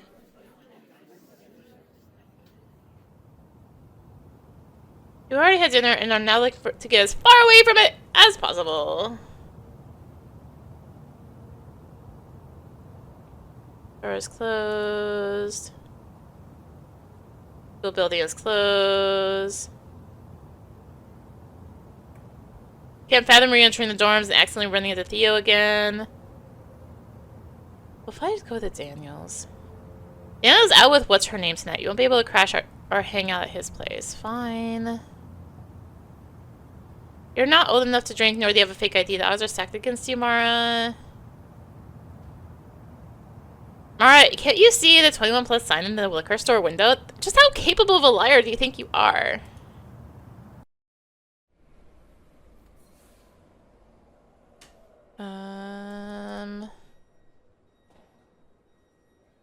I don't think there is. Oh, hi. How can I help you? You have not stopped moving long enough to gauge your composure since exiting the restaurant. Now leaning against the ticket counter, you find yourself very sick. Sorry, one sec. You okay, ma'am? Yeah, sorry. You can't do it again. You can't go home to Mom like this. You can't go to Daniel's either. He's out somewhere at home with... God damn it, Daniel. Why did you have to stop caring when I need you most? Hey, Mara. Just checking in if you made the train. Hope you're okay. There's nowhere to go back to. You're going to throw up if you don't lie down. You try to find the stillness in the room even as it rotates before your eyes. You breathe in the stale subterranean air, warm with the rush and refuse of human activity. After a while, the patterns of your mind stabilize and the metallic taste in your mouth recedes. You consider trying to rest, at least until the sick returns. Does not return. After what seems like an hour, you allow yourself to believe in sleep. Your body obliges. Your head has been pounding since 5 a.m. It is now just after 7. You want to sit in your misery forever. Your discomfort, on the other hand, has become untenable. You decide not to spend another minute in this chair. The station air has somehow gotten more oppressive overnight. The exhalation of steam from the platforms below must be picking up as commuters arrive. This place will soon be surging with the day's business. You'd better see to your basic needs and go. Your guts rumble in distress. It's a sort of hunger that, in itself, could cause you to vomit if you don't act soon. But more pressingly, your mouth tastes like raw and your face is a mess. You need to improve your situation before you can head out to work. Oh God. Work. The only thing I can think of is going to Daniel's. I can't examine that. And brush your teeth. Surely you have a better standards for yourself, Mara.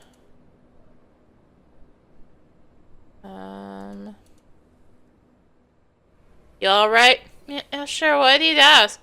Well, you've been here since last night. Haven't you also been here since last night? What's wrong with you? Good point.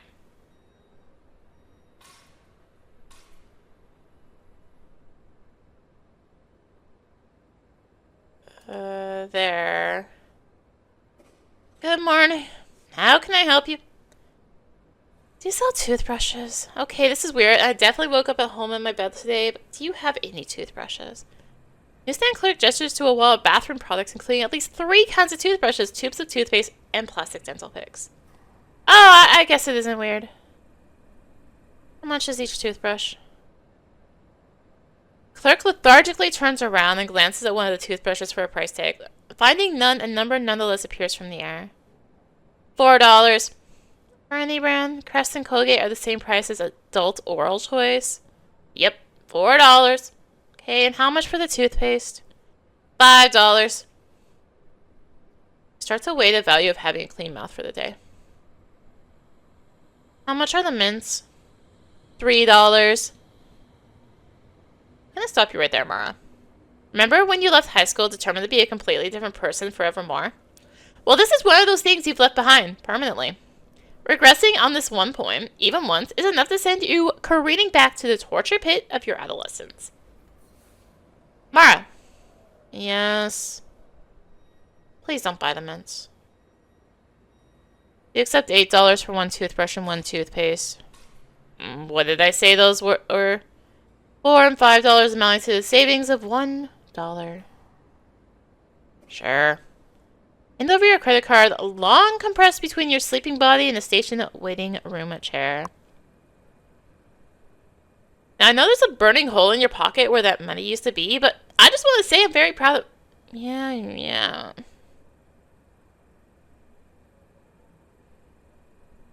Some water.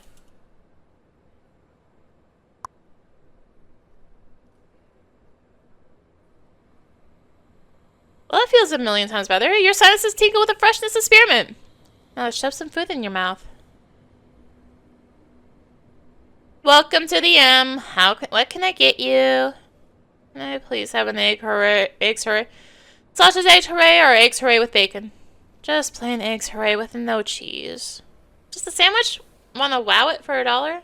What does the wowing entail? Coffee, tea, plain milk, or orange beverage, and you get a hash brown. Let's do that with coffee. Eggs hooray wellified with coffee, $3.89. You fork over the dough. This will clean you out of cash for the day, but the meal is sure to keep you full for most of it. Food is pure rapture. The weed demon clouding your brain departs, but not before dragging its claws across every morsel of fried bliss. You think back to your meal of pierogies. If only you could eat them all over again, exactly as high as before. Okay, something's definitely wrong here. So what? You're just not learning anything? That's impossible. Does the breadth of your existence with drugs truly amount to nothing? Oh well, at least it's fun. Just as you begin to settle in, your breakfast is already over. You ease into the familiar disappointment of the moment. Following this brief ritual, you feel the unabating presence of grease on your skin. You've barely woken up and already have regrets. Phone.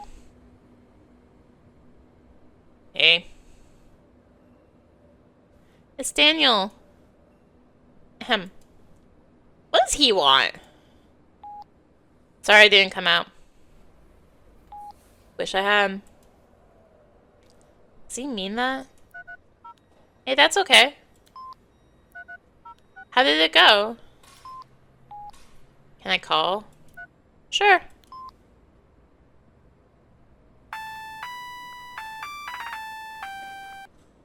Hey, figure it's easier if I called. Yeah, what's up? Daniel exhales lengthily. You hear what registers distinctly as sorrow.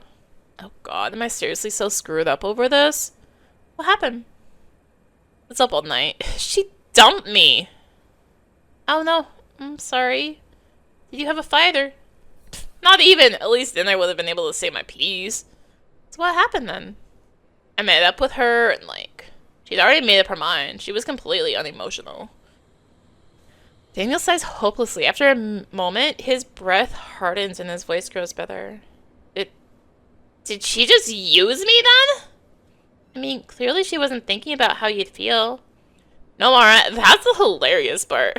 She said that all of this whole cold dismissal, was to spare my feelings, to make it easier for me. Oh, come on. What a joke. God damn it. Daniel's anger releases and he once again sinks into despair. You, in turn, begin to feel helpless. What can you say to someone so crushed? It'll be her loss. You're a passionate person, Daniel. You wear your heart on your sleeve, and she took that for granted. She doesn't know what she gave up. Daniel sniffles. You think she'll regret it? When her brain catches up with her ass? Yeah, probably. So you think there's a chance she'll come back? I just wait this one out? I don't know, dude. I don't want to give you false hope or anything. Once again, hear the misery in Daniel's breath. You fear you have not been very helpful. Sorry, Daniel. Can I make this better somehow? You want to meet up? I could call out from work. No. Don't do that. Daniel's refusal is not coy. Your face flushes at the clear extravagance of your offer. Why do you keep throwing yourself headlong into these gestures? Is it a crush or a death drive? Yeah, true. I can't really miss work. I'm out running errands anyway, trying to keep busy. Thank you, Mara. I do want to see you soon. Want to come by the library at lunchtime? Sure. Sounds good.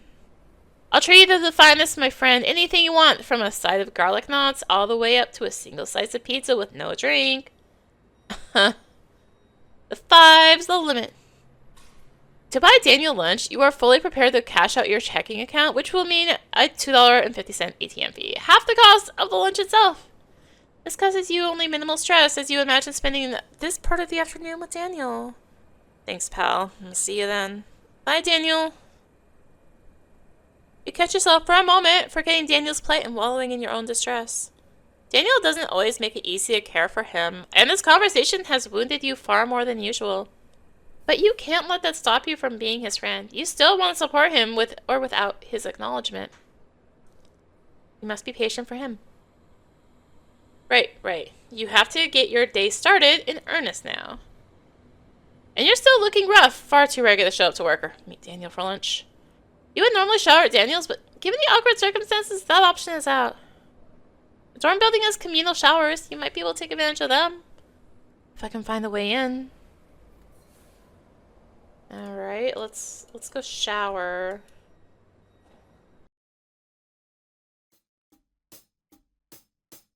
What do you have? And trade, check out some books. Problem Circus, those. I can't read anything right now, right? Yeah. So I could swap out the Communist Manifesto now. Yeah, let's trade. Swap. Alright. Get into the dorms. Better try not go up without speaking to the guard. Can I go upstairs? Are you a resident? To your disbelief, it seems the security guard does not remember you well enough to know if you live here or not. What an opportunity. Well, yes I am. Then you can go up. Alright. After you show your ID card. Right, that's why I came over here. I can't find mine. You better go find it. Or you can show another form of ID. Nope, I'll find it.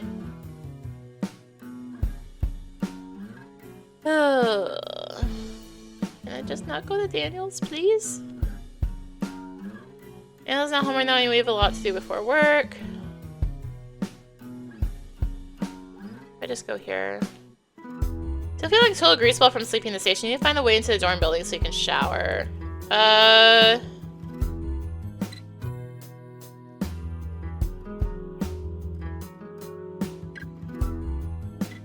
Talk? Approach Joseph to say hello, but he looks troubled and distracted by the day's work. You decide to leave him alone. I have to wait. Nah. Your kid's catastrophic dinner with Theo. You don't imagine he'll be back to Rainbows anytime soon.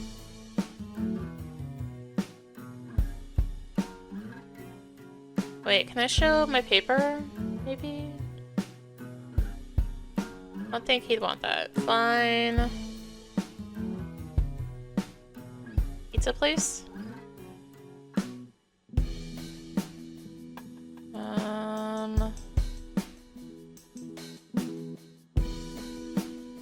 Door is locked. Is that who I think it is? Oh wait, no, it's that one girl, right? Yeah, it's that girl who was with Justin.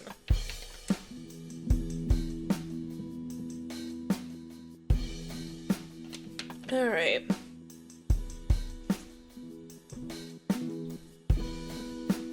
Hey, Mara. I know, I look repulsive. What? You look exactly the same as always. I mean, because I'm unwashed and barely slept. Well, what's up? Do you have an ID card with a residential sticker? Mm-hmm. Hi, bro, to get into the dorms. I was thinking I could use the shower before work. Oh, I guess you could, but... it should be fun. I just need it back before I go to class. No problem. Can you bring it back here when you're done? You got it. Ow, really need it back. No problemo. Here you go. You're a lifesaver. Thanks, Rosetta. Sure thing. See you soon, Mara. Alright. Nice circle. Thank you. Let's go in. Here you are. Here's my card. Security guard glances at the car from a distance, just inattentively enough to miss the distinguishing features of Rosetta's image. Have a good day.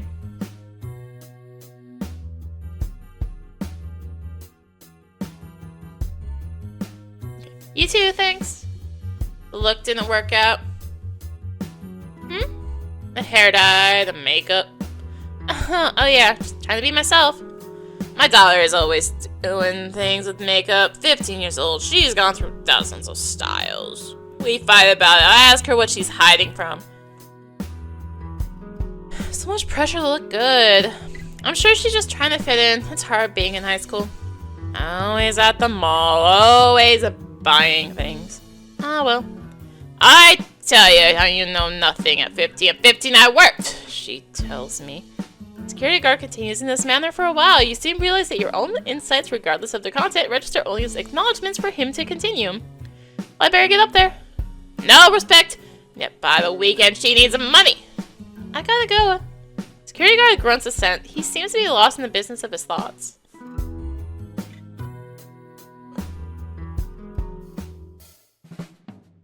Alright. That room. Occupied by a student who's here for the summer. Shower!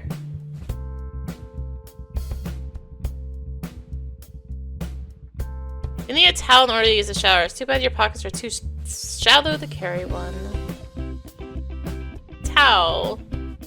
Anywhere that Suga's is a faded and well-loved towel. It is dry to the touch. You surmise that whoever left this towel here was waiting for it to dry. Given that it has since done so, you guess it has either been forgotten or its owner is being cavalier in the timeline of its retrieval. Either way, would anyone notice if you used it? Even if they did, the towel's dampness could be explained by its proximity to the shower. Of course, the standard misting would never get it as wet as your hair inevitably will. Nobody would fall for this premise unless they discovered it long after you were gone, possibly for hours. Is it legal to have cameras in the bathroom? Probably not, right? What do we think? Use it. The tile floors of the shower, not at all pleasing to your bare feet. You suspect no one has stood here without flip-flops in a long time. The water pressure, meanwhile, manages to both be squalid and painfully strong, consistent of a single thin stream of water that power washes 1/2 inch of your back at a time. Oh well, at least the soap dispensers have been filled with something other than ditch liquid green, and blissfully, you have the room to yourself. After washing up, you decide to stand under the warm water thinking about the day ahead of you. The shower, even an unfamiliar one, is the place where your ideas so often congeal. Well, of course your mother would say that. I'd be surprised. No, man, I don't feel like waiting it out. That's the last thing I want to do anymore. I've had it. No, there's nothing left to say. No. Whatever. Yeah, of course you have to go. Don't call me back. I'm serious. Have a nice life. Ugh. Say something. Excuse me? What? Sorry, I just wanted to let you know that I was here so it didn't, like, scare you. Yeah, I heard you in there. You need to sing. Am I blocking your shit? No, it's fine. This isn't even my dorm. You get priority. I get priority to what? Stand in front of the sink? If need be? Please, be my guest.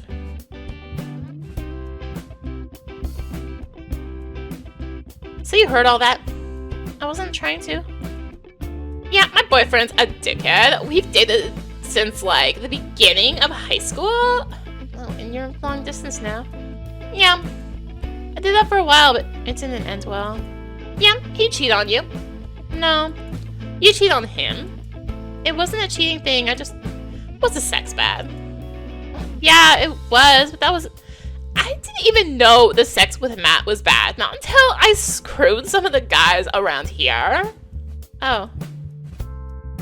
So wait. He cheats on me. I'm gonna cheat on him, you know? Fair's fair, I guess. Why don't you just break up? Are you really still together, though, if you're both cheating? Why don't you just, like, make it official? Why don't we make it official that we're cheating on each other? Why don't you officially break up? Sorry, it's none of my business. No, you're just being honest. Right, that was my intent. I don't know why we're still together. I guess I'm holding on to something. Matt was my first. Like, my first everything. And we did it all the right way.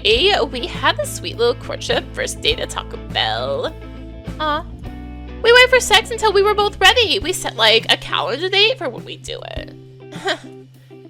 It was beautiful, you know? It was special. We were so vulnerable to each other, and it was so safe with him.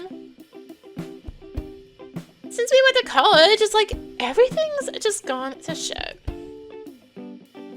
I just keep going back to that first time, trying to figure out where we went wrong.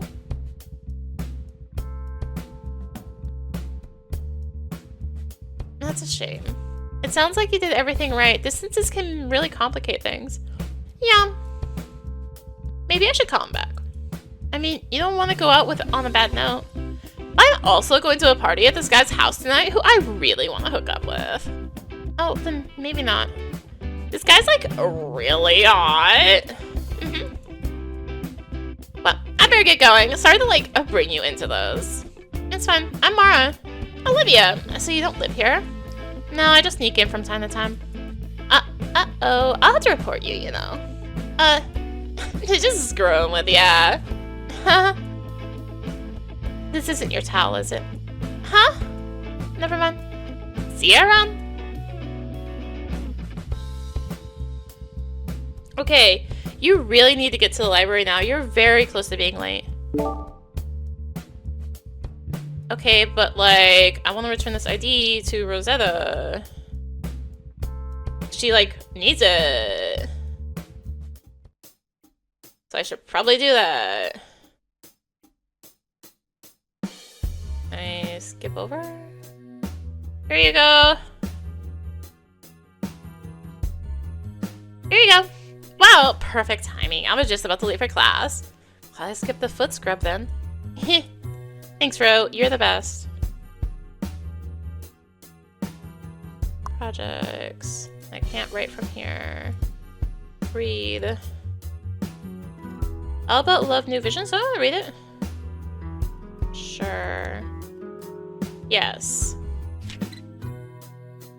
You've heard much about bell hooks in the context of racial and class struggle. It's surprising to see a book that is seemingly about neither, focusing instead on modern love through the lens of personal experience. That said, the defining themes of Hook's work cannot be divorced from the topic at hand, the healing and everlasting power of love, which she argues is sorely missing in the world of today. She outlines our dilemma as a spiritual lack, as a cynicism born from hurt and social conditioning, where clarity must be found. We as a people must return to love if we have any prayer of justice, of eternity. Although you enjoy the writing, you find yourself skipping around when Hooks turns her eye to the nuclear family. Still, you will be thinking about this book. It's a small personal assurance to see such value and wisdom assigned to the pursuit of romantic love. Yay! And then I need the library computer though. Right. Okay. Let's go to work. Anything in here? No. Nothing in the lost and found. Once again, you spend the morning cataloging books and offering light tech support. By the time you look up from your work, lunchtime has long since passed. Daniel never came to meet you. Must try not to despair. Daniel is the one who's hurting after all. He could have told you if he wasn't coming, though. Text him? No lunch? Shit. Sorry. You almost don't want to reply. I forgot. This day sucks. I understand. It's okay. I understand. Thanks, you're the best. See you at the reading? That's right, you almost forgot Daniel would be there. You were looking forward to seeing what he has chosen to read. Yep. Smile. See you then. Well, you feel a little bit better. This clearly has nothing to do with you. Daniel's just really suffering. You hope your presence tonight will cheer him up and not somehow be burdensome. Well, your work on the shelf is done and nobody seems to need you right now. You have some time to use the computer if you need it. Obs. I gotta check all the things.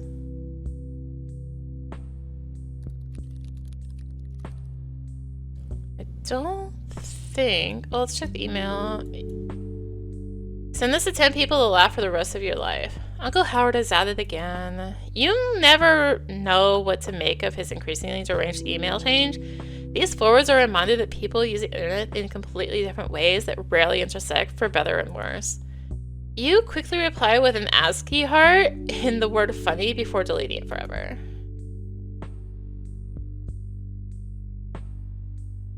I thought I had Andrew's reading. I could rewrite it. Aren't you busy enough? Rewrite your story. You are working on a short personal story about love and betrayal. You may need to give this some thought. Primary topic.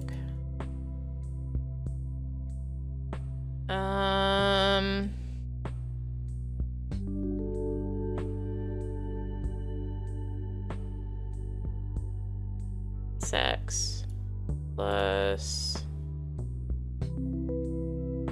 no messages. There's no one online. You're not really in the mood to talk right now. Browse the internet. You visit one of your favorite places on the internet, so saith the Lord. The site hosts an anthology of humorous and often self-aggrandizing tales by the owner of a video game rental store, collected as the myriad of entitled customers darken his door. Lured's updates have been disappointingly slow in recent years, but oh ye of little faith, a new trove has appeared. It'll take you a while to read these. Do you want to do it now? Yeah. Sure. Yes, you must read this right away. Methodically, you pore over each new story in the Chronicles of Lurd. The first tale is hilarious, easily earning its place in the canon. The second, to your surprise, feels a bit forced, its details exaggerated beyond belief. By the time you finish the third chapter, you feel strangely overburdened. Lurd seems bored with these stories, obliged to write them for some perceived audience that is not you. My goodness, over an hour has gone by. You are due at the reading very soon. Alright. Well, that's your shift today, and it's high time you made it down to the reading. Yeah. Well, I'm off. My goodness, time flies. Anything fun tonight? Yeah, there's this reading down the street I'm supposed to be a part of. That's tremendous. You don't waste a minute at school, do you, Mara? You must be thinking of someone else. Good day. Good night, Dynamo. Can I? Hey, Brittany, do you know if we have The Weary Blues by Langston Hughes? You know, I just saw that one. Let's see. Yep, I've got it right here. Great, thanks, Brittany. Take out some books? Yes. Borrow. The Weary Blues. Cool, cool, cool. Let's... Kitty! Can't pet the kitty. Alright, reading time. I can. Let's just save that. Aha. You made it! Did you doubt that I would? Oh, not at all, but people get overwhelmed by the pressure sometimes. Well, what, like students and newbies? Anyone. It's not easy to stand up here and present your work. You're basically saying, "This is me," to a bunch of strangers. It hadn't even occurred to you until Andrew suggested it. Suddenly you're nervous. You got your material? Yep, all ready. Perfect. I have you down for the second slot. Actually, have you seen your friend Daniel? Not lately, but he's coming. Are you sure? He hasn't responded to my emails all week. Uh-oh, you're suddenly not sure you know more about Daniel's whereabouts than Andrew does. I'm sure he's coming. I'm sure he'll be here. From talking to him, it sounded like he was coming. You're not sure if this is true, but whether it will comfort Andrew at all, but it seems like the most you can give. Well, I won't stake my hopes on it. Since he's not here, you can read first. Is that alright? Sure. You nervous? A little, but what's the difference, right? I'll be nervous no matter when I go. That's the spirit. You'll do great. Are you ready to begin? Let's go. Cool. I'll get the crowd ready. Alright, everyone. So this is our 4th reading, and the crowd of the creativity of our presenters just keeps growing. I want to thank you all for supporting independent writers in the city. There's no corporate money here, just cranks. And of course, as the organizer, thank you for stoking my pathetic little ego. And there's gesturing for you to approach the front of the room. Our first reading tonight comes from Mara Whitefish. She's a student at Sucks. Yes. I met Mara before a reading we did last spring, and I found her energy and point of view to be unmistakably fresh. Let's give it up for Mara. Yay!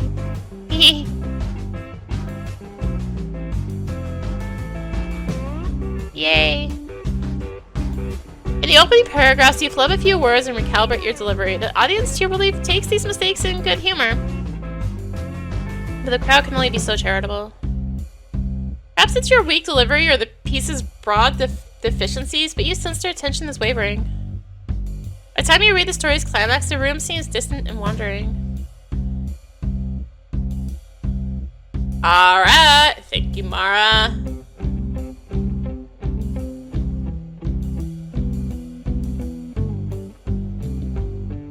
You find it hard to concentrate on the rest of the event. It's as if each speaker is another thumb in the eye of your pitiful work. These people have more practice than you. They have rare knowledge that is not available to you. You vacillate between plans to annihilate your body of work and elaborate daydreams that Andrew has set out to humiliate you. You know these are destructive thoughts, but you can't stop cycling through them when you feel this bad. After the reading, Andrew thanks you warmly and invites you to the after party at Weird O'Malley's. You promise to meet him and the other writers there after you have sufficiently cried in the bathroom and choked down some pizza. He thinks that's hilarious. Alright. Hi, Max. Oh, hey. Max's tone is cheerful, though he makes no effort to hide that he's forgotten your name. And didn't see you at the reading. Yeah, I got off work late, just went straight to the bar. Sorry I missed it. Alas, I just cobbled some dumb shit together. You shouldn't say stuff like that about your writing. It garners the wrong kind of sympathy. Oh, alright. You're not quite sure what Max means by that, but the sentiment is noted. Been talking to your buddy in there for a while. My buddy? You know Daniel, your friends, right? Yeah, but that can't be him. He didn't show up tonight. Well, he's in there. You'd already given up on seeing Daniel's day. This new revelation wipes your list of priorities clean. Well, I better get in there. Cool, see ya.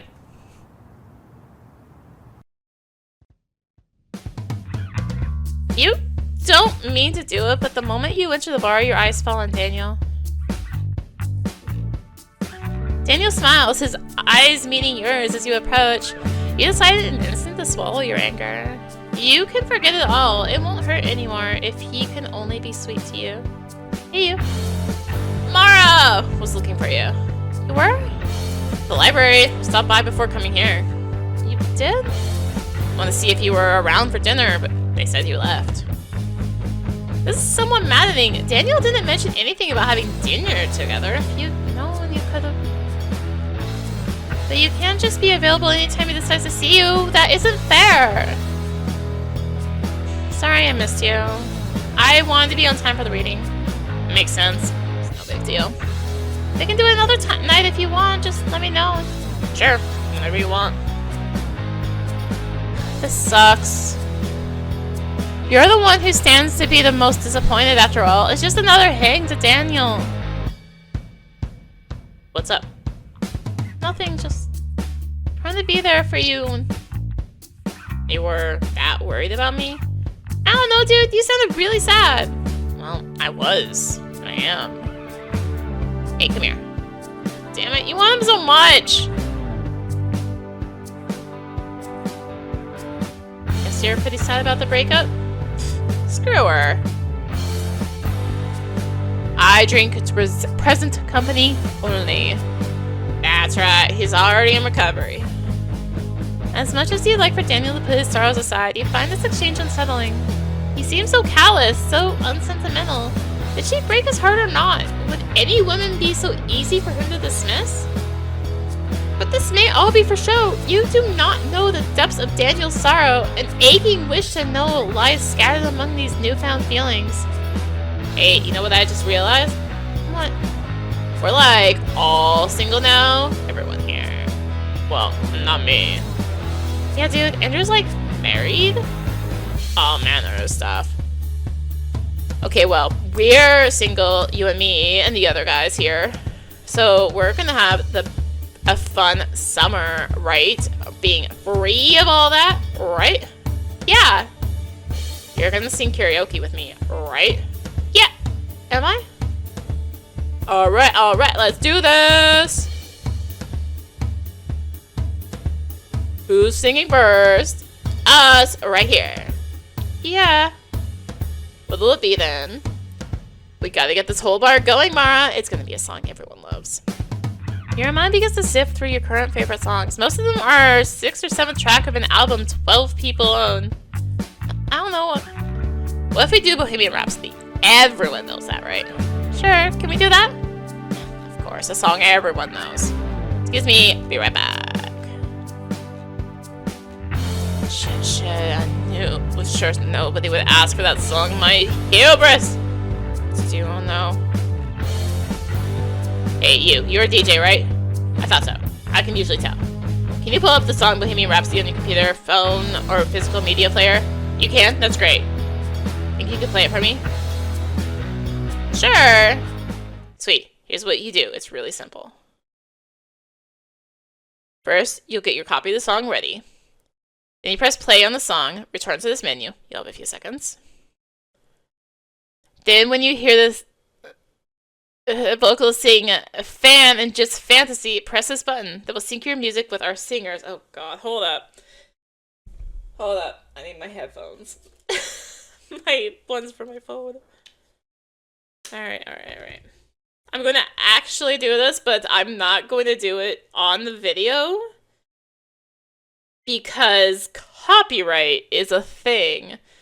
So y'all are just gonna have to do it yourself too. But hold up. Bohemian Rhapsody.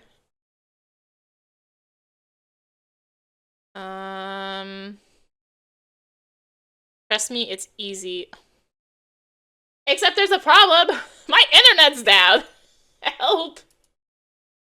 Okay, this is solvable on the phone at least. Of all the times, my heckin' internet is down. Are you kidding me? Alright. This is gonna work on my phone.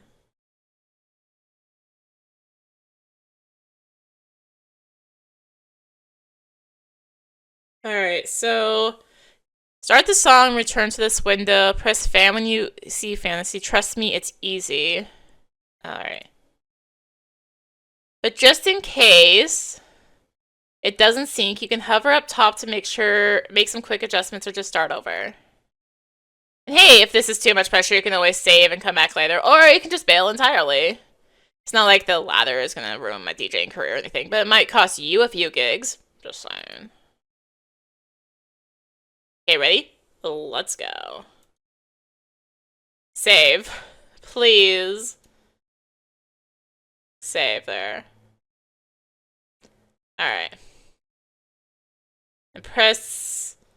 When you put your fan on fantasy, okay. We'll do this.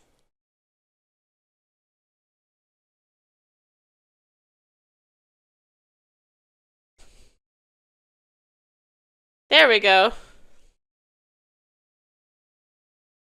Okay, it seems synced.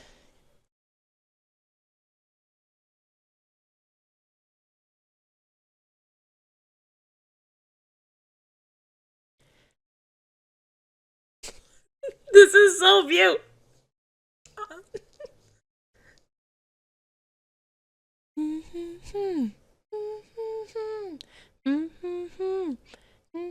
Where the wind blows.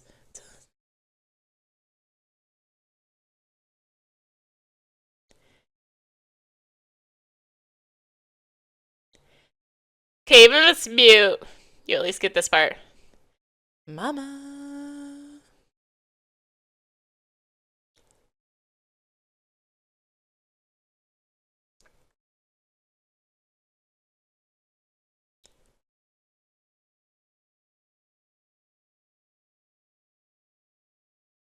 But yeah, I'm not gonna actually play this song because copyright. This will 100% get copyrighted. Which is probably why it's not actually in the game.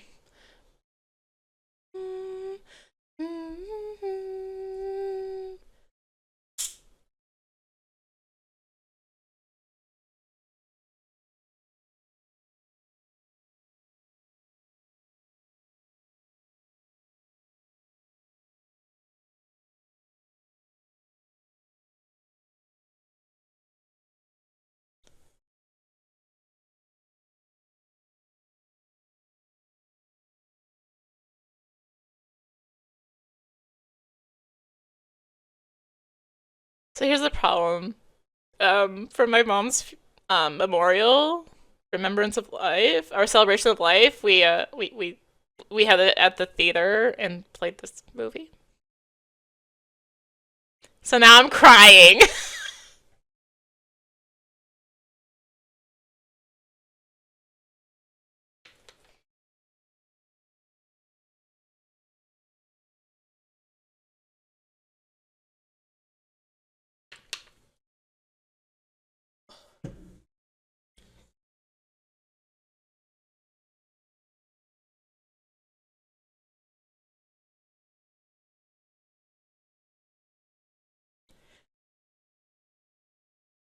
Guitar solo.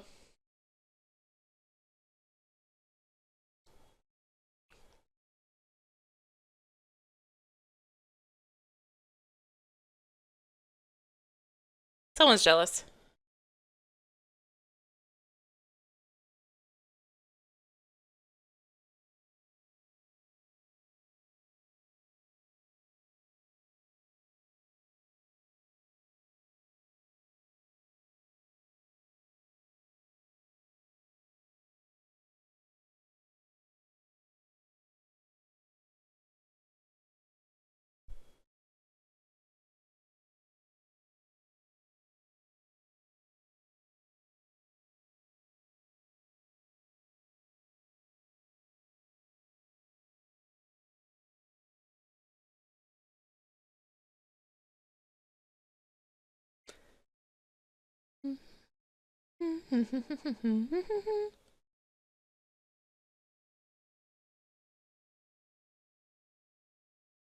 It's gone ahead a little bit of the video.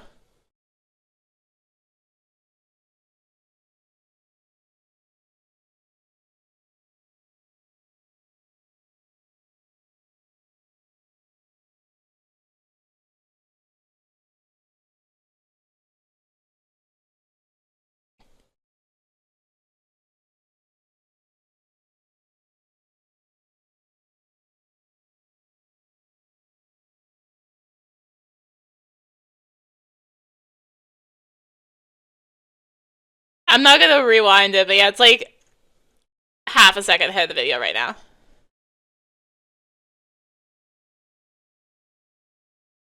But the version I'm using is off the Queen official YouTube channel, so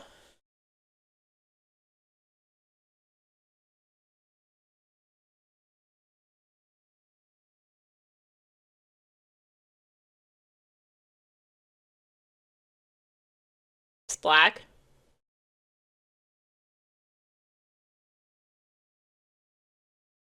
Uh,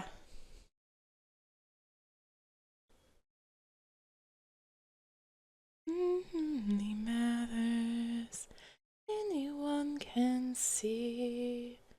Nothing really matters. Nothing really matters to me.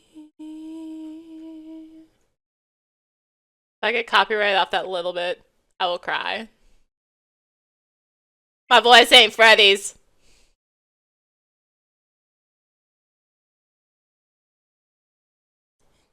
May the wind blows.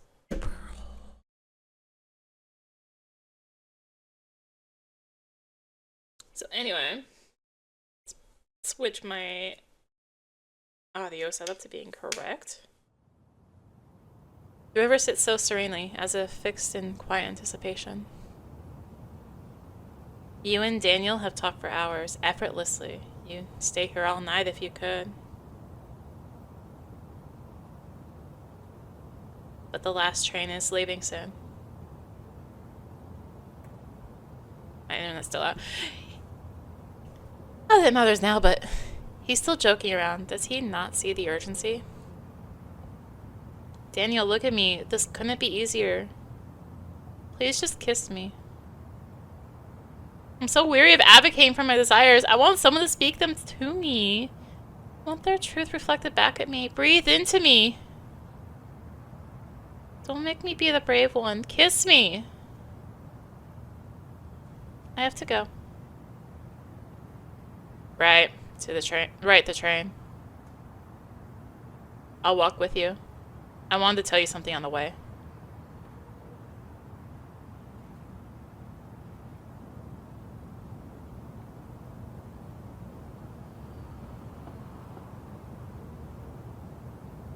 Well, this is me. Oh, alright. Daniel seems distracted. I'm glad you came out. Yeah, me too. Kind of a crazy 24 hours. This morning, my brain was going apocalyptic. I'm sorry. Don't worry about me. It's a feeling that comes and goes. Right, now I'm happy. Yeah? For sure. I don't want to be a sad sack all summer, Mara. I don't want to be one either. Let's drag each other out of the house. Yeah, let's do it. The dragging thing.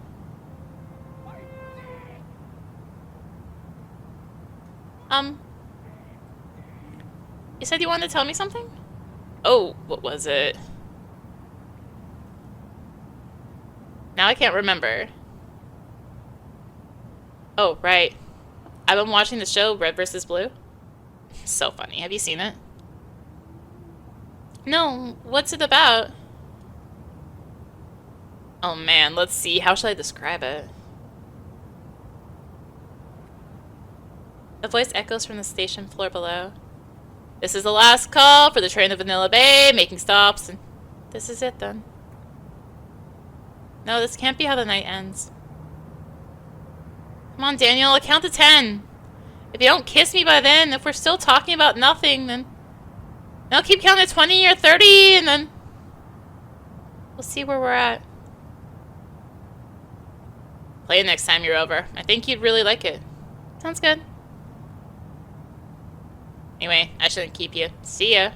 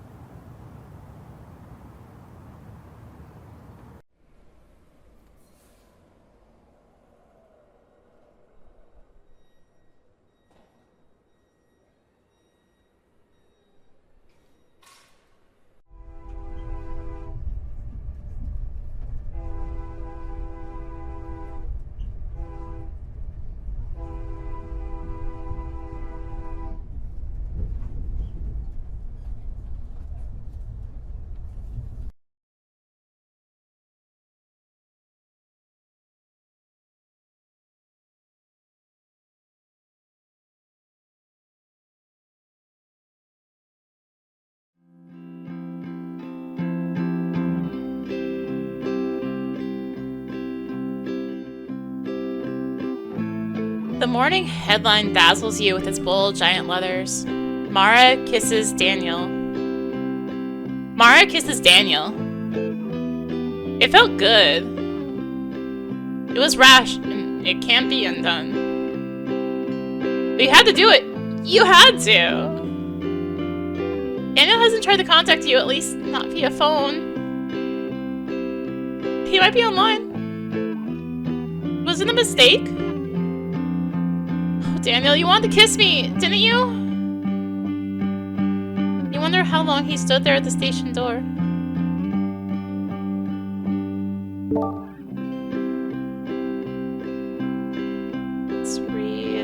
weary blues.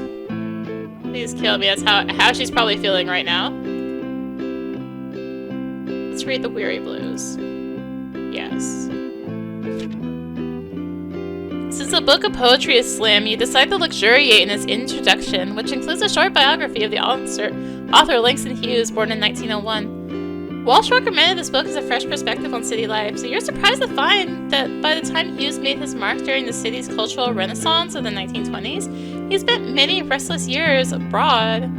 You're also surprised to find that this book is hardly about the city at all. It is a yearning exploration of a black man's soul in the age of Jim Crow's America, a time when chattel slavery remained in living memory. You are briefly overwhelmed by the weight of it. After some collaboration and a newfound delight for the poet's horniest verses, you can see why Walsh recommended this book. It takes power from the land and its arbiters, placing it squarely in the hands of daily life and the collective. Hughes and his contemporaries spin waking dreams in defiance of death, tyranny, crippling, and alienation. City is a backdrop, a gray dawn from which to ponder one's being. It is not as indestructible as it seems. It has shifted many times, while the sleepless spirit of man endures.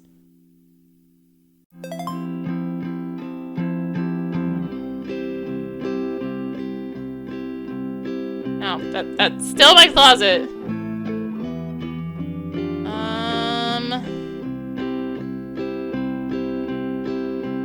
That's still my room. Alright.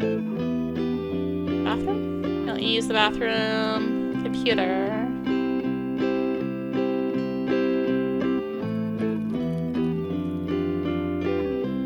Email. Sample. Yeah, you're ready. Submit something. It's from John regarding the sample essay you sent him. Was he serious? He attached a submission guide and everything. He must be serious. Wow. John has sent you the submission guidelines plus a direct email contact for one of the editors. This is privileged information. The website only offers a form. Thankfully, you've got some time to think about your submission. The deadline isn't until the fall. John is personally vouching for you here. You don't want to let him down.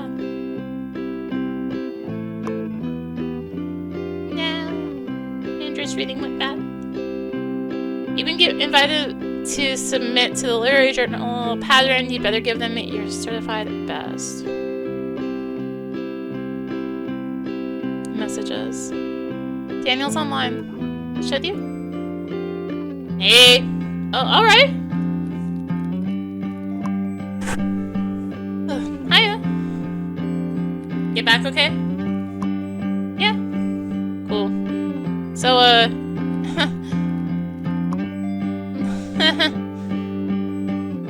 gotta be honest, I didn't expect that. But, smile. Okay, good. Smile. Smile. Are you home all weekend? Well, today I'm visiting my grandma. Aww.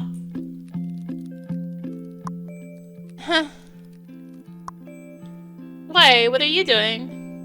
Oh, well, I have these concert tickets for the kitchen dishes. What? What?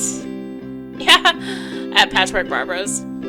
Gray and Roe can't go, so they gave me their tickets. I have two. OMG. So, yeah, that's why I asked. If you were free tonight and wanted to go. Holy shit, that's so nice of you. It would just be us then. Is that cool? You realize with astonishing freshness that you and Daniel are already moving on the track. You are about to fold the casual availability of friendship into an earnest romantic pursuit. Is this what you meant to do last night? Sure, that's cool. Yeah, that's cool.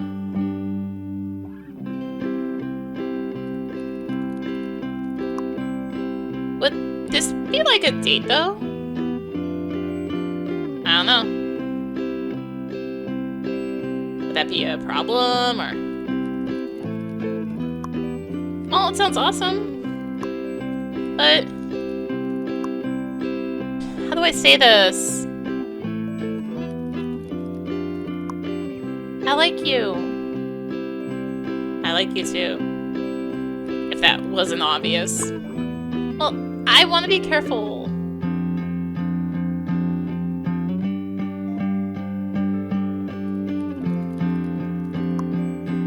Like, we've known each other for so long.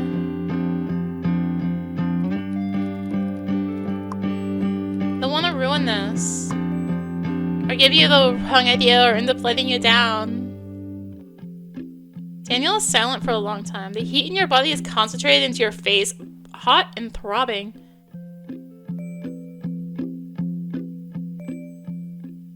Okay, well, man, this sounds strangely familiar. This I don't want to ruin our friendship stuff. Cool. No! Don't mean it like that. Sure, Mara. Just want to be careful, right? That's why you kissed me. To remind me what great friends we are. Do you read what I'm saying? Cool. Daniel! It isn't what I'm saying. You're not just a friend to me.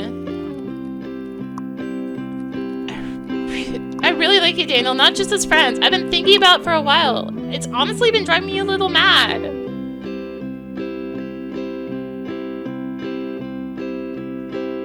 Daniel, please don't hate me. I do want to be with you, I do. I wanted to kiss you so bad. Yeah? Yes, you asshole.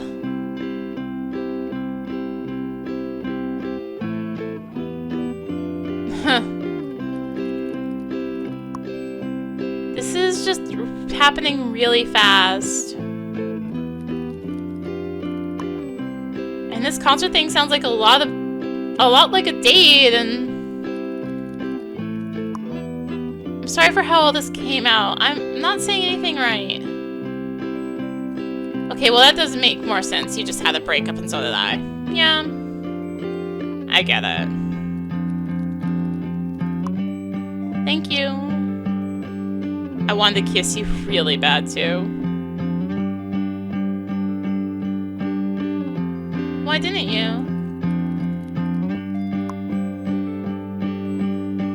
I never knew if you wanted to.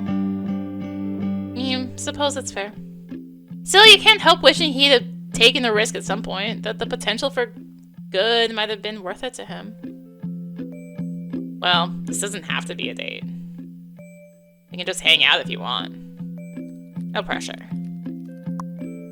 Is that possible? I mean, I can't promise nothing will happen.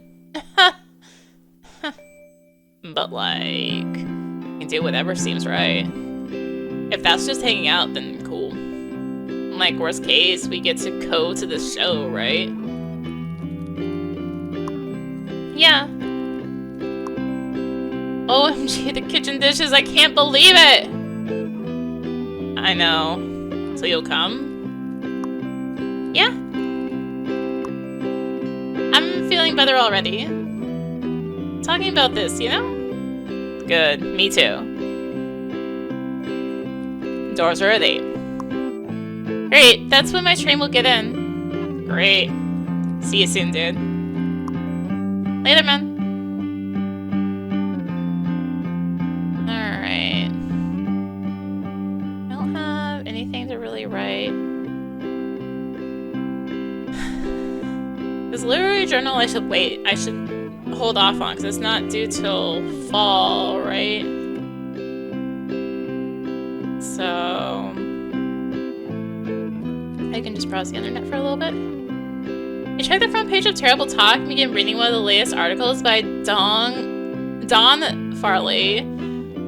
He is somewhat of an online anthropologist, documenting internet phenomenon as it bubbles from the mire. In this entry, he gestures knowingly to a section of wretch.com, a frequent source of his fascinations. You know from Daniel and various online friends that Wretch is a shock website from which no good can ever come, but you're occasionally curious to see it for yourself. Follow the link? Sure.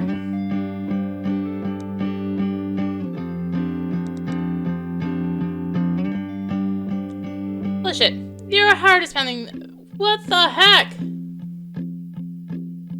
That can't have been the real picture of Hitler. Even if it was, there's no way a photo exists of him ejaculating onto his own stomach. Even if it did, there's no way a standard 35mm camera from the 1930s would capture the fluid arcing so gracefully. Jesus, what is wrong with people? Email, no. I guess they're not, she's not like... Alright, well I'm gonna... Anything else? No thanks. That's probably wise. Search. Death. You play a quick visit to the FDD Famous Deaths Database, a collection of noteworthy people, basic information on their lives and achievements, and above all, a thorough chronicling of their deaths. Its latest update reflects that quite a few famous people have died in the past month, including Katharine Hepburn, Gregory Peck, June Carter Cash, and some ugly politicians you couldn't care about in the least. Alright. I guess... That is that. We have not a date tonight.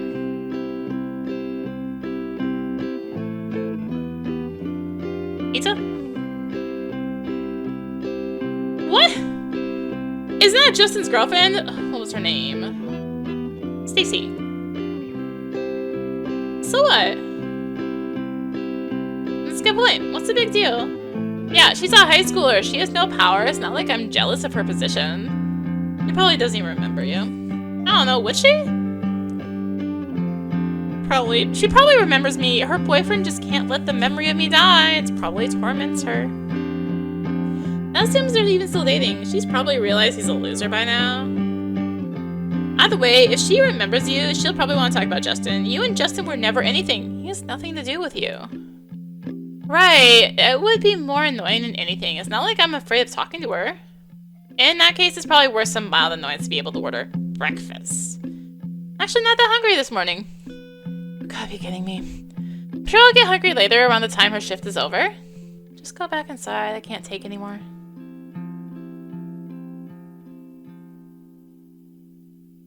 Fine. Oh, hey, Mom's here. Well, hi there. Well, I don't know. You seem a bit more animated than usual. Well, I had a fun night, that's all. That's nice. Are you ready to go to Grandma's? It's still pretty early. It's a beautiful day. Let's go right away. Why? Do you need to be home in time for something? Yes. Kinda. Daniel had these concert tickets for tonight. It's this band we really love. Oh, I see. If we go now, I won't need to rush home later. I think Grandma expected we'd all have dinner. Yeah, I'd need to be on the train before then. The concert is really so important. It's like this semi-obscure band from Japan. This is basically the one chance of my whole life to see them. And Daniel really likes them too, I guess. Yes, we're both desperate to go. You better call and let Grandma know. She might be disappointed. Why don't we just go over? Mom exhales stubbornly. This is one of those not uncommon situations where you can't actually tell if you're laying down Grandma or Mom. Look, I'm not trying to disappoint Grandma. I'm here to visit her, aren't I? So let's just go. Right? Fine. Ready to go now? Yeah.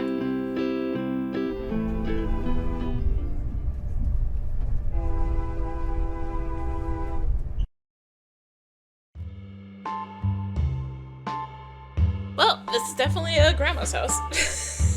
I mean, not in the most loving way possible. Ugh. Looks nice in here. Yeah.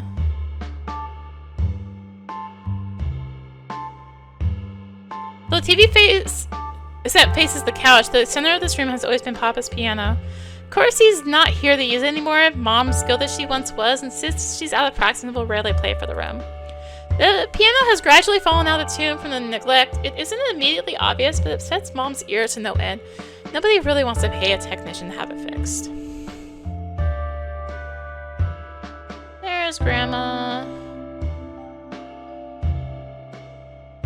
What's that, Grandma? Why are you making eggs? It's early. I know you'd like them. You do like Grandma's scrambled eggs. For years, she'd make them anytime you'd spend the night. Just the smell from the frying pan takes you back to those mornings, playing Go Fish with Papa at the kitchen table, doing the 100-piece Daffy Duck jigsaw puzzle your grandparents kept in the house. Sit, sit. Are you eating, dear? Constantly. School going well. It's summer, but yeah, in general. Right, of course. And how is that boy? Alan? Must you regret now, Grandma did meet Adam once, last year around the holidays. It was one of his rare visits to you, negotiated after your 3rd consecutive trip to his hometown. At the time, without any good reason to stop, things with Adam seemed to be escalating towards marriage. Now you feel as if you've baffled your grandmother with a name and face she's trying so hard to remember and who she will keep forgetting to forget no matter how over it is. We broke up. Oh yeah, me and Adam broke up. When? A few weeks ago, like a month ago? Are you sure it's all over? What happened? It's definitely over, yeah, it was just... I don't know. Whose decision was it? Mine. Are you seeing other boys too? What? No, Grandma, I don't do that. Do what? Go out with more than one person at once. I'm monogamous. He wasn't your husband, Boobala. I'm just talking about going out. Grandma, what do you mean just going out? I take dating very seriously. I know, I remember. You said you loved this boy. You insisted to Grandma, to everyone, that you loved Adam. They were all so meddlesome, every family get-together was an inquisition. You didn't think you could be so serious, they thought you were too young. You wanted them to know you were in control, and when the premise was met with doubt, you declared it's none of their business. In time, the only legitimacy your love could find was from Adam himself. But now you know that love was a lie. What does that say about you? I lied to myself. The fact is you didn't understand. You were not able to look outside of the relationship until it was over. As a result, you unknowingly sold that faulty logic to your family. Yeah, I know I said I loved him, Grandma. Things look different in hindsight, I guess. Eat some mummin, eat! How's that? It's the best. It's just the best. I don't know how you do it. Grandma chuckles mildly and returns to her work. Get comfortable, dear. I'll come sit in a minute. City. You grew up in the city, right, Grandma? Oh, yes. We lived in a brownstone when I was little, but my mother and father sold it in the 40s. I must have gotten quite a sum for that. Yes, of course. 10,000 at least. $10,000 for a house? It was right down in the village, too. You gotta be kidding! It would be worth millions today. It wasn't very big. Even a mouse hole would be worth more than that. You never know what'll be valuable, huh? Life's funny that way.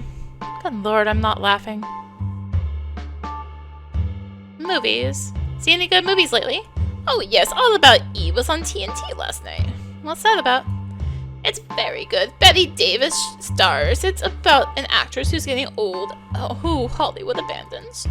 That's a black and white movie, right? I'm trying to watch more of those. It's very good. Like, those movies have value, even if they were limited special effects-wise, and the storytelling is kind of inefficient, and the scripts are practically incomprehensible now, there's a lot of value we can mine from them. Seem to have lost Grandma here. She smiles and returns to her own thoughts.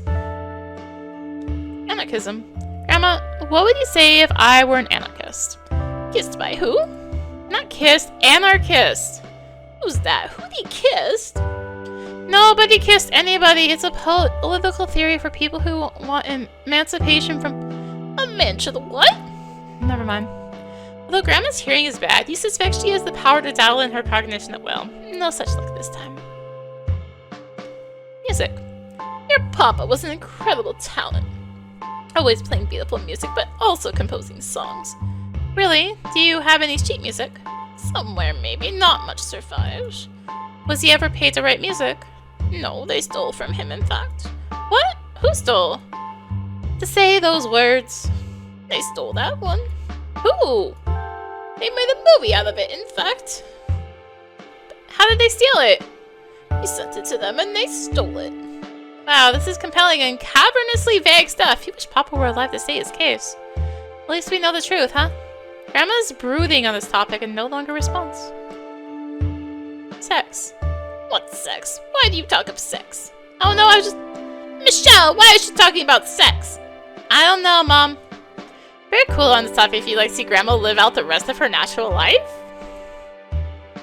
Drugs. I've never had to take so many every morning. I ever die of the pills. But they help you. Oh yes, some of them. Some I need. And the rest? Well, ever since Dr. Eisenberg retired. The handsome man, I remember. New one is a quack. He wants me dead. All the pills he's giving me. Oh, I give felt. Trying to kill you? Grandma makes a non-committal grunt. Why are you talking about taking his pills if he wants you dead, Grandma? Well, some of them I need. You're killing me, Grandma. Death. How do you think of such things? Because it's ever-present theme in our lives and whole history? Right. Well, it's very simple. It never gets old. Alright, Grandma.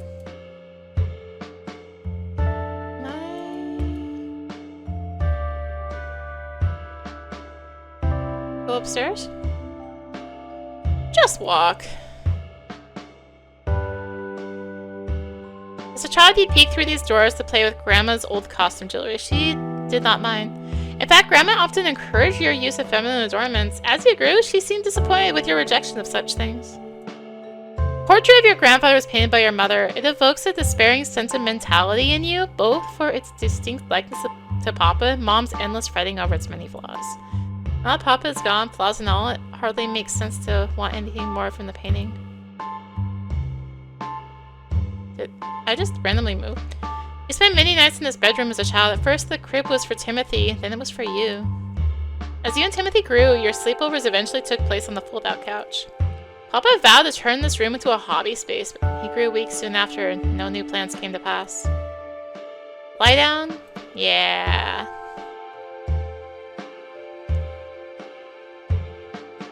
You remember this room being dark in the daytime and hopelessly stimulating at night.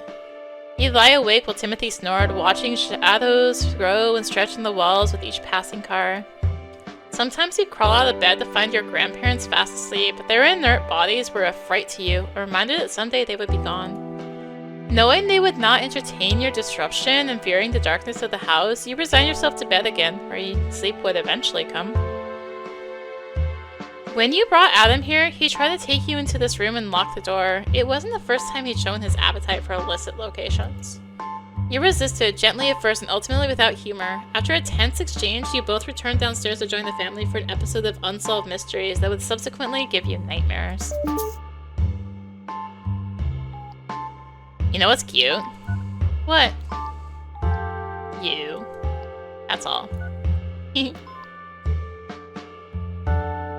You fall into a dreamlike state in the pilled, massive blankets. The sacred past mingles with the promise of something new.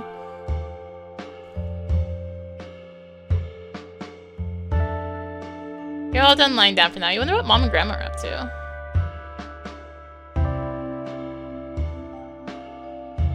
They are... You see, nothing special. Besides the TV?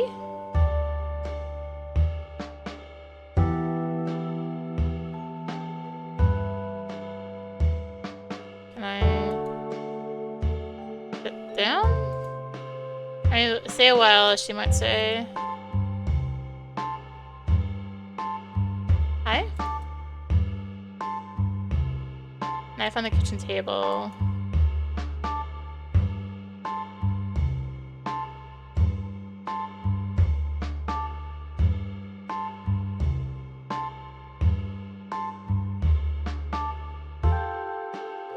What? Never mind.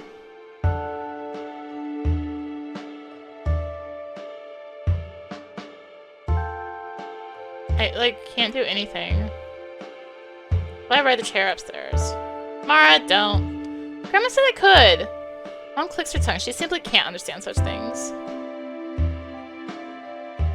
Whee!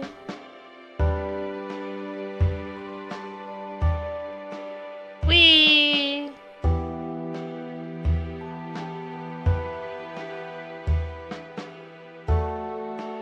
Even when you slept here, this wardrobe held nothing of relevance to you. It mostly contains old luggage, which itself contains old clothes from your grandparents' vacationing days. Am I gonna write back down?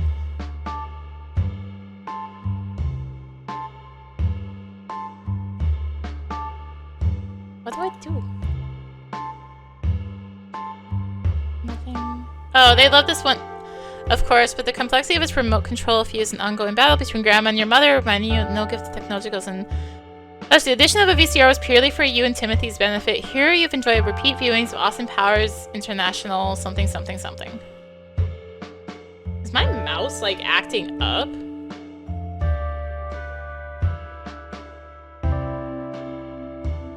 Color TV.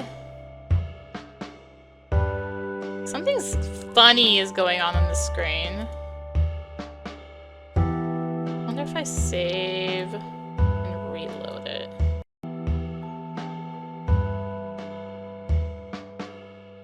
All day long you can inventory the pleasures of this table, which will be noticeable as the breakfast setting alone. Add the dozens of hours spent learning the properties and uses of a deck of cards with your grandfather, and the square melamine becomes almost legendary. Of course, the crown jewel of the kitchen is the table is the wax fruit, a selection which, to your delight, continues to rotate every few months.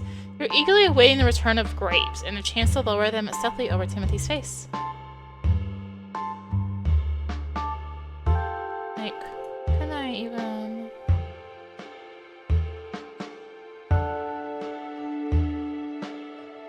Hovering in clear vinyl, Grandma's rescues antique armchair from grubby hands and the race of buckles. As to your knowledge, never been sat in. If you're outgrew the guest beds, Grandma and Papa bought the sleeper couch to accommodate you and Timothy. It's not comfortable, but the memory is. Well, let's touch the object on a glass table now that you are an adult, but just as you on the safe side, you refrain. Like, literally, what do I do?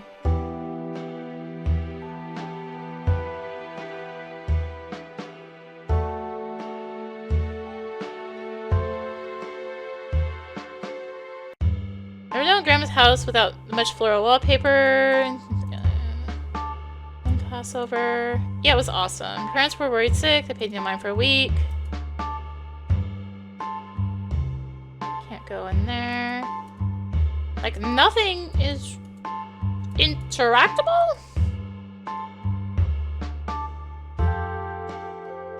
Like, I can't examine myself.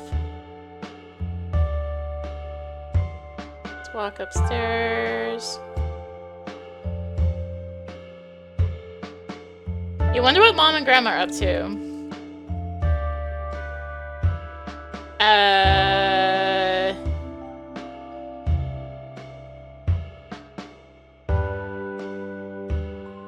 I load autosave? Okay, reloading seems to have fixed my cursor. And I can talk to them again. What have we here? You know. It's not Grandma's without Lawrence Welk. It's a mumminly. Never been good at sitting through a variety program. Always squirming in your seat, waiting for the action to start. No thanks, I'm just gonna hang out. That's fine, dear. She's restless, yeah? Lots of changes lately. Thing with the boy. Yes, she's sad about breaking up. There might be someone new. Hey, I'm still in the room, you know. Sorry, dear, just filling Grandma in. Why is that your job? Who's a new boy? Not another one from the computer. No, this is a classmate. Goy. I believe so. Okay, this really isn't fair. Like, you're already debating the political implications of my wedding. This guy is my friend, and we're going to a concert together. Just the two of you. Yeah, but it's not a big deal. We've gone lots of places alone together.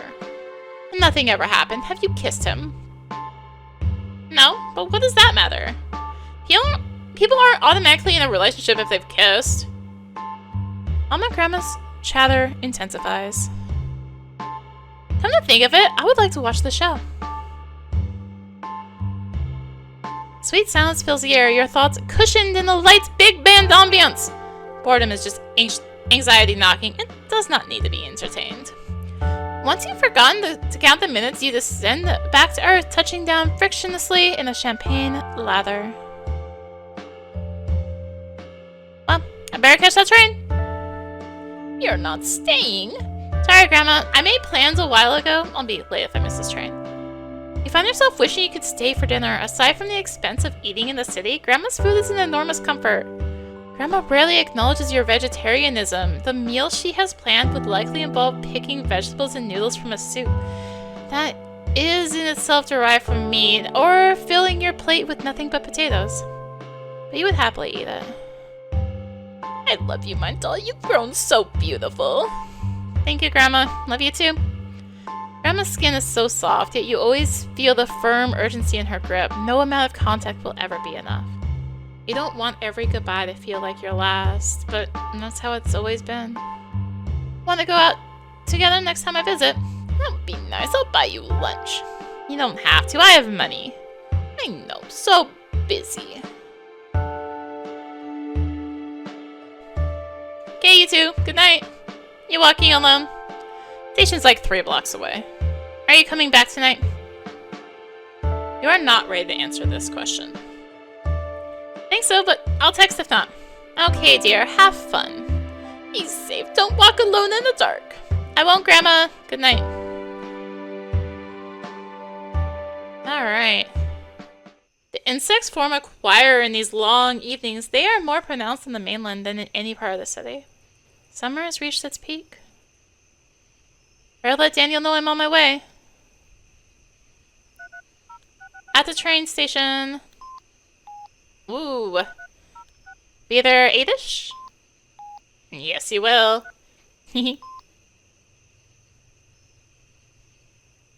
While you have the chance, you'll lament that you failed to make this meeting with Daniel seem any less like a date. If anything, your enthusiasm over the day has grown. You still intend to play it cool, though. You can't run face first into a tangled thicket with no clear exit.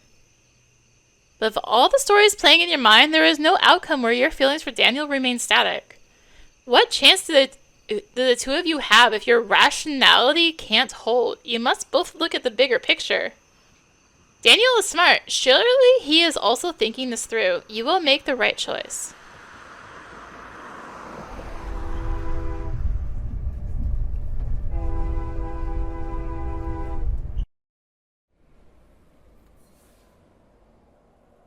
You don't see Daniel. You didn't actually agree on where to meet, but you kind of assumed he would be here? Here, where you want to meet. Cool, I'm at the venue. Oh, alright. Maybe this is Daniel's way of respecting your wishes. It'd be a pretty romantic gesture after all to meet at the station. In that case, you have nothing to be disappointed about. Yeah. Let's go somewhere. And let's go find where the heck this venue is. Wow, you actually have no one there at your line. Hey, bud. She's surprised Daniel's not waiting outside for you. Has he already gone in? You crane your neck to find him through the glass doors, but it's no use. It only adds to your now growing stress. No good. The call goes straight to voicemail. It's possible there is no signal inside. Damn it, Daniel. Why couldn't you wait outside? Excuse me? Got your ticket?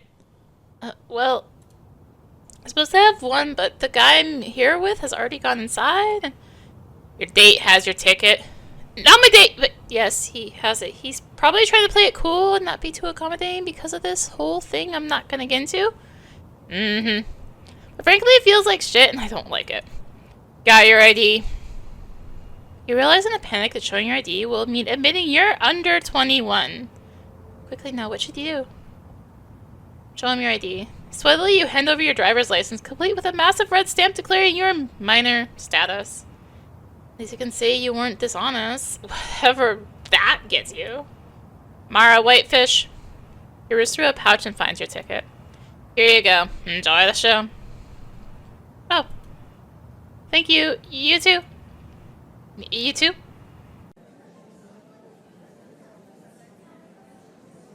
Well, he's right there. You're thrilled to see the kitchen dishes as instruments on stage. Although the band itself is not appeared, a sound crew occasionally busies themselves with the equipment. Yo! Hey! Thought I'd get here early, try to stake out a spot. Yeah, good idea. This is a good spot. I thought you'd agree. I'm so pumped. Me too. After a day of flirting over text, you find yourself far more bashful around Daniel than you'd expected. You don't even venture the usual hug. Daniel inhabits a strange place in your mind tonight. He's so strikingly familiar, yet uncomfortably new. He is all at once your closest friend and just some guy. Got your ticket okay? Yeah, thanks for leaving it at the door. No problem. Want a drink or anything? Why, you have a fake ID? Nope. Me neither. And drinks are like $10. Screw that! Yeah, stupid. You ready for this? Yeah, I'm so pumped. We're gonna burn this place down. Everything burns. Oh yeah. Things continue in this manner for a while. You wait anxiously for the floor to fill with people so you won't feel so frightfully seen. You wonder if you should say anything. Talk to him. The city. The city is so alive right now. The music, the smell of the food, people hanging out. Every time I'm out of my block, I get caught up in the energy. You'd normally expect Daniel to deliver this kind of thought in a sandwich of ridicule. It seems his heart is thawing before your eyes. Movies. So, did you ever see The Matrix Reloaded? Hell yeah! In another moment, Daniel seems to remember that you'd planned on seeing it together. That was before the chaos of your respective dating lives and the silence that followed. Did you see it? No. Oh. It's alright, really. You realize that you mean it. Daniel is with you right now. You've only ever wanted to be... ever want to be wanted by him. Well, see all kinds of stuff this summer, yeah? Yeah, I'd like that. Swoon. Anarchism. Maybe it's best you don't bring up politics with Daniel. It's a topic that seems to bore him. Besides, these days you don't feel particularly qualified to talk about it yourself. Music. Have you seen any other bands live in the city? Yeah, last year me and Gray saw Adele the Funky Homo Sapien. Really? Yeah, it was legendary. Wow, so cool. You started to brood over the fact that Daniel didn't invite you, despite having been your friend at the time. You probably couldn't have gone, but still, what? You've never even heard about this concert. It's now time to ponder that familiar question of whether Gray finds you annoying if he deliberately shuts you out of social engagements. For good measure, let's throw in the question of whether Daniel only invites you to big, life-changing events when he's trying to fill an unused ticket at the last minute, and you happen to be the most recent girl he's kissed. But that show, compared to what we're about to see, dog shit. Yeah, no time like the present. Sex. So, wanted to kiss me real bad, huh? Oh, Is Daniel actually blushing right now? The same Daniel who's constantly joking about sex with you? Okay, let's retry that phrasing. The same Daniel who jokes with you all the time about sex? Daniel has never joked or talked at all about having sex with you. Of course, this is uncomfortable. Maybe for this very reason, it's important to talk about it. You have a fresh opportunity with Daniel to speak your mind. That said, Daniel looks ambushed by the question. You're trying very hard not to make a date out of tonight. Maybe there's a better time in the future to bring this up. Drugs. You ever write while you're high? In theory, everything I come up with while I'm high is the most brilliant thing ever. But I'll look at my notes the next day and they're always something like dog overalls or 1-800-HORNY-ME. Don't waste your best stuff on me. Death. Ah, my favorite subject. Yeah? No. Me and Daniel used to talk about death all the time in high school, namely the way it pertains to mythology and systems of belief. Thinking about it now, those conversations have gradually faded away. While your fascination with death is endlessly renewed, Daniel seems to have abandoned it completely. You're not sure exactly what has changed. It's not as if death is any less of a reality. Regardless, you don't want to make Daniel uncomfortable. You'll talk about something else. Adam. I don't know if I can say this. No, go ahead. Okay, well, I hate Adam Lee. Sorry, I didn't want to say it when you were dating, but he just seemed like such a douchebag. Give me an example. Okay, well, I just remember a few times we'd all be hanging out and Adam would call, and you'd leave the room for a long time to talk to him. And then you'd come back all distracted and shit, and you'd go home soon after that. Yeah? And the next day you'd be like, I can't watch Family Guy without Adam's permission anymore because it's supposed to be our show, but I've got more of the jokes memorized than him. Okay, I never said that. Yeah, but that's not actually far off, Mara. Yeah, I know. I don't get guys like that. It pisses me off. This isn't a diss against you, Mara. It's really not. Okay. I'm just happy he's not treating you that way anymore. Yeah, thank you. Rosetta. Rose's been busy all summer between the new studio space and exhibition Exhibition? Oh yeah, like with her studio collective, they've been organizing it for a while. My god, how is she doing all of this and school? Oh, you know, visual art's a little different than writing. I could just put a title on some object in my immediate vicinity and that would be an entire work of art right there. Do you think fine art is easy? Not always, I mean, Ro works hard, but I just feel like it's too easy to hide behind abstraction, vagueness. You can explain away any deficiency as intent. Where's the drive to harden your skills? I mean, I agree, we're in school to sharpen our technique, but still. Sometimes people make things that are totally spontaneous and effortless, and they're the greatest thing I've ever seen. Like Star Wars Kid, Ahatan Adun, all your base art belong to us. Huh, yeah. So I guess what I'm saying is the technical part is important, but just one aspect. Hot baby, hot baby. Daniel seems to have forgotten the argument he was making. He is now drifting through memories of hilarious internet videos and flash games. What an angel, let him sleep. Theo. So you and Theo have been hanging out? We were, but I'm not even sure I want to tell you. What? You describe your recent night with Theo, taking shortcuts wherever the facts are too painful. Oh shit. That guy, man. Daniel trails off chuckling. You instantly regret telling him the story. For which you find no catharsis. It's merely a smug little detail for the library of Daniel's ego. Keep it to yourself, okay? Lily. Have you talked to Lily since the spring? No, it's been a while. Thought she'd be coming back home for the summer, but she's staying upstate all year. Well, I get that. I'm not going home either. John Clint. I almost forgot about that guy. Have you seen him lately? No, but I read his book. It's awesome. Wait, is that even out yet? How did you get a copy? He gave me one. I'll say he's got a crush on you. Shut up. He was just being friendly. Look, if you're jealous, just saying a gift is never simply a gift. Men's intentions are more straightforward than you think. Wonder if Daniel's including himself in that statement. By that logic, your whole friendship would be rendered a sham. This is too painful to concede to accept at the moment. Andrew. Andrew gave me some shit for bailing on his reading. Really? Yeah, I don't know. He said he understands how hard breakups can be, blah, blah, blah.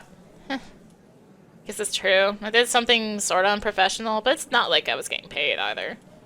And what does he really understand? He's been with his wife since their freshman year of college. When's the last time someone broke his heart? Maybe heartbreak to Andrew is having a low turnout at his reading? Bingo. Mara. Look, I'm trying not to be weird about all this, but since you're asking, I was thinking about you a lot today. Yeah? Yeah, you know, just about, like, kissing you and stuff. You've rarely seen Daniel so bashful. Your first instinct as his sardonic friend is to mock the source of his fascination. But since that happens to be you, the playback is rendered blank. In the absence of ironic words is a stillness exquisite and painful. My mom. It's funny, you used to invoke your mother's name around Daniel all the time, but now that relations have escalated, you're feeling superstitious. Grandma. How was the visit with your grandma? Oh, pretty nice. I love seeing her, but... Yeah? Stressful to be reminded that she's old and it's difficult for her to live alone, and eventually... Yeah, I don't know what I'd do without my grandparents. Have you ever lost a family member? One grandparent died before I was born, and I had a cousin who died, but I didn't really know him, so not really. Even my childhood pets are alive. It's strange to think that you and Daniel are positioned so differently in the timeline of loss. It's been so long since death to you was something gnawing and theoretical.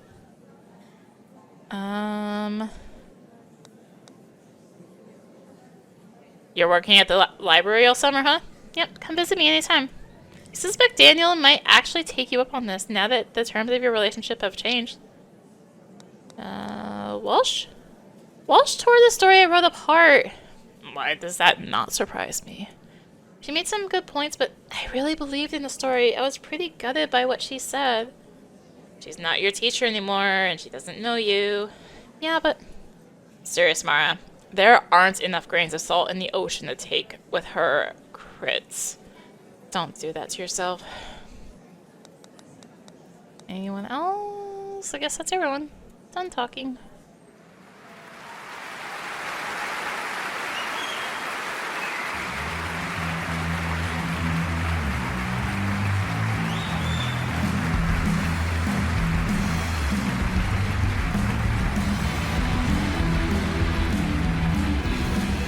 Holy shit! Huh? Holy shit! I know! Huh?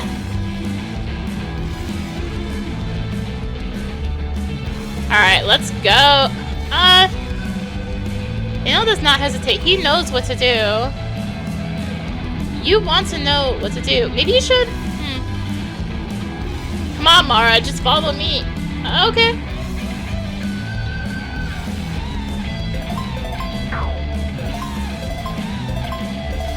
Hi.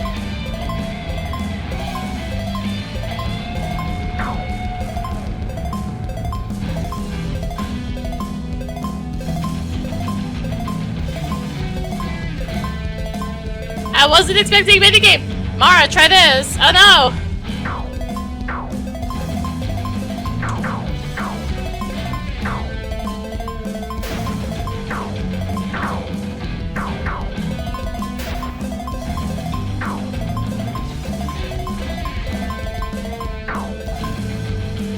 Yes, it's starting to make sense.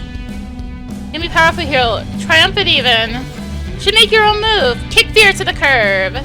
Oh god.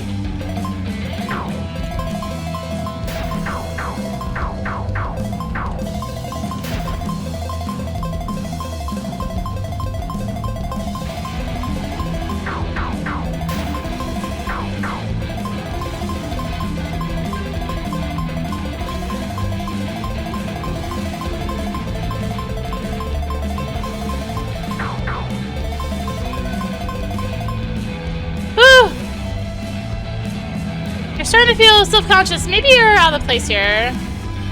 Maybe you should just watch. From an anthropological standpoint, the mosh pit is quite interesting. The despairing masses, each bringing their own tales of anger and possibility, struggles together in one glorious melee. It's almost like... Ow! Jesus, that hurt! A fucking creep. These men who take up space, more space than they need. Adam was the same. He pushed you around, condescended to you. He wanted you to be small so he could seem bigger. It's not fair. Mara, come on.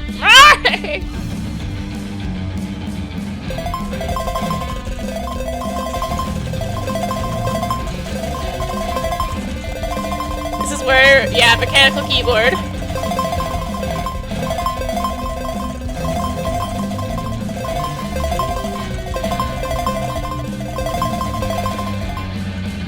My hand was cramping. Thank you. It's okay. It's okay. Everyone, wait. Everywhere we go, people are so kind. We love you. It's how you had always hoped. The treasures of your solitary mind, how often they slip away unseen. Not anymore. He's here to share it all with you. In your collective soul, time will form as crystal. This is real.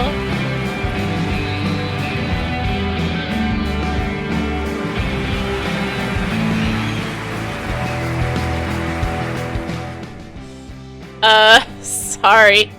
For what? Not knowing what to do next. Then I guess I'm sorry too.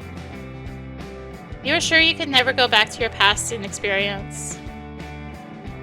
So why are you so nervous? Why does everything with Daniel feel like the first time?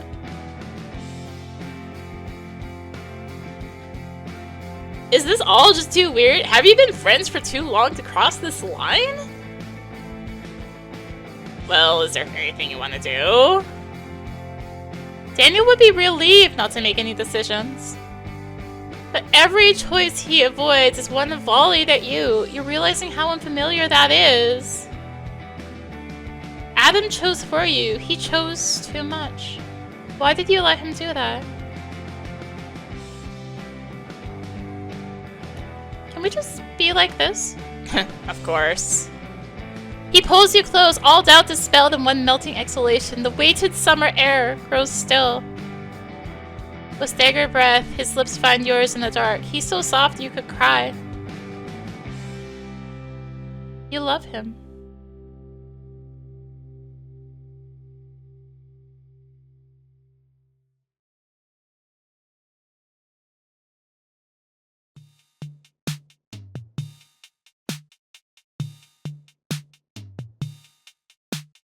Aw, you're playing on mute. Yeah, you know, didn't want to wake you. That's sweet. This is the first Blunjo, right? Yep, I always come back to it. Nothing else feels just right like this. Blunjo is a fast-paced action platformer starring an ill-tempered Fennec Fox. He was part of a series of early 90s franchises meant to elevate the console market from games for babies to games for middle schoolers. You never had this game. You only played it once or twice at Lily's house.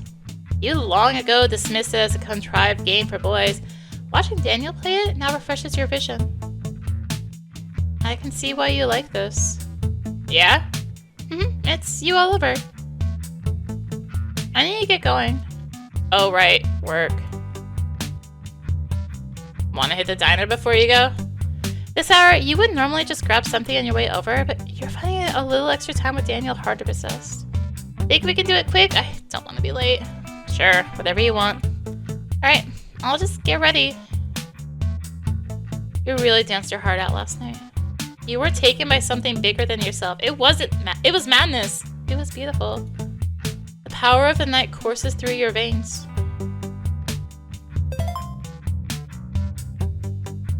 You're probably a mess. Better take a look in the bathroom mirror.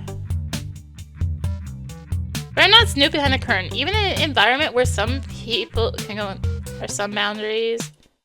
Just gonna get ready real quick. Cool, let me know when you're done. Daniel is playing the original 90s release of Blunjo Super Run, an action platforming franchise that's expanded to multiple consoles and computer platforms. Although most games in the series have been panned for their grotesquely poor quality, the original Blunjo Super Run is quite beloved by the gaming community at large, and above all by Daniel. You wonder if you can sneak into the bathroom without making a fuss. Everyone in this apartment can just be cool about this, right? Hey, Mara. Morning. You guys go to the show? Uh-huh. Nah, it's been a shame if those tickets went to waste. Yeah, thank goodness you could get the most out of it. Yeah, thanks so much. Well, off to work. Cool. You come in later? Coming to Ocean Beach. We're going after work. Daniel too, I think. Cool. I mean, that's cool, whether Daniel comes or not. Uh-huh. You want to come then? You've never been to Ocean Beach, but since June, it's a frequent subject on citygoers' lips. You despair once more at your estrangement from the ocean. It's no wonder you felt so weirdly displaced all summer. This might even account for your inability to focus your thoughts, to find clarity in your writing. He was once a constant in your life and nothing has taken its place. Wow, that sounds great if I'm not too tired from work. Conserve your energy. Take a nap at your desk if you have to. Wouldn't be the first time. See you later, Mara. Yeah, I think so. Wow, Graham and Rosetta really want you along. It's usually more blurred to you whether your presence is welcome or not. Given the heavy traffic, there's no surprise the bathroom is almost never unoccupied. Try to make the most brief as possible. See you later. That'll be fun. See you at the beach. Ready to go? Yeah, let's go. To your surprise, the ritual of it is basically the same. But the glow surrounds you, one that finds only the freshest couples after a night of the unforeseen. You've so thoroughly indulged such mornings in your mind, yet so rarely been here in life. Can it really be happening with Daniel? Hey, what are you doing over there? Huh? On the other side of the table. Oh, I didn't even think about it. We always sit on opposite ends. Yeah. What's up? You want me to come over there? Were you kidding, or? Yeah, come over. That's right, get over here. Oh, you must have sounded like you were joking. Maybe you were trying to sound like you were joking. Well, it's no big deal.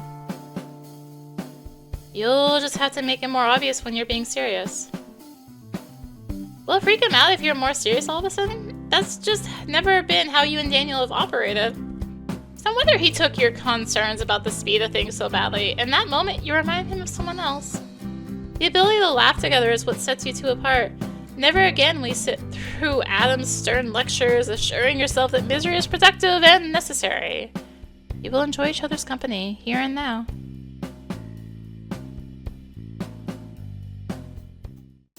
Alright then, I'm off. Okay, see ya. Oh, Grant, Rose said something about Ocean Beach? Are you going later? Oh yeah, I was thinking about it. Why, you wanna come? I was also thinking about it. Cool, well, text me and we'll figure it out. Sounds good. Hey, here I go. Huh. Kiss him goodbye. I had a great time. Me too. Really great. Yeah. Wish we could hang out all day. Me too. You imagine you must be blushing by now. Your eyes focus, follow a pebble on the sidewalk, which Daniel, also looking down, is sliding around with his foot. Hey, have a good day. I wonder if he went too far. But you can't think too much about that before work. Hop to it! Okay, we check the books first. Anything new? Nothing yet, but I'm raiding a dead guy's apartment later. That usually produces some gold. Ah. Anytime you want to trade? Alright, so...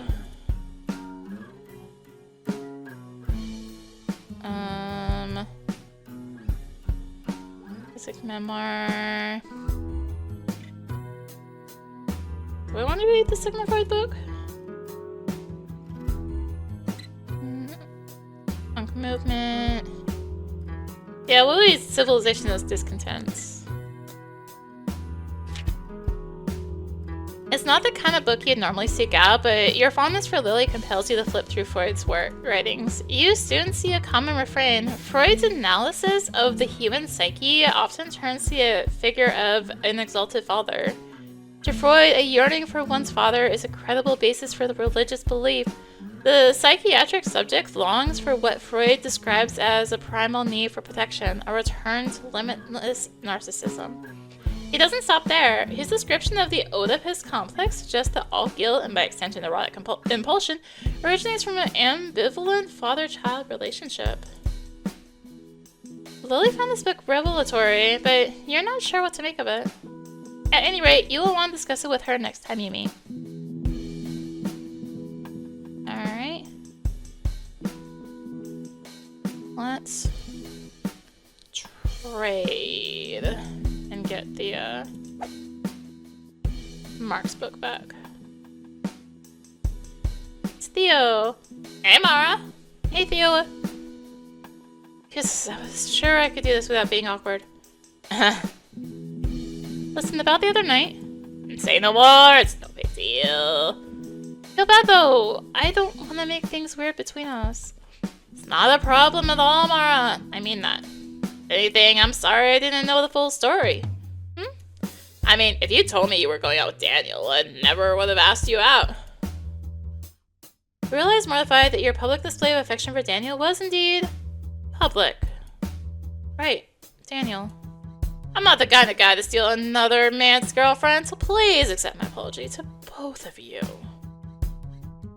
No problem. Hey man, honest mistake. No problem at all. Phew, okay.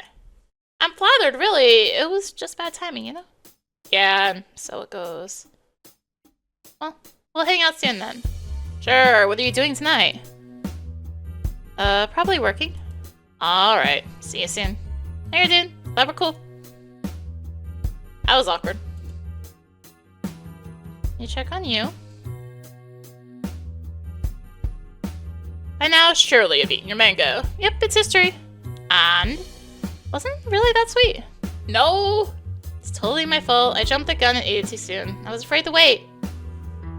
It's a problem of mine. I'm working on it, Joseph. Alright then, I will give you another chance.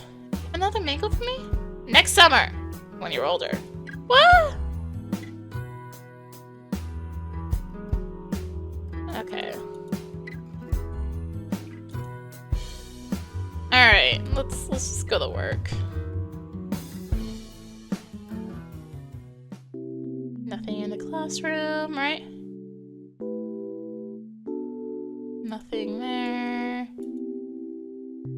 Lost and found? No. To work.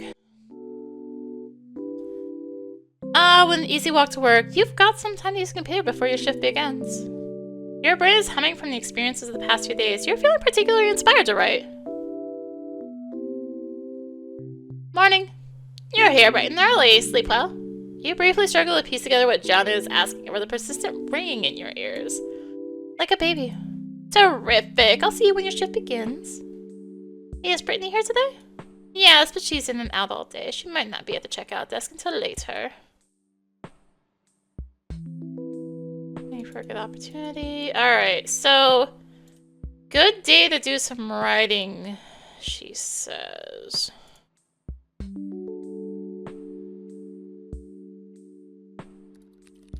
What have we got? Email. No emails. Messages. Yo, sis! It's Timothy, your brother. Hey, dude. Occasionally checks in over IM like this. He is better at keeping in touch than you are. You see Grandma lately? Yeah. Just went over yesterday. Good. How's she seem? She's alright. Moving around the house. Wearing her life alert. No. Does that surprise you? Not at all. But I'm glad she's well. Mom doesn't tell me anything. This is a frequent complaint from Timothy since moving out. Mom apparently sees no need to keep Timothy abreast of local matters. But you're sympathetic to that. He did leave after all. Lack of access is the trade-off for a little distance from this family. You certainly don't think Mom is shutting him out on purpose, as Timothy likes to imply. Ay. Consider yourself lucky. Not everything is worth hearing about. Well, keep me in the loop, okay? I will. Thanks, Mara. Talk to you later. No problem. Later.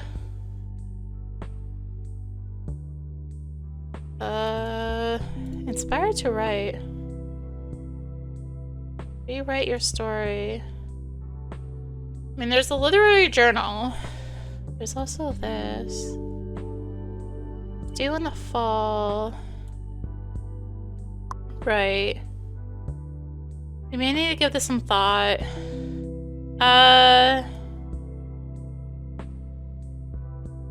Personal story about love and betrayal.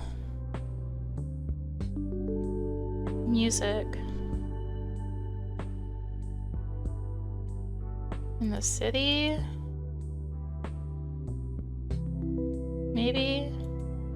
Primary topic is music and the secondary topic is cities. That's what we want? Yes.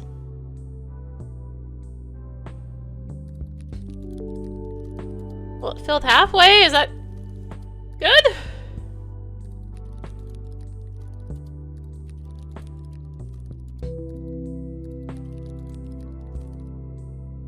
This is the first day you are actually in the mood to tackle your story.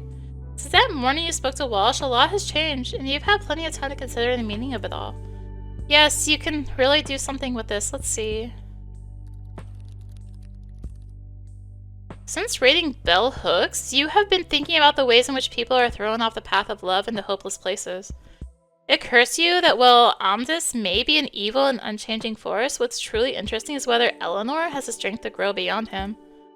You start to think about ways in which Eleanor could mistake a shelter for a home or a capture for a lover. Perhaps it was always possible to leave the castle, and yet...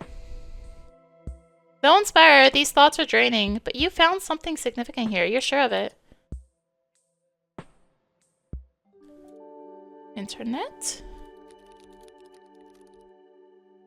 You've been thinking lately about an old online friend, one from your AOL writing community days. She was one of the few girls you knew back then. Her age and interests so closely mirrored your own that you bonded easily. She was one of the writers you liked best. Looks like she still maintains her personal website. There have been a few recent updates.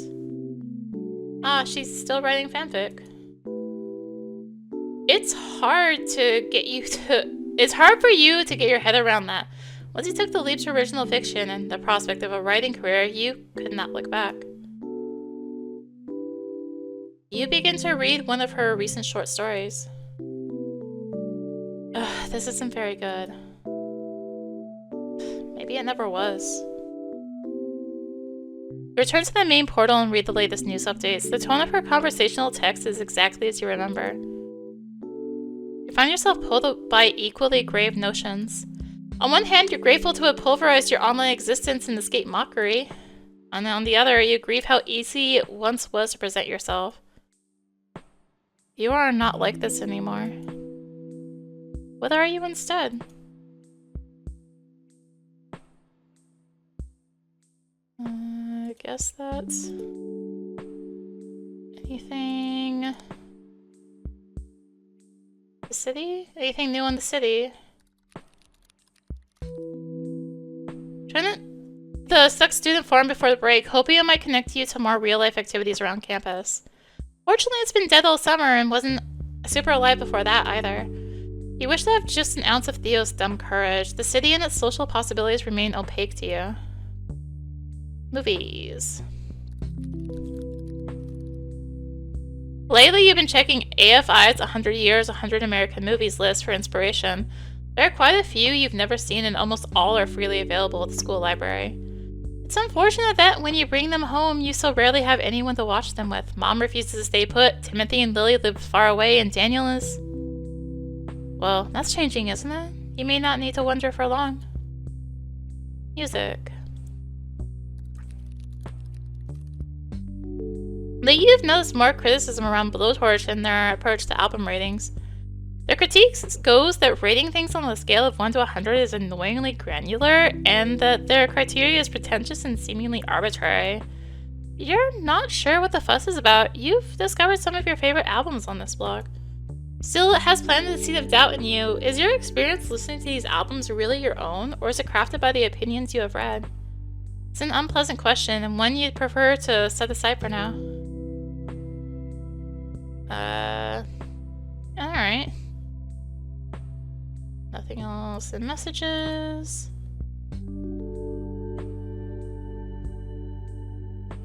Wait, Walsh? Hi. Well, hello. Mara, what are you doing here? Hey, you know, I work here all summer. Ah, right, you have mentioned that. Mara was one of my media students last semester. Mara, this is Christine. I'm going to be her thesis advisor this year. Cool, hiya. You know, I took another look at my story draft, and I gotta admit, I've been looking at Eleanor all wrong. It's like you said, she's not some brainless damsel. She's been through real things, you know. Things worth writing about. And that's what I should be writing about. Otherwise, what gives meaning to Amdis's cruelty? Ah, well, I'm sorry, I'm being rude. It's alright. For context, I'm writing a story about a total psychopath. And Jem here suggested I go easy on the guy. Cause, you know, even the most monstrous characters have a sympathetic side, right? But honestly, I think it's better if I just hang him out to dry. Let the reader see the ugliness for themselves. What's more sympathetic than that? I don't know. I guess I'd have to see it. I can give you a gist of it. Let's see. Mara. We open on a castle situated on a cliff. Classic stuff, and yet uniquely... Mara! Can we talk about this later? We're in a meeting right now. Oh. See you later then. Nice to meet you.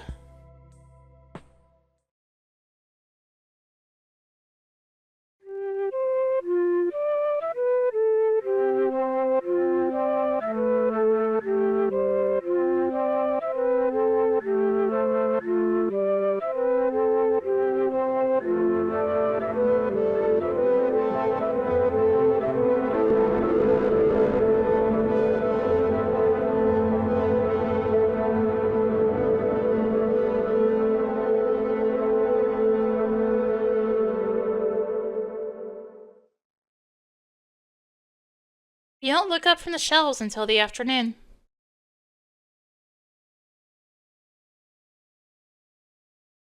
At this point, to your relief, Walsh and her thesis student have left, but the sting of your embarrassment persists, erupting at even the faintest inspiration. You now realize how little you mean to Walsh. She's always been in a hurry to dismiss you, hasn't she? None of her wisdom means a thing. What? You want to talk to Daniel? Talk to Brittany first? Some library books. The Stranger. Sure. I don't think I'll have time to read it, though.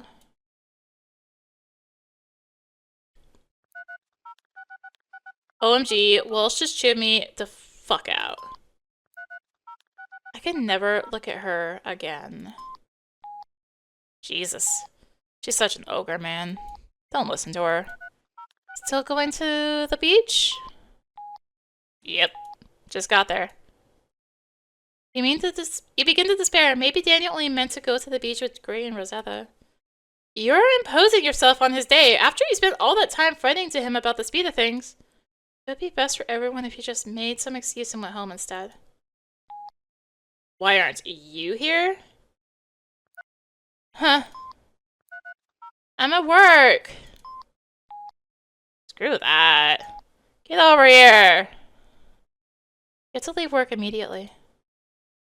It's been a busy day, but surely Jana will understand if you have to take off 30 minutes early. I mean, if you wanna. Okay, leaving now. Yes! I'll meet you at the station.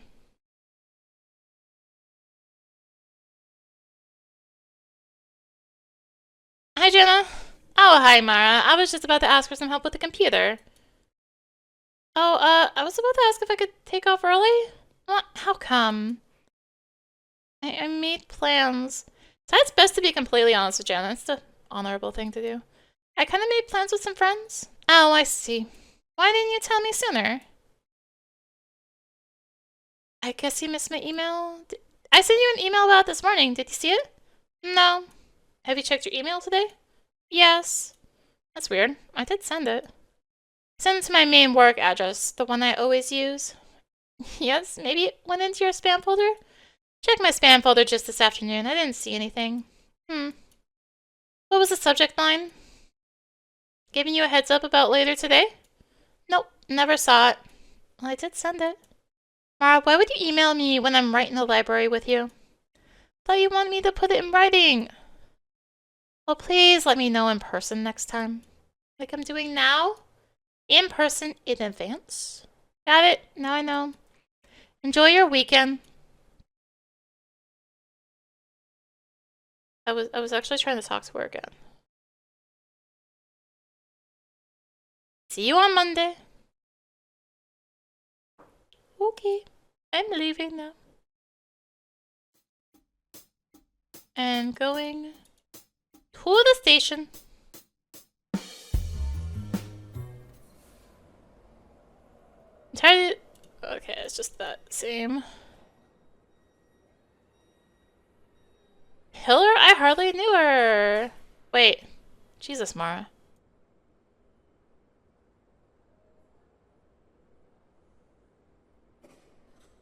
That, like... Okay. Anyways, let's go take the train.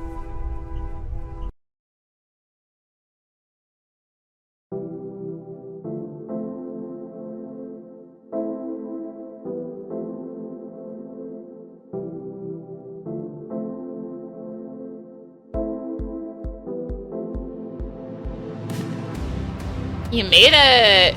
Dude, of course! It sounded way too fun to pass up. This place rules. I'll show you around. Where's Resident Gray? I left him to meet you here. Huh.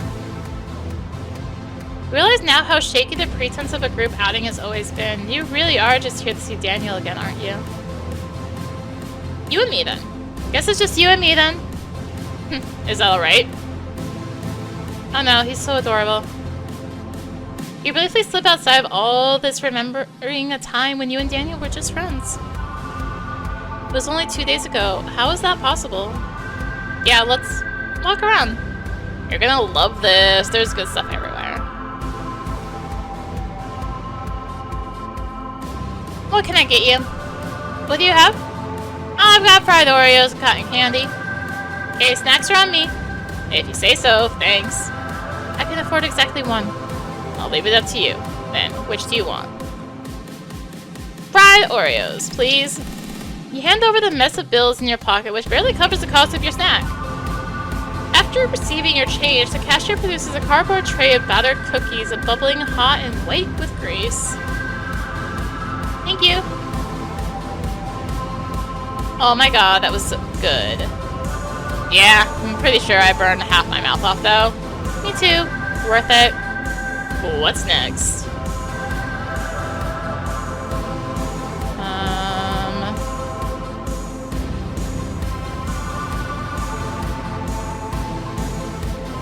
Can I interact with this? Shoot the freight booth is not settled. There is no confusion as to what is being offered.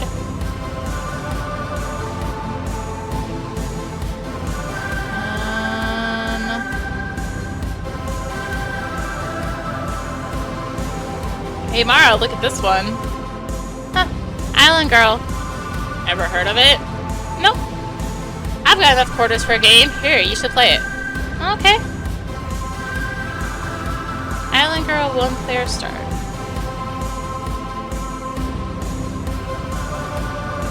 A controller?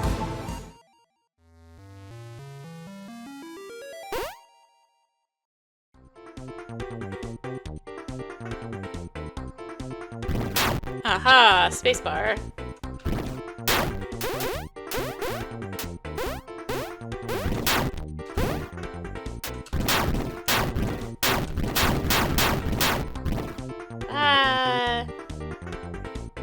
Yeah! Level 1 clear.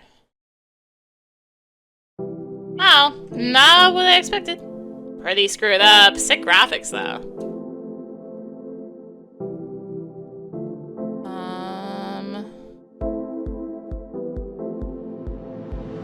Do you know if the Ferris wheel's safe?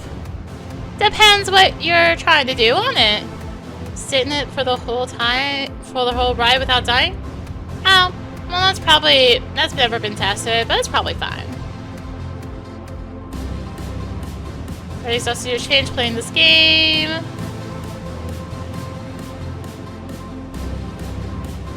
Ha, balloon dart. So everyone gets a prize?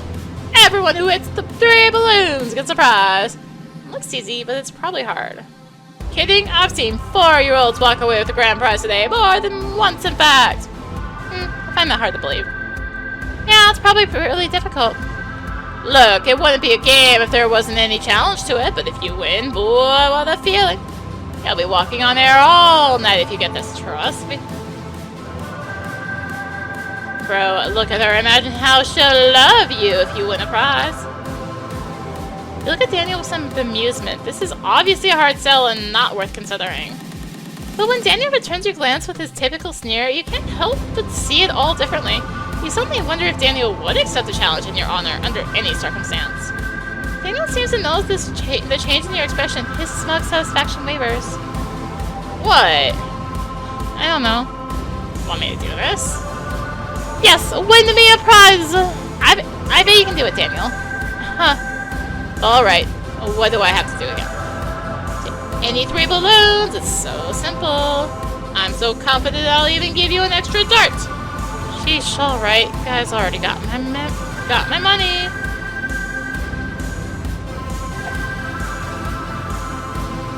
What the heck?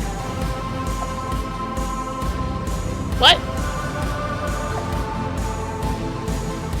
These are not real balloons. Ah, well, no big deal. I'm just figuring it out.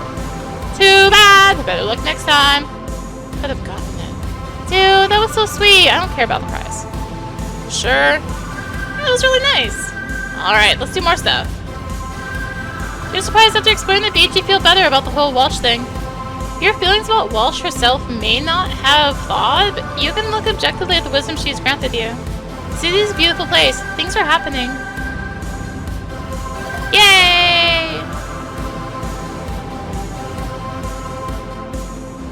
Well, that's a line, alright.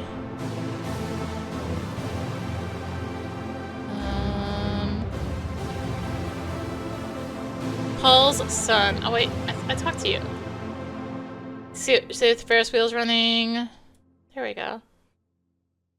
Homemade ice cream! Guaranteed cold. Isn't that like a given? You think so, ma'am? Certainly, I think so. It's hard to get consensus around here. Some of my competitors may have differing philosophies. Well, we certainly won't be buying their ice cream. Glad we agree. So what would you like? You actually already spent your snack money. Never mind, sorry. Boo. Okay. I guess all that's left is the Ferris wheel? And Daniel played the dart game once. Things aren't going your way. Ah, where the heck am I?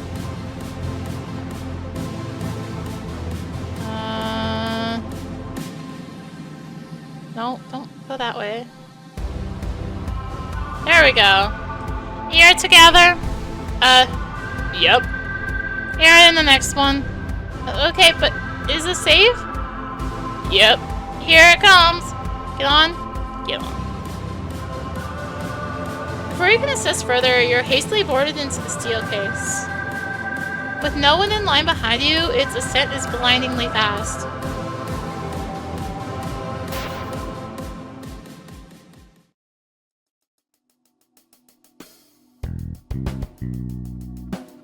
You okay? Yeah. I'm a dumbass. This didn't look so high up from the ground. You wanna get off? No, we'll be fine.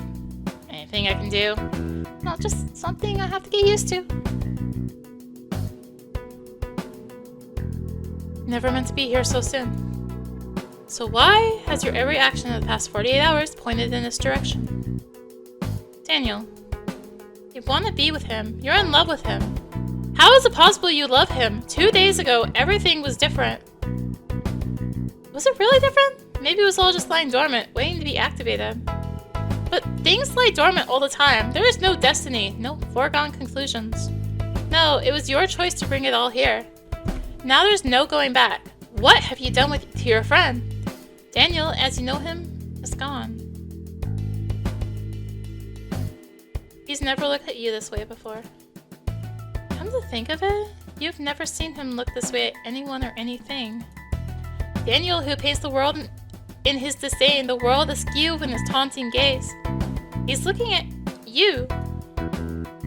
What's What's so important about being looked at? You didn't always want to be seen. Why must you fixate on the topic of romantic love? Is nothing else so interesting to you? Why is it the lens through which you filter every aspect of living? Must you prioritize the flesh over the mind? The fleeting warmth of another body pales against the written word. If you were a man, you could transcend all of this. Your physical form would be irrelevant. Can't you just be ugly in this world? Why must you always be looked at? Are you having fun? Oh yeah, for sure. Are you still worried about, like, all that stuff? It's not fair. Why is it all up to you to be worried? Cause you can just tell me what you want, Mara. I'm not in any hurry. I can roll with anything. You don't believe him. That's not true. The path is narrowing before your eyes. If you don't actually love him, everything will be ruined. Aw, hey! Am I already screwing it up?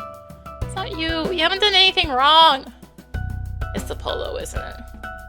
Read some erroneous shit about girls getting horny for these?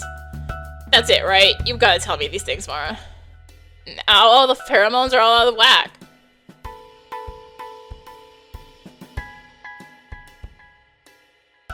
It's still him. He's always been this way. You've always loved him. You just need to be ready. No, it must be something else. Why do you love him?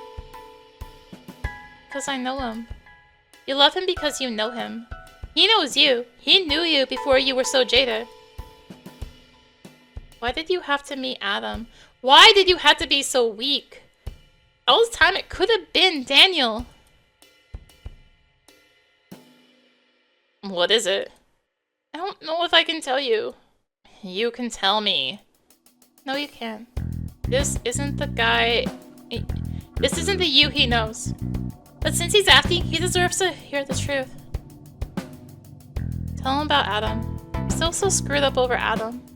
I don't want him to even be a factor anymore. I'm sorry, Daniel. Why? That's not fair to you! You're so wonderful. You shouldn't have to see this side of me. This isn't me. You shouldn't have to hear about Adam. I wanted a fresh start, and he's just haunting me. Don't feel bad about that, though. You can't help it if you're still fucked up over it. That's exactly how I feel about Dana. Like, she doesn't deserve to have an effect on me. I shouldn't have to care anymore, but... Mara, I don't know about you, but this has already been a million times better than my last relationship. For me, too. So what makes you think it's a bad idea? I don't know! I'm just... You're so important to me. I never want to be without you. You won't. You've got me.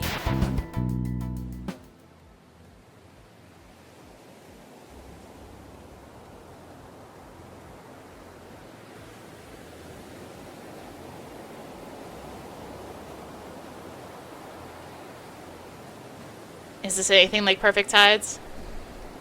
I don't know. I thought it would feel the same, but... You miss it? I didn't. I felt like leaving it all behind. Lately?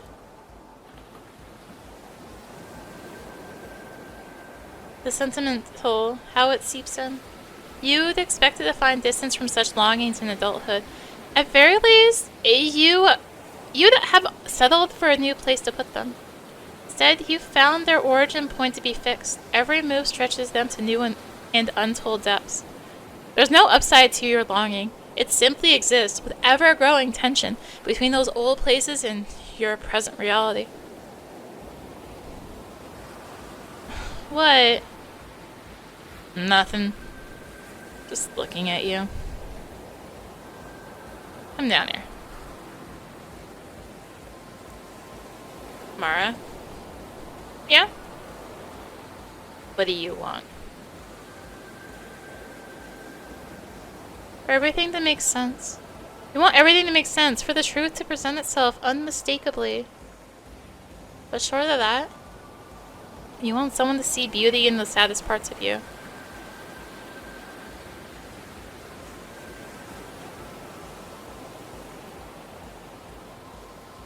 here. Is that stupid?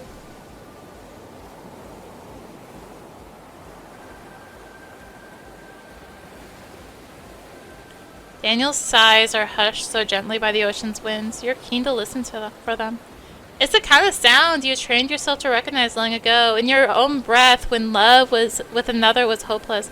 Back then it seemed as if you'd disappear altogether, if not for the faint vibration you struggled to perceive. This too is so fragile, but so sure to be swallowed by the churning upheaval of time.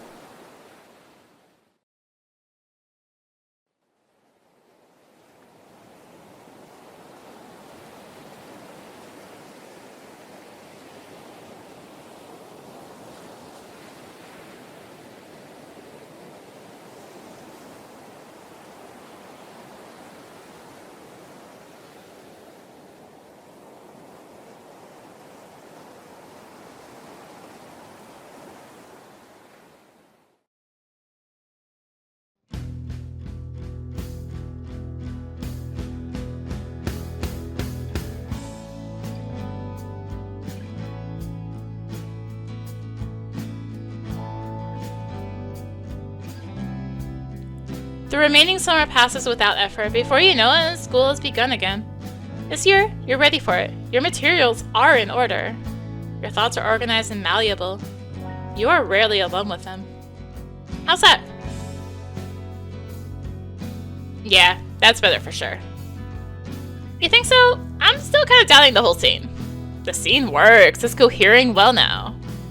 But is there any feeling? Do these characters sound human? I mean, they sound like you. All of your characters do, to some extent.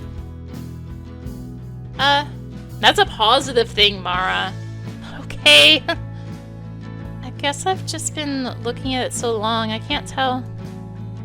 Do you think it's good? Of course it's good, because you are. You can hardly believe the sight of Daniel in your mother's apartment. You're a little embarrassed for him to see where you actually live. It doesn't seem to matter to Daniel. Since you've been dating, he's been happy to expand his knowledge of your world. In turn, you find yourself liking those aspects of your life more. Daniel's tastes have yet to fail you. Alright, we've got the good stuff. Yes! Okay, now I understand bagels. The best, right? These are from my favorite place. Heaven. I've only ever had the ones from the grocery store. Oh no. We're here now, dude. It's going to be okay. Are you supposed to eat the entire thing, though, in one go? Mara would eat 2 or 3 of these when she was little. I'm basically part bagel. Oh, what's your seasoning? Egg. Shoot, I think I left the groceries in the car.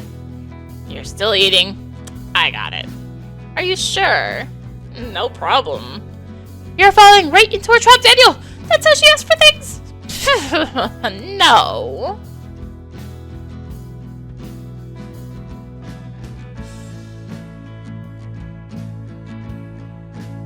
Yay! We've made it to fall. And I bet she likes him. I think she likes him. Let's go help Daniel. There's no reason to go outside right now. You're in the middle of breakfast and Daniel's about to come back in. Okay. Let's ask her about Daniel. What's up? You clearly want to say something about Daniel. What do you mean? Just say it, Mom. You know I like Daniel. Even when you were in high school, I liked him. Uh-huh. Mom pauses, dropping the momentum of this thread. She appears to want to start over. Your father would have liked him too. He's a lovely young man. Okay, you did not expect this. In your 20 months with Adam, Mom never volunteered such an opinion. Man, she has never used that word to describe any of your paramours. Does she really mean it? I'm not saying you should never be involved with him, but... Here we go. You just got out of a relationship, a very long one. Mom! Well, immediately you're in another one with the first guy who looks your way. Come on, this isn't fair. Am I supposed to turn down opportunities for love just because they keep coming in rapid, blinding succession? And Daniel isn't the first guy who looked my way. I'll have you know I turned down someone else. Who? Theo? He's Jewish, right? Mom's mournful resignation suggests an endless wave of disappointment from a yearning that can never be fulfilled. Yeah, he's Jewish. That's where his list of qualities end. No good, huh? We went out one time, and it was a disaster. No, what happened? He's not my boyfriend, Mom. I'd rather not go over the details. Fine.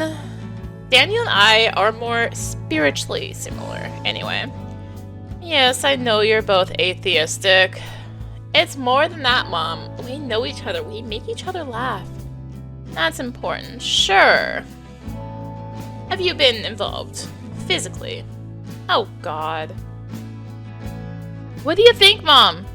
I'm not a virgin anymore, so what? You've known me for all 19 years of my life. 18. I'm 18 for like another month. 6 weeks. Mom! Can we agree that even if I lived a completely dutiful, virtuous life, that eventually, inevitably, I will be having sex with someone? And the fact that I'm with someone who encourages my work, who respects me, who I love, is basically a parent's dream come true? You're right. I do want that for you. You relish the victory of Mom's concession, but soon you realize just how much you've offered. By the parameters you've laid out, Adam was your parents' nightmare. I've given this a lot of thought, Mom. I'm being cautious. I know. He's good for me. He is. And you really do love him. Why would I say that if it wasn't true? Yes, I really do. Got him. Ah, you're a munch. And so strong. Nah. Those bags are what, like 5 pounds each? You can leave them right there. What are you two up to today? We're going to Belta this afternoon, visiting the old high school. Oh? I was asked to speak to a class, tell them what college is like? How nice. Are you speaking to Daniel? Nope. Just cheering her on. I won't heckle, at least. And we're going to Perfect Tides after. Really? Yeah, never seen it before. And were you always in Belta?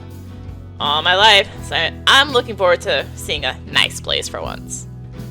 Well, the island is lovely this time of year. It's been a while since I've gone back. The last time might have been... Oh my goodness, have I been back at all? Maybe not since the move? I can't believe it! I haven't. You can meet up with us if you want. Oh, well... No, I'd be in the way. Nah, not at all. I can't just yet. Too many memories. You two have fun. Have fun today, you two. Can I not talk to Daniel about your plans for the morning before settling in at the computer? I guess we've got the morning free, huh? What should we do? I should write some more. I've got some more writing to do if that's okay. Sure, I can work on my laptop while you do that. You love working alongside Daniel. Until recently, it was rare to share your workspace with another writer. Good company aside, it's helpful to have another pair of eyes for your work. Daniel's a particularly thoughtful editor who really gets your intent. Alright, let's get to it. Yay, I can read. I still have the library book. Interesting. Do you want to read Mark's now? Please kill me. We'll read that. Or don't read the library book. Cancel. Let's read The Stranger, yeah. So I was expecting to have the library book. The Stranger, a short and tidy book, begins with the funeral of an old woman in the French Algerian countryside, which is over so quickly that even Mersault, narrator and son of the deceased, stumbles to recount it. You wonder if you should continue. The memory of your own father's funeral is also strangely eclipsed by small, in-the-moment preoccupations that made you wonder if you knew how to feel. You decide to read on. To your temporary relief, the book veers into Marisol's romantic entanglement, changes at work, and inadvisable, crime-addled friendships. These factors culminate in the murder of a nameless Arab man and Marisol's arrest. It is here that he finds himself on trial, not for the life he has taken, but for the apparent lack of remorse. Astonishingly, it is the fact that he does not cry at his mother's funeral that clinches the case against him. He ascends to death, as his ailing mother was, as we all are, and sees that there is nothing left but to embrace his remaining moments in an uncaring world. The story leaves you dumbstruck. Never before have you looked at death, such familiar death, through the lens of total absurdity.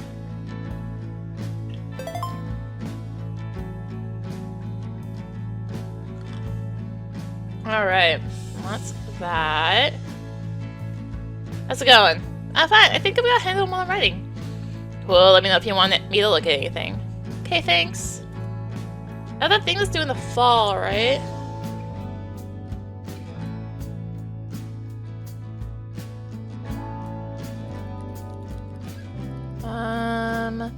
Email. Gallery opening. It's from Rosetta. She's reminding everyone about her upcoming gallery show. The venue looks like the sort of place Edith Wharton might have gone to see Richard Hell and the Voidoids. Dress code is formal, a fact about which Rosetta is somewhat apologetic. The opening is in 2 days. Okay. Barbecue tomorrow. Andrews invited you and Daniel to a backyard cookout north of the city. In this email, he provides directions. You hope there will be something to eat other than hamburgers, but other than that, you're excited and deeply humbled to be invited. The cookout's tomorrow. Okay, so that's like our next 2 days, I guess? Messages. You told Daniel work that you probably shouldn't get into any conversations right now. Oh, literary journal. Literally due today. Okay. I should really probably work on that then. Well, music is like... If I need to submit to a literary journal pattern, you best give him your certified best. Music is that... Do I want to do music in the city again? Maybe. Primary topic is music, secondary is the city. Is this what you want? Right. Yeah, so this was actually just due today, so I should probably get that done. I was gonna work on the story, but Hey Daniel? Yo, you take a look at this? Sure.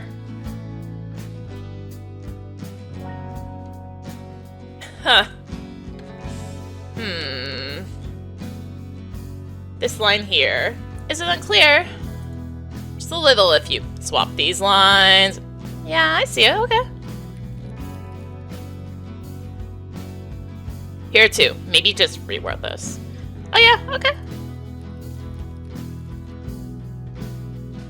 Few typos in this last paragraph. Shit.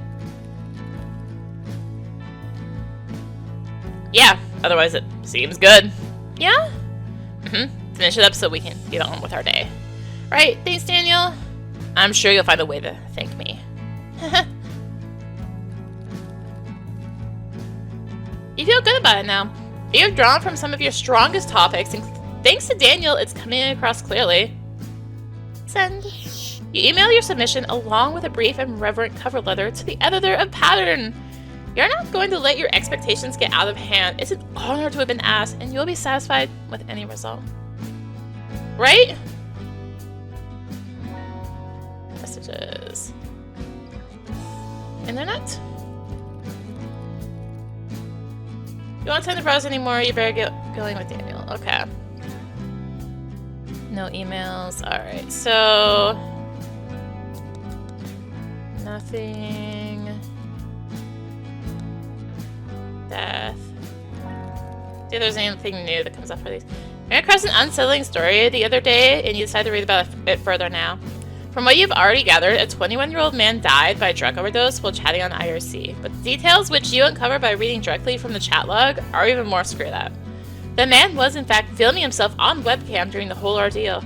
As chatters watched him ingest what they knew to be lethal doses of clonopin, methadone, Vicodin, and Restoril, they goaded him on further. Before he lost consciousness, he sent to the chat his already infamous words, "I told you I was hardcore."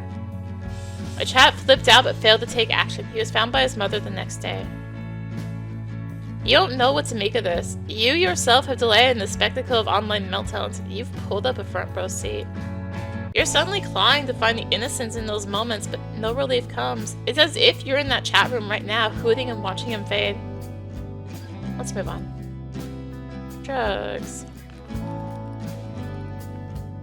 You only seek out drug-related information online anymore. Since you began dating Daniel, weed has become accessible and almost boring to ponder.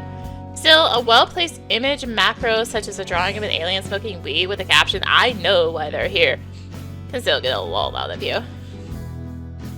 Sex. Since the summer, your search history is increasingly filled with questions about sex. You flinch at this reminder. You nurse an impulsive curiosity for what is normal and acceptable in heterosexual relationships. Driven by this, you found much to reflect on from your time with Adam. Though less common, there are also things you beg the internet to know about your current relationship. Here, answers are harder to find. At any rate, you're not alone enough to look at any of this now. You clear your browser history and move on. Music. You have started seeking out music on Terrible Talk's Fuck Your Music subforum. Although it lacks the professionalism of your once favorite blowtorch blog, the regulars on TT are incredibly good at aggregating fresh releases. The crowd also helps to filter out mediocre albums that otherwise might have interested you. As a result, you waste much less time looking for good music. Anarchism. Increasingly, Terrible Talk's Politican Tonight is your main source for anarchist-related discussion. Of course, by necessity, these discussions include an endless stream of contrarianism from anarcho-skeptics who would rather live in a giant Walmart than a free society. You spend at least as much time shutting them down as you do imagining a better world with like-minded individuals. But truthfully, the latter is not as thrilling as it used to be. Movies. Lately, you've amassed a bookmark collection of film news sites and blogs. You check on box office numbers, production rumors, and director interviews almost daily. It's just so much fun to discuss these things with Daniel to the point where you're able to ignore the shame of your own ignorance. You would like to learn as much as possible and meet Daniel on his level, but in your intimacy, it sometimes feels as if his encyclopedic knowledge is already your own. The city. Just empty box. Okay. All set? Almost. Just a minute. Anything in my room? Another book. It's Frantz Fanon's The Wretched of the Earth. Timothy left this book for you. He's always been more plugged into history and foreign affairs than you. While discussing these topics over the summer, you quickly found yourself overwhelmed. Timothy admired your passion and was surprisingly encouraging. He suggested you read something a bit more humanistic to round out your knowledge. Add it to your collection? Sure. I feel like there was one in the summer, wasn't there? Probably. Oops. Too late now. It's fine. Yep. I think so. Great. Should we catch the train then? Yep. You're still full from breakfast. You don't need anything from the deli right now. Fine. Ready to get on the train when you are.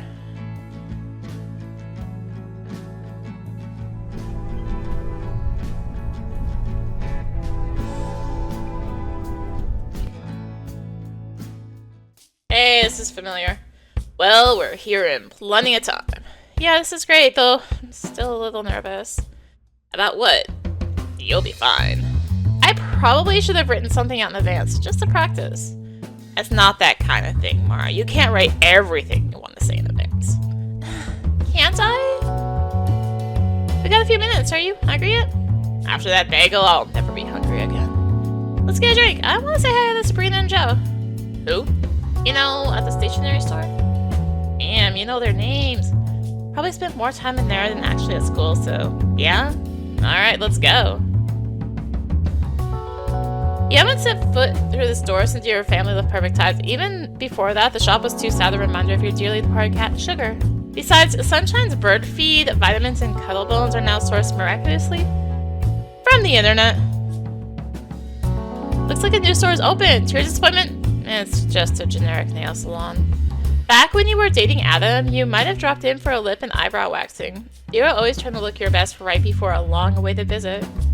But it's been a while since you troubled yourself with that. Daniel does not seem to care about the encroaching fibers of your face, and the growth is nothing shocking on a daily basis. Kong Ming is unchanged since you last saw it and continues to be closed during school hours.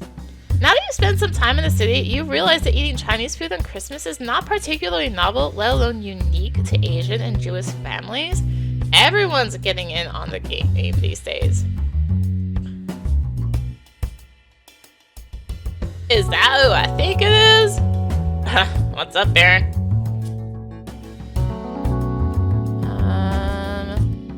Now that you're old enough to browse issues of Hustler, Jugs, Playboy, and Swank, the scandal of doing so is all but vanished. You're dismayed to find that most candies by the front counter have gone up in price. Warheads now cost 25 cents! An astonishing 500% markup! Not much about these shelves has changed. In fact, you're pretty sure some of these items were already old when you were in high school. You do not trust any of these ice-encrusted delicacies to be less than 5 years old. Not even Dippin' Dots, purportedly the ice cream of the future.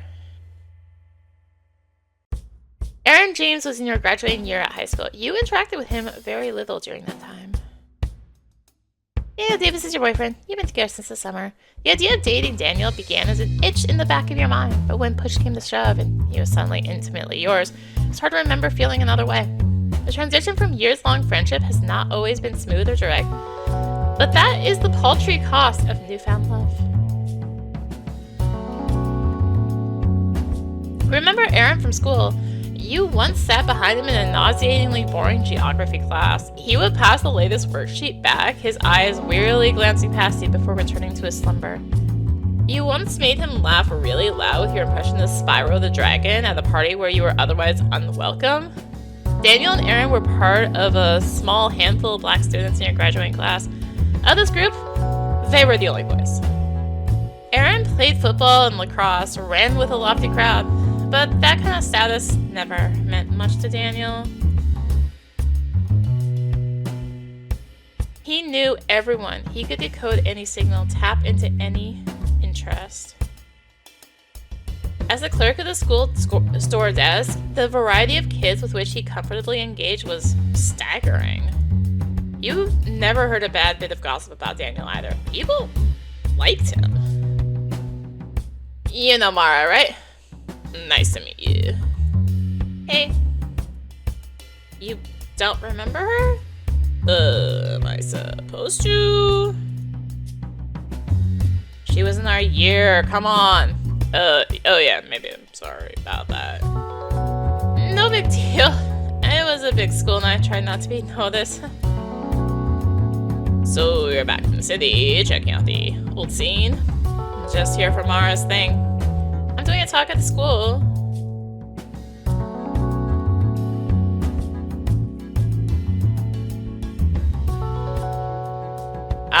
So now you're trying to be noticed. Well, I was invited.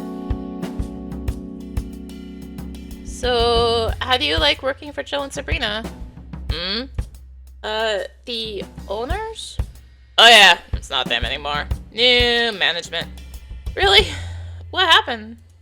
It all happened before I came in. You realize with miserable guilt that you had an outstanding tab with Joe and Sabrina. There are at least 3 sandwich drink combos you had in senior year, without paying.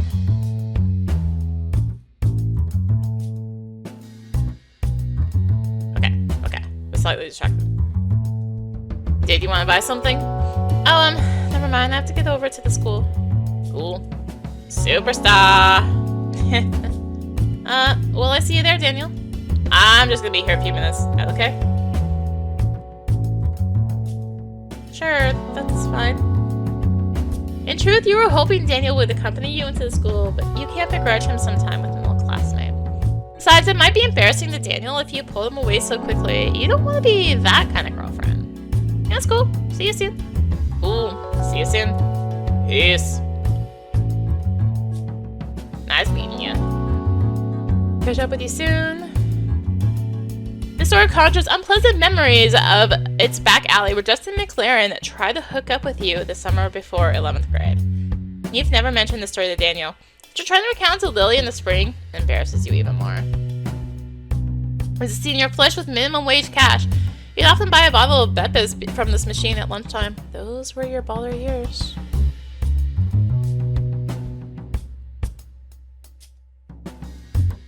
Alright. Let's go to the school. Can't look at any of them. In school built a high for 6 years, you spent each day in a slow motion countdown to graduation. Seems impossible that you're not only on the outside looking back in, but that the year of college has already zipped by. Ah, new garbage can, nice! So surprise, you're still not interested in any of the extracurricular bullshit. Actually, a couple of these clubs sound like fun. Maybe you shouldn't have rejected it all out of hand back then. You might have even made a friend. Or more likely, you would have filled out the place and bailed after the first meeting. Alright.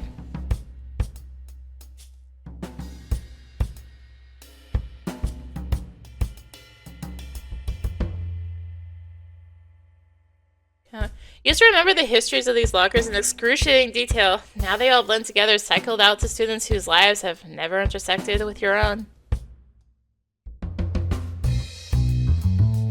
Every sound, smell, and stomach-churning embarrassment of your high school career is cheerlessly emblazoned in these halls. This place is smaller than you remember. You hoped it might be. If you could do it all over again, would it be any different? Starting in 10th grade, Daniel tended the school store booth. It's where you began talking to him. According to Daniel, his parents insisted he work here to bolster his college application. Although he claimed the job was easy, it left no free time in his day. He often looked sleep-deprived and irritable. In hindsight, with Daniel so focused on the creative education, it's hard to say how much of an impact this position had. Much like high school at large, he probably considers a waste of his time. But if it led to the two of you meeting and eventually dating, it's pretty cool, right?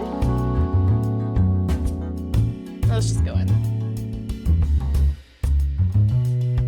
Hey, at least a pencil's finally picked up. Wow, your speaking event is written on the board. You suddenly feel very important.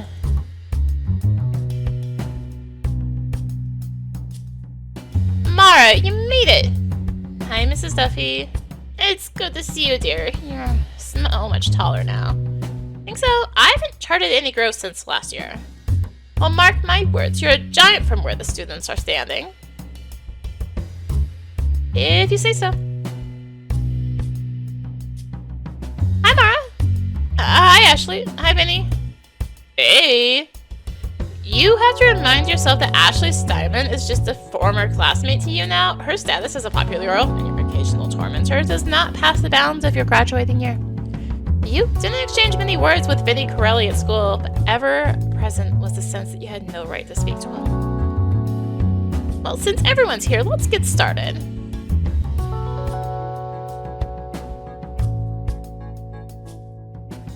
Alright, hello to all my students, and I'm happy to see a lot of unfamiliar faces too. These talks can be extremely helpful in preparing for college. Our guests can offer valuable insight in the transition from high school. Now there isn't much time, so I'll pass things right over to our student council president, Stacy. Stacy?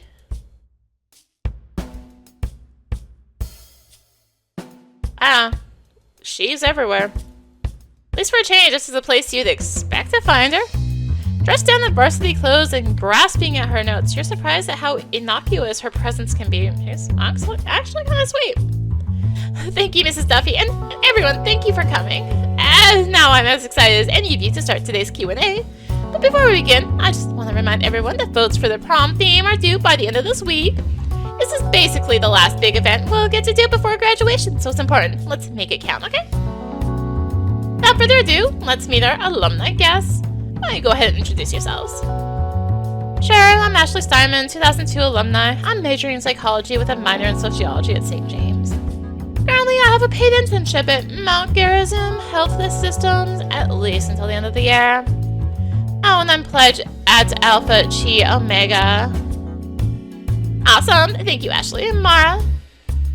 Hey, I'm Mara Whitefish. I graduated with these guys, but, well, I guess what I'm doing is a little different. I'm pursuing a creative career as a writer. So, what school do you go to? Alright, I go to Sucks. My dad went there.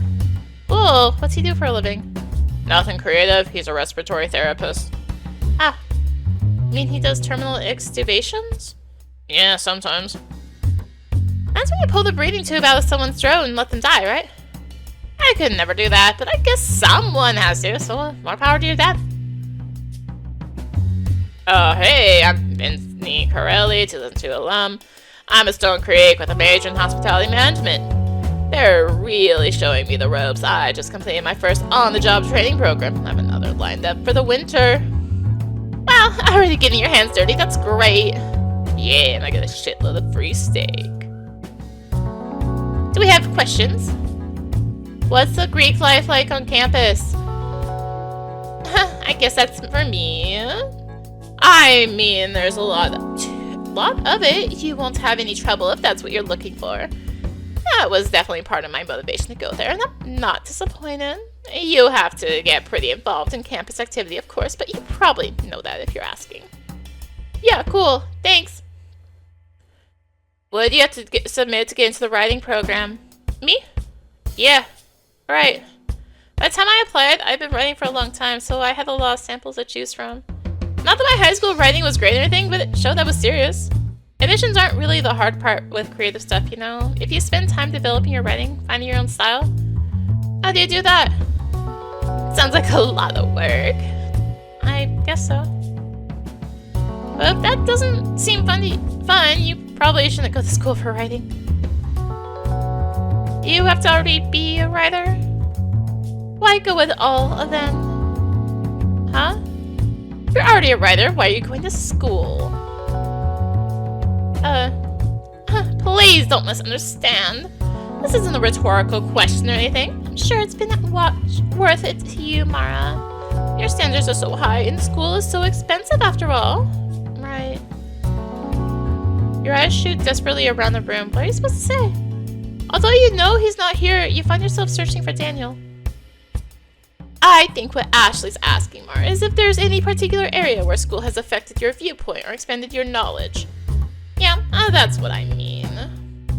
Right, of course. Okay, Mara, take it easy.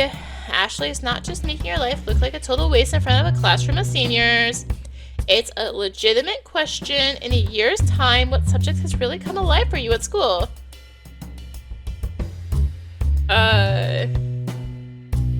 Music. Oddly enough, my appreciation for music has really fed my writing. At school, I'm exposed to all this new and obscure music, and there are so many live shows in the city. The last one I went to is basically life-changing. You really expected Daniel to be here. His presence would do wonders to validate your claims. Immediately you start to doubt them. Lots to think about. Thanks, Mara. Now, real quick, I have a few general-purpose questions for all of you. Daniel said he'd leave the store after a few minutes. That was a long time ago. He wanted to watch the talk. He would have come over by now, right? And you, Mara? Any tips for meals on a student budget? Forget to eat, be a mooch. It's simple, really. If anyone offers to buy you a meal, take it. How often does that happen? Well, maybe once a week or so. Not enough to live, but if you're smart, you can stretch out a box of leftovers for a few meals. You were sure the students would laugh at this. Instead, their expressions ranged from concern to disgust. Or, you know, just work at those free steak places with a Vinny. Okay, next question. So Daniel's just not coming then. You don't understand. Why would he not come at all? Is he mad about something? Did you say something wrong this morning? Must be something else. Okay, well, maybe there's a good reason he couldn't make it. What if something bad happened? What if...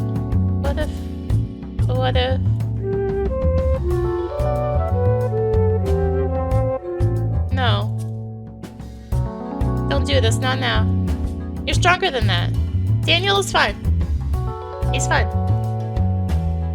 He simply doesn't respect you, that's all. God damn it, Daniel, you don't have to lie.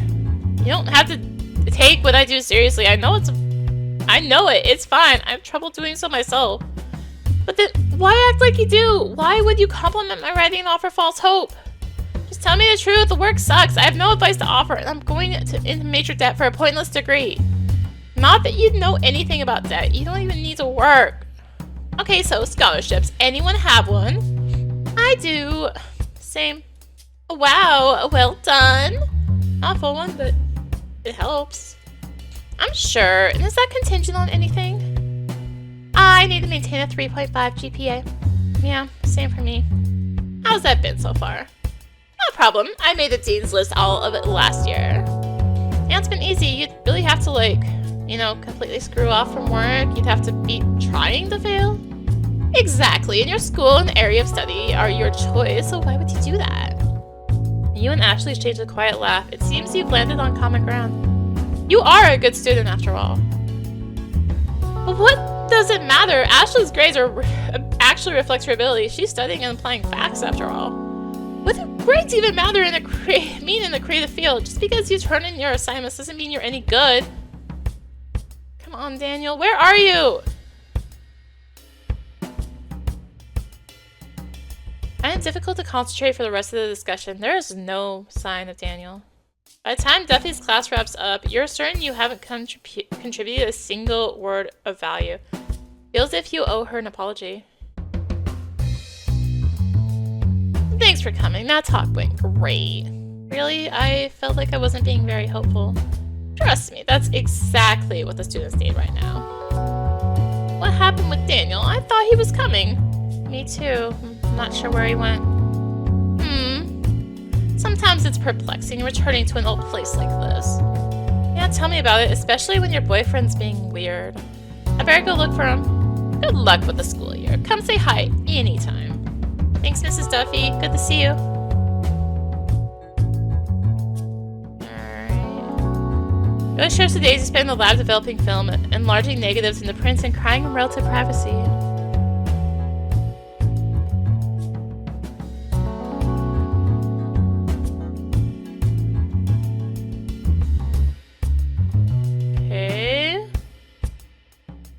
No one's here.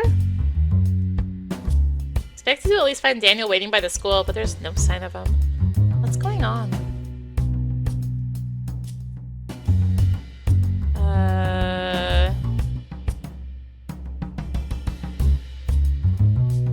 Into where we last saw him?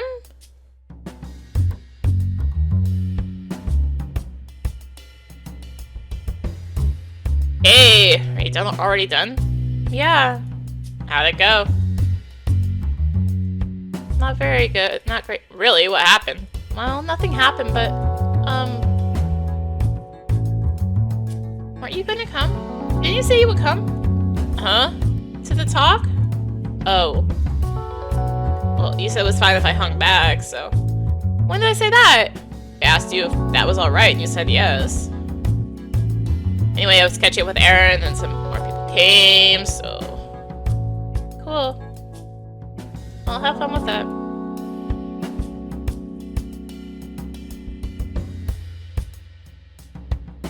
What? What is this? You said you'd be there! And you weren't. And you didn't even care. I didn't think it mattered. You said it was fine either way. You didn't want to go. Anyway, so good for you, I guess. Do you even hear half the things I say? Or just the things you want to? You're right that I didn't want to go. Is it too much of a drag to hear me speak? No, it's... Were you embarrassed to walk into school with me? No. Do I look bloated from all the carbs? Holy shit, Mara, it's not you! I didn't want to be here at all. I came because we've got this day planned out. I would never come here on my own. High school was hell. I've got too many shit memories of this place. That's why I didn't go in. Fine, my mistake. Please go back in there to your hell! You think I didn't suffer? Well, this is exactly what I was trying to avoid. I was nothing here, dude. I was dirt. I promise I can think of a few ways you were lucky. Yeah, but what? Maybe I'm lucky in some ways, but if you knew what I...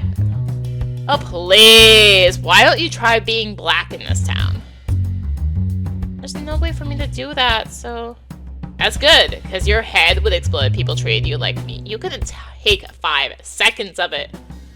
I don't think I'd explode if I was black for 5 seconds. Jesus, Mara, that's not the point. And knock it off with the biggest loser in high school crap. You had plenty of friends. That's funny. It's true that after years of loneliness, you had an active social life in senior year with a tight group of friends. Isn't until Adam made you choose between him and them right before prom. Daniel, you don't... Daniel's face is guarded. It's the kind of look you haven't seen since the early days of your acquaintance. Your impulse is to be sweet and self-deprecating, to bring out the softest part in him, as you always did. That won't work anymore. It's not all funny like it was in the midst of those troubled years. You are now responsible for each other in ways that would have once seemed unbearably corny. There are things about Daniel you do not know, and he doesn't know much about you. It hurts me to come back too. You're not the only one. I counted the days till I could move away from here. I know, I did too. Why are we here? Do you have something to prove to the sprawl of pigs and racists? No. I don't know. You only ever wanted to emerge victorious from this place. Instead, you are wounded and withered. Mara. Can we not be enemies? I don't want to be enemies. You don't want to be enemies, but you're not ready to stop fighting. You're not convinced Daniel has heard what you said. He just doesn't want to be seen arguing. He's embarrassed by you. After all these years, he still stands out of reach, looking down at your dullness. Do you want to go back in and say hi to everyone? No, those are your friends. You're my girlfriend, so you're their friend too. And if they try to pretend like they don't know you, I'll kick their asses. Huh. Would have given anything to have Daniel as an advocate during high school. It's nice that he cares, even retroactively. But that he seemingly finds it all so simple is distressing to you. Your status was so low in those years. What choice did you have but to hide? The ferry leaves soon. Oh, right. Well, let me say bye then. I'll be right back. Okay. Are you really taking the ferry with Daniel? Are you going to Perfect Tides? No, you can't bear the thought of Daniel looking scornfully at the island or otherwise hiding such judgment from you. And could you blame him if he did? It's you who've been looking back and idealistically hoping to unearth gems from a stinking bog. Maybe it's all a painted fairy tale, none of it worth revisiting.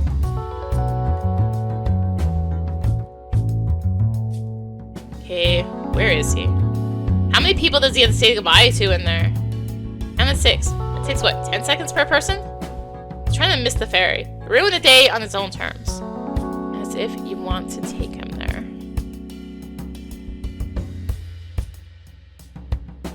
Alright, we going? Mara? I don't know. I don't know if we should. But why not? You don't want to go. You don't actually want to go, so why should we? I do want to go. Why do you think I don't? Because you didn't want to go here, and I only found out after the fact, so... Gotta be kidding. You want to blow up the whole day and blame it on me. You blew up this day, and you want to blame me for blaming it on you. What? You heard me. This isn't what you think it is, dude. Don't say dude. I didn't want this either, Daniel Davis of East Belta. I'm sick of talking to a wall. I'm sick of reaching into a steel trap.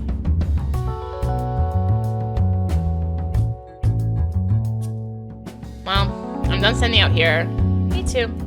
Where should we go? It's Surprised to find that Daniel still expects to spend this day with you. You were sure you'd be going back alone. That's relief. You don't want to leave it like this. Do we take the train back? Yeah. Can we be cool? Yeah. I wish you believe it. An image lingers in your mind of the beach as the perfect tides. Daniel walks just ahead of you, smiling back. So finally it crumbles between your fingers. Just another story. You have to get away from here. The island is only a deeper trench, a greater tension from which to return. Train home is late. When it arrives, it's surprisingly crowded. You and Daniel toss around generic topics and bland observations. When even these devolve into petty snipping, you ride in silence, rarely breaking from your own separate thoughts. You'd hope things would get better when you left the school. Maybe it was a mistake to go home so soon. Sometime on the island might have helped. Or maybe it would have been worse. Every possibility embarrasses you. When you get home, the whole house is dark.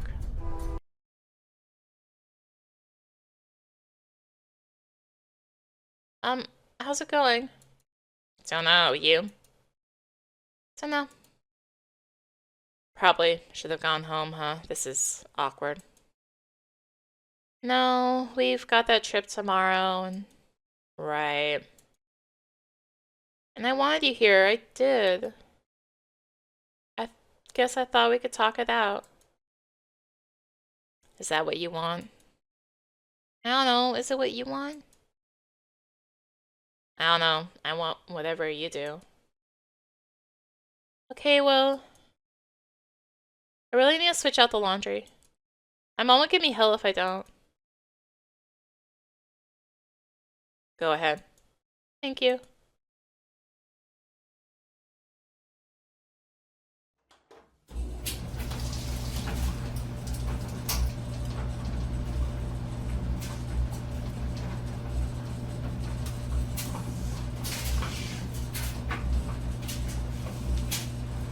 Grief gives way to tenderness in the ailing light. Touching him is such relief, such forgiveness.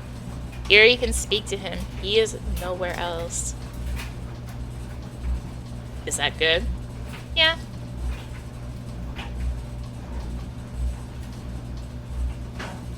Before long, the ecstasy of first contact fades.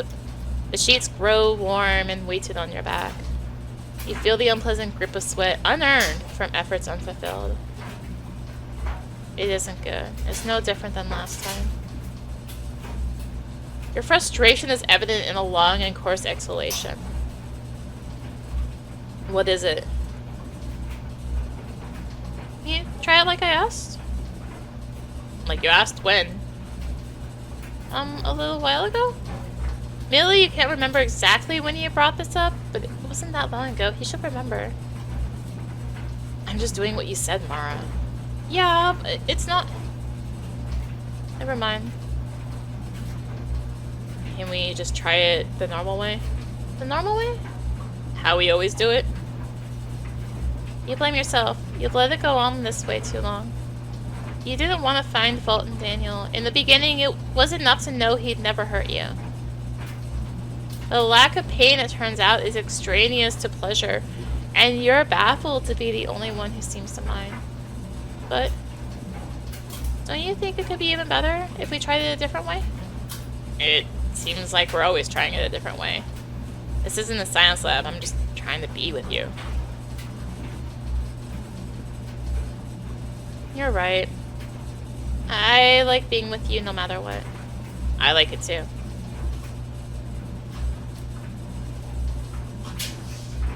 No? I don't know. Should we keep going? We can if you want, but you don't think you can? I don't know.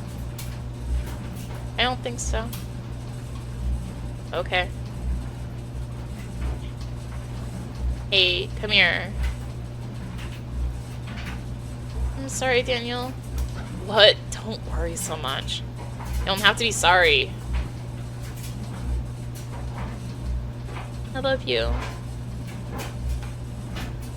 Daniel has a kiss for everything. For wretched things that don't deserve him. It was in your loneliest nights through restless haze that you first found the words to write. When you are safe and wanted, you barely think about writing at all. You can drift off free from that ritual, the hypnotic prayer that rises begging behind closed eyes.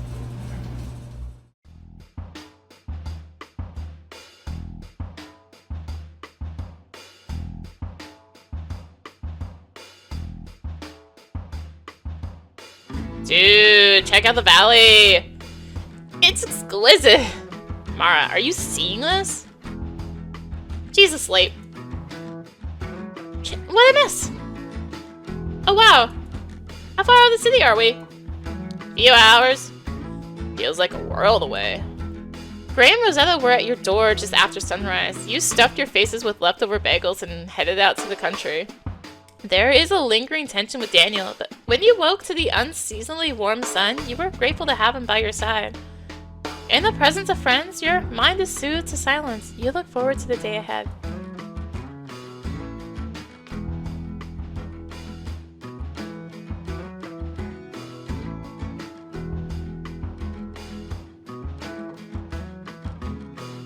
Wow, is this the place? This is the address. Damn, it's like an estate. Are we here for the party or what? Just want to be sure we're in the right place. Do we see anyone we know? Oh, come on, this is ridiculous.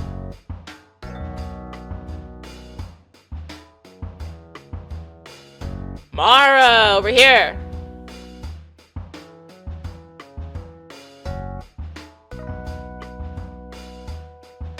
Howdy. Hey, thanks for inviting us. Is this really your house? What? I live in the city, Mara, remember? Oh, right. I guess in my mind, you have it all. Nah, we're just house sitting for the in-laws. You can thank my wife for her family's good taste. Hey, Mara. John. How's the tour? I ain't broken yet. Yeah, are you supposed to be broken? Only if he's doing his job. Me and Daniel brought some friends. Hope that's okay. Make yourselves at home. I'm just about to grill some burgers. How many of you? Well, 4, but none for me. No meat. Another plant muncher. Good grief. You've learned to recognize Andrew's sarcasm as benign, but this particular dig catches you off guard. You hesitate to laugh just long enough that it's noticeable. He doesn't mean that, do you? I'm just fooling. I was vegetarian too, until last year. Oh yeah? Yeah, for a long while. I had this dog I really loved. Just seemed respectful to her, to leave the animals alone. That's cool. Why'd you go back? Huh? Why'd you go back to eating meat? Oh, well, the dog died, so. Sorry about your dog. Thanks. 3 patties on the grill for your friends and a handful of grass for you. Huh. Just kidding. I've got you covered. Have fun. Thanks. Cool. I'm gonna leave a save. Hey, thanks for reading my writing sample. Yeah, of course. I was so glad you liked it. You really think I have a chance of getting into pattern? For sure. The stuff they print, you're running circles around a lot of it. Oh, thank you. I'm expecting to be rejected, though. You might be. It's always possible. I've been rejected from 1,000 things. Just keep a level head. Not everyone is right in their assessment of you. How do I know who's right? Yeah, I don't know. Takes a while. That takes a while to figure out. You really gotta forge a path. Here's to you that John is not necessarily right either. To take his advice, you need to be skeptical of his feedback too. This is far too stressful a thought for a weekend in the mountains. Once again, you've run out of things to say. You must be annoying John with this talk about yourself. You were standing here with Andrew before you barged in. Isn't this exactly what you did to Walsh? Anyway, I should check out the party. Yeah, have fun. Make yourself at home. After Rosetta. Your friend is so lovely, Mara. Heh. You admit to Rosetta that she probably already knows these people better than you. How she moves through this world, you'll never know. Hi, Max. Oh, hey, Mara. Nice to remember your name this time. Very cool. Mara, this is Bert. Hiya. Nice to meet you. He's also a writer. We were just talking about perfect ties. You guys might have something in common there. Cool. Have you met Ariel? Andrew's wife. Hello. Oh, hey. I've heard so much about you, Mara. Oh yeah, nothing bad though, right? Only the best. And this house is really nice. You think so? Yeah, this is literally one of the nicest houses I've ever seen. Perhaps I've seen too much of it to know this. Well, make yourself at home. Abruptly, everyone turns back to their conversation. You sweat just a little, wondering if you managed to screw up these brief introductions. Tamara, you're studying to be a writer? Yeah, I just started my second year at Sucks. So you're 19. Almost.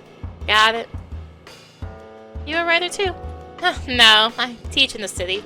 Cool, what grade? Undergraduate, biochemistry. Okay, I suck at this stuff, so I'll never take your class. Yeah, that's cool. So Andrew just explained it, but I'm a little unclear. How did you meet again? Well, Andrew was buying some books, and me and Daniel, who's around here somewhere.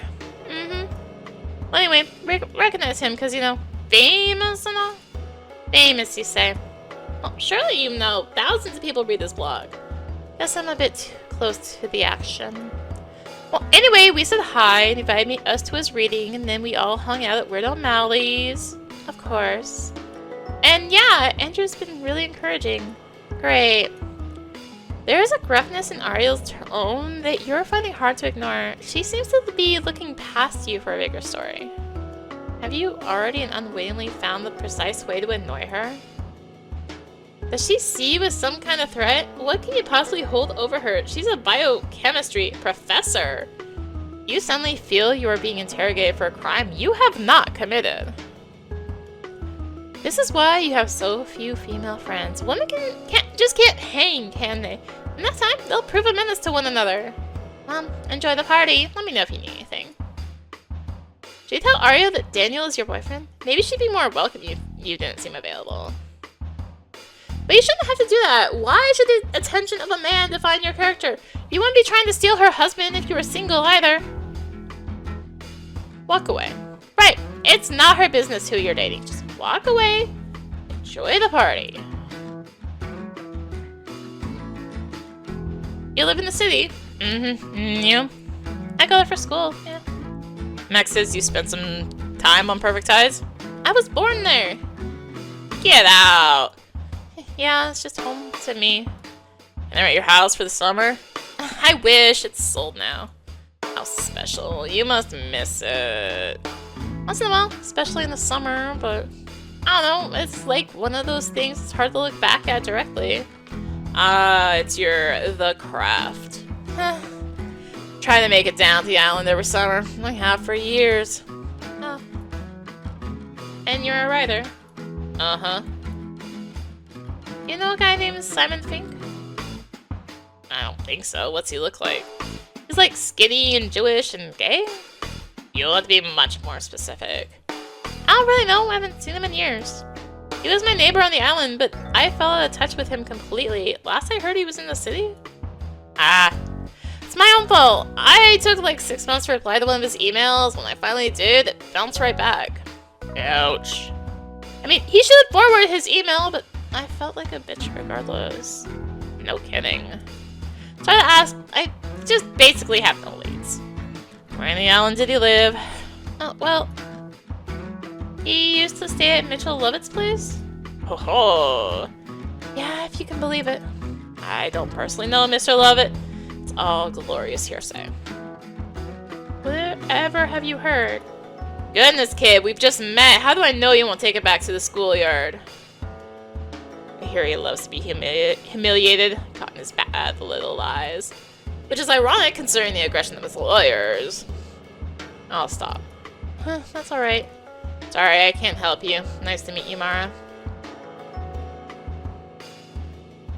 A sweet-looking family is absorbed in their own affairs. You assume they are friends of Andrew's, but you do not wish to bother them. Back to Daniel.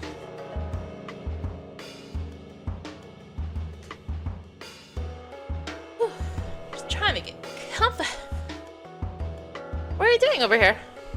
I don't know any of these people, so... that didn't stop Rosetta.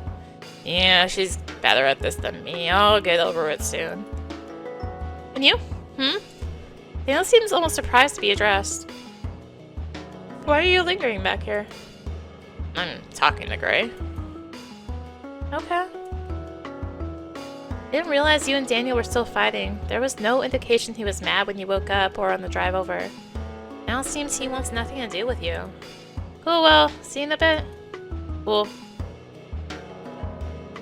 Boy, you're getting hungry. I wonder if Andrew's done with those burgers yet. He also seems determined to ice you out of their conversation. I didn't mean to click there. Trying to engage with him right now is too stressful.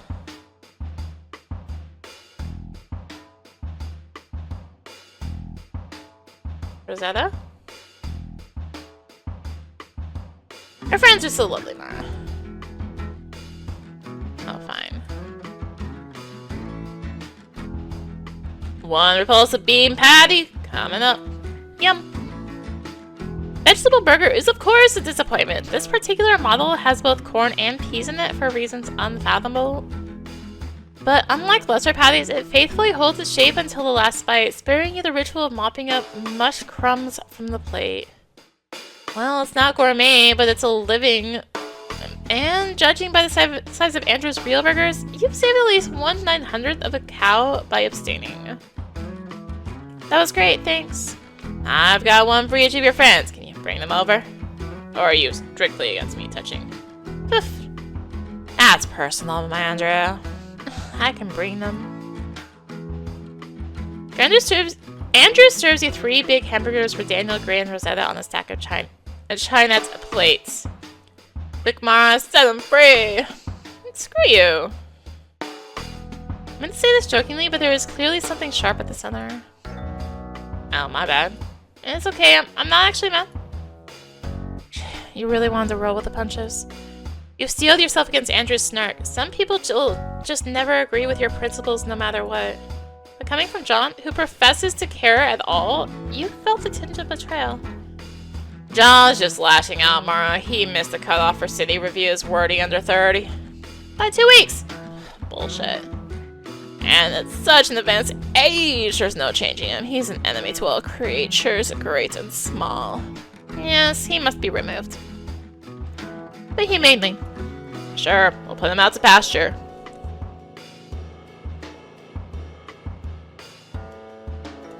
John looks at you dejectedly. He seems to have read your disappointment, and to your surprise, is troubled by it.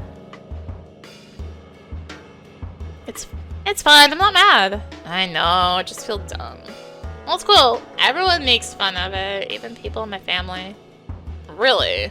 Yeah, I don't care. Really stick to your guns, that's cool. Alright, don't let me keep you. Hand out those burgers. I'm going to take them to Daniel first.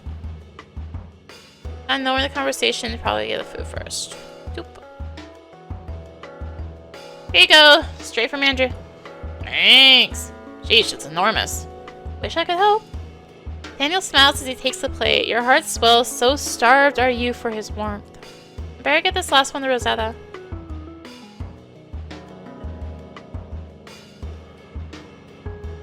Here you go, Ro. Thanks, Mara.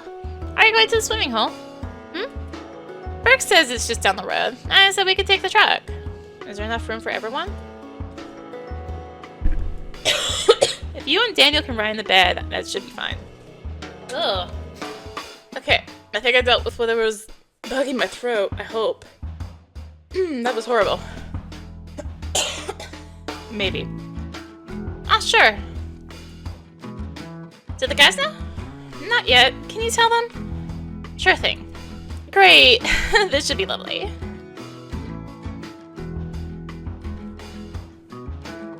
So, Rosetta says there's a swimming hole down the road? Oh yeah? If we use the truck, we can all go. Sounds great. It's so warm today. Yeah, I'm down. Cool. You can let Burke know when you're ready to leave.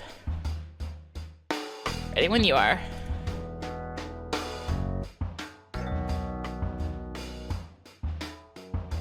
It'll be so nice to see the water.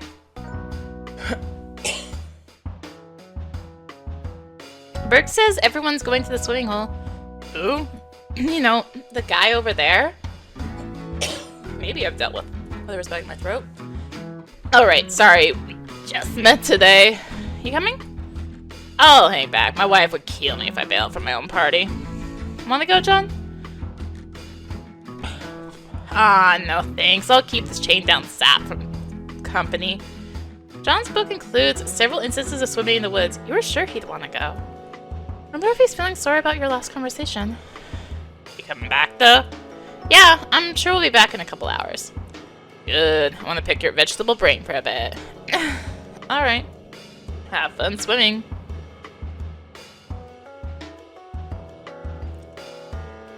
Enjoy the party. Let me know if you need anything. Maximum perfectly friendly, but you feel you've exhausted conversation. I guess we'll just talk to work. Rosetta told you about the plan? Yeah, I'd love to go. Great, are you ready now? Yeah.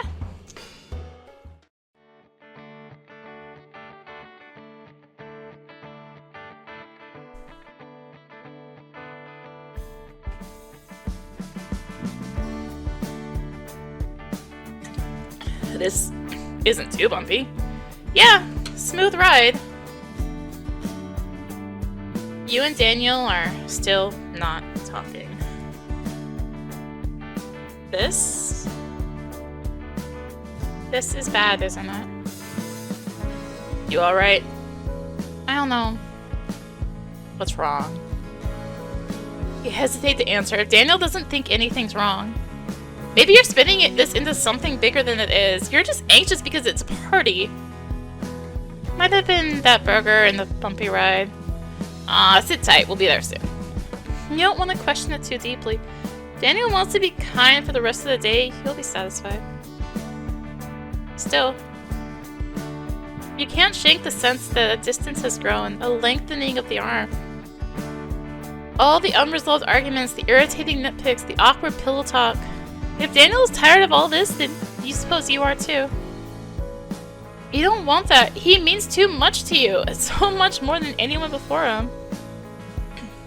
But maybe, if you both agree there's no way forward, maybe you could go back to how it was. People do that, right? Can't wait to swim. Yeah, me neither. No, awful. Hurts too much to imagine. You can't let these thoughts in. You love him. So much of it has been good.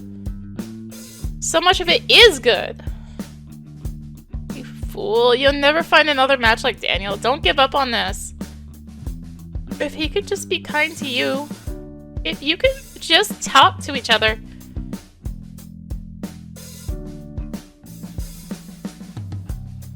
Oh, heck yeah!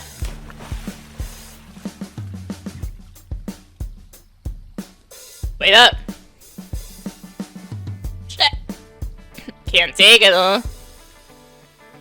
You're giving me another everyone's for the Midwest. Who's the king now? Alright, Daniel. Dude, I can see your weenus. No, I can't. Okay, alright, here we go. Ah!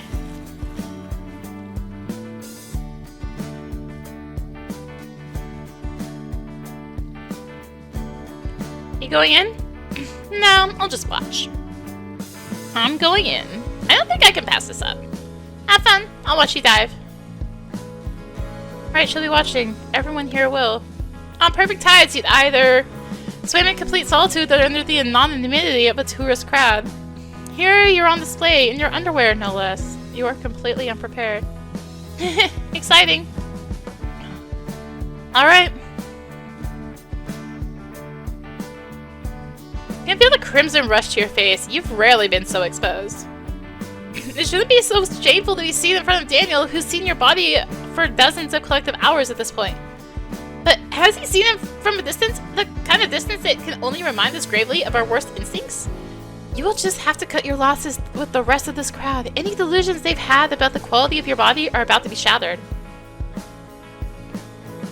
The air on your horrible, malformed skin feels divine, and it's almost enough to counteract the embarrassment. You inhale deeply and try to focus on the feeling. Being naked in the wilderness is a primal and powerful thing. Perhaps you can externalize this power to present yourself more beautifully. It may yet serve as a barrier against the bulging, grotesque vision of your flesh. Or maybe you should jump in real quick while no one's paying attention. Anna's in conversation with Max and Burke. He looks up at you with a smile. Mara, jump in! Not yet. Go, Mara, go! How's the water? Why don't you jump in and see? I was afraid you'd say that. Jump in. As you nervously scan through your memories for comfort, you're reminded of the perfect ties and the gruff, determined faces of its annual Polar Bear Club. When you were in 3rd grade, Dad got it in his head to enter the event, fresh off a fitness kick that in hindsight may have added years to his life. On the fateful day you watched him disappear beneath freezing waves, you allowed yourself only briefly to indulge in the thought that he'd never return. But of course, there he was again, crashing to the surface in triumph, a cacophony of swears and laughter breaking the white sky.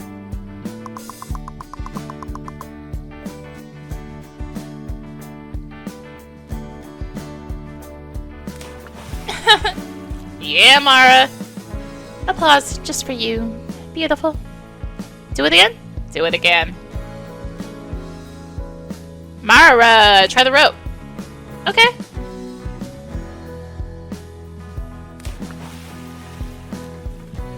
Yes! Woohoo! Do it again?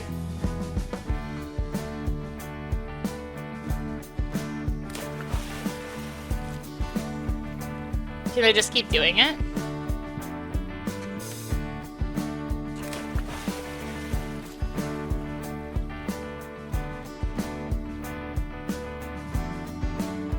Like, there's something if I do a certain amount of times or something? I'll do it like twice more.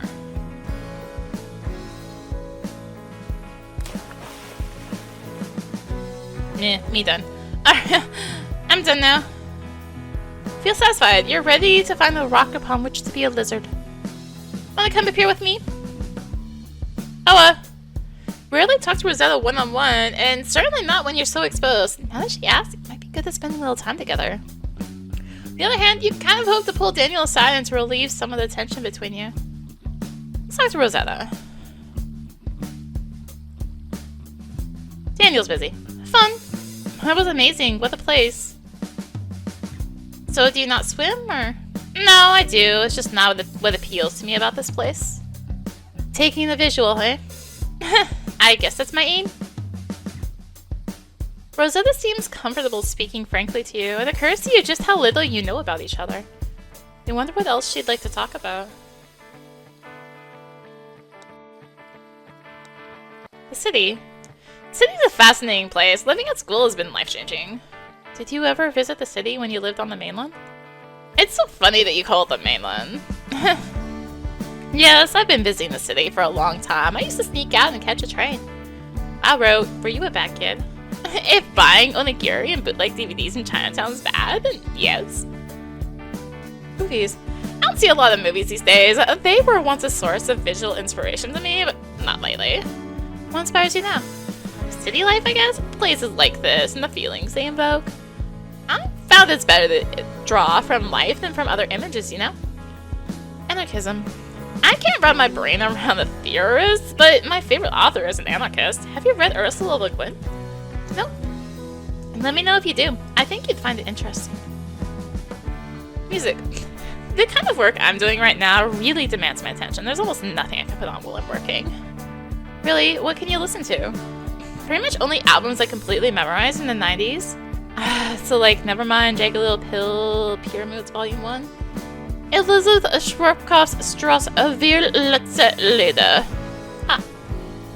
6. Mara, are there ever times when you want to have sex more? Sure, that happens whenever I'm horny.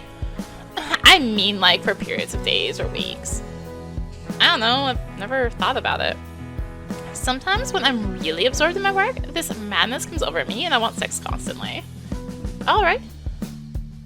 I bet Gray likes it. It's actually very exhausting for him. Oh. This happens for weeks at a time? Sometimes after that I'm gravely depressed. That sucks. Sometimes I do wish for a different brain or a different body. Me too. With me, I can't really, It's not Daniel's fault, but... Gingerly, you break down your troubles to Rosetta. It's the first time you've described your sex life in such detail to anyone. You're surprised by how easy it is to tell her. Rosetta is not the least bit scandalized. She listens earnestly, assuring you with laughter whenever your words embarrass you. I think that's pretty typical, Mara. Yeah?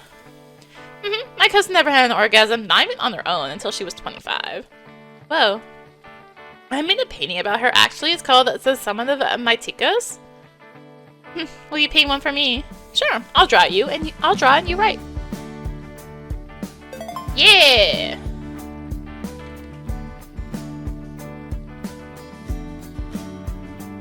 More hydration. I can feel that tickle trying to come back. Oh, that sucked. Drugs. No, I'm interested in drugs. My chemistry is already easily destructive by the smallest environmental changes. Death. Now you're speaking my language, Mara. Death has been at the thematic core of my work for some time. I'm afraid I don't have much to say about it in conversation, but my exhibition will tell you more than you've ever wanted to hear. People. It's funny we both went to school on the mainland. Where did you hang out? Mostly nowhere, but for a while.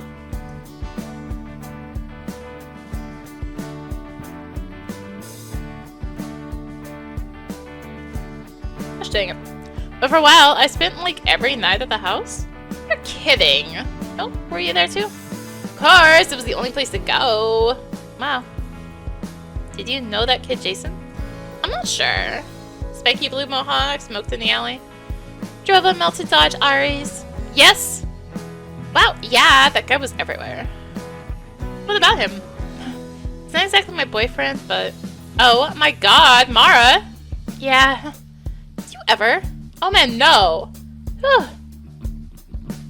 Up until recently, you found this whole period hard to look back on directly. It's strange and delightful to see it through Rosetta's eyes.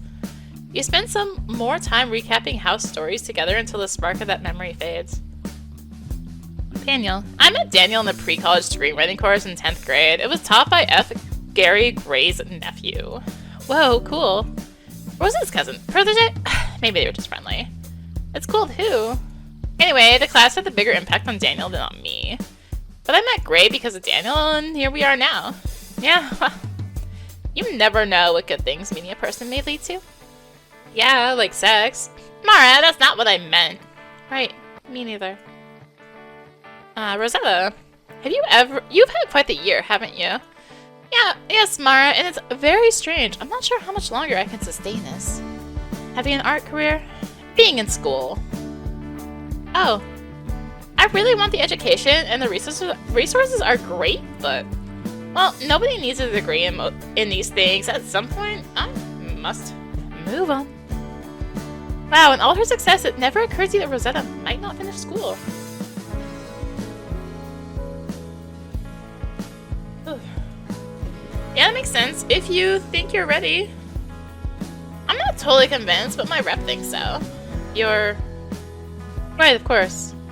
Another moment you're shocked that Rosetta has made it to her second year. Why the hell is she slumming it with this crowd anyway? Adam, I don't know much about your last relationship. I never got to see you together. Ah, well, you didn't miss out. You briefly recap the timeline of your relationship with Adam, with special emphasis on the breakup and the reasons you are grateful to be done with him. When you're done, Rosetta ponders silently for a moment. Was Adam also a writer? No, not at all. Interesting. Ray is not an artist either. What drew you to him? I ask myself that all the time. Rosetta continues to wait for an answer. Well, in the beginning, he really liked my writing. He read everything I'd show him. He seemed so fascinated by it. I think it felt kind of powerful.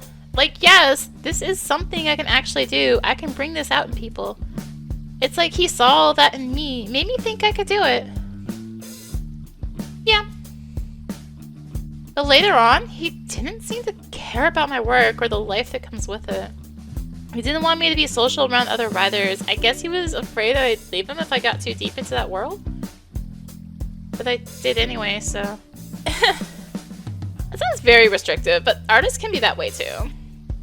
I'm not sure anyone can predict how it will go. You just have to risk it with someone and see. You sit with those words long after Rosetta has spoken them. Jana. Jana is wonderful. She lets me come and go from the rare book archives as I please. Wow, that's really nice. She may have just gotten tired of my asking. It's a real time saver for both of us if I just go in. Theo. Oh my god, Theo was an RA on my floor this year, and he is? I don't know how I feel about Theo walking around with RA authority. You're better off not knowing. Walsh. Most of what I know about her is from Daniel complaining. He's not a fan. You like her? I really liked her class, and she said to keep in touch and that she'd give me feedback, but I don't know, she seemed pretty annoyed the last few times. I don't know if I let her down or my work was bad, or I don't know. Have you tried asking her? No, she'd just be more annoyed with me. Maybe it's not. I'm over it. Don't worry about it, bro. Doesn't matter. Okay. Oh, making her scroll back down. Andrew's turn. I'm only just met him, but he's a lovely host. Yeah, Andrew's cool. The way he manages both his seasonal depression and his eczema is quite inspiring. Yes, he... How do you know that about him? Talking? Andrew has never mentioned any of that to you. Yeah, he's a pretty open book. That's one of the things I've learned from my many months of knowing him. Cool. I'll be happy to learn more. Lily. I have not met that person, but I'm told they're very special to you. John Klein. I saw John's book in a shop window the other day. Crazy, right? It's in real stores and stuff. He seems uncomfortable with the attention he's getting. Yeah, I noticed that too. Poor guy. Right? Poor John with his actual book in actual stores. My mom. My dad. I didn't know your father had died. I don't talk about it too much. It's just this whole thing to explain to people. And they always say they're sorry, and I always have to assure them it's fine. And I won't do that. I don't see my father much. My parents had a bitter divorce when we came to America. You never would have guessed Rosetta was not from America. She has never brought it up before. Your dad never visited. No, he remarried, and he was not welcome. Well, he never sent money either. A jerk. I don't know what he's like. I can only guess. Doesn't his absence kind of tell you what he's like? It tells me what kind of father he was. But now, I'm not the same age he was when he took that role, and it makes me wish I knew more. It isn't so simple, Mara, you know? Yeah. Just do grandma for good measure. Done talking. You're happy to have spoken to Rosetta. So much of what mystifies you about the city comes down to perspective. Ro is just making the best of what she's been given. Her journey is not so different from your own. Yeah! You are done swimming. Conversation has been spent. In the calm of the woodland air, you feel inspired to read and write. Click the done button in the corner when you finish and want to move on. Read.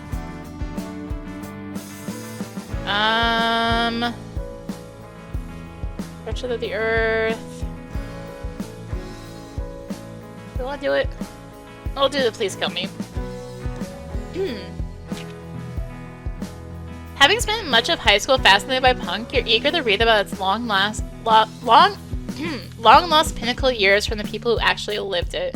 Right away, you are impressed by Legs McNeil's ability to turn hundreds of fragmented and often incoherent verbal accounts into a single, mostly chronological narrative.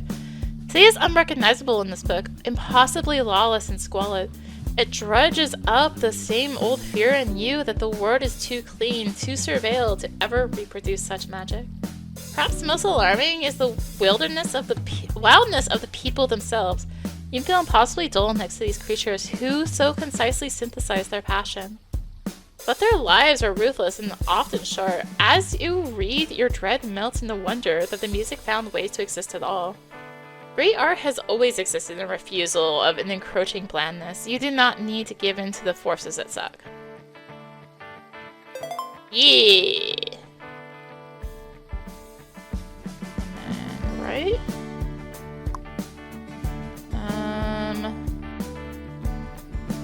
Submitted. Rewrite your story. Right.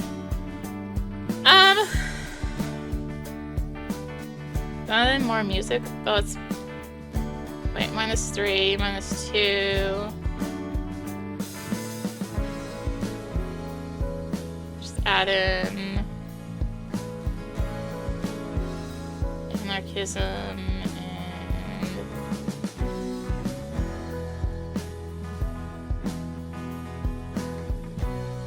and 6. Right.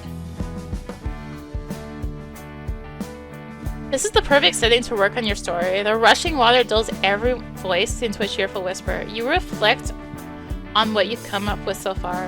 When you last approached the story, you found it more helpful to focus on Eleanor herself rather than Amethyst the vampire. Although her castle prison is difficult to navigate, Eleanor has found the exit. Greeting her there with a grin, Amethyst assures her that she can go wherever she wants. But it's not so easy. As Eleanor attempts to cross the bridge to freedom, the water of the castle moat rises all around, terrifying her with reflective visions. To her horror, these images are presented as judgment for her choices Eleanor has made, one she never expected would be consequential or even observed. Her first instinct is to beg forgiveness. She asserts her youthful ignorance, her environment, the chaos of life, but most of all, she apologizes for all that is wrong and wretched within her.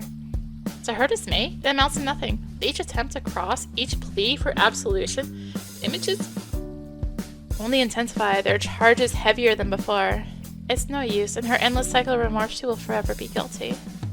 Seems like a good place to leave it for now. You'll make a digital copy of your progress later. Oh, can I trade with her? Yeah! Where's the one I... well, I guess she goes there, right?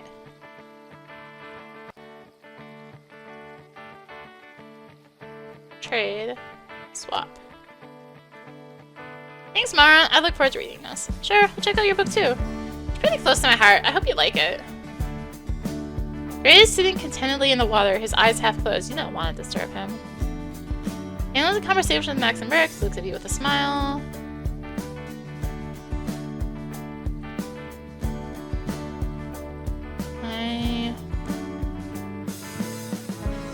Nice rock. We should get a few for the boys' apartment. My thoughts exactly. Napping on that futon makes my blood coagulate. You lay in the silent breeze for a long time, letting the calm of the forest fill your ears. Your eyes grow heavy under ribbons of canopy light. Rosetta does not disturb you. She watches silently as Daniel and Gray return to the water. The boys' escapades continue for a while. By the time they've had enough, their lips have all turned blue, voices mangled behind chattering teeth. A collective of something, Ah! This was such a good idea. Aren't you cold? Nah. You know, I think we needed this. It's a nice break, yeah. Mountain air, the clean water, no city noises, no stress. I feel alive. It's all so perfect. I love you, Mara. I'm so in love with you. Awash in the sweetness of Daniel's euphoria, you grapple to absorb it as your own. And for a moment, as is often the case, you do. The sensation fades quicker than last time. You can feel it rising in you, the bitter certainty of it all. It's not working, is it? No, it isn't working. Why now, when it's all so right? He loves you. When has anyone loved you? You're so tired of this, always hoping beyond reason until all hope is exhausted. Why can't he be the one who's tired? Why is it always you who wants more? Can't you swallow this dread? Can't you ever be content? You've run so many miles just to love him. There can be more good days. Please let it last a while. Let the good overwhelm the bad. Coolness sets in as the light vanishes, bringing a particular melancholy for lazy days gone by. You will have to go home soon.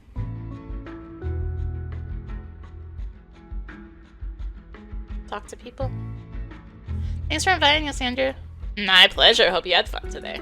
Oh, it's been awesome. You get a chance to meet Ariel? Yeah, we talked earlier. Mouse? She's really nice. Ariel did not seem particularly friendly to you, but you don't want to burden Andrew, who is already trying so hard to entertain. She's really nice. She was telling me she's a teacher? Yeah, she does the real work while the rest of us jerk off. Glad you can meet her. She's really believed in me over the years. I don't think I'd be anywhere without her. Well, there's only so far the work can get you. Good partner makes all the difference, you know. It's nice that you and Daniel have each other. I'm rooting for you guys. Yeah, thanks. Hey Mar, I was wondering, would you ever want to do a guest post on my blog? Well, sure. Awesome. Thing is, I kind of need it by tomorrow. Oh yeah? Had something lined up, but they dropped out. Do you think it's possible? It wouldn't have to be long, and it's about TV. You might have fun. Agree to write it? Sure, I can swing that. Great. Awesome. So what am I writing exactly? You can pick any TV show you like. It could be something that's influenced you, or some aspect of the culture you've been thinking about. Or it could just be one of those needling shows that gets under your skin and won't go away. Or maybe all three? Sure, that'd be cool.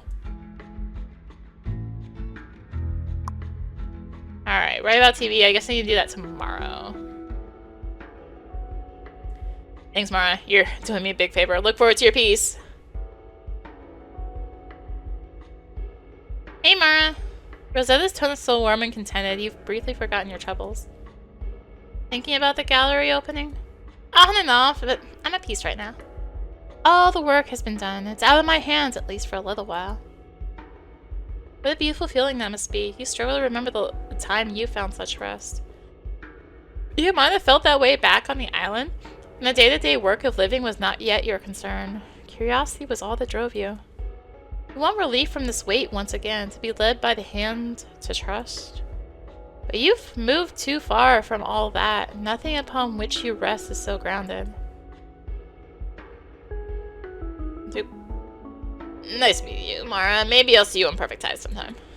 Yeah, maybe. Scan the horizon feebly for when that might happen, finding nothing and realizing it doesn't matter. Your gaze drifts with Burke's back to the fire.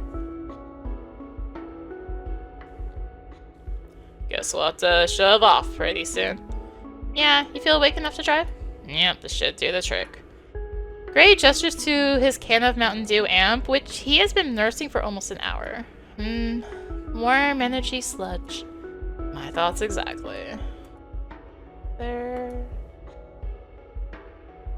Okay, we'll just talk to Daniel then.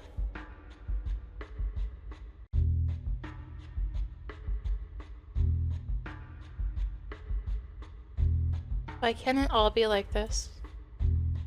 Because this isn't life. You're aware of that now. This is just the kind of love you dreamed of when you were young. Love like an Abercrombie and Fitch photo shoot. I haven't said that in a while. You were so dumb. You just wanted to be beautiful with someone else in a beautiful place. But that's not life. It's not. I think I might have cut my balls on one of those rocks. Ouch. You need me to look at it? Nah, I can look at my balls myself. What? Can you really? I have my methods. Okay, if you're sure. Because I can look right now if you need.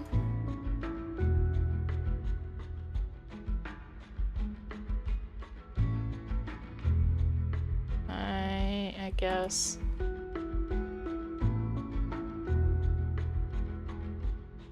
They're just gonna loop. It is. Okay, cool. Yeah.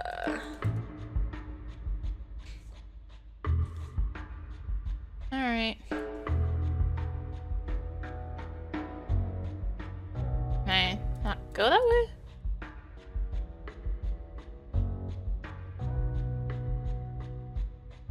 No, I don't want to talk to Daniel again. No.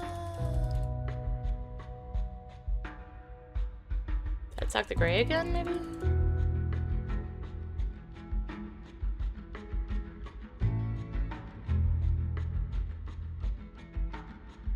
try gray again.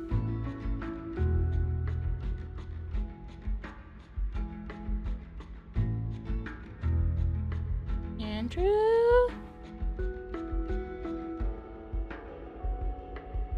Oh, there. Okay. There we go. Hey, you. And there she is. Want one? Sure. Having fun. This was amazing. I didn't see you that much, though. You're one of the lucky ones. No, I've been stuck where I am too long, between the city and the burbs, and it was so good just to be in the water, you know? And hanging here with you guys, this is all unbelievable. I can't believe half the places I end up. I don't know how any of it happened. Seems like you and Andrew have really helped each other. Yeah? For sure. This is a tight crew. That's what I want to have. I mean, it makes sense you'd all be friends. You're all kind of from the same world, right? You think? Most of these guys are from up here. Good connections, expensive degrees. I'm never totally thinking it's my world.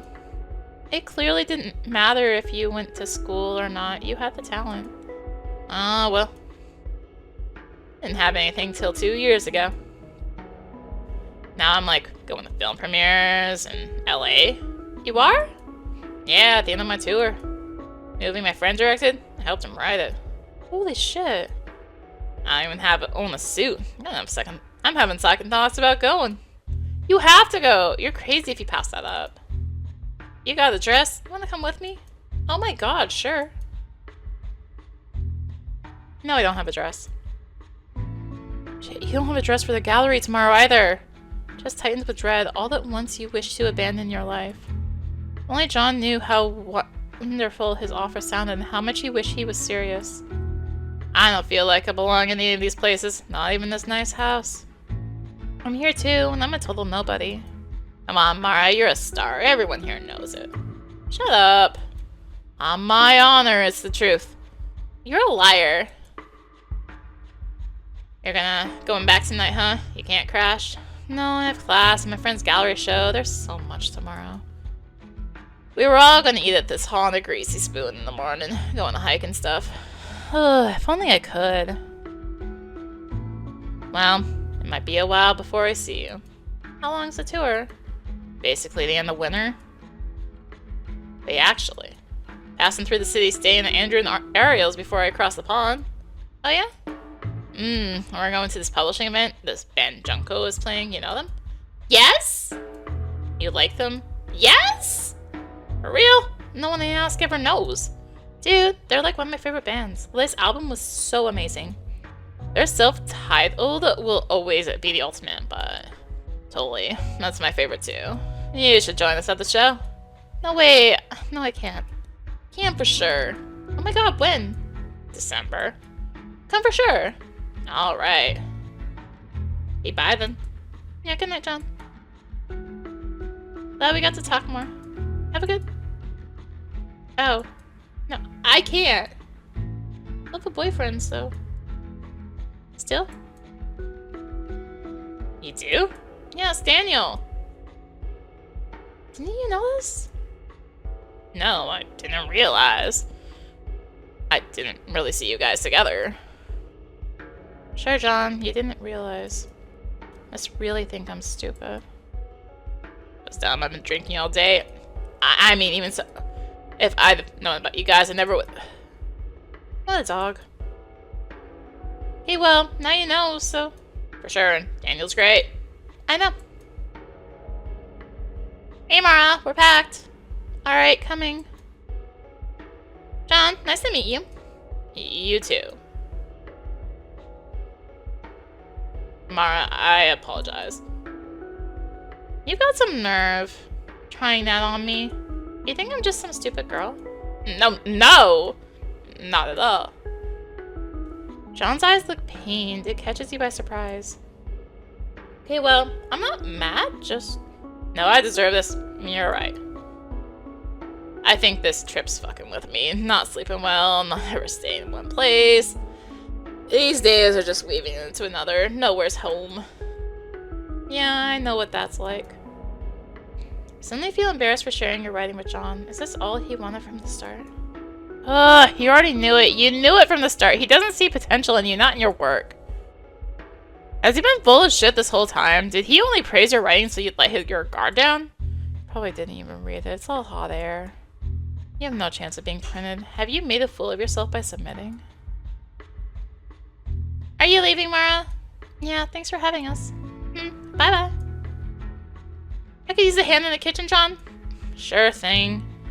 He asked my husband to come in, too. Yeah, I'll finish this and drag him in. I think Ariel hates me. What? Nah. How often do you think someone hates you? A lot, and sometimes it's true. People are too busy to care that much, even when you want them to. Good luck with the tour. Bye, John. That means a lot. Be seeing you. Over here. Alright, that's it.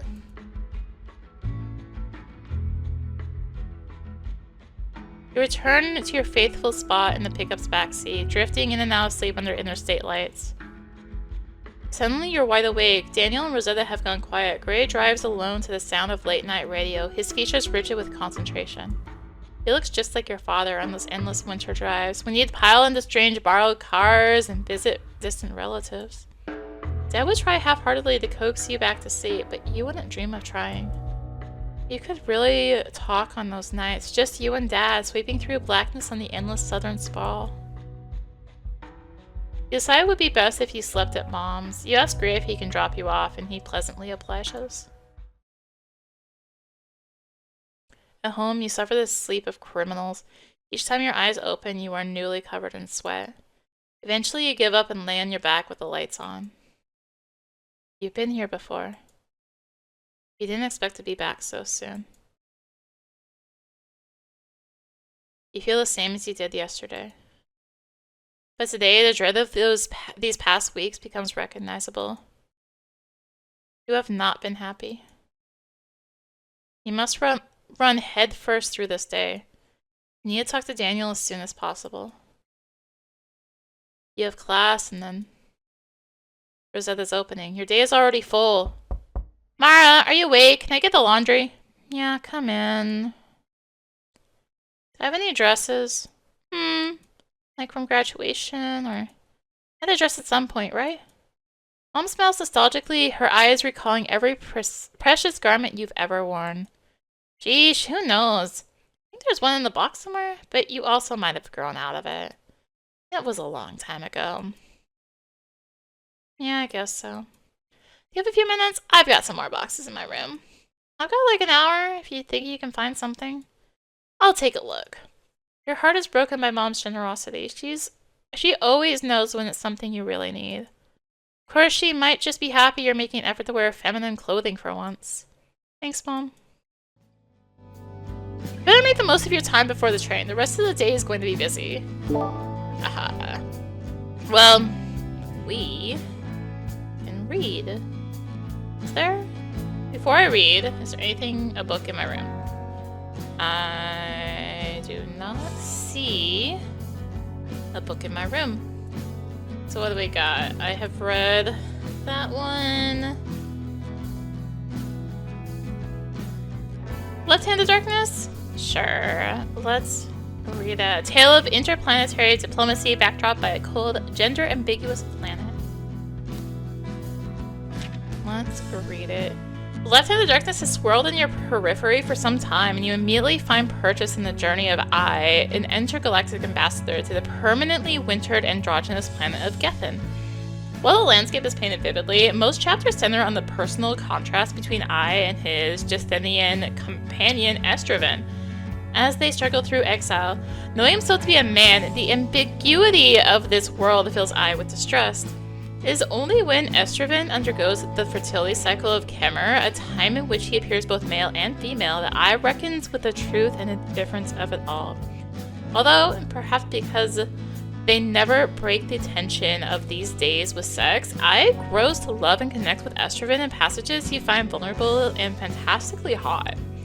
When you finish reading, you flip back to the introduction written by Le Guin herself.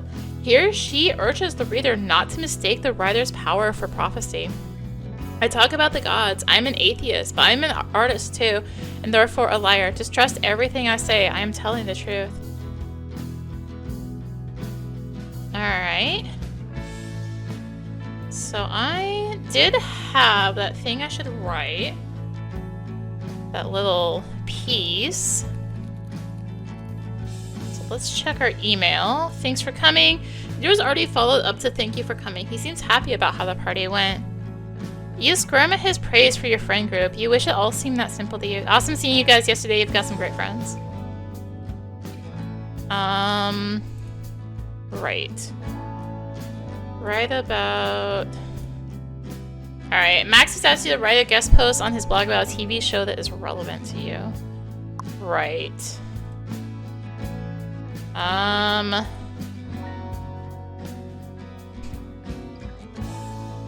Music and movies, maybe? Is that one I want to go with? It's my, like, best topic, right? Music in the city. Primary topic is music and your secondary is the city. Is this what I want? Unless... Let me start over. Sex in the city. We'll just do it. Right.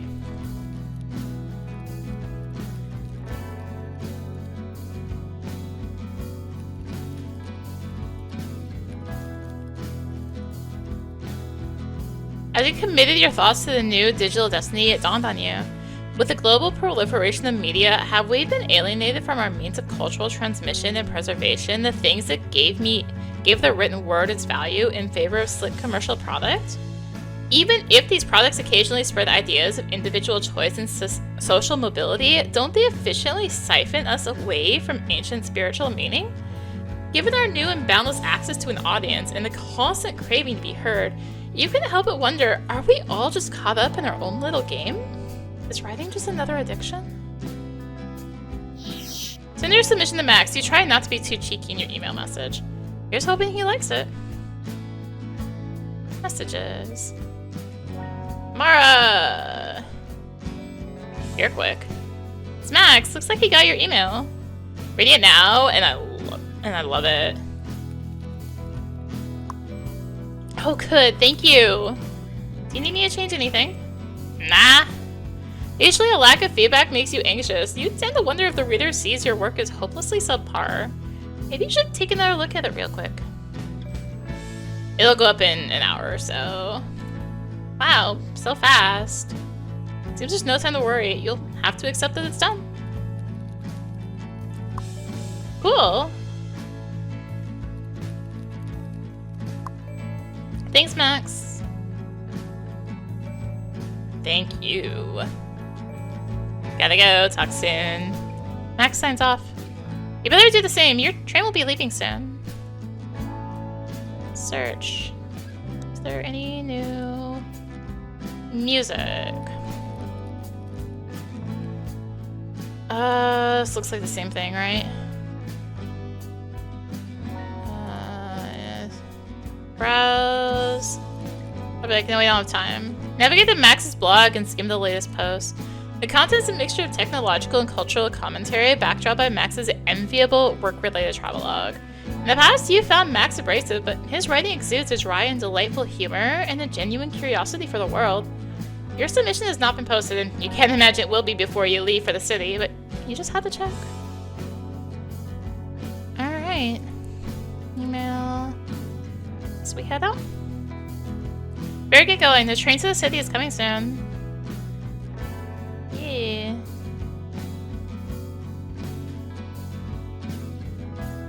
Mara. Here, at least take my shoes. I'm pretty sure they're your size. Shoes are not exactly fashionable. They remind you of how Mom used to dress at the Christmas parties of family friends. Strange suburban houses filled with expensive, barely open toys. They are too fond and too familiar to refuse. Yeah, they should fit. And the hotel isn't too severe. Or and the heel isn't the hotel! The heel! I'm sure I'll find a dress to match them. Thanks, Mom. Have fun, dear. Are you coming back tonight or staying at Daniel's? I'll be back tonight. See you then. No one there, so let's go. What's your schedule today? Class. Meet at my apartment before the party? Can we meet earlier to talk? About what? You exhale through clenched jaw. Why would you suggest meeting up if you could discuss it over text? Can't type now. Oh, okay. Later then? Yeah. I'll come over. Cool. Have a good day, heart.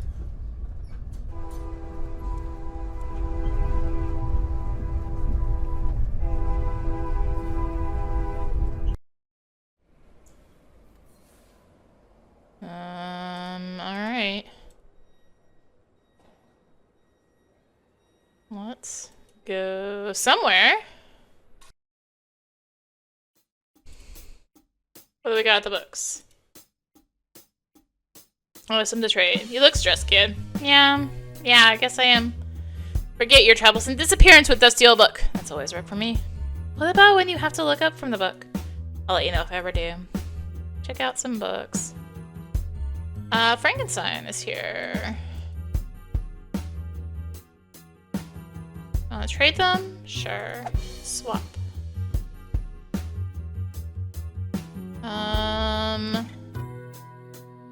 That's that. Let's go check on Joseph. Hi, Joseph. Fall fruit time, eh? What's your favorite? No, fall fruits is my favorite. They are tart, sinewy. The best of them grow mealy. Appreciate your candor, Joseph. If I must pick, the Bartlett pear is worthy. Anything less, I would not sell you. Thank you, but I have to spend my money on clothes today. Your red-headed stepchild of a fruit will have to wait. Oh, I'll bet. I didn't want to go into the dorm, actually. I was trying to go into the library, see if there's books to check out. Nothing to free books. Wait, do I wanna? You're finding it hard to stay on task at school today. Every lecture and discussion seems to fade into a refrain of your dreadful future. Even in your literary criticism class, where you're most engaged, you struggle to get the essence of your arguments. Daniel could not be convinced to take this class with you. He took a career development elective with Rosetta instead. Or whether you see this as a post-mortem exhibit of the strife to come, he didn't take what you wanted seriously. Not really. So, what do we think? Well, to me, that last passage says is all.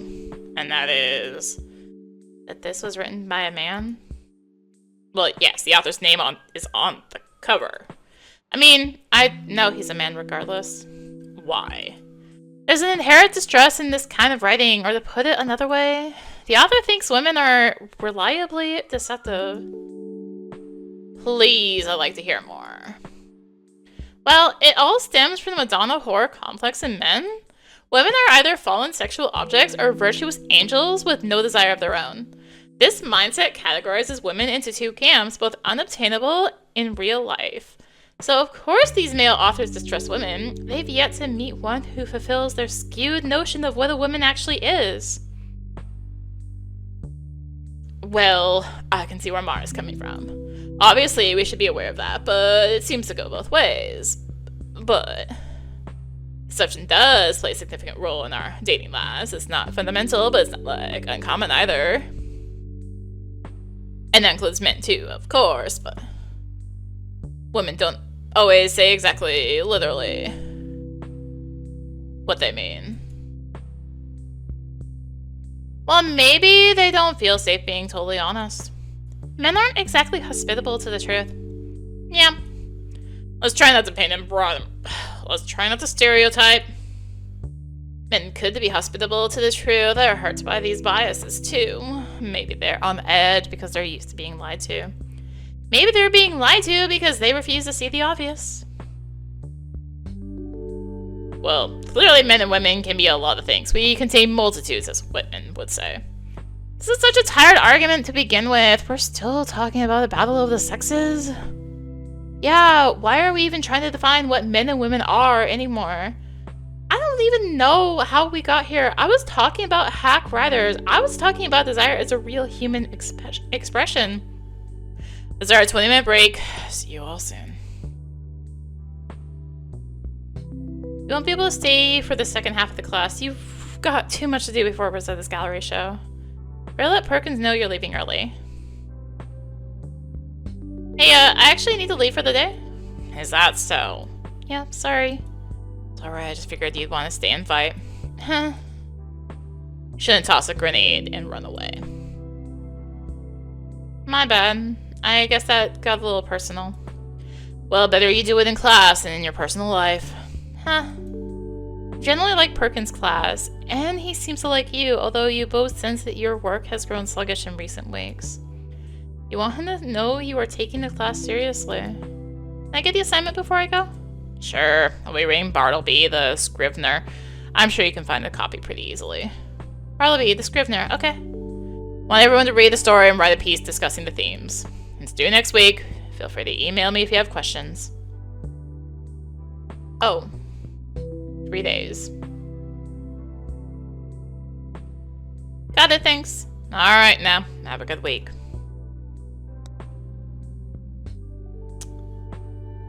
I don't have a lot of days left to do that, do I? Getting lunch?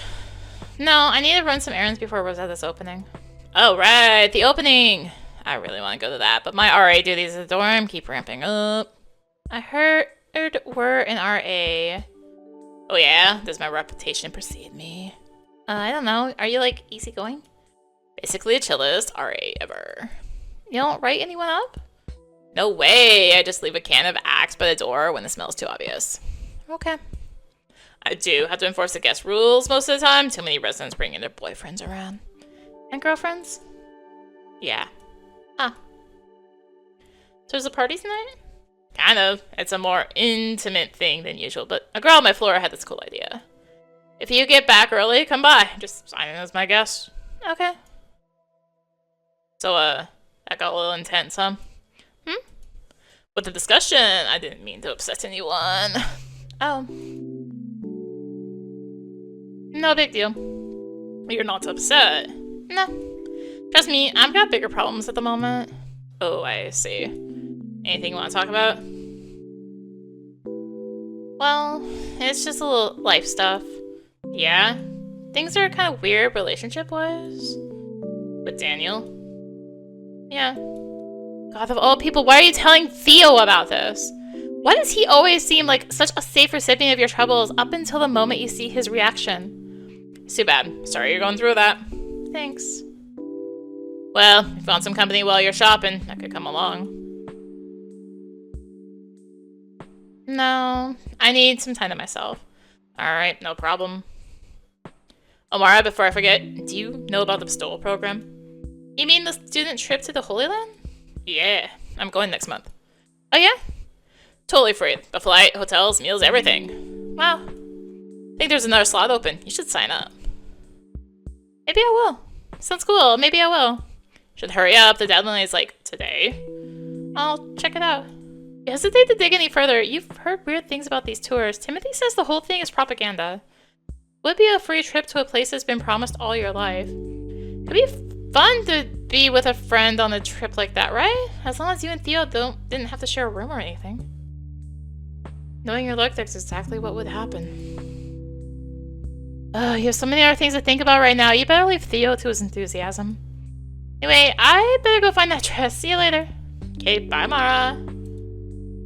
I need to go... I have an outfit. Oh, time for the library. No! I'm gonna go check out the book.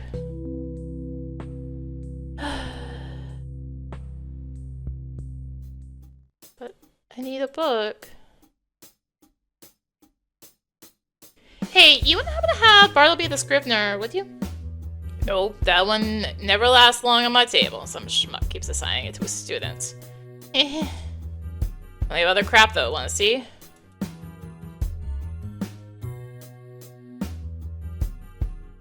Hmm.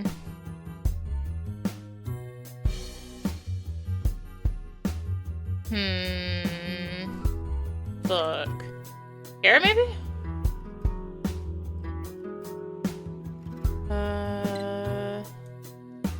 Your curiosity for these books is offset by the distance and the rightful assumption you can't afford them. Hiya! TV Survivor! What do you need today? I'm looking for some clothes for a formal occasion. You want dress? We have many styles. What kind of style you need? I really don't know anything about dresses. You go look at rack. Many styles. Okay. To your dismay, you find that even the least expensive pieces on this rack are made from leather or fur. You can't bear to add any of these to your wardrobe, let alone parade them around for a night. Thumb through the vintage garments on this rack, but you find nothing even remotely affordable for tonight's event.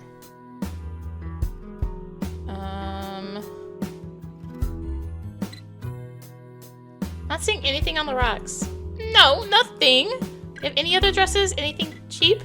I have it in back. What style you like?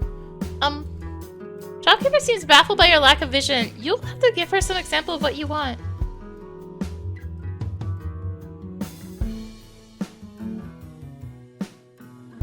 And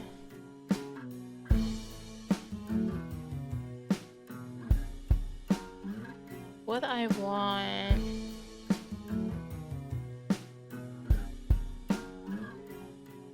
Can I find?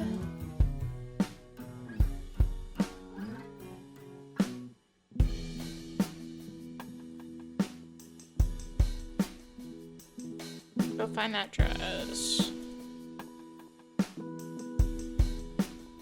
Maybe? I have to talk to the security guard. Hi. Only one around here who loves the fall. Yes, continue to be a strange and unsettling woman. I talked to the security guard, and it's just nonsense. I have to go... Daniels? Until later.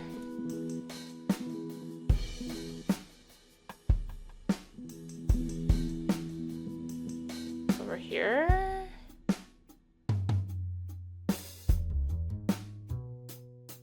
Into the subway.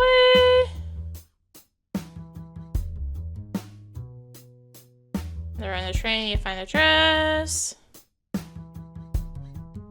How about this door?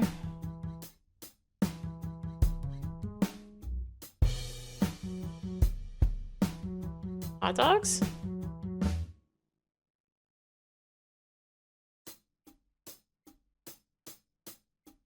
How about the book guy? Does he have any fashion magazines?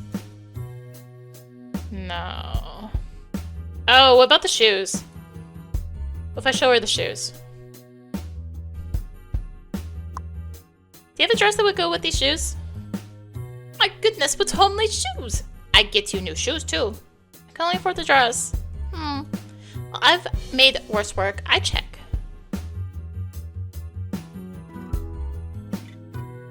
Here we go. It fits maybe. What size are we? What size are you? What size your pants? Never mind. You try. We see. Okay.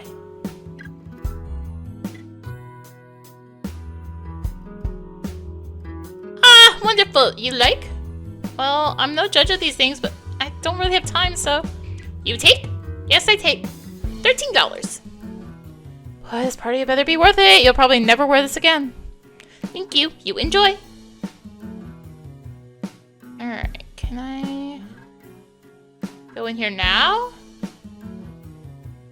Alright, fine. Daniel.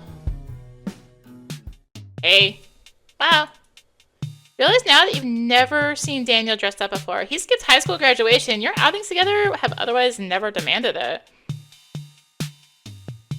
You look good in that. Yeah, it's what I had. I think my brother used to wear it to church. Ready to go to the stupid thing? You think it'll be stupid? Oh, you know, just your run-of-the-mill, pretentious art world stuff. How was class? Nothing special. I got my dress though. I can see. Do you like it? Of course.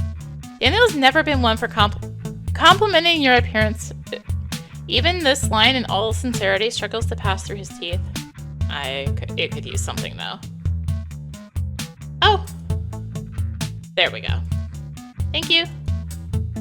Oh, speaking of flowers. Sweet. Yes, that's what you need. Light? Nuh-uh. This is important. Not until the fat lady sings. You're the fat lady. You're obsessed with the fat lady.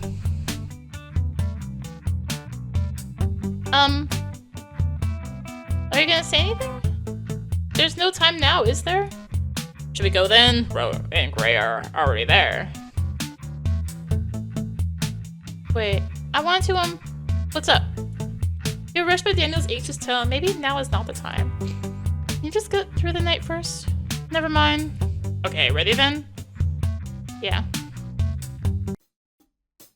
Supposedly it's this big warehouse across the river. It seems like a whole lot of spectacle to me, but Ro insists it's... Yoo-hoo, what's up? What's the matter? Nervous about the party? Maybe. Maybe we shouldn't go. I mean, maybe I shouldn't go. I'm kind of tired of hanging out. I'm just kind of tired. We already got dressed up. I was kidding about the party being stupid. You really don't want to go? Yeah, you go without me. But we said we'd show up together. Ro's expecting both of us. Tell her I'm sick. This is so annoying. I'll tell her myself then. Annoying because I don't feel like hanging out? I said this is annoying. The hell is the difference? I don't know, Mara. I'm just trying to go to the party like we planned. Well, you're not listening to me. I've been trying to tell you that I'm not feeling right. I think that's pretty annoying. Okay. So we're both being annoying to each other. Can we leave it at that? Sorry, I annoyed you, okay? We'll go to the party and you stay. It's fine. It's just getting late. I said I'd be there. We'll talk about it later, okay? No. It can't wait till later. What can't? Mara!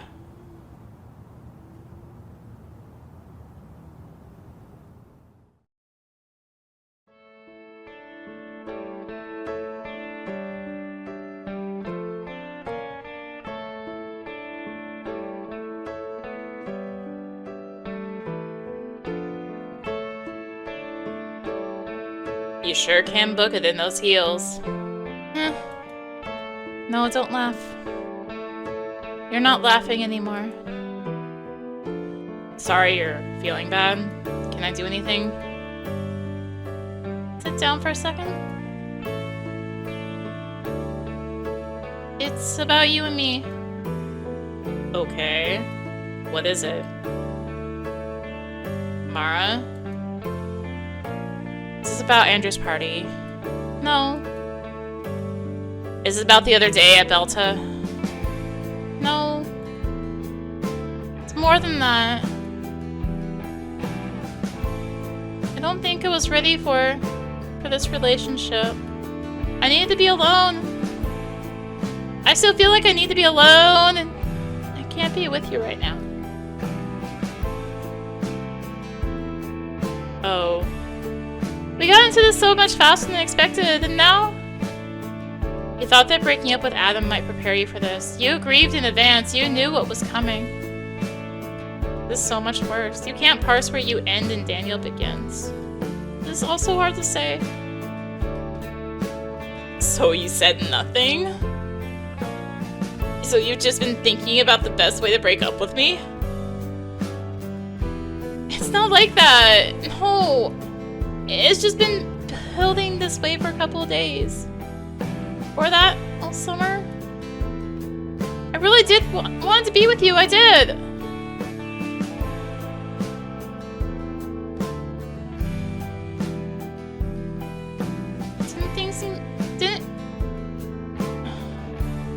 everything's going downhill lately? I mean, I guess we've been arguing, but I thought we were working through it. I thought that was normal. I didn't think you were ready to throw it away. Oh god. You have no idea how much I wanted to avoid this. I didn't want to throw away any of it. This time has meant so much to me. I never wanted to— Stop. Those are just words you're saying. They don't mean a thing. You think I haven't been trying, Mara? You think I haven't been stressed about you? You used to be so chill. We used to have fun. Now you're always brooding, stuck in your own head. I'm sorry. I know I've been overthinking things. I don't know why I do it. It's not what I want to be. I thought maybe I could be better with you. I thought it would be easier for us to be happy. It's not hard if you're willing to actually try. Neither of you speak. Daniel's eyes are searching the waves. You watch the ground for so long that you start to feel weightless. When Daniel finally shuffles his feet, the physical world bears down harder than before. Don't do this. Mara, do you hear me? Yeah. I love you. Do you love me? Yes. Of course I do. I love you, Daniel. But I feel sorry for you. You're just going through the motions. Do you actually feel anything? What's so hard about it? You either love someone and want to be with them or you don't. It's not that simple. Not for me. Why? What makes you so special? Because I don't know. I'm not special. No. You're just another coward.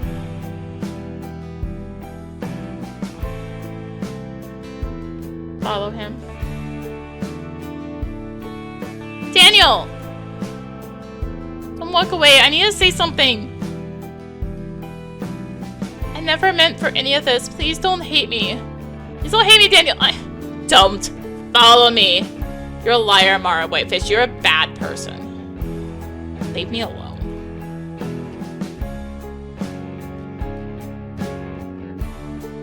Keep following.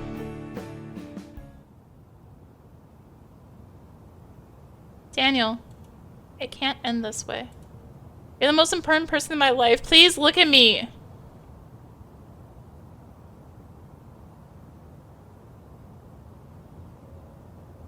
You follow Daniel through the doorway of his building. Together in silence, you climb the staircase to the apartment.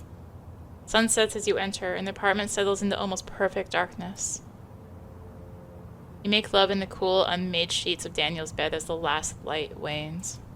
In his despaired embrace, you sense that Daniel is trying to do everything you ever asked of him. His covetous passion is briefly tempered by your distance. He treats you at last as a separate and wanting soul. Even this last gasping gift is too fearful, too frenzied, to ever reach beyond the moment. You lay still in the black room for a long time before his voice rises to your ear, almost indistinguishable from the air itself. Don't go.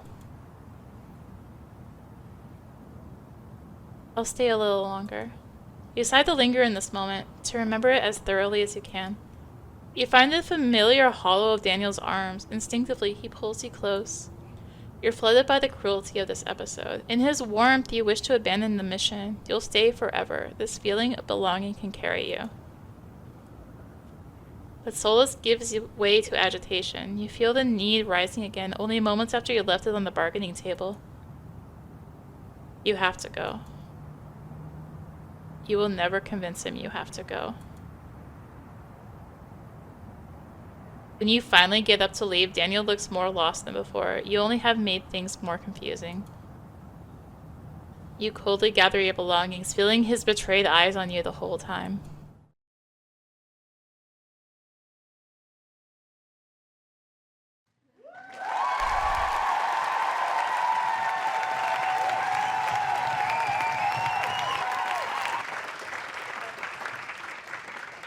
Can't go back in there.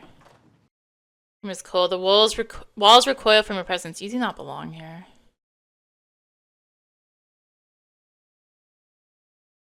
Can't stay here any longer. Just go.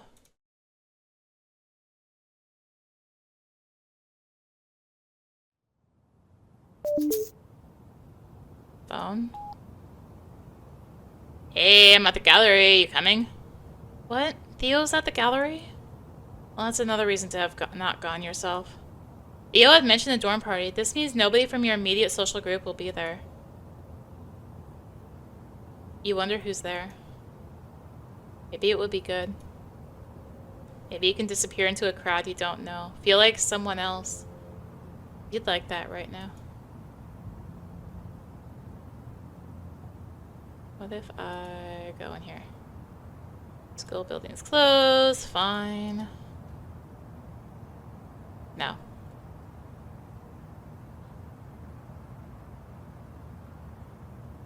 Subway, you're not ready to go home. There must be something more to this night.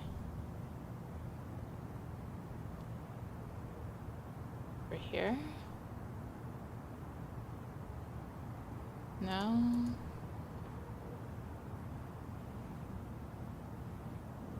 Here? Elephant tickets or an ID claiming you're over. I'm not gonna be a. I made the Barbara's.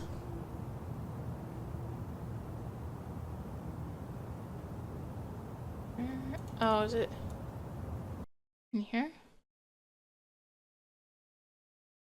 Am I guest of a resident upstairs? That's fine, you can go. Okay. That was easier than usual. You wonder if you finally charmed yourself into his heart. Maybe it was just a week night and nobody cares. There. Here? I feel rainbows. I guess it's the only place I'm really seeing to go, so let's go.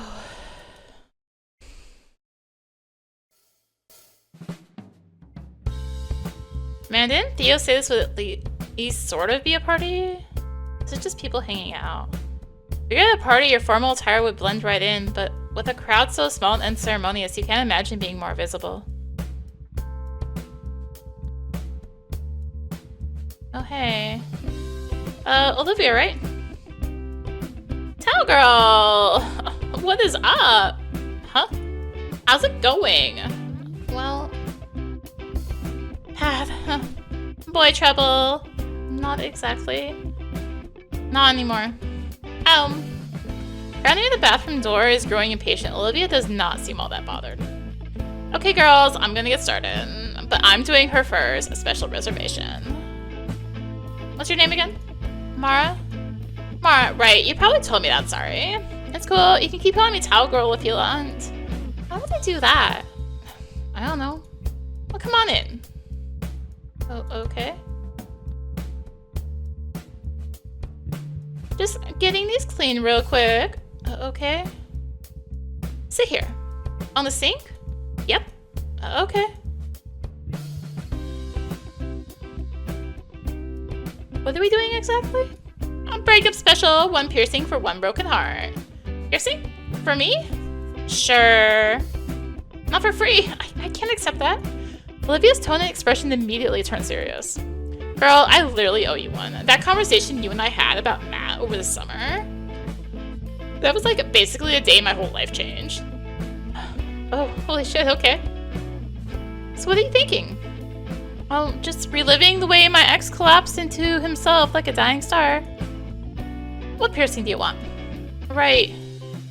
You've never been pierced in the way you can recollect. Your mother had your ears done when you were a baby. You haven't worn earrings in years, and you vaguely resent having more holes than you ever asked for. I don't know. I've never considered getting one. What do you think? You'd look super cool with elaborate. Yeah? Totally. Cool. Well, then I'll get that. Where is it specifically? The lower lip. I can do centered or off to the side. Side, I guess? Great. And let me just mark it. How did your life change? Huh? Oh, after we had that conversation over the summer. Oh, yeah. For starters, I changed majors. I'm in film now. Oh. I've always looked at my life and thought they could make a movie about me, you know? Sure. Well, screw that. I'll make it myself. Right on. What about your boyfriend? It's over. We broke up that night. I see. It seriously needed to happen. Was it a bad breakup? It was a mess. Honestly, things had eroded so much beforehand. It almost thought we'd come out of it unscathed, but we said the nastiest things. Shit like that can't be taken back, you know? Yeah. Maybe it's better the less you say. You think? I had so much I needed to get off my chest. And who could I say it to other than him? I know. Those words that have nowhere to go. I've been trying to put that sort of thing into my writing. Maybe you can put it into your movie? Shit, I didn't consider that at the time. Too late now. Not necessarily. Well, let's get to it. Open. You're pretty nervous, huh? Right? Yeah, girl, for sure. Don't move your mouth. Seriously, you don't want to move. All set? Uh-huh. Okay. A little pressure.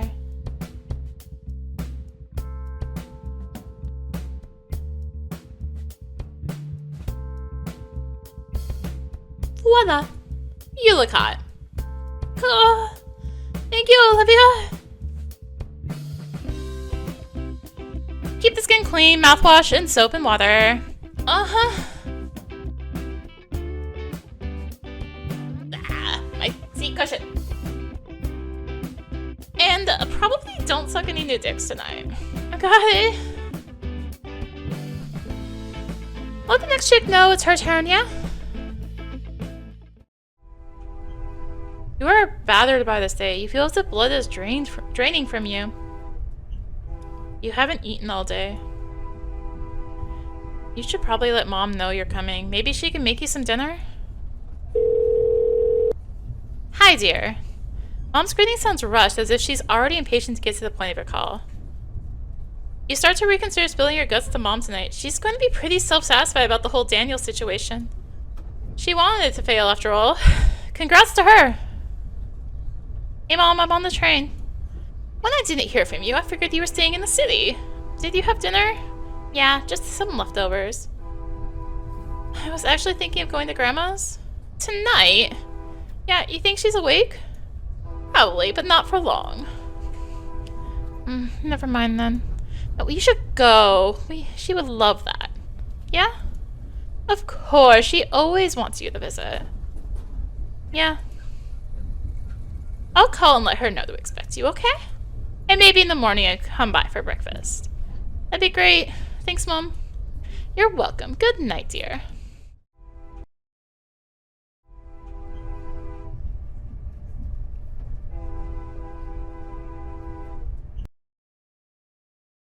The front door is unlocked when you arrive at Grandma's. The house is quiet, put to rest. You get into Grandma's room to find her snoring, small and solitary in the center of her bed. In the guest room, you find a plate with 3 fruit jelly slices placed lovingly on the nightstand.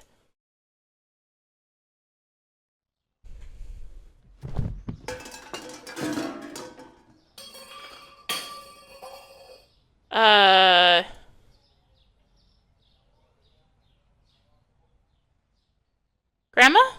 Grandma? Knocked over the fruit bowl. Don't move, I'll help you up. I've got it. No, Grandma, let me. Almost had it. Let me. Ugh. Ah! Sorry, did that hurt? I'll try again.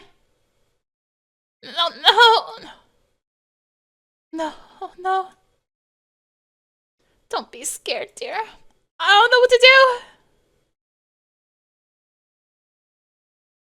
Just hand me the phone and I'll call your mother. Do we need a doctor? No, it's just a fall.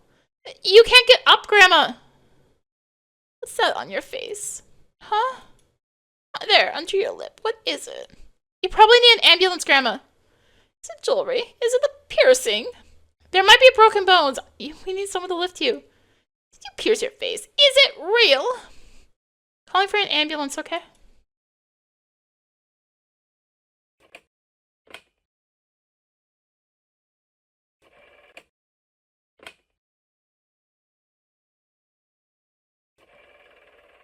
Other way. I forgot.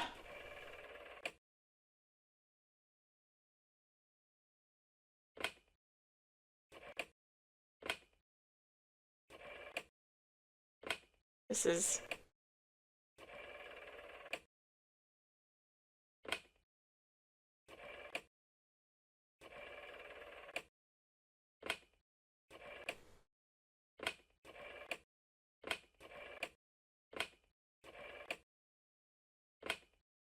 fine. Okay.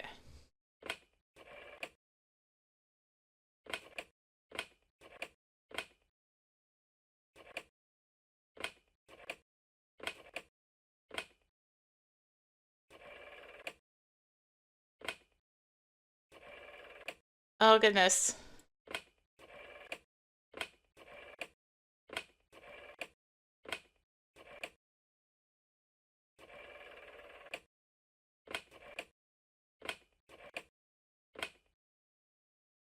That's 2.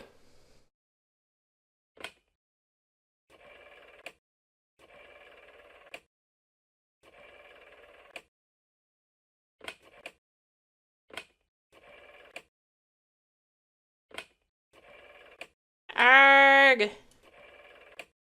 I learned how to do these as a kid. And it's been too long, clearly.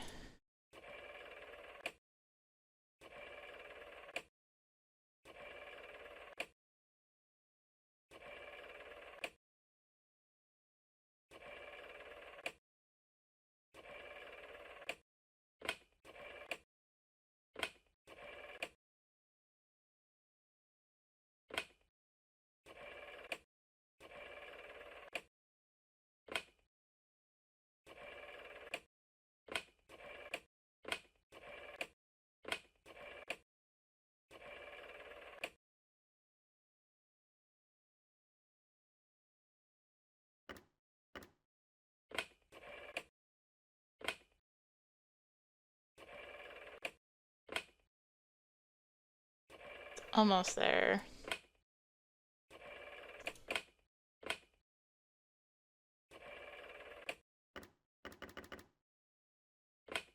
Ah!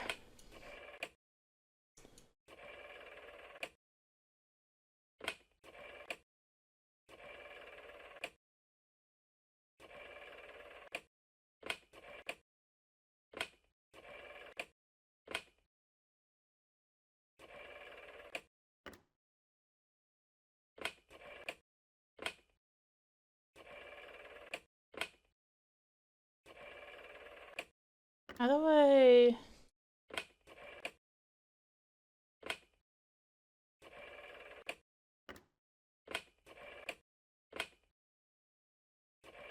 I got it to the 1 once.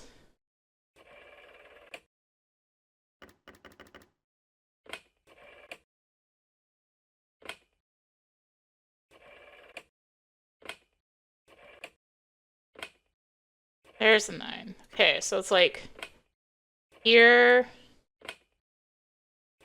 No... Here...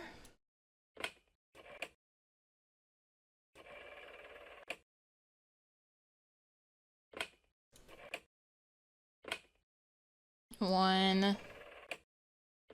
1.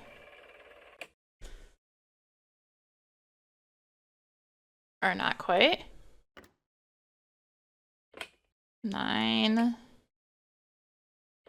1... 1... It is...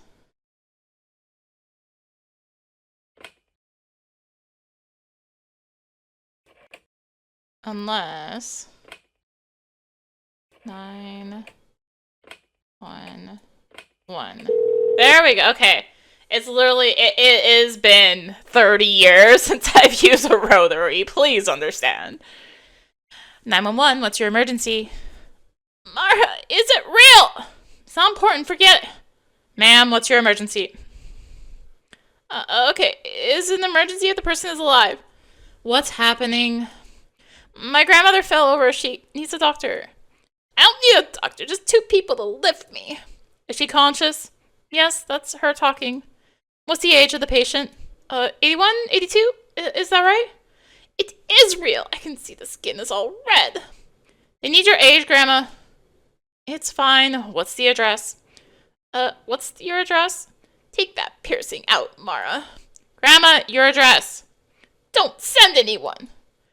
It's like a block away from Vanilla Bay Station if you walk straight from the parking lot. Ma'am, we need an address. Oh, okay, shit, just a second.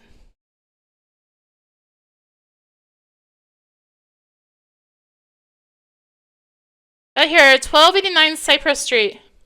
Cross Street. I don't know. Ma'am, can I have your name? My name or hers? Your name. Mara Whitefish. Miss Whitefish, is your grandmother experiencing any distress? Take it out, Mara, before it scars. She just hurt from the fall, I think. You ruin your face. They won't bury you with that. I don't even want to be buried. It's a waste of space. For what? A pile of meat they won't care either way? What is it, man? My heart. I'm dying on this floor. You're not dying, Grandma. They're coming to help. Are you coming to help? Yes, ma'am. A paramedic has been dispatched. Thank God. Thank you. We ask that you stay on the scene until the responders arrive. I will. I'm not going anywhere.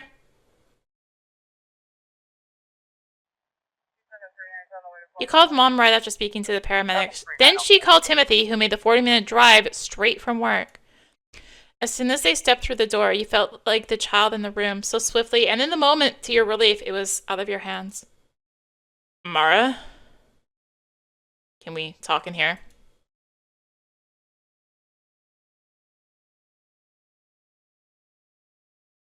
This sucks, huh? You okay? I'm okay. Thanks for handling it. Well, I was here. I had to. Yeah, you were here. You heard what the paramedics said? Yeah. Her hip is broken. Yeah, most likely. Road to recovery is long for a person her age. It might not even happen. I know. I'm so sad for her. You know she can't live here anymore. Oh, I guess not, huh? You really think she needs to move? The writing was on the wall. She's fallen too many times. So, like, to an apartment then? To you and Mom's apartment for now. Until we can empty out this house and sell it. Grandma won't sell the house. She doesn't have much of a choice anymore. Mom needs your help. This whole place needs to be packed up. What? I'll be doing most of that. Oh.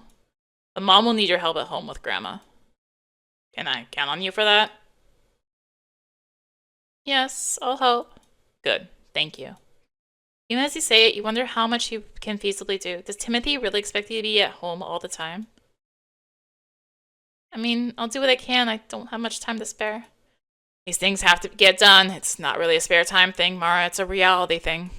A burning, familiar hatred forms. Timothy still knows exactly how to enrage you. Dude, you have no idea what my life is like. You're busy. I get that. But you can't pretend this isn't happening. Why don't you move home? Why do I have to give up my whole life? You're already here. I'll visit as much as I can. This is so unfair. You're putting this all on me. Can you please not fight? Not right now. Sorry, Mom. Sorry. We're taking her now. Only one of us can ride along.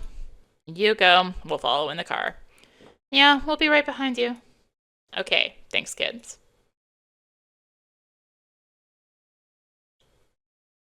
Fuck. Are we leaving this second? We should go soon. Can I have just a moment before we go? Sure, it's gonna be a long couple of days. Okay, thanks.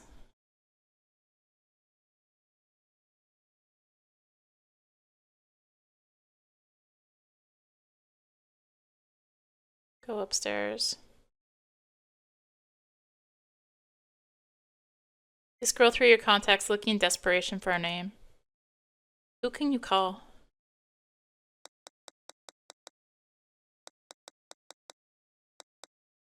Lily. Hey, girl. Hi, Lily. I was just thinking about you. I was watching that Madonna movie, Swept Away. Oh, is it good? What do you think? Yeah, I was watching and thinking about us acting out the Frozen music video. Like getting under a blanket and making it billow and melt into the floor. And smashing it into my mom. And nearly falling down the stairs. We were so dumb. Were? Speak for yourself. What are you doing? Actually gotta go to the hospital. My grandma had a bad fall. No! Beatrice? Yeah, she might not walk after this. Oh, Mara. She's gonna have to move in with us. Yeah, I guess that goes without saying. That's a good thing, though, you know? You think so? Yeah, of course, she needs you. Remember when my grandma had to move in? Yeah, you hated it. Well, it kind of sucked, but it was also good in some ways, you know? I guess I didn't really see it that way at the time, but... Besides, B is cool. She appreciates a good manicure. Huh. I wouldn't even know what challah tastes like without her. Now I eat that for every meal. You're so good at seeing the positive side of things. I wish we lived in the same place. I miss that, yeah. Remember when we could escape into the woods? Yeah. I'll be back to visit in the winter, girl. Then we can daydream about all that old stuff together. Hold on a little longer, okay? I'll try, but... I've got class in like 5 minutes. Are you gonna be okay? Yeah, I'll be okay. Thanks, Lily. Mwah! I love you so much, my baby. Kiss, kiss. Love you too. You hear Timothy's voice from the bottom of the stairwell. Mara? Yeah? We should go. Will you ever sleep in this room again?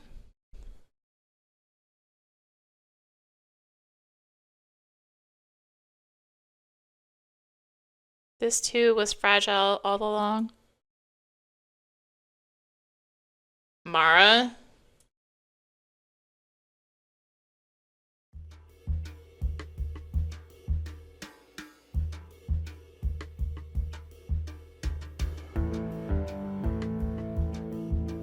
Rip that paper.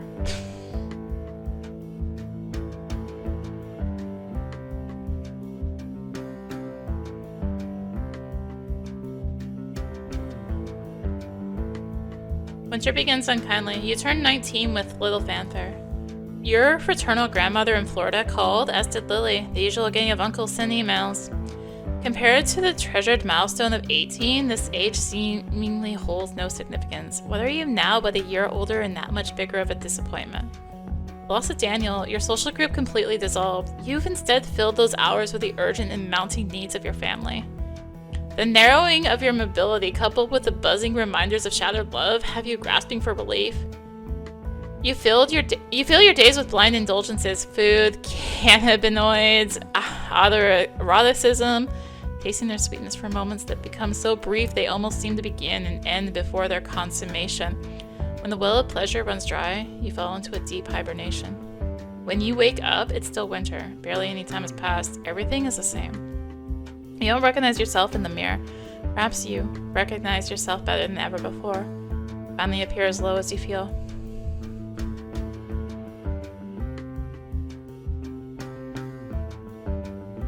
My paper. Failure.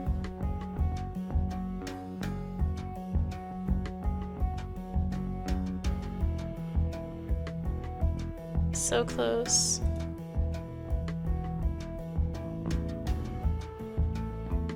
Preferred not to write this paper. Well, things happen. Not sure what these boxes are and you don't care. Better leave them alone.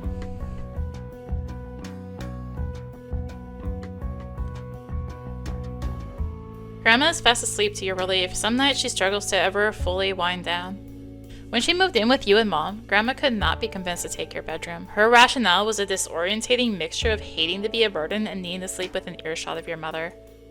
When the dust settled, you were relieved to keep your privacy, but the sight of Grandma on the couch is so depressing, and your own time in the bedroom so miserable that you wish she would reconsider.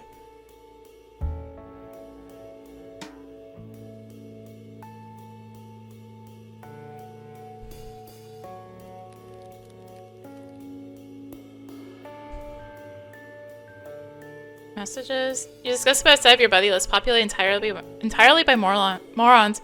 Have you ever seen these people that you communicate with them directly? And worse, why did they return the sentiment? You can't think about this right now. You have over 300 unread emails. Much of it is spam, but dozens of them are from people you know. At least a handful are incredibly urgent. Side of your inbox paralyzes all possible action except to close it again, which you do immediately. You're too drowsy to tackle any writing at the moment. Maybe looking at other things on the computer will stimulate your mind?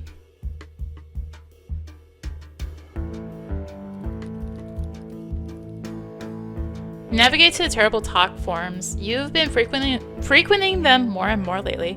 They vaguely remind you of your old AOL fanfiction community days. The difference is that you can't actually claim any of these people as your friends. Not yet, at least. But unlike your online connections of yore, you greatly admire these posters. This is not merely a pool of lonely teenagers connecting over shared interests. These people are knowledgeable, insightful, and show a breathtaking command of the language. But one does not simply walk into TT. You have to push past an army of posters who are expertly tuned to your every deficiency. Nothing gets past them, be it a lack of knowledge or the community's biblical rule book, or something fundamentally broken inside of you. They will find it. Nonetheless, you have been trying to distinguish yourself here. You have read the rules, you have learned the language of the post, and from your shallow perch, you've sniped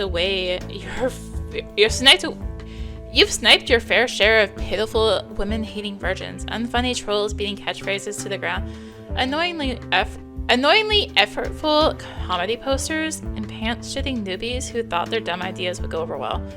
You will rise above.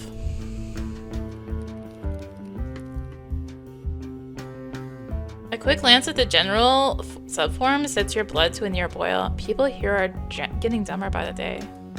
This place is the last bastion of intelligent, thought-provoking discussion online. You can't let this idiocy stand. Time to hit them with all you've got. Excellent post. Right. Yeah, let's do this. TT is divided into subforums of various topics. Where do you feel most qualified to post? Urbanites, cinematic. Oh. Write a subforum post using your strongest topics, one that leaves no doubt and knowledgeable. Okay. Screw your music. You're not satisfied. You must be heard in more than one place. Where else would you like to pose?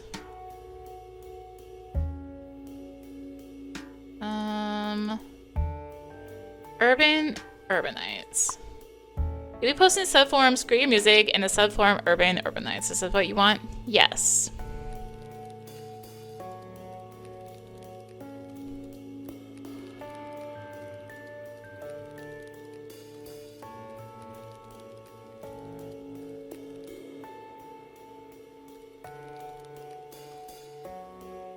Post your replies to 2 respective threads and you quickly reread them. To your eye, they are clean, concise, and above all, perfectly correct. You refresh the browser waiting for someone to react. 5 minutes and multiple refreshes pass by without any change. Your pulse spikes at the sight of a new reply, but as it turns out, the user is merely responding to another post above yours. After a few more minutes, another reply comes in. This one is a response to the post below yours.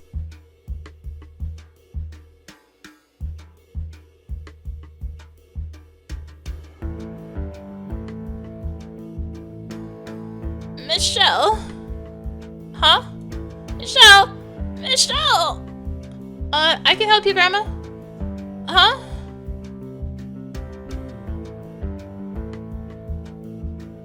Hey, you need help? Mara, I'm trying to get your mother. Mom has been harder to coax out of her room lately. You suspect she is responding slower to Grandma's requests, constant as they've been as a way of asserting her freedom. What do you need? I can help you. Eat your mother, dear. No, here, just let me help you. You want to get up? She's ignoring me in there. Here, Grandma, I got you. That's it. Sore this morning. Your mother was supposed to get me another cushion. Let's get you comfortable. Grandma spends most of her days in this armchair watching an amount of daytime TV that must be toxic to the human brain. This arrangement to your eye is only slightly preferable to a hospital bed. She's avoiding me, you know?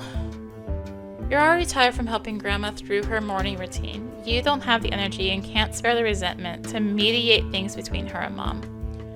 When is she coming out? I don't know, Grandma. You can't suffer another minute of the TV's shrill ambiance. You can't sit here hour after hour watching your grandmother pull grievances out of the air. Mom! I'll be out in a minute. Uh-huh. Well, you've had enough for one morning. Maybe you can sneak back into your room, salvage a viable roach, and masturbate until lunchtime. Mara? I'm going in my room, Grandma. Mom will be out in a minute. Mara! I'm scared. About what? What are you scared about, Grandma? Grandma's eyes are distant and wet, as if her mind holds 1,000 answers, none of which she dares to speak. I suddenly feel ashamed that you were in such a hurry to leave. You don't need to be scared. We're here to help you. I know it's hard to get around, but we're here to help you. I'm just a burden now. No! We're happy you're here. I'm so blue without Morris. Grandfather died almost 10 years ago, and while Grandma has sustained a powerful grief since his passing, this declaration surprises you. There's no music anymore. He'd want you to live. Papa wouldn't want you to give up. You have to go on without him. There's no point anymore. Go on for what? I'm no use to anyone.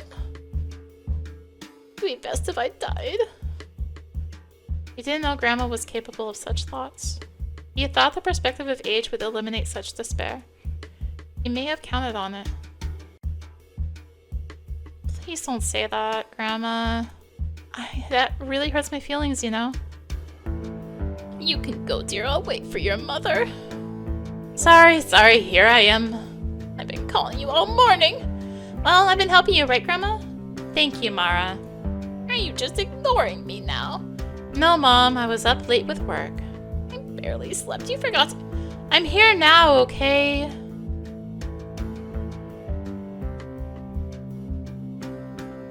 When does the nurse get here? Don't have any help today. What? We don't have any help today, or Sunday, or Tuesday, or Thursday. How about I pick up lunch? Really, don't make anything. I've got it. Is that okay with you, Grandma? Yes. Get my purse. I'll pay for it. We'll settle it later. What does everyone want? Whatever's easiest, dear. You know what I like.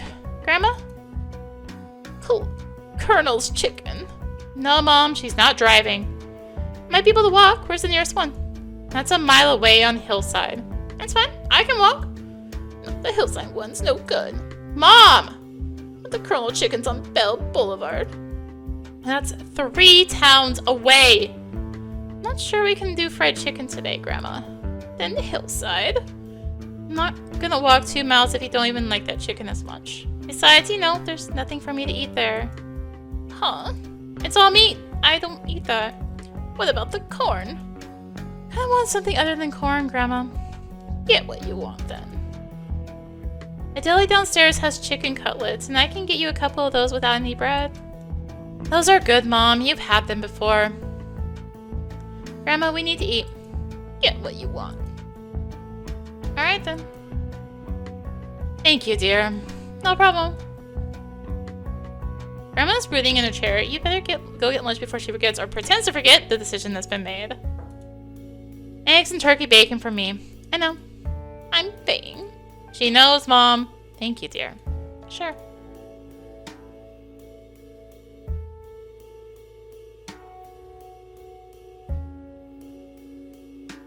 You can't take much more of this. But there's no end in sight. You want Grandma to live. But if she never gets better than this, is it cruel to make her live this way? You wouldn't want to be kept alive, unable to help yourself? Is breaded chicken worth living for? Did you leave your money in another pocket? Ted! Better not have gone through the wash.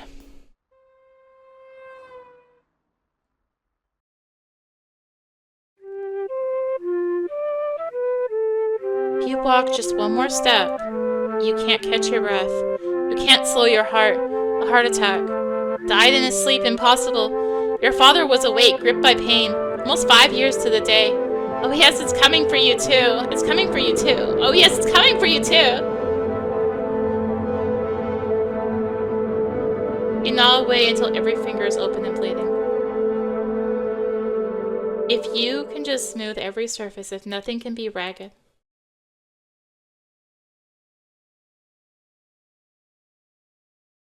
Oh, Mara, did you get your grades for the year? They're usually posted online by now, right? Mm-hmm. Okay, dear, just checking. She have the phone.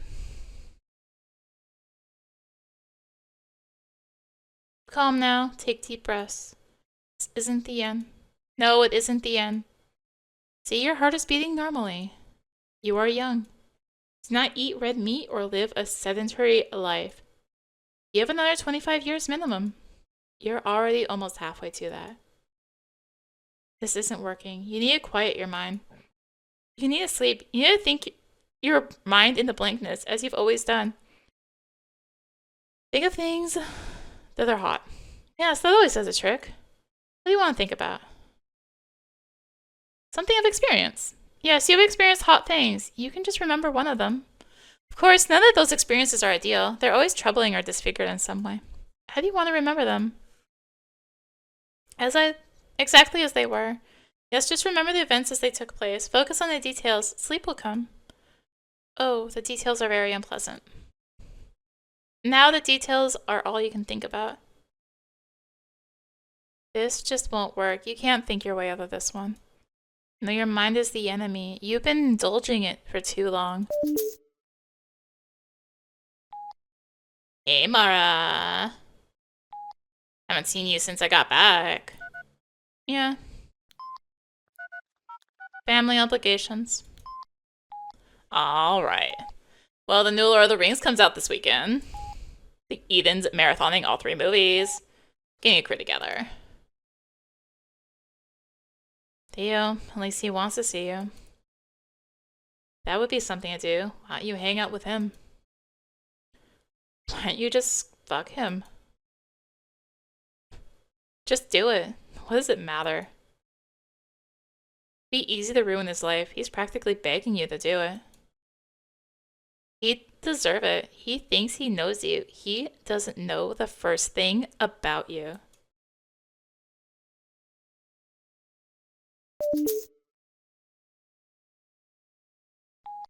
Would you like to go?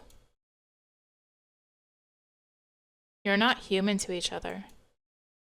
You're not human at all. You've lost yourself completely. You've disappeared from the world. There's no light, no beauty. You've destroyed it all. It wasn't even yours to destroy.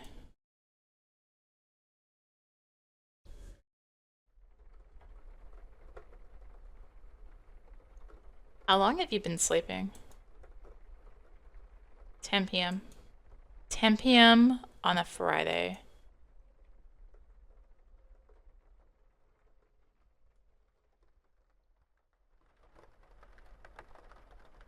You're not with Grandma. It's so rare that she's sleeping soundly.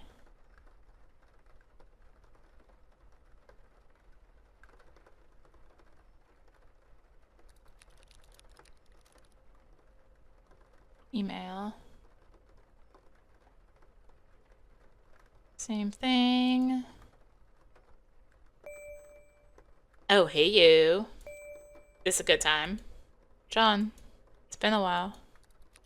John, hey. No. Even in your current state, you consider how best to appear sunny and approachably busy. Old habits die hard. Hey, John. Yes, I'm here. What's up? Aw, good. Just taking it easy for once. How's life treating you? In this cheerful obliviousness, John could not possibly know how far you've descended since the fall. You know.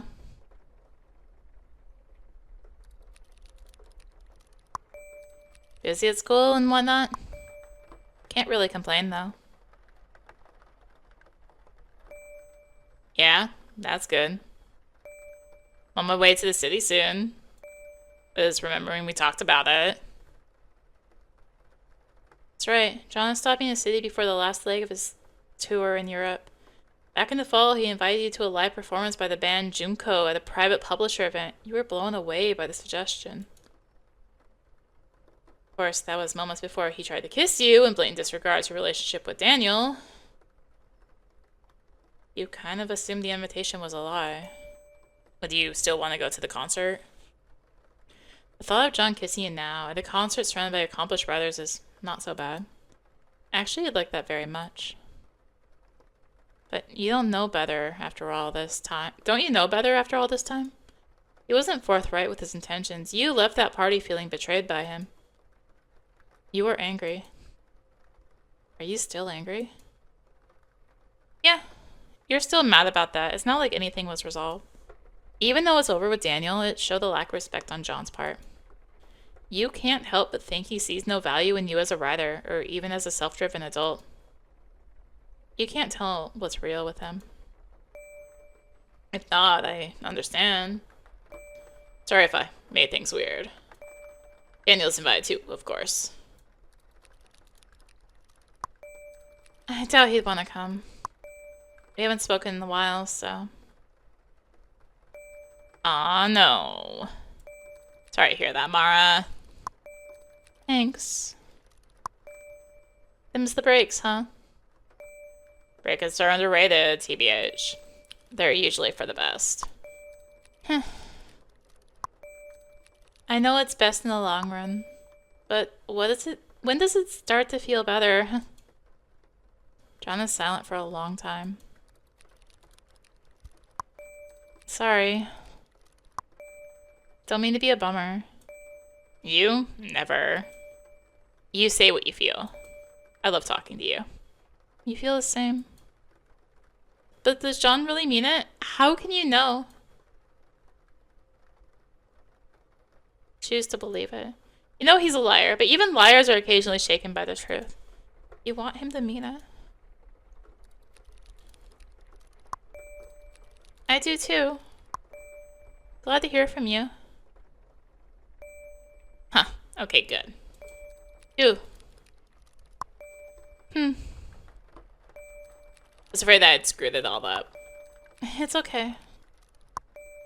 We can start over if you want. Great idea. So, what else is going on? Well, my You want John to know just how bad things have been. You want him to speak your sadness in his own words. Can you bring this to him? I can't keep up with school, and I can barely get out of bed with... He can never see you. He'd never want to. Shit. My minutes are almost up on here.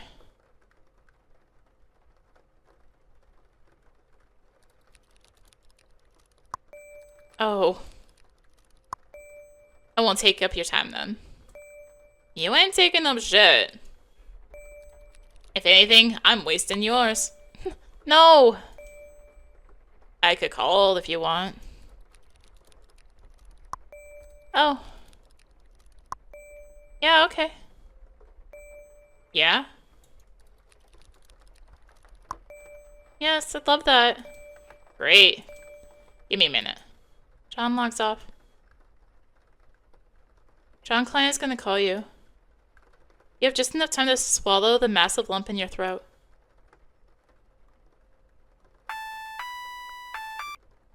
Okay, I've got Regis here. You know what year carbs was invented?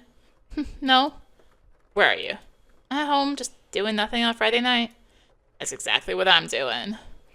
Okay, makes me feel better. Why? Are you required to be doing something? I mean, it's the weekend. Everyone's out. I guess so. When I quit my day job, I stopped thinking about weekends at all. You're so lucky. You think so? Ever stay at a Marriott? No, like the hotels? Yeah, publisher put me up in one. Oh, that's fancy. Listen to this. John redirects his microphone, the unmistakable clamor of an airplane blaster your receiver. Sounds like a war zone. Nah, just Chicago International. No, wait, Pittsburgh. It's hard to keep track. I mostly go to the airport, the hotel, the event, then back again. Still kind of nice, though, staying in a new place every day. Your mind lights up with memories of upstate campgrounds and Floridian motels. The shape of every pool, hot tub, and sun-dappled lizard playground is embedded in your thoughts. John grunts indifferently as another plane launches overhead. So, Junko. Right. What do you think? Do you want to go? Yeah, I really do, yeah. Man, that's great. This will be so fun. You ever see them live? No. Me neither. I hear they play a lot of the old stuff. Awesome. I'm so excited, John. Me too. You can hardly believe it. You had nothing in your life to look forward to just minutes ago. Suddenly it's all around you like fireflies in a darkening sky. Are you ready? Is this really happening? With John? Andrew and Ariel will be there too, of course. But at some point, somewhere, you and John will find yourselves alone. You have to be careful. You can't let another romance consume you. Adam has shown you how distance can warp one's perception. And from everything with Daniel, you know that physical contact is not and shouldn't be the promise of further commitment. You will not be caught out this time. You will be ready. Wow, it just started storming here. You hear that? Yeah, I hear it. That's nice. Rain makes me think of home.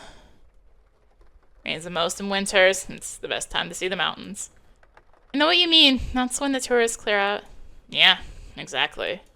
Mist settles over everything. There's perfect solitude. Missed that. I never knew how special it was. Yeah. Rain makes me think of my dad. Rhythm halts in John's breath. He understands. How long's he been gone? A few years. I'm sorry, Mara. It's okay. I'm not sad about it all the time. It just creeps up. There are long stretches where I don't think about it at all. And I remember and I feel bad, like I'd almost forgotten. Things like that you carry around, even when you don't know it. Sad about my dad all the time. Is he dead? No. He just drinks. It's not even him anymore. Oh. And then I go and say things like that. Like what? It's not even him. As if there's some other guy inside that's better than him. I gotta stop thinking of it that way. You inhale deeply inside, not knowing what to say. You hope John can hear. It's almost funny. He doesn't know where I am or what I do. There's no world outside his living room. Suddenly, the brushstrokes of John's environment, so humorously painted in his book, come into closer view. The poverty and despair, from which he draws his sharpest humor, rips through him in turbulent waves. This mutual lack, this familiar pit in John's soul, is too much to bear at this distance. You want to cry the same tears. You want to live in that space in his heart. This went deep, didn't it? Must hear how sad you are. It's all right. I started with the dad stuff. Let's talk about something else, yeah? Sure. You like indie rock, right?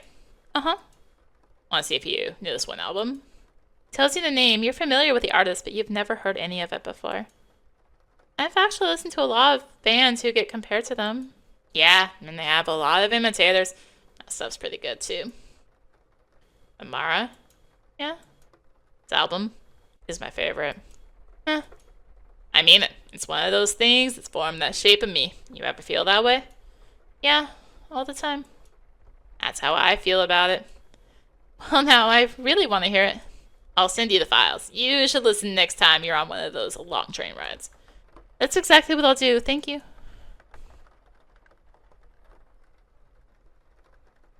I'm putting you to sleep, huh? No. My routine's been all weird lately. I'll let you go then. No, don't go yet. John? Yeah? Nothing. Seeing if you were there. I am.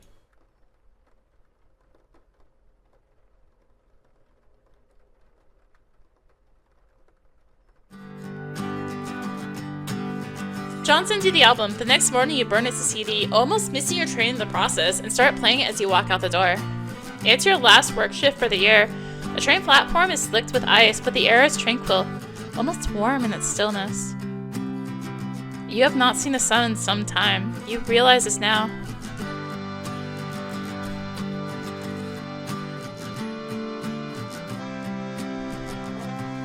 The last song ends before your train meets the station. For the rest of the trip, you sit in the whispering friction of your headphones.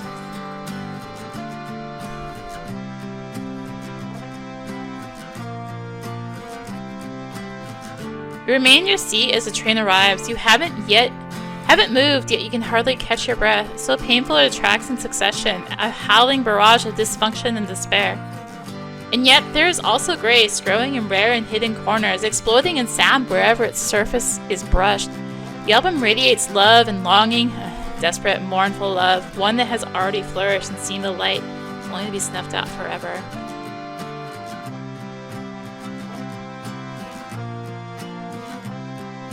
You see John's sadness all at once. You can see what you can be to him. It's as if you yourself are the ghost in these songs, the missing piece, a long-dead love that he once knew, one that can never be found. Your body takes shape only in his memory. You want him to know you're real. You want to show him you're still alive, that no amount of sorrow can overwhelm the truth.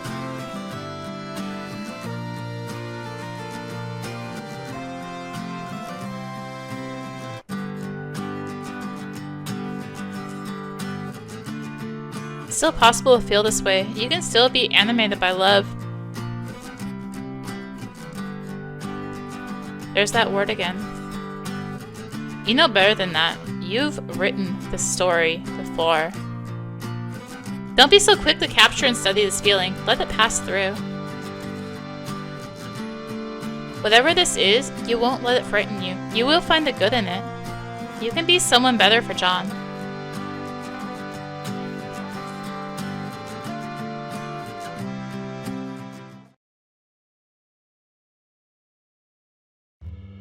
Something has changed in you.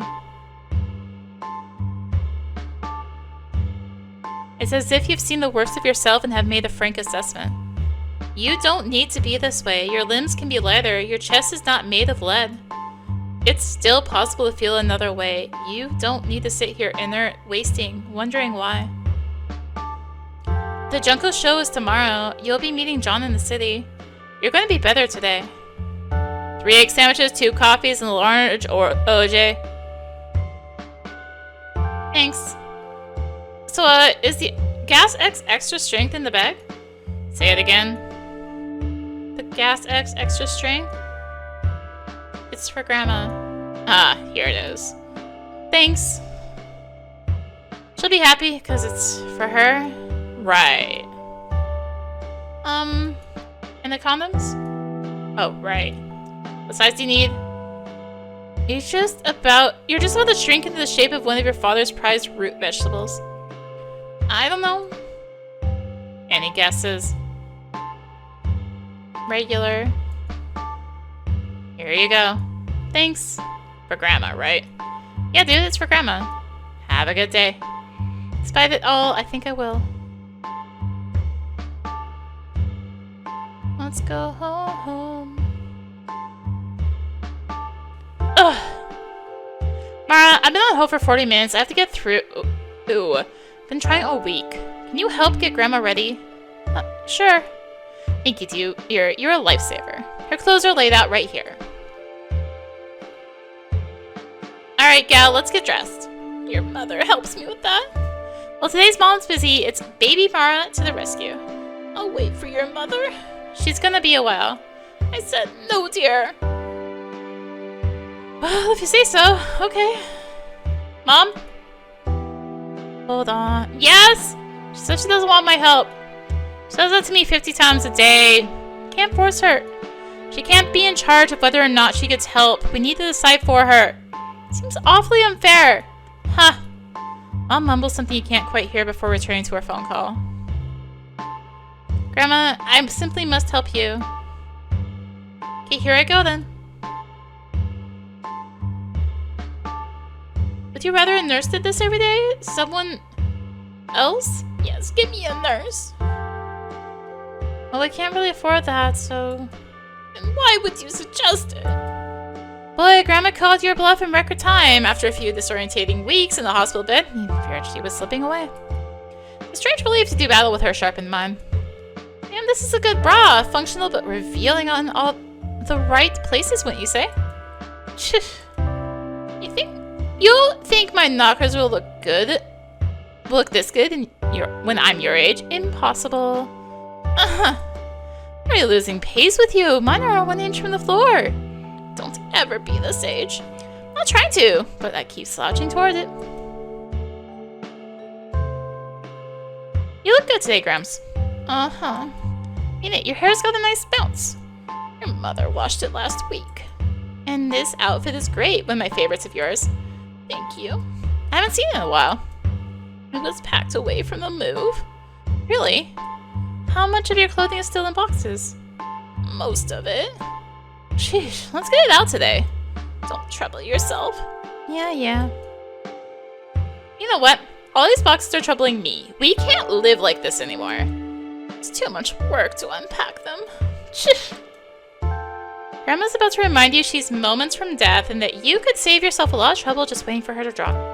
Despite the odds she's laid out, in her presence you've collected quite a few of the milestones she'd promised to miss. Mastery of the 2-week to baby teeth falling out, your bat mitzvah, your high school graduation. Fact is, you stand before her a full-grown woman and she's still trying to shit on you. You're tired of waiting for the inevitable when there's plenty of fully inevitable misery in this room. I don't need you to agree. I'm just gonna unpack some things, okay? Whatever you like, dear. That's right. Should actually make a manual save. These boxes are filled with Grandma's kitchen items. They'll have to be unpacked, but not today. Her clothes are more pressing. On to you and Mom. We'll find Grandma's clothes in there.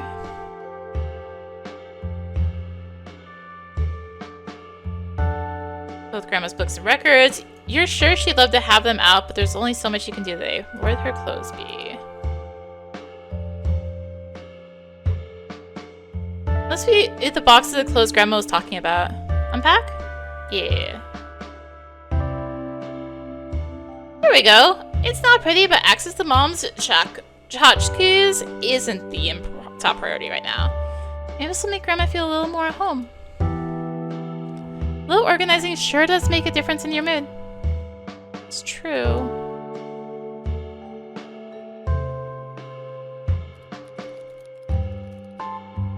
Email, still the same thing. Wait. A few minutes to shave off the majority of spam. When you're done, there are about 30 emails requiring your actual attention. This process has been exhausting, but at least you've gotten somewhere with it. Maybe the next time you'll actually answer some of these. Right. Excellent post. Right? We've all but given up on this one. You haven't felt the spark to revisit in some time. Maybe you never will. It's too frustrating to be optimistic at this point. You just can't think about it right now.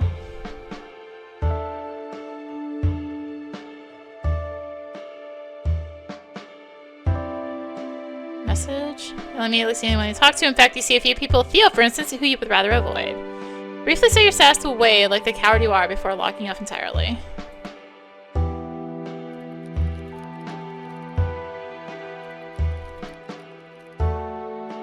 Your grades for the semester have been posted. They've actually been posted for a few days now. You've been avoiding them. Oh no, you failed literary criticism.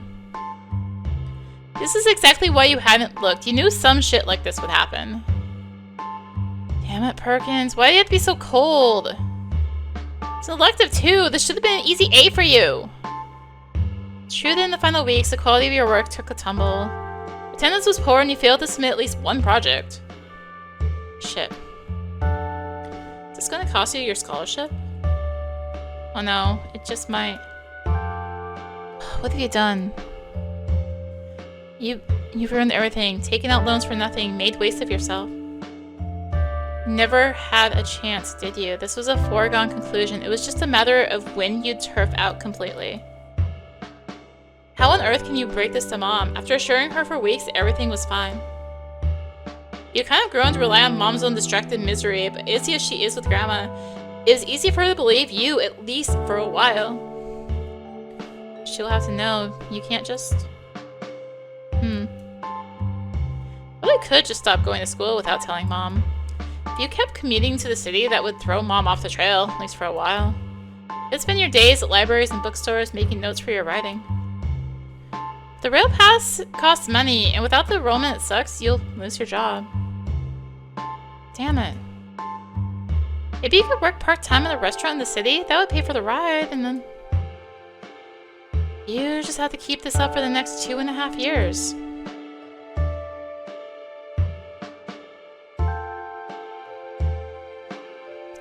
Maybe it's not too late. If Perkins would consider changing your grade even to a D, it might rescue your GPA.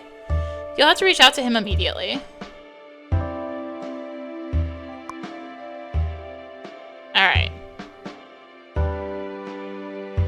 Right. Beg for a D. Right. Dear Mr. Perkins, I hope this message finds you well. I'm writing because I noticed I got a failing grade for the class. Should probably give Perkins a reason why your performance has slipped. What would you like to blame? My commute, social... death, family crisis. I mean, it is a family crisis, right? Take distractions. For good measure, you better give Perkins a second excuse so he really knows how much you want to pass. And... movies...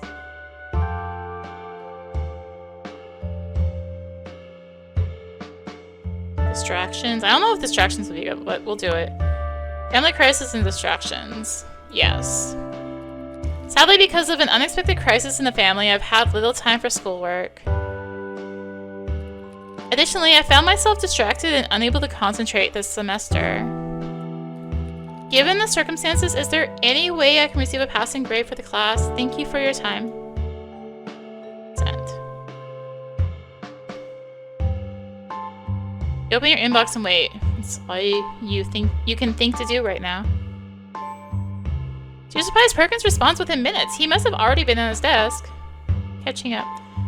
You'll have to get to this email later. It requires more brain power than you have at the moment. I checked the email from Perkins. Grades. That's fine. Please submit your essay by tomorrow. Perkins doesn't acknowledge any of the reasons you gave for missing the assignment. It's like he barely read what you said. It's like he's only giving you another chance out of... oh shit, he's giving you another chance. I can't believe it. You're not screwed after all.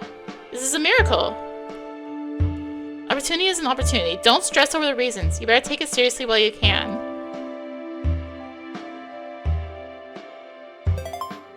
One day. Of course, you haven't read Bartleby the Scrivener yet. You'll have to track down the copy as soon as possible. And to actually write the thing. That's a small price to avoid catastrophe. Catastrophe. Lockout. What if it is in here? Ask Grandma. about...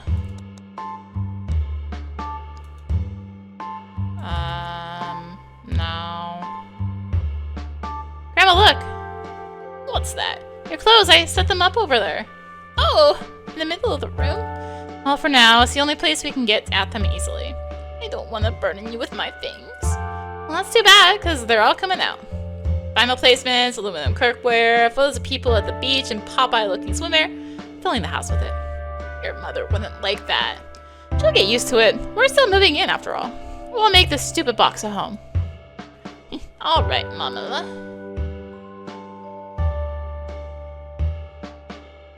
This is Mom's bedroom.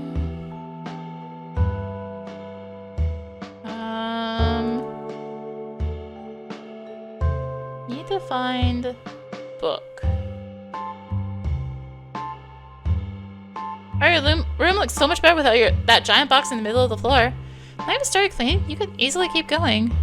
On the other hand, for the first time in a while, you actually feel like reading. You could just as easily down the book, maybe even two. You'll have to decide what your priorities are today. I wanna... This was like a box of Grandma's books, right? And I can't... It's not letting me in.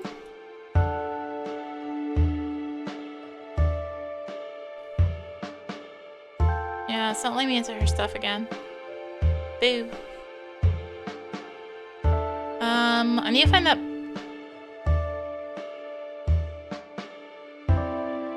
Because I don't have...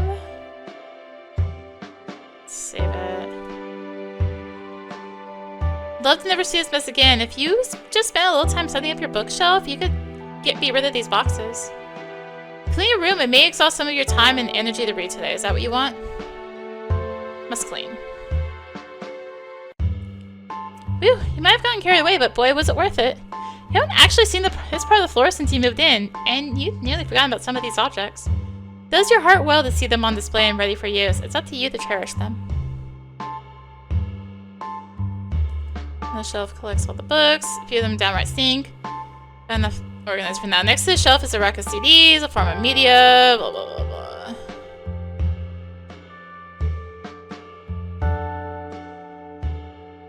Feel great to unpack these. For books. I'm gonna load. What happens if I clean this side? Let's clean. Difference that makes, you've unpacked the whole side of the room. Someone pulled your old desk out from the garage. This chair is currently being used in the living room, but start right. Books can do some actual work in here.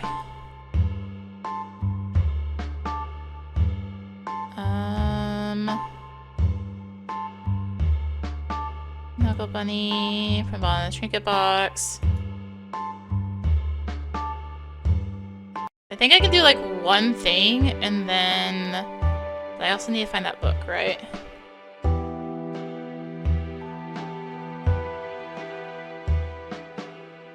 Hold on.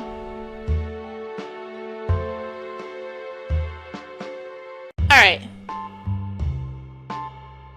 It knows way more about your life, know the others further. I know where to go.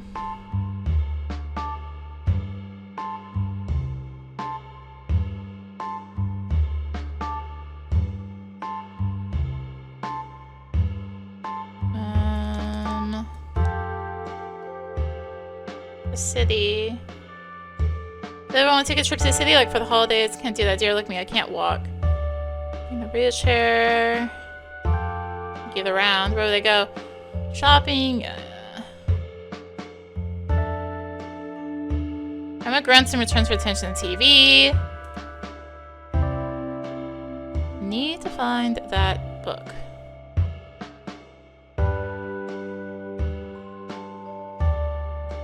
What if I browse the internet for it?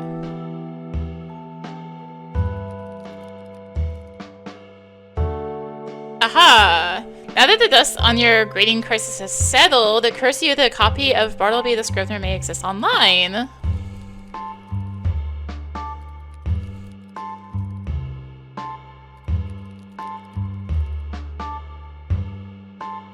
Digital Alexandria's online archives appear to have a couple of Melville books, but you don't see the one in question. There's a section on the website's forums dedicated to title requests. Maybe someone there has a copy? You dash off a request for the book. This community seems pretty active. It's possible someone will respond today.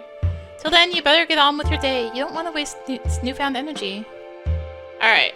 So we asked. Let's go clean that bookshelf again. Yes. Clean! And carry away. Yada, yada. Alright. Let's check again.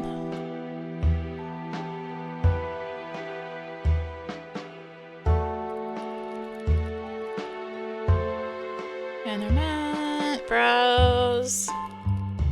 My response to your request for Belle will be the Scrivener. Not yet, at least. You'll have to check back later today.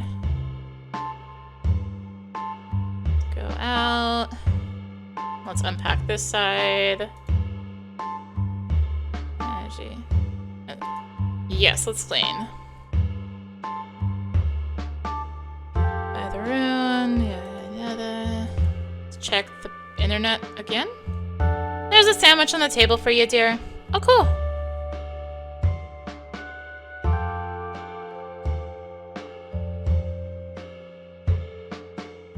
You didn't have to unpack the clothes. I would have done it. Is this Mom's way of admonishing you for cluttering up the living room? You won't be taking the bait, though. No problem. It was nothing. Not sure how I'll get to my plates. Pretty sure the first bush was in office the last time Mom used those plates. You feel your stress rising. It's just temporary, Mom. It'll all get settled. I like it there. Thanks for lunch? Of course. Come here, Tata. So beautiful. She is. Even with this misshakers on the lip. Mom, it's just jewelry. Yeah, Grandma, it's jewelry. I know. She's a woman, Michelle. When did she grow up? I don't know. She was always beautiful, even as a child. But now, I know. Alright, you two. The idea has never seemed more laughable. Your appearance has fallen so low on the list of already neglected priorities, you've hardly bothered to get dressed. Lately, you've avoided even looking in the mirror. Tom wouldn't want to see you so sad. Grandma can find a reason to look her best. Surely you can too. A little cleaning yourself up wouldn't hurt, would it?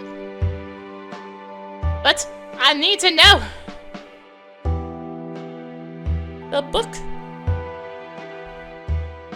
The book! Browse.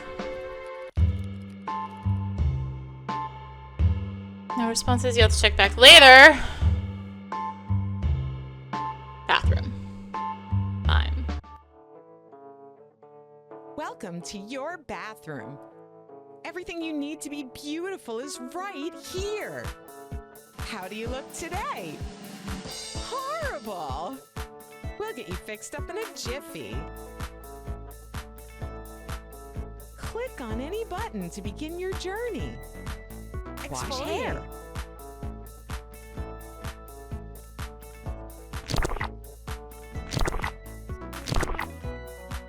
Cool! You're a star. Better dry off now. Bye! Drying. Gorgeous hair. Select something else. Exfoliate.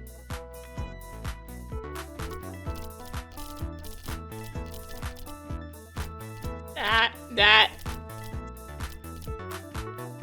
I guess I do have to click, okay. Is there something I'm missing? Maybe? Oh, here?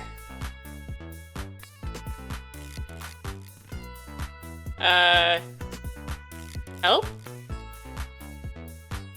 Help? Oh, there. Let's rinse it off. There we go.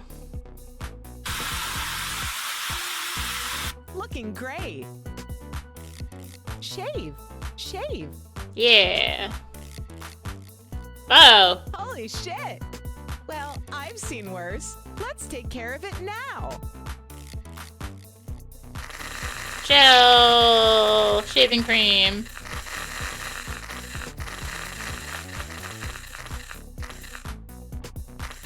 Okay, that's all.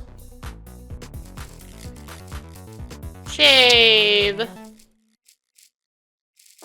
Shave. Back to normal. Dress.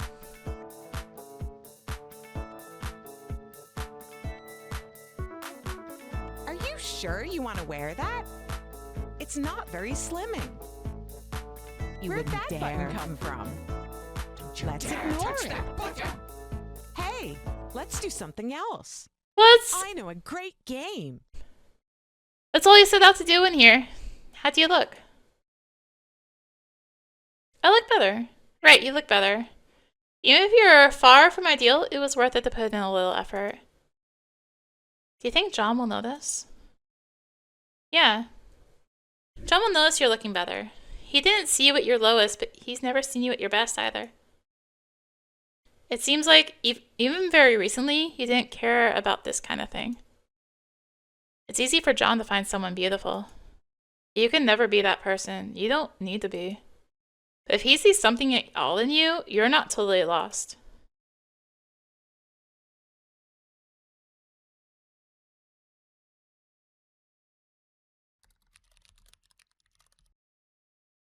Internet.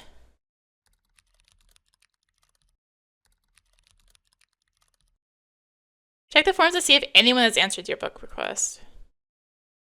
Someone has replied. To briefly scold you for failing to read and comply with the forum rules, the poster links you to a copy of the book. Heck yeah! Bless these nerds. You open the document, almost instantly your eyes start to glaze over. You won't have the energy to focus on it right now. It shouldn't be hard to read it tomorrow. It's less than 30 pages. To save paper and minimize noise, you set your printer to capture a 2-page spread with each sheet. By doing this, you can cut the material down to a deranged-looking 16-page packet. Packet. Email. May as well tidy these emails some more. You don't want to miss something important. You quickly sort through the remaining list, giving brief replies where needed. Messages. Hi, Mara. Hey, Sam. Sam has been your online friend for years. You met him through a fanfiction writing community when you were both in high school. Although you've never met, you have often confided in one another. There was even a time when... So embarrassing now. Come to think of it, it's been a while since you and Sam really caught up. You missed that. He's still active on some of the old forums, but reading his posts is hardly the same as talking. Last conversation you remember having was over a year ago, before you both went off to your first year of college. How are you? Alright. Some stress at home, but things are looking up now. Ah, well, that's good. Feels like forever since we talked. I know, unacceptable. How's college? God, who knows? Lots of work. Yeah. Hardly keeping out myself. How's Adam? Oh wow.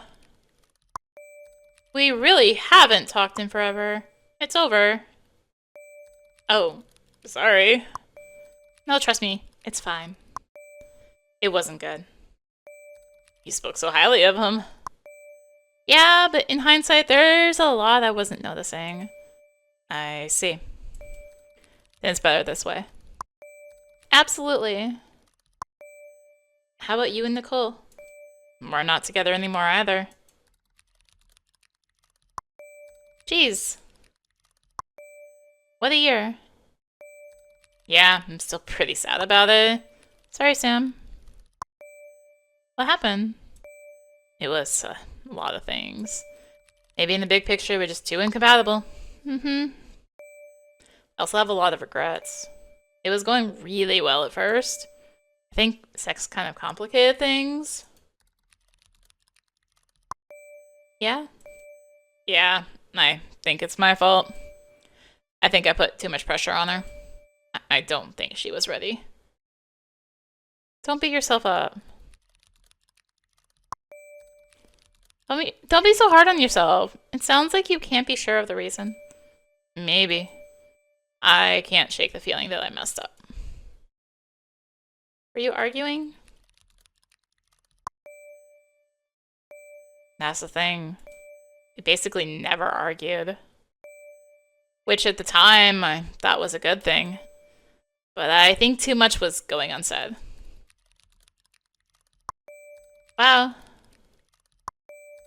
Me and Adam argued all the time. And I thought that was good, too. I thought we were working on things. But it actually just sucked. Huh. Did you break up because of the arguing? No. That wasn't it. What was it then? I never loved him. I don't think I ever really loved him. How fucked up is that? But then, how did you end up together? I didn't know how to love. Didn't understand love at all. Whatever I felt for him, I thought it was love. It's embarrassing. That makes sense though. How can you not? How can you know what you've never experienced? You'll just know, right? That's what people always say. But when the other person was saying it, and you want it so to be real so bad. Yeah. Do you think Adam really loved you? No. I'm not sure that was love. I think I wanted it to be. Even if the relationship was bad, at least I was loved. If it wasn't love, what was it? Adam talked about marriage. I think he had this whole idea about us. You know, settled down, living in a house together. White picket fence. Bleh. Lol. When we broke up, he told me I was destroying our future. I think he was afraid of that future not happening. Were you sad about it not happening? No, not at all. If anything, I knew it was never happening. And that made me more certain we should break up. Wow. I guess I had ideas about me and Nicole, too. I think I really loved her, but maybe I was focusing too hard on those dreams. Do you think that's how she sees it? I don't know. I don't know, Sam. I can't tell you that. Yeah, that's fair. It drives me nuts that I might never know. Do you think maybe I should reach out to her? Try to set the record straight? Maybe. Just don't expect too much, I guess? Okay. I've already done it. Oh. Did she reply? No. Eek. Guess that's my answer. You've been very honest. I must sound like some kind of monster to you. You don't.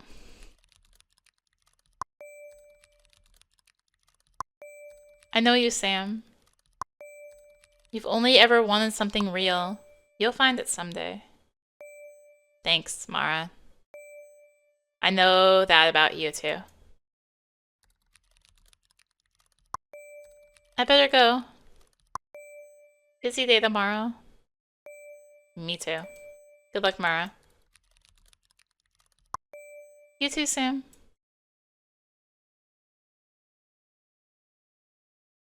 That was unexpected. You feel strangely energized to write, more so than you have in weeks. Maybe you can get in a few hundred words before bed. Right. Let's go rewrite your story. It's funny, you'd all but abandoned hope of ever finishing this one. But talking to Sam has been oddly illuminating. You suddenly feel quite energized to write.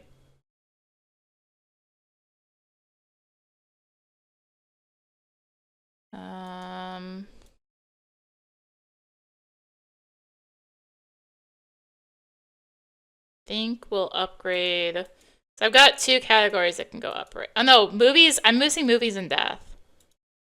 And drugs is 0. Movies, death. Yes. Right.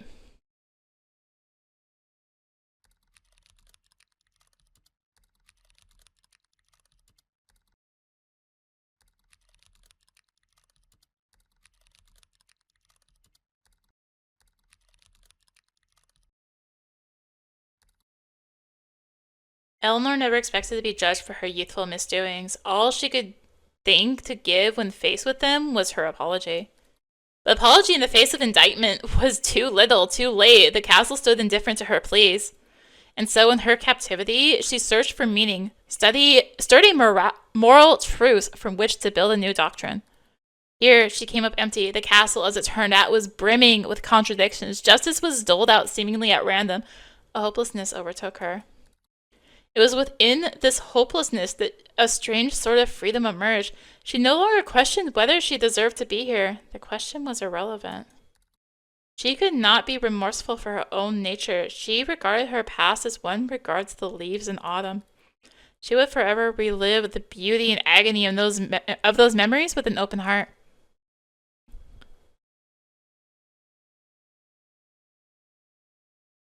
Maybe? Yeah. It's good for now.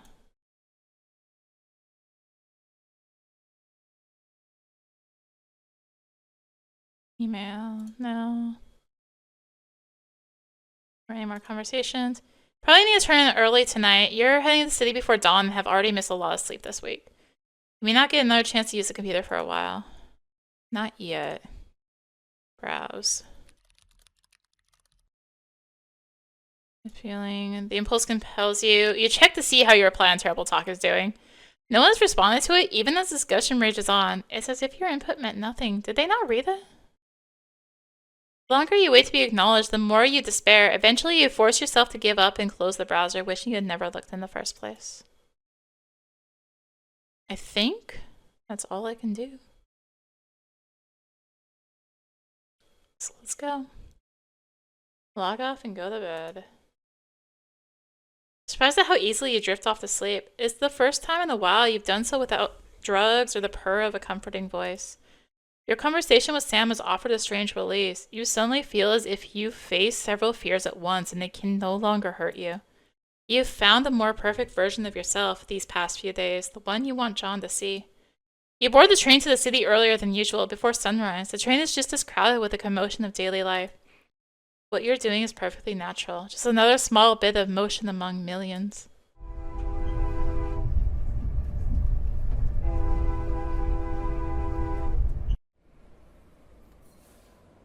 As you look for John, your nerves start to simmer. Your thoughts drift once again to Adam.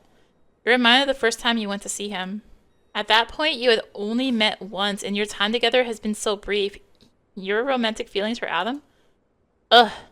Yes, sickening. Nonetheless, your romantic feelings for Adam had escalated in your time apart. This is when your girlish daydreams were wrenched into the open through risingly intense phone and online communications.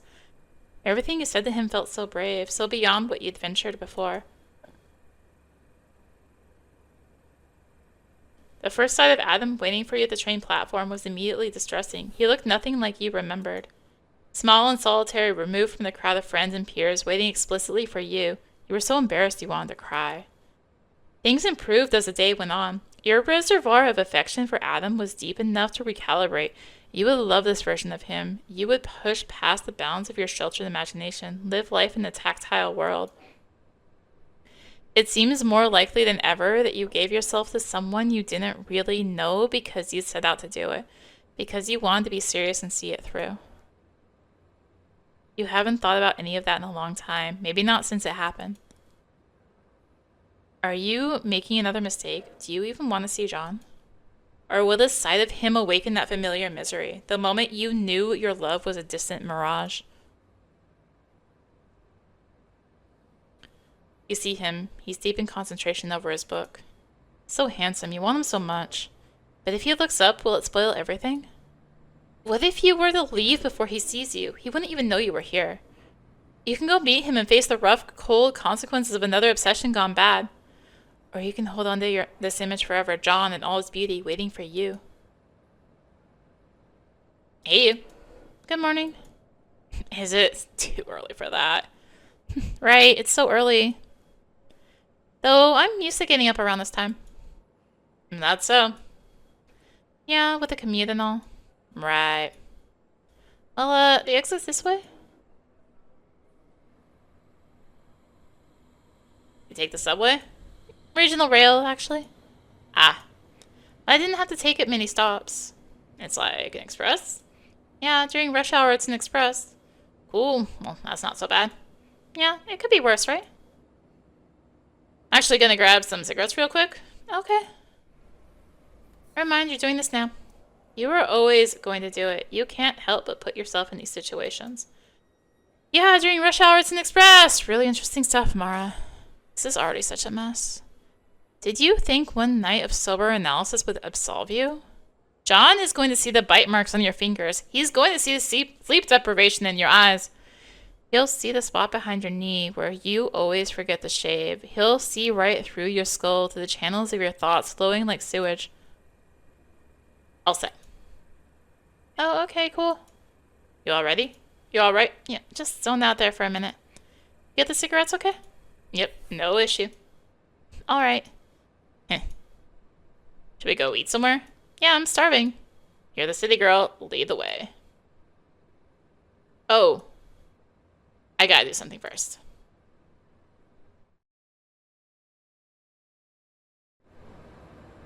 That okay? Uh-huh. Alright, let's go.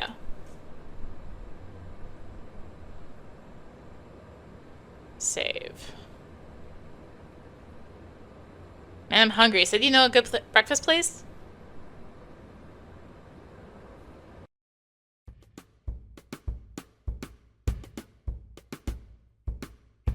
Wow, alright. I've always wanted to be in the city around the holidays. Would you say this beats an airport hotel? Oh god, Mario, I couldn't be happier. For a moment, you're certain John is talking about the same euphoria you feel in the wake of his kiss.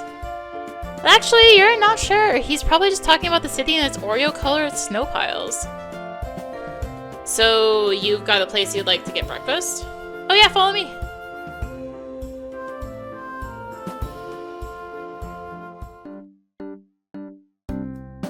So, how's the tour? Well, my last event was Pittsburgh, which kind of sucked, to be honest. Crowd wasn't that big. I ended up hanging out with this crazy group who staffed the event. Crazy. Yeah, like, the kind of people who regularly stay out all night and everything just escalates. Oh. They were drinking so much, it actually kind of scared me. Were you drinking too? Well, yeah, I was trying to keep up, but... yeah, I had to get out of there. Crazy. Chicago, though, blowout. So many people. Nice. So I'm trying not to sweat the smaller events. I can't let that get me down. No way, dude. People are coming to see you. I mean, I'd be alive if just one city full of people wanted to see me. Yeah, no, you're right.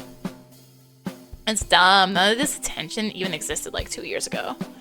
I guess I keep thinking it's all gonna vanish and I'll just be back to squatting in a friend's garage. I don't think that's gonna happen. I think you're just getting started. That's nice of you, Mara. Thanks. What? Nothing. You're just so pretty. Thanks. Thank you, that's sweet. Just the truth. You're pretty too. Thanks. First instinct is that John is lying to flatter you. But you are willing to accept the reality he's proposed. He is here, after all. He looks into your eyes when he speaks, and you find it easy to look back.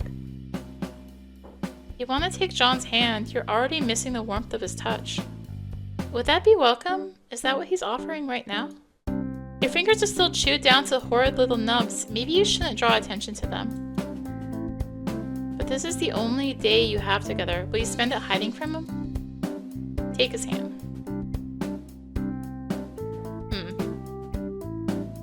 Sorry, it's a bad habit. It's healing, but I'm left-handed, eh?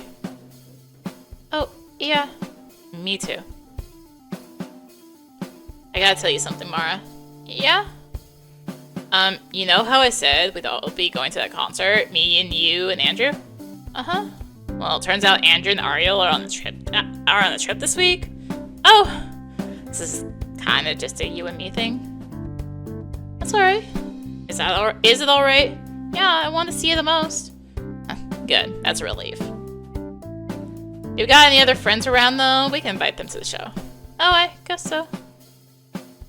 But think about it, maybe? Boys, Theo!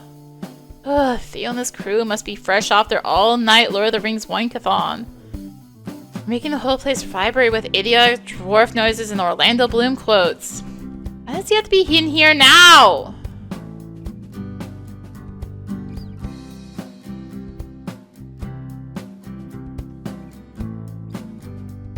Sheesh, anyway. It's fine if it's just us. Yeah? Yeah. Alright, this'll be fun. Well, what now? I should probably drop off this bag. Oh, of course. Where are you staying? Andrew said his place is right above the liquor store. It should be nearby. Okay, I think I know where that is. Can I go in here? It's in here. Oh, this is my school. The library is kind of neat. It's okay if I drop my stuff off at the apartment first. Oh, right, of course.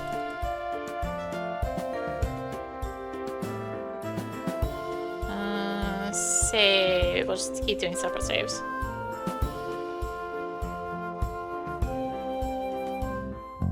Well, this is it. Wow. Can't believe Andrew lives here. What a premium spot. Ariel says it's rent controlled. They don't pay all that much. Oh my god, I'm seething with jealousy. Oh, hey, kitty. Jammy. I wonder if she remembers me. You stayed here before. Uh-huh.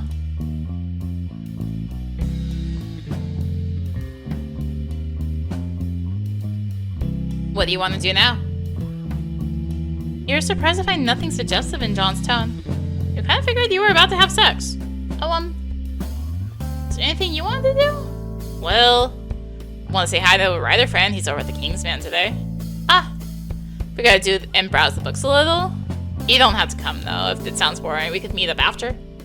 You haven't even considered leaving John's side today. It would be nice to browse the bookstore together and meet one of his friends.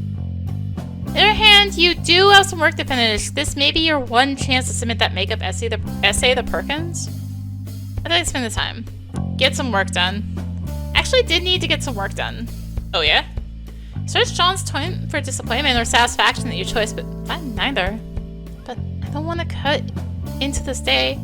No, your work's important. Don't let me keep you from that. Okay, thanks. It shouldn't take too long. I can come find you when I'm done. Sounds good. Want to work here on my laptop?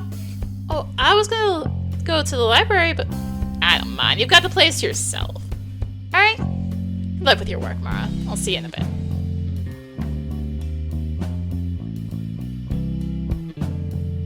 I hope John would kiss you again before he left. But what you've just been given might actually be better. A whole city apartment to yourself. Kitty!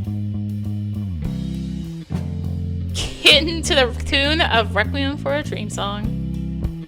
Read. Bartleby. Read. Yes. Bartleby the Scrivener is a short book narrated by the titular character's employer, who works as a lawyer on Wall Street. Bartleby is hired for his sedate demeanor. He soon begins to refuse a rising number of tasks in his consistently placid manner. The lawyer is repeatedly disarmed by this, giving Bartleby the benefit of the doubt as much as possible. He even changes his own habits to accommodate Bartleby's refusal, all while pressure to act mounts from his peers and subordinates. Every attempt to encourage action from an increasingly destitute Bartleby results in the same answer. The lawyer repeatedly assures himself he's done all he can for this man, while knowing and acting with doubt that he hasn't. As the scrivener descends into vagrancy, incarceration, and death, the lawyer ruminates with horror on Bartleby's bygone years, handling dead letters, the burning, elusive sentiments of mankind that arrived too late. Sick. Alright, I just want to check. Yeah, that's what I thought. Notebook, where you write your story. Yeah. Is there a laptop? Right. Projects. Try writing on John's laptop? Yes. Connecting to the internet is only minimally frustrating. John's laptop bag includes an Ethernet cable. From there, it's only a matter of finding the cable modem, which Andrew and Ariel have stashed behind the bookshelf. Once you're in, you navigate as directly as possible to the software you need on the laptop, trying with all your might to respect John's privacy. Bartleby essay, right. Don't be needing any topics for this paper. Ready to write? Right.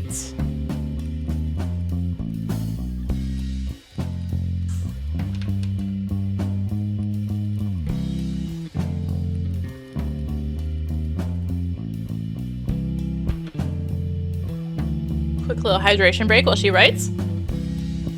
You send off your essay to Perkins along with a few more lines of apology. What a tremendous relief.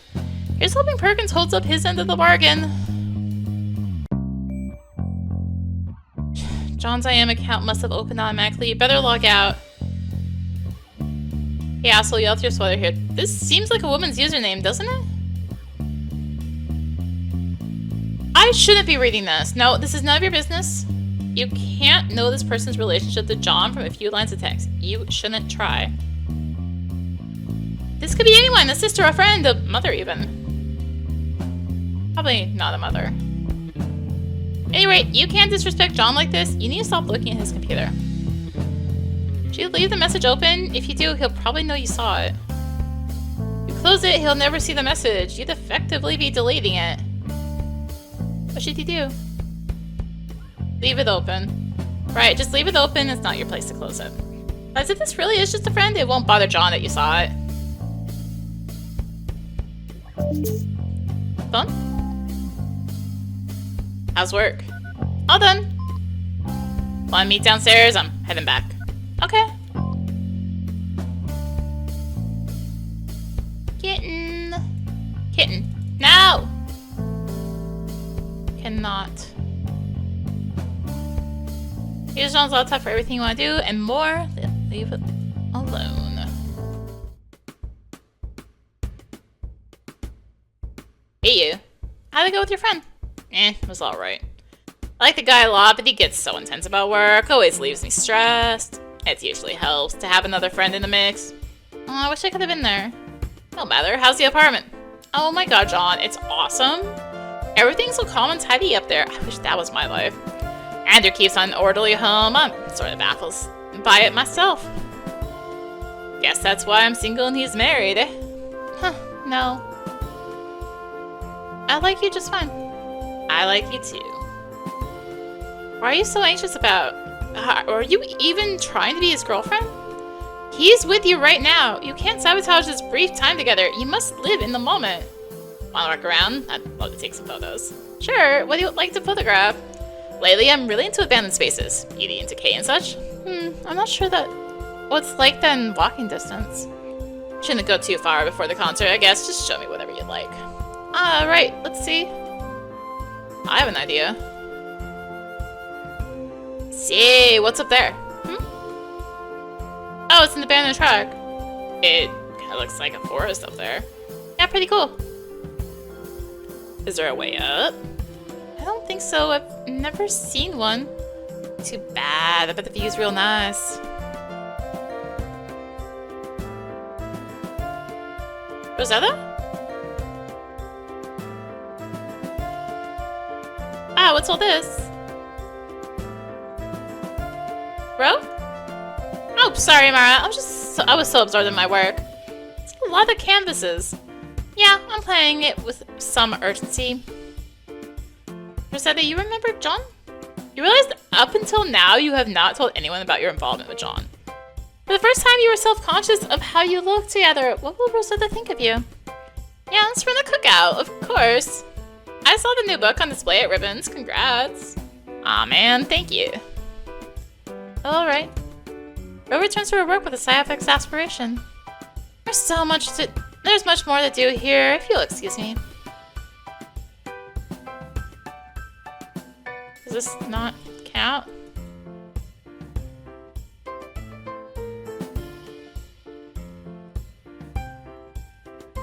Daniels. Mara has this long winter of drugs and sleeplessness brother to your brain. No, you will not be taking John into Daniel's apartment. No, he's not here. He was already in here while you were working. Alright. Good shop, though. Do you have a cell phone? There's no reason to use the phone booth.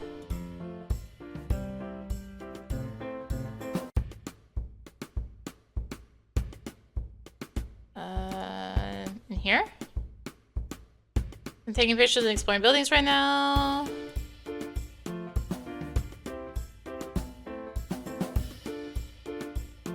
Subway? I'm waiting to train for a good long while.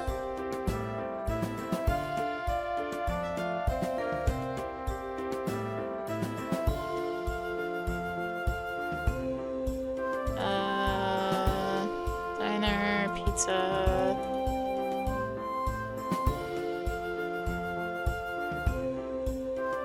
Somewhere?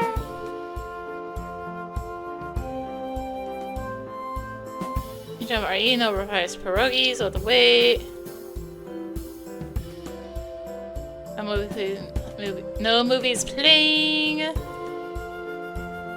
Doing this again. I have to find the one spot to actually go. Oh no.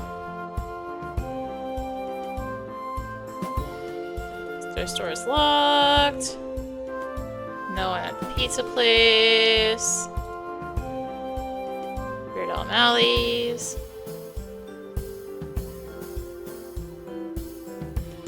Here's wine and beer. You didn't want to go in there, did you? Alright, nah. Hot dogs. Beer.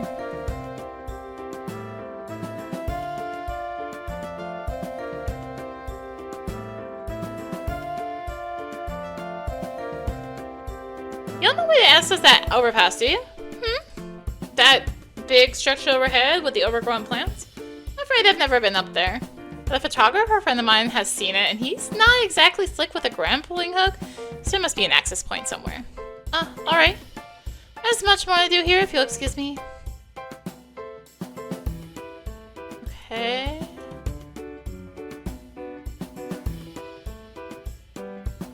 Must be some way... Like... No, that's not what I want to open. Oh no, to enter... I'm trying to examine... Building train track...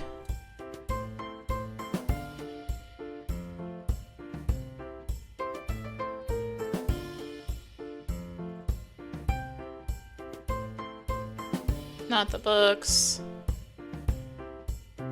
Spot, love to see it. Too bad we can't get up to the overpass, but the view is real good up there.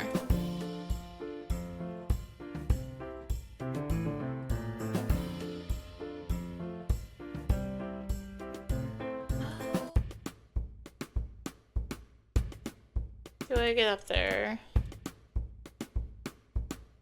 I can see the ladder, the fire escape ladders, but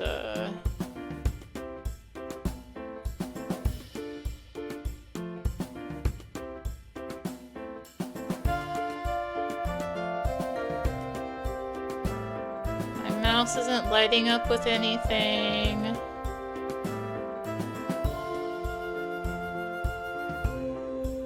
The heck? Am I just walking? Apparently.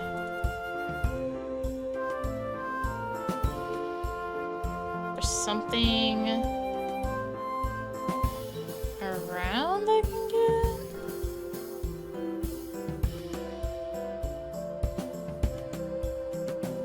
City.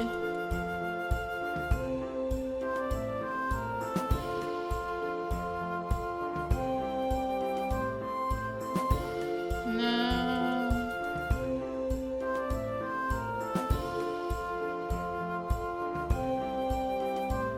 See tenants using the building's fire escape. The staircase has a balcony. It fills with envy and improvised bliss.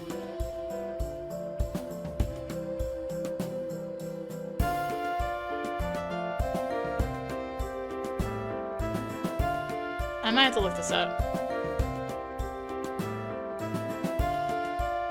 The heck? Okay, I looked it up. Or at least got a vague idea. I got a vague idea.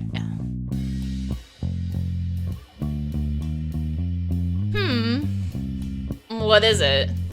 Do these plants look familiar? Nope. Why? This is the overpass. Right here. For real?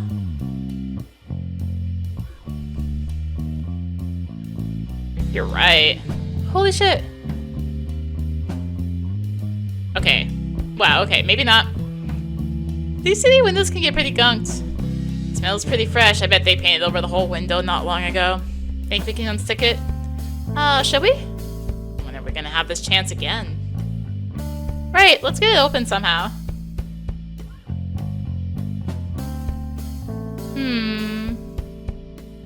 Kitty. What's under there, buddy? What's this, a razor? Maybe I can use it to open the window. At any rate, you'd better take it with you. You can't be aiding in Jammy's potential mutilation. Hey, Jammy. Jammy is staring at a spot on the floor and does not seem to notice, yeah. Razor on the window. I can't push it very far. Oh yeah, you might not want to try that. Need some more leverage, see? Something to hit it with. So, not my bare hands. For that, for your sake? Yeah, alright.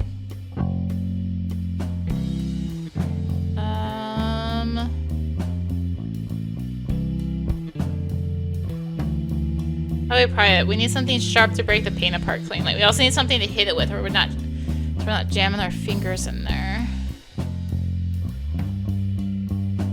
There's something back outside?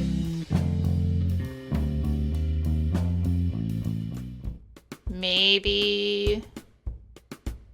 What Rose using?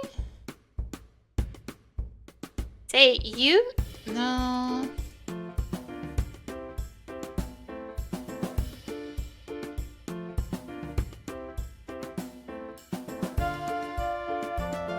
Okay, well, I may have looked, but I didn't look at the full solution.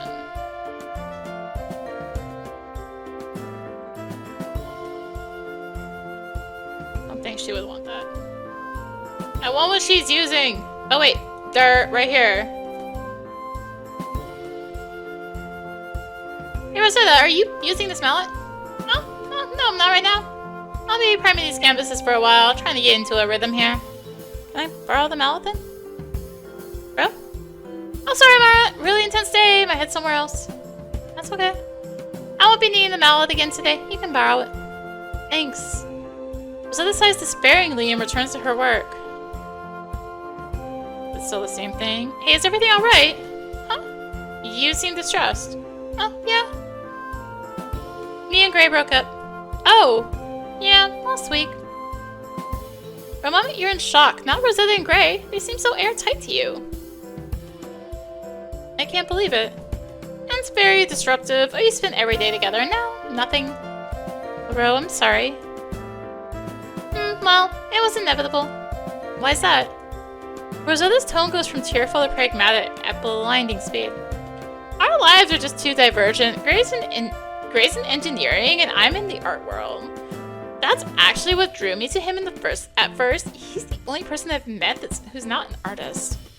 He wasn't supportive. Oh no, he was, as much as he could be. But he doesn't like crowds and the whole business and just mystifies him. So really, it's for the best. Did you love him? Of course, I'll always love him. We broke up because you have different jobs. Huh, you make it sound so cold, Mara. Sure, it didn't matter much in the beginning, but I could see the writing on the wall. Gray is comfortable where he is, and my life is changing all the time. I just can't see us lasting forever. Knowing that, we probably stayed together too long. What triggered the breakup? Well, Gray's got a new place across the river, so it seemed like a good time to reevaluate. Gray moved out? Everyone did. The landlord wanted to renovate. The apartment is gone? Well, not gone per se. We're just not in it anymore. Where did Daniel go? The dorms. Oh my god. Been like every day at the place. I know! That's city life, eh? The endless ebb and flow of people and structures. That's kind of my theme at the moment. Speaking of which, I better not lose momentum. Right. I'm gonna finish this, and good luck with the mallet. Okay, later, Ro. I see. Things we don't know anymore, I guess. Let's go back to the apartment then. The one's, you know, not empty. Alright. Open this sucker up. Alright, let's try this. Crap, I lost a razor. Dang. Maybe you've worn it down enough?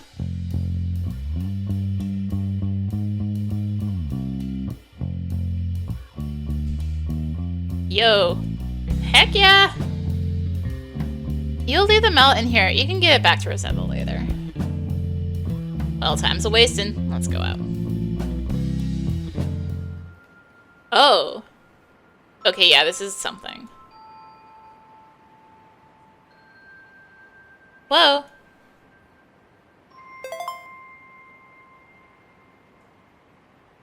Oh no!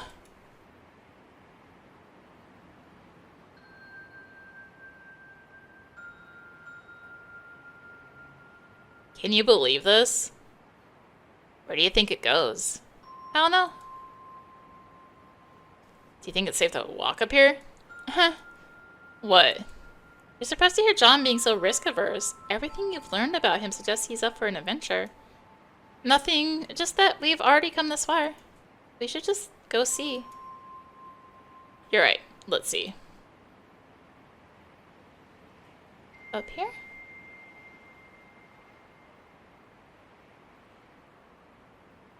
Well, this is the life. Wait. Save. Up here? It seems like John is done exploring this part of the track, so you should wait for him. Guess sit on the couch then? Hey, that's not bad. Right?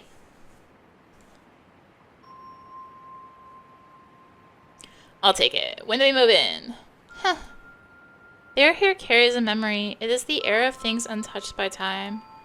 More so than anything you've seen since leaving Perfect Ties, this place feels like home. You bring no weight with you.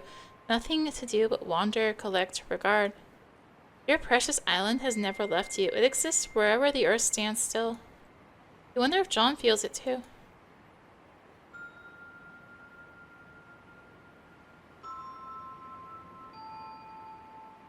How do I look? Good. In the photo, I mean. Good. That's why I took it. Realize that with this question, you've influenced how John sees you. The moment he sought to preserve in his camera card is gone.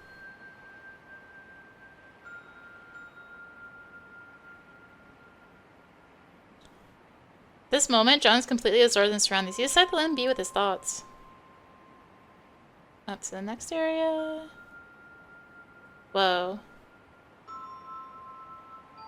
At first, your eyes follow John. You are compelled to ride the ripples of his fascination. In another instant, you realize that you are also a part of this. You do not need to long for it from the outside. You never could have dreamt of such riches. There is so much more you want, yet it's already so much. If you never had another day, they knew. You are not a separate piece from the natural world. The spark animating your brain is primordial as thunder. You are the latest in a rare and marvelous dance of atoms. The sky beckons without judgment. It wishes to hear what's on your mind. Home. As a child, you couldn't wait to break free from home, but now it seems you are searching for it again. Is home nothing more than a place from the past? Sky is so constant, yet so endlessly surprising. Each day you look upon it with fresh eyes. Surely there is a home within you, waiting to be known. What else is there in the clouds? Beauty. It's possible that time does not expand endlessly, but is rather contained within the bounds of matter. If this is the case, our world and our existence within it is preserved in a sphere, a snow globe of sorts, shimmering for eternity. Although our minds perceive time as linear, it's possible we are living every moment at once and always will. Do we not owe it to ourselves then to slot in the finest bits of life wherever they can be found? In this way, can beauty not be everlasting?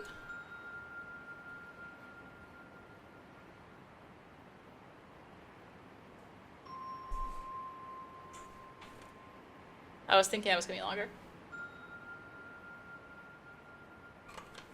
It was another hydration moment. John. You okay, Mara? Yeah. Sorry if I'm not talking much. There's a lot to look at. Yeah, I could get lost here if I don't think about it. But any time you want to head back, I'll go with you. Do you want to go back now? Yeah. I'm getting cold. Alright, I'll go back too.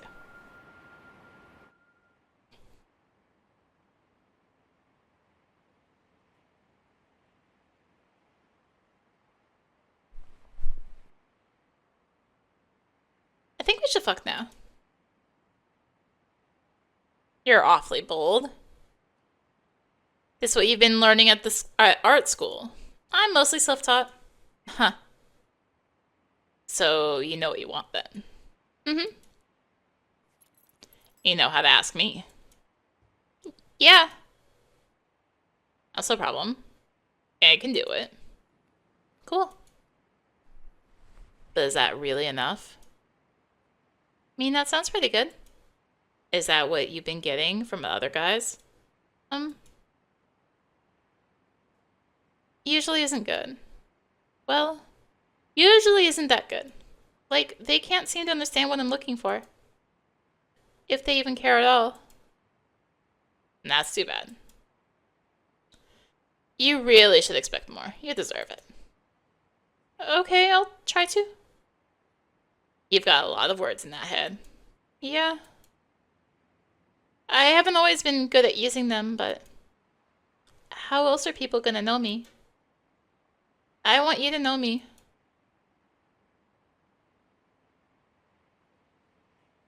You wouldn't have to speak any of those words if I just knew them. How could you know what I want if I don't tell you? That's a good question. How could I know? That would be some kind of magic, wouldn't it?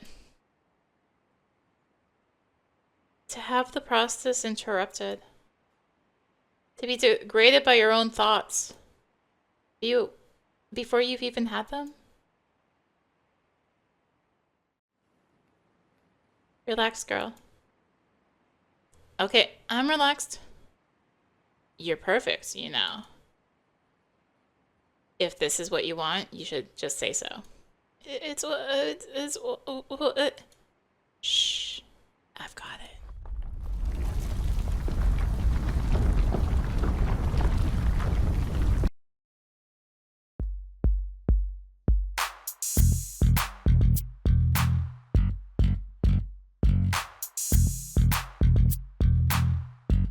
Find yourself disoriented by the cool mattress and well-worn blankets.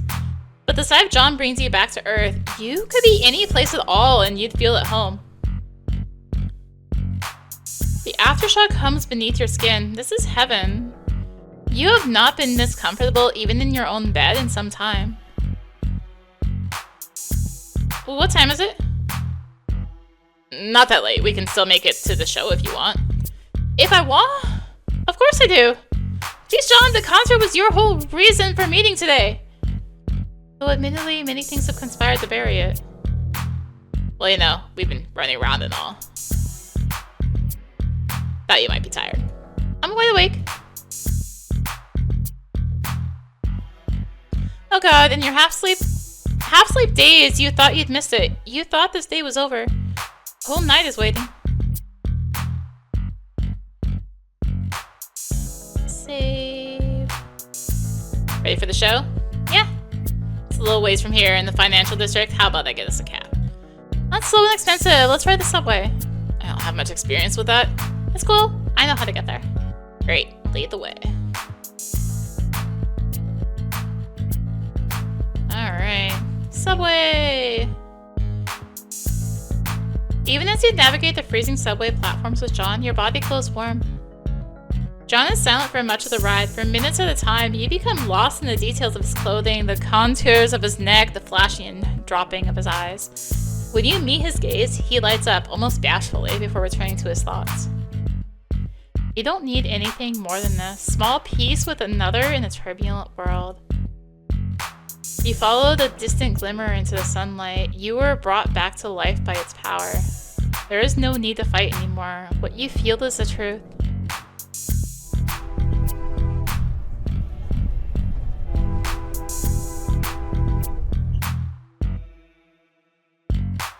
My god.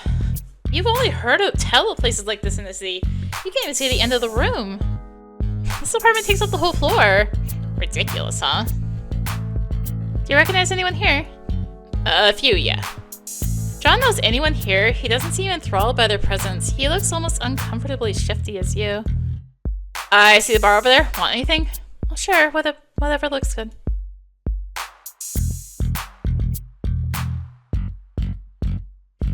I kind of miss when Junko was just a straight bar band. They went all art rock. Really, the art rock is my favorite part. Their early music is boring. I mean, you really need both, right? What would they be subverting otherwise? I prefer if they stuck to the basics. Can you really do that without betraying yourself? You have to go where it feels right. Even if it alienates your audience.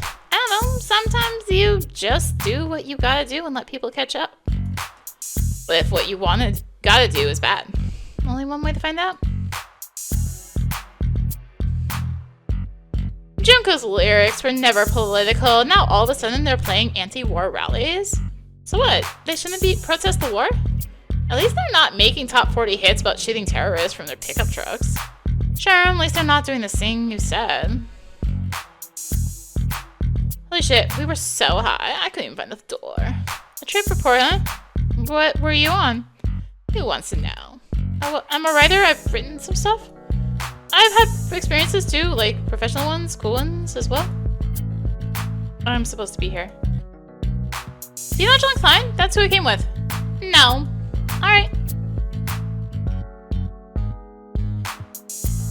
Here you go. This is literally all they've got. Some kind of seltzer-like wine?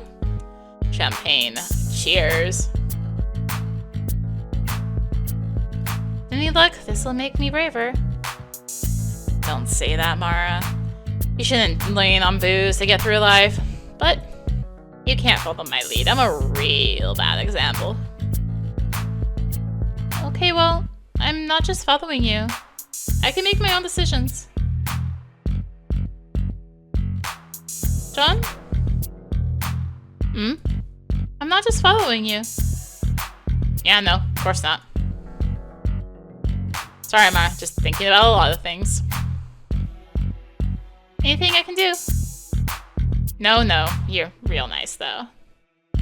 John's affection is stunted. You wonder if he's embarrassed to be here with you. And again, maybe what you have is not meant to be toasted and sipped. There's power in holding on to it, and just knowing. As your frustration deepens, you find more capacity to hold it. I think the band will be going on soon. To your surprise, you'd briefly forgotten about the band. Nice, I wonder what they'll play. It's a small crowd, so maybe we'll get lucky and hear some old stuff. Man, I hope so. Hey, thanks for coming here with me. Of course, this is a dream come true. Okay, good. I'm glad.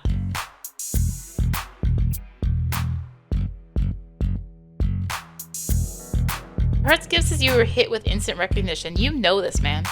You're surprised it takes you a long time to remember his name. What was it? Simon was in love with him. Simon lived in his house. Simon cursed his name. Mitch. Holy shit, is that? Yeah, it is. You know Mitch? No, I don't know Mitch. I'll love it. We're in 2 different galaxies as authors. Crazy's even here, slumming it with a riffraff. What do you mean? This is a nice party. John seems briefly exasperated by what you said, as if he's tired of having to explain. He's a top-selling writer in the country. He's been hanging out onto 5 slots of the bestseller list for months. So?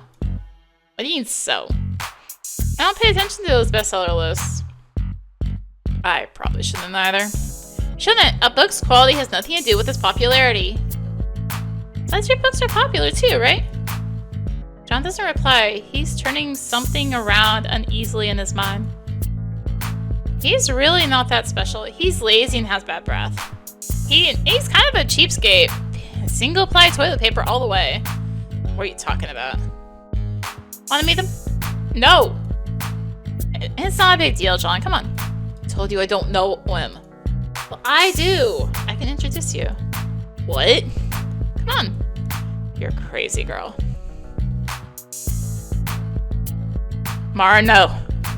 Hey, Mitch. Yes? Remember me? No. Mara from Perfect Tides? I'm afraid not. I'm sure it was lovely.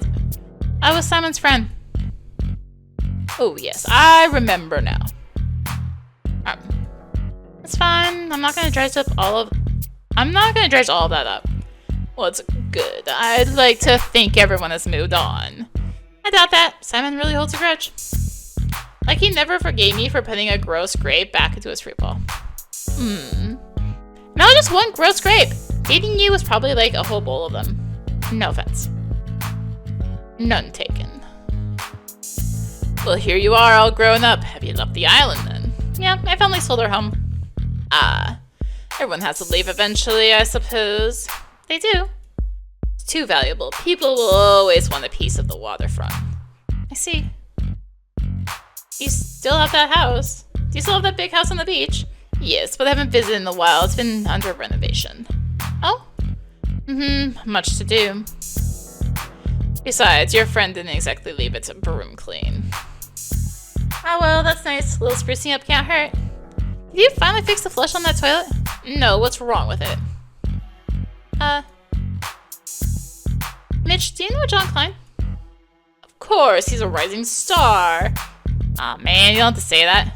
I mean it. I was sent a copy of your book by the publisher. Congratulations, you're a widely one, my friend. John smiles almost pained. He seems to be searching frantically for words. Means a lot to me, Mitch. I read Feral Agitation back when I was working in waste management, and oh, that's a deep cut, man, John. My God, that was so long ago. Spring Tree printed that one. I know, before they got absorbed and shut down. You know, such a shame. They had a passion for books, but they were no good at selling them. I gave it 3 years for that book. Maybe a dozen people have read it. Dozen one, turns out. Yeah, it really hit me. Growing up with nothing and all that stuff with your parents. That's really a lot of work. That's really a lot of what I'm trying to bring out of my own work. What feels truthful. Well, it's a pleasure finally meeting you, John. I'm sure I'll see you around. And good to see you again, Mara Whitefish, and you better remember that name, Mitch. Oh. She's not one of these trend-sniffing academics. She's the real deal. Are you now? That's right, I've got the goods. Well, you seem confident. That's how you've got to be in this world. Ain't that the truth? Is your work in print? No. You talk a big game for a little girl. I got into this party, didn't I? Watch out for her, John. She'll take you for all you've got. Well, I better get back. Yeah, of course. Nice talking with you. Shit, my heart's racing. Hehe. Can't just drag me into a conversation with a famous person, Mara. I believe I just did. You'll pay dearly for that. Oh, really? Right. Show some restraint. Save it for later. So you're a fan of Mitch? A long time ago, I don't know. Really blew my mind in his heyday. kind of think his writing sucks now. Good thing you didn't tell him that. I think I actually might have. Oops.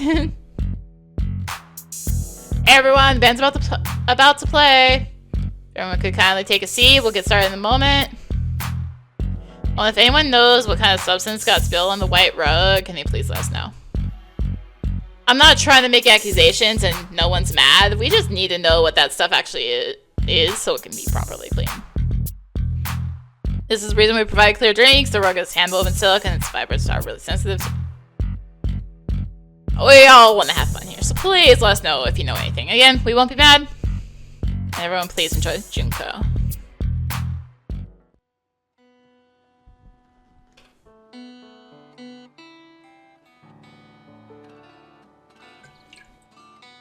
You realize, dumbstruck, that members of the band were among those in the party. The intimacy of the moment floors you.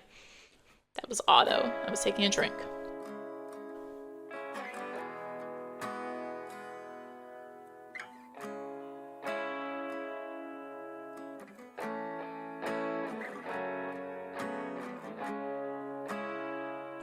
You find your thoughts swiveling backward to the events of the day. Your legs and feet are aching from hours spent wandering in the cold. How you long to be here. You imagine this moment in so many different ways. But just as it begins, the event that set this entire day in motion, you want only to steal into bed with John.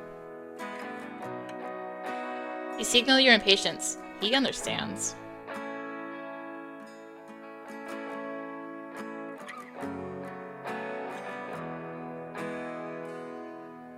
It's overwhelming to be here. You are touching something so rare and so fine.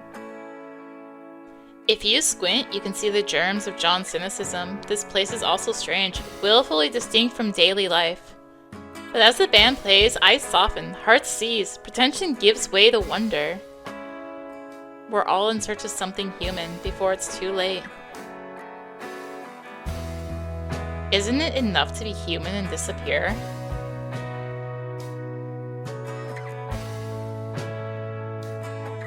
You would give it all up, wouldn't you? For the caress of tender hands, the lullaby of a beating heart? Your ambitions are so frail by comparison. Damn it, you set out to do so much. You once wanted to be remembered, to write words that would transcend this brittle form. You knew you couldn't glimpse eternity by mortal deeds alone. The fact is, you've shrugged at every opportunity for greatness. You had other things in mind. This year could have been some kind of turning point. My God, you're such a fool. You merely fell in love again.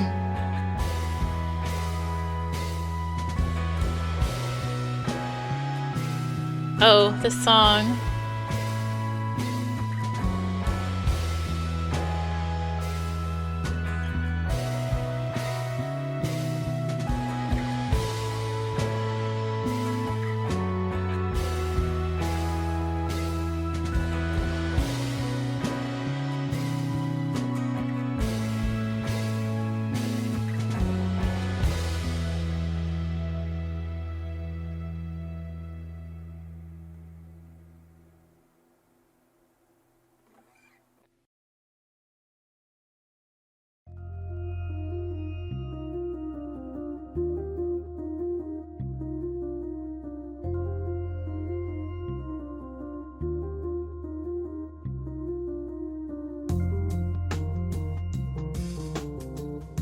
Sorry to wake you. I wanted to let you sleep. It's okay.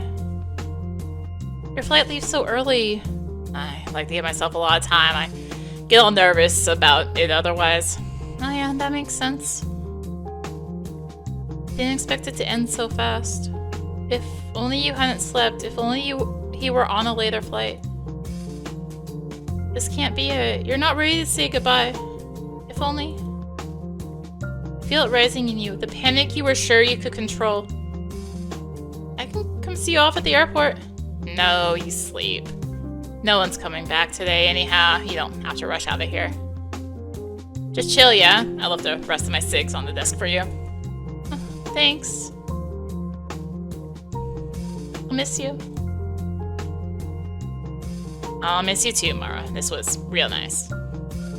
It's been one of the best things on this trip, you know? Maybe the best. Don't do it. Maybe. Mara, no. I could go to that premiere with you? Or, I don't know, we could meet up in one of the cities you're touring. Unless, maybe I'd be in the way? Nah, you wouldn't. But it's gonna be pretty busy for a while, so I won't be able to predict what I'm doing or where I'm staying. That doesn't bother me. I can go wherever you are. I don't think that could really work. Oh. Yeah. I just thought... John exhales deeply. You probably shouldn't wait around for me, Mara. You're in the city, you know. The center of the world.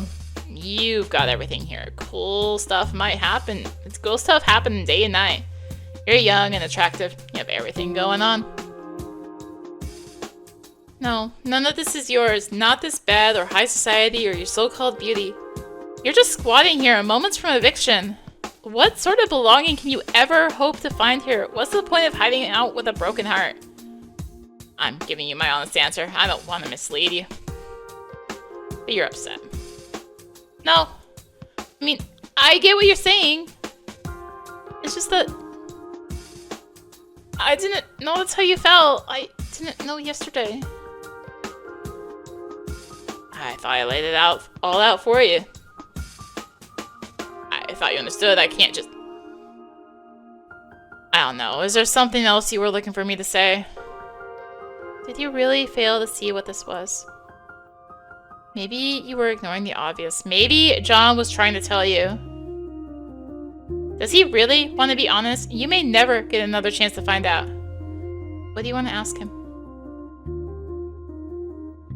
Is there someone else?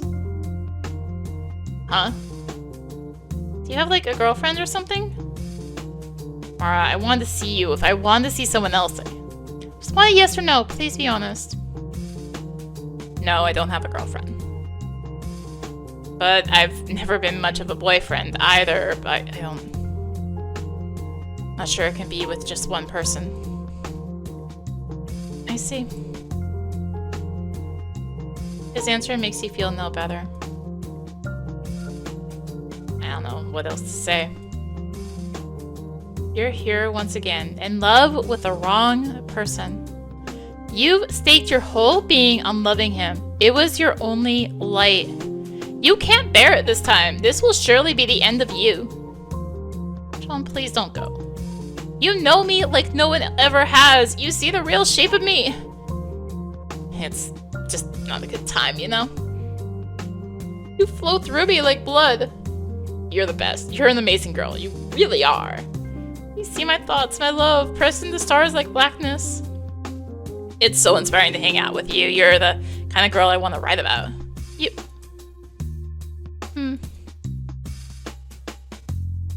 You know me, don't you? Or are you just really good at guessing? No, you know me.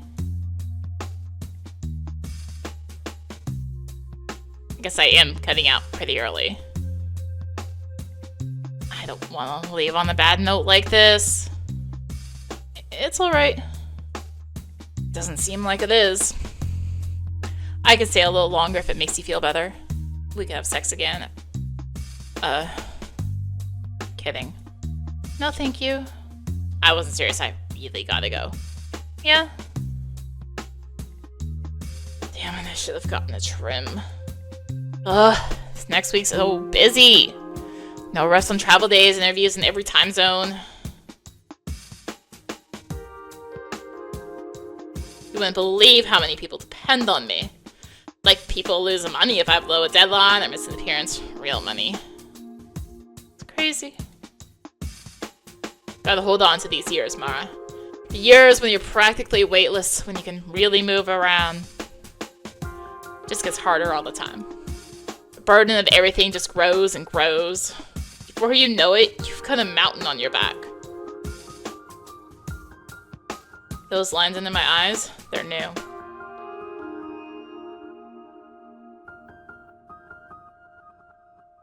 I didn't look this tired last year.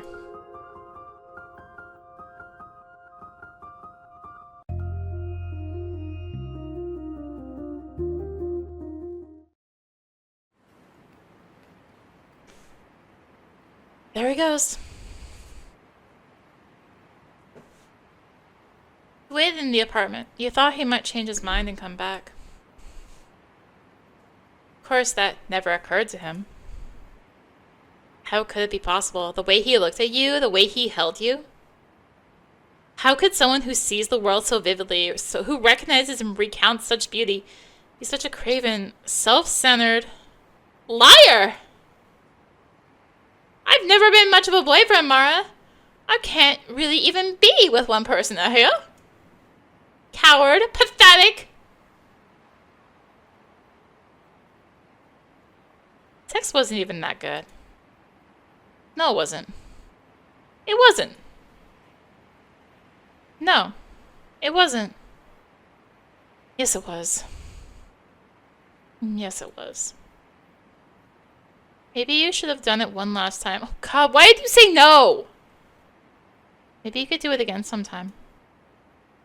He doesn't need to love you. You'd still love him so much. You have no dignity at all, do you?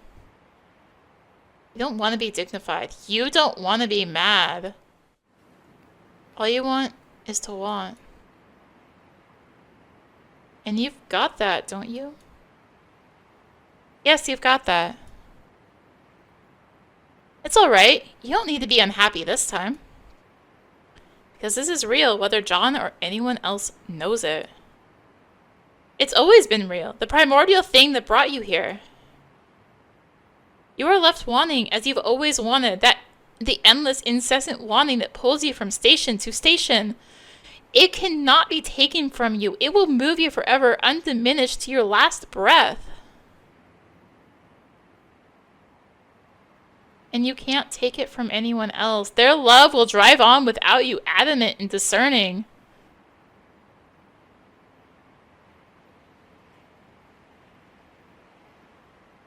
This place is too painful. You have to go. Back to your life of transient things. Will you ever see any of it again?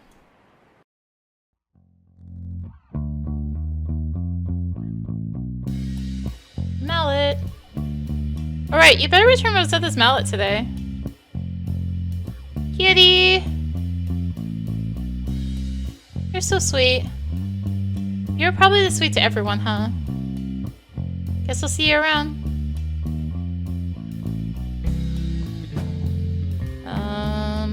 Guess we head out.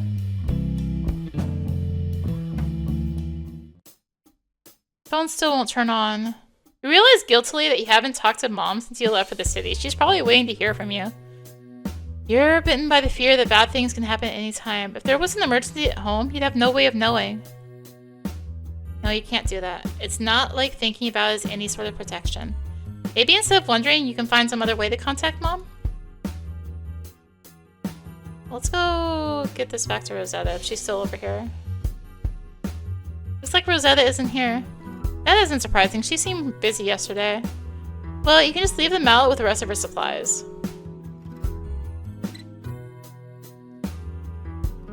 Normally you'd be relieved to fulfill a task without any conversation, but right now you wish you could talk to Rosetta.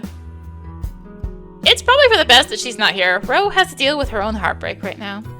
You want to be someone she can turn to. She's holding on to more than you once believed. You'll find her in the new year. Maybe by then you'll have more to offer. Save it? Yeah. Okay. Well, there was that payphone that I kept accidentally clicking.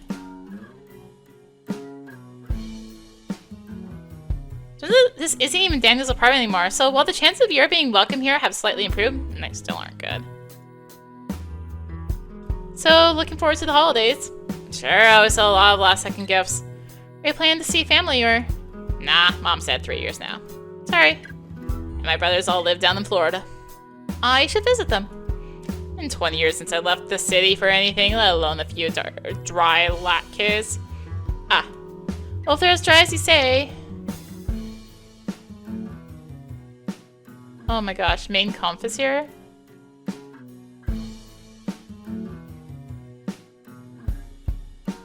Sure, we'll trade Bartleby. Main conf dude? For real? Alright, hard to remember what tiles move through here. Sure. Why would you notice you're peddling books by Hitler? Hey, you took it. Yes, and I intend to dispose of it as soon as possible. Hey, we're all Jews here, right? What makes you think I'm Jewish? Well, you are, right? Yeah, but... Listen, kid, a book isn't always a brick-shaped dollar to me. I read a lot of them, even wrote one. You wrote a book? Sorta. I think 2 people read it, including myself. Copies are sitting in my mom's attic, which itself is in foreclosure. Soon it'll be dust. Can't you go and save them? What for? Can't sell it. No future human will cherish it. Hitler's book is worth remembering? No book deserves to be remembered. No writer either. No more than any other. History and the canon are written by a small handful of schmucks. The rest of us are just hoping someone will buy what we're selling. Who else read it? Second person who read your book, other than you. Oh. Ex-wife. Well, that's significant. No, it's not. She hates me. Well, it had an effect on her. It made her a ripple in her life. You're really reaching there. No, I'm pretty sure we've hit on what's profound about it. You should go to your mom's attic and retrieve your thousands of books. God, you're annoying. So I've been told that I'm here, aren't I? I didn't end my bloodline in a bunker yeah. Happy Hanukkah, kid. I can't read. Hey, Joseph! Joseph, I thought you'd gone home for the year. I'm leaving soon, but I came back one last time. You see me? Joseph laughs. Of course. Everything for you. I'm jealous that you're going back. Back? It's your island. Going back is nice. It was good that I left. I had to do that. I see. Well, bye, Joseph. Bring back pics from paradise. Paradise only from a distance. Bye now.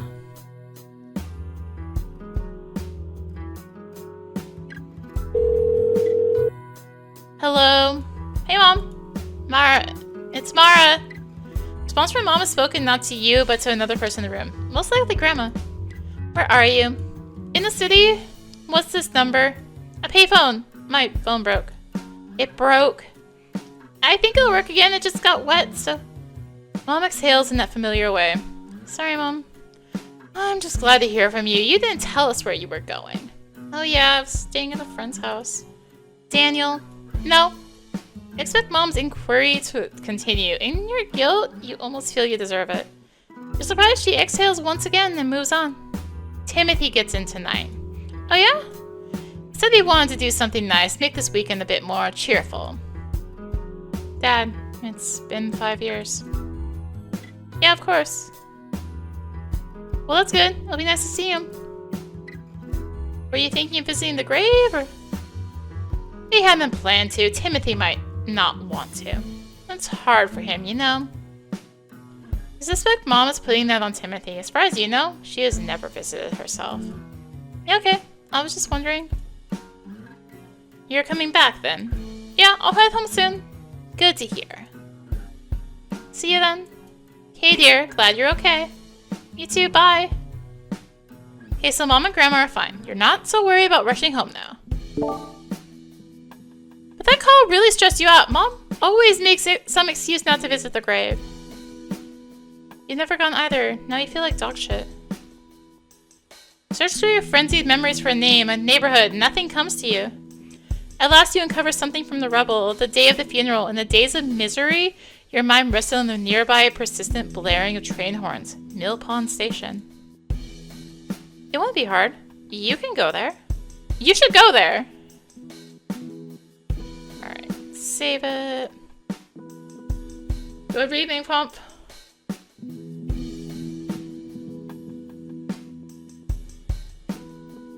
Sure. Okay, you might have it out for Hitler from the start. Still, you try to approach Mein Kampf as you would any other book, with the hope of deepening your understanding. Hitler believes himself to have struggled, and certainly when he recounts the sad circumstances of his youth, including the sudden loss of his father at age 13, you are wrenched with recognition. In his desire to build his own mythology, he frames these trials as formative and truthful, and even concedes gratitude for how they've built his philosophy. Your eyes start to droop. It's only when he pivots to the Jews, a turn so abrupt that you check for skipped pages, that you perk up and start to reconsider the title's meaning. Here, he is presenting tolerance versus bigotry at the ideological struggle of his life. These pages do nothing to convince you. For all his talk of experience, knowledge, and deep study, Hitler questions a fashionable hatred of the Jews like a dog questions peanut butter. You've often heard jokes of the Führer as a failed artist. You are surprised to find no contradiction in his own account. He often refers to his creative abilities as naturally born, a popular distinction of the never dids and never wills of freshman comp. It seems obvious to you that hatred is no struggle at all to an artist with no depth. Alongside grandiose delusion is just how he amuses himself away from a churning vacuum of imagination. Read that book. You know which one. That was an achievement. I see. Well... Oh, hey, Theo. Oh, Mara. Holy shit, Theo. What's up? You look nice. Thanks, You can't just shout at me like that on the street, dude. Sorry. That's borderline terrorism. Sorry. Didn't think I'd see you before winter break. Are you still here for class? No, just hanging out. Okay, I really need hydration.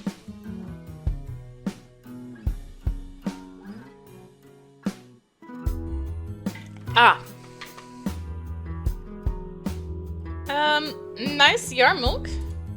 Thanks. Since when do you wear one? Huh?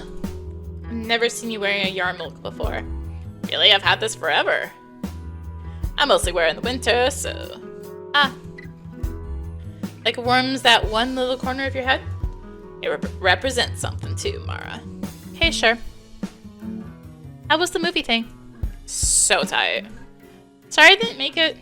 Nah, it's okay. It takes a lot of dedication to watch basically a 10-hour movie. Your first impulse is to defend your honor against Theo's bitter accusation. Who says you're not dedicated? But soon your mental clutch releases. What do you have to prove anyway? So what are you doing now? Visiting my dead father? Visiting my dad's grave. Oh. It's like the anniversary of when he... Yeah, sorry. You don't have to be sorry for that. I had no idea. Well, have you eaten? Can I at least buy you breakfast before you go? No, you don't need to do that. But I want to, from one friend to another. I'm not sure that's a good idea. Really? Why not? Gives you the wrong idea. I'm afraid it gives you the wrong idea. How so? Well, I told you I'm not interested in dating you. Uh-huh. And that's still the case, and buying me breakfast isn't going to change that. Sure, why would it? But I'd really like to be your friend, and I'm not sure what we're doing here is normal between friend stuff. I'd certainly hope it is, or my girlfriend might not approve. Even now, I'm not actually sure what I'm saying is actually a disco... Your what? Didn't I tell you about Mayim? No? Yeah, I met her at the Pistol trip. She was one of the local madrashim showing me around. Turned out we had a lot in common. Mayim is super smart, funny, well-read. She's actually a writer, too. Wow. Yep. Is she hot? Were you, like, having sex and stuff? Jeez, Mara, I'm not the kind of guy to rush into the physical. Uh-huh. But I'm visiting her again next month, so we'll see. You're going back? That's where she lives, so... Honestly, I'm looking forward to it. Kind of wish I could have stayed longer, but, you know, school. Yeah. So what should we have for breakfast? I actually told my mom I'd be home. Can I get a rain check? Okay, sure. Hi, Theo. Congrats, I guess? Huh, thanks. Happy Hanukkah. You too. See you, Mara. Yeah. Is there any chance? I'm gonna check down here before I go. No, not here. Alright, subway.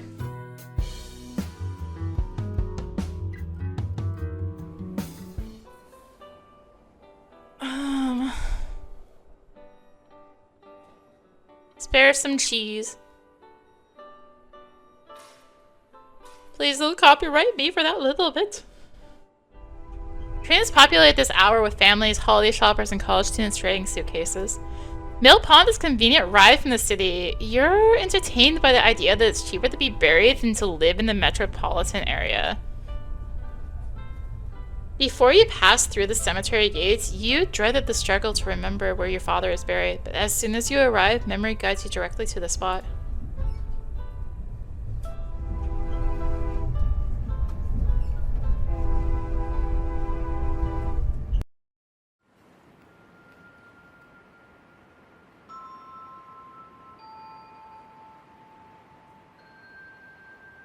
Here he is. Well, not really. It's just his remains. If those even exist anymore, they're probably all eaten away. No, this is just a mound of dirt commemorated by stone. You're embarrassed to treat it as anything more. There's no speaking to him. He's gone. But then, why did you come here? He can hear you exactly as little here as anywhere else.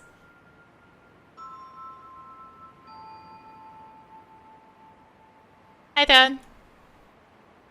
What's up? Seen any good movies lately? No, me neither, honestly.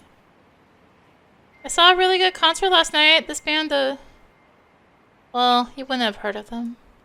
But that's true of most people I know. It's not like being alive means having your finger on the pulse. Anyway. Since you last saw me, I've changed a lot. Guess things are about the same for you. I never got why we buried you all the way out here. Don't get me wrong, this is nice. It took me a while to realize that they're in the cemeteries on perfect tides. Isn't that nuts? People can live there, but they gotta be dead somewhere else. It's kind of like Disney World that way. I read about this on Snopes.com. They don't let you die there. They'll drag the body through their system of underground tunnels. Death is pronounced off-site. Just to keep the statistics down, isn't that depraved? I'm not saying perfect tides is a total facade, it's just that it's not entirely real either. I guess that's everywhere. Anyway, that's why we buried you out here. Sorry I didn't visit sooner.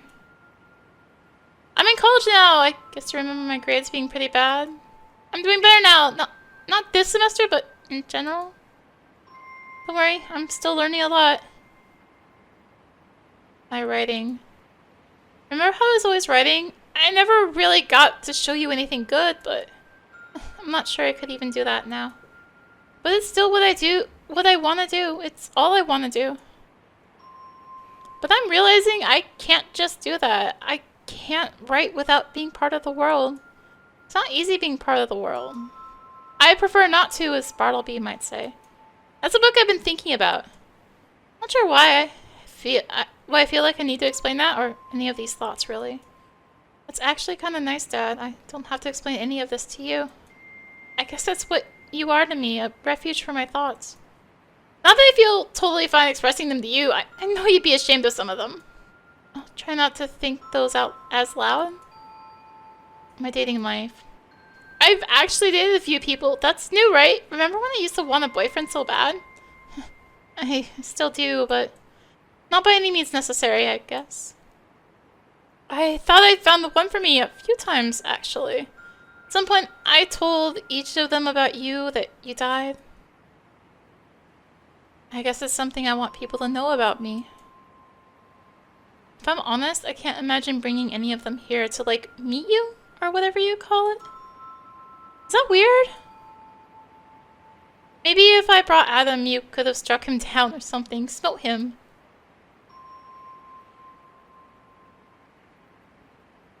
Our family. Things are tough at home lately. Me and Mom are taking care of Grandma now. It's a lot of work. We sold the house, I'm sorry to say. Grandma B is selling her house too. We're probably all moving again soon. I know you and B didn't always get along, but she misses you. She does. She says you were a good man. I really wish you were here to help us. I sometimes can't believe we're all we have. We're doing our best though. Timothy works. He sends money and stuff. I'm really trying not to fight with him anymore. I know it accomplishes nothing. He seems to know it too. I think you'd be proud of your son, as unpleasant as it is for me to admit. The city. It's changed my life to spend time in the city. There's so much about the world I didn't know. There's still so much, but the city is like this window into everything.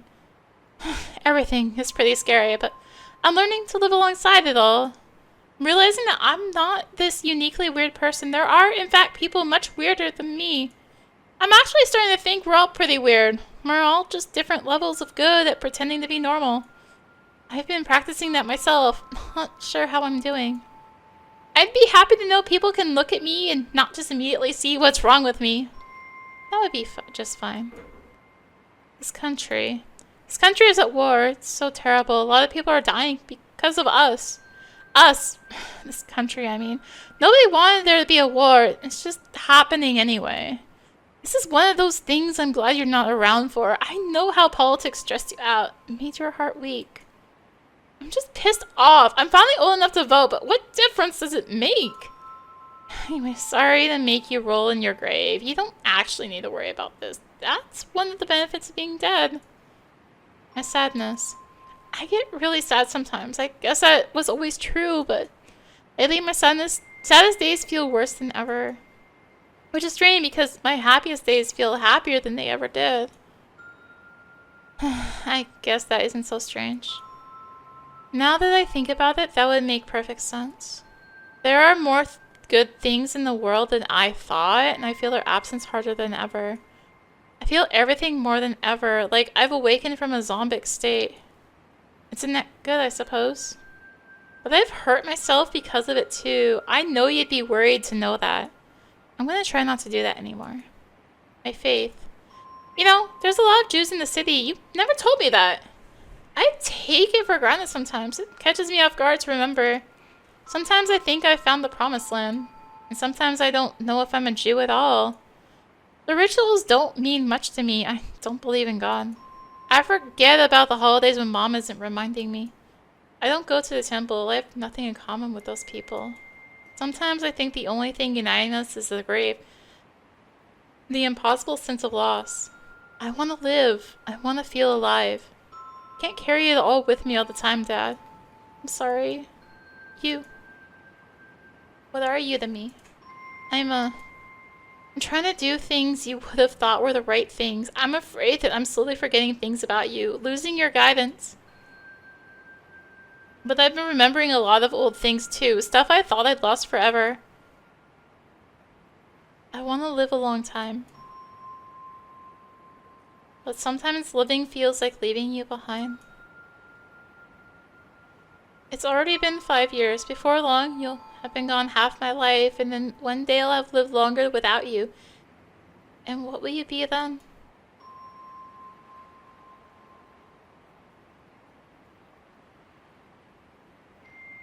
It's okay. Sometimes I don't believe it, but it's okay. It's okay to die. It's okay that you're gone. You're not completely gone either, 'cause I'm a little piece of you. A pretty stupid piece, but a piece nonetheless. I'm taking you as far as I can go. Stay a little longer. Breeze is so soft here. Ground is cool, but not frigid. It's nice.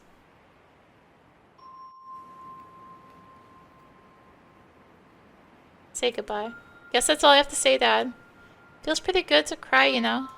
I'll come back here again when there's more to say. Won't wait so long next time.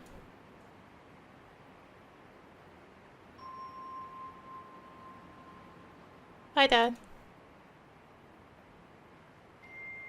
Whew, it's hard to stay composed right now.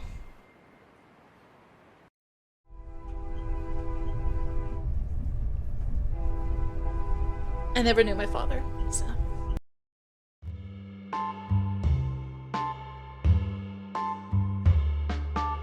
Hey, Timothy. Oh, hey, sis. Guess the surprise is blown. What's up? Well, I was trying to bring Grandma her piano from the house. Thought it might cheer her up. Man, it totally would. Neighbors helped me get into the van. I had a hydraulic lift in his garage. Whoa. But now I'm here, and the thing weighs more than our whole family. Shit. Yeah. Do you know anyone who could help? I've been trying people for like an hour.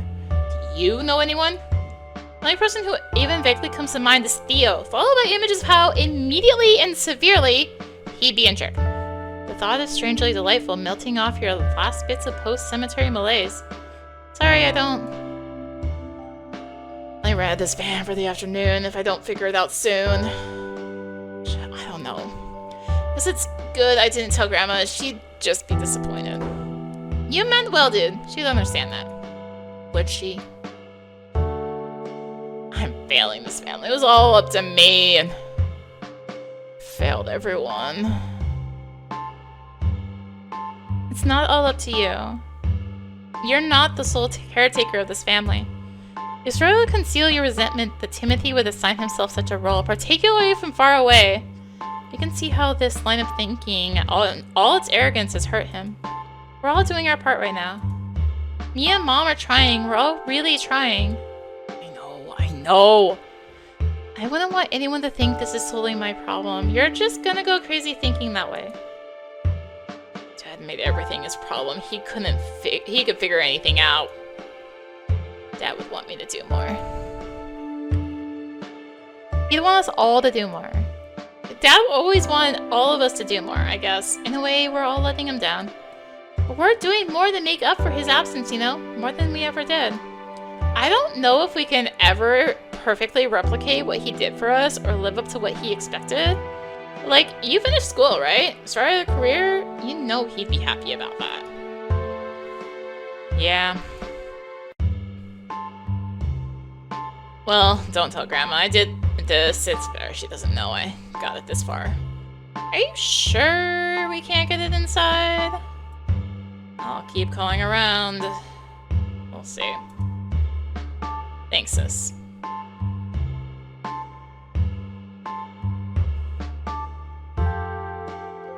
Mara! Hey, Stacy. Who's this dude? Is that Timothy Whitefish? Yeah, that's my brother. Get out. How do you remember everyone in town except me? Me tutored my big brother in math for a semester. He's funny. You think Timothy's funny? We're kind of in a bind right now. We're trying to get this piano in the house. Oh yeah, pianos are such a pain. My dad's company moves them all the time. Really? Could your dad help us? Any chance your dad could help us move the piano? Really wanted to surprise our grandma with it? He's usually busy this time of day. But I've always got a few boys on standby. A few boys? Yeah, you know, some boys. I don't want to be in any trouble. They're not doing anything. Screw you. What are you doing? What? Who? That's funny. Come here, okay? Okay, well, he's literally brain dead and she's on life support. Yeah, you with everyone? Come here. Here! Why? Oh my god, that's so funny. No. I swear to God. Okay, they're coming. Oh my god, Stacy, thank you. Yeah, of course.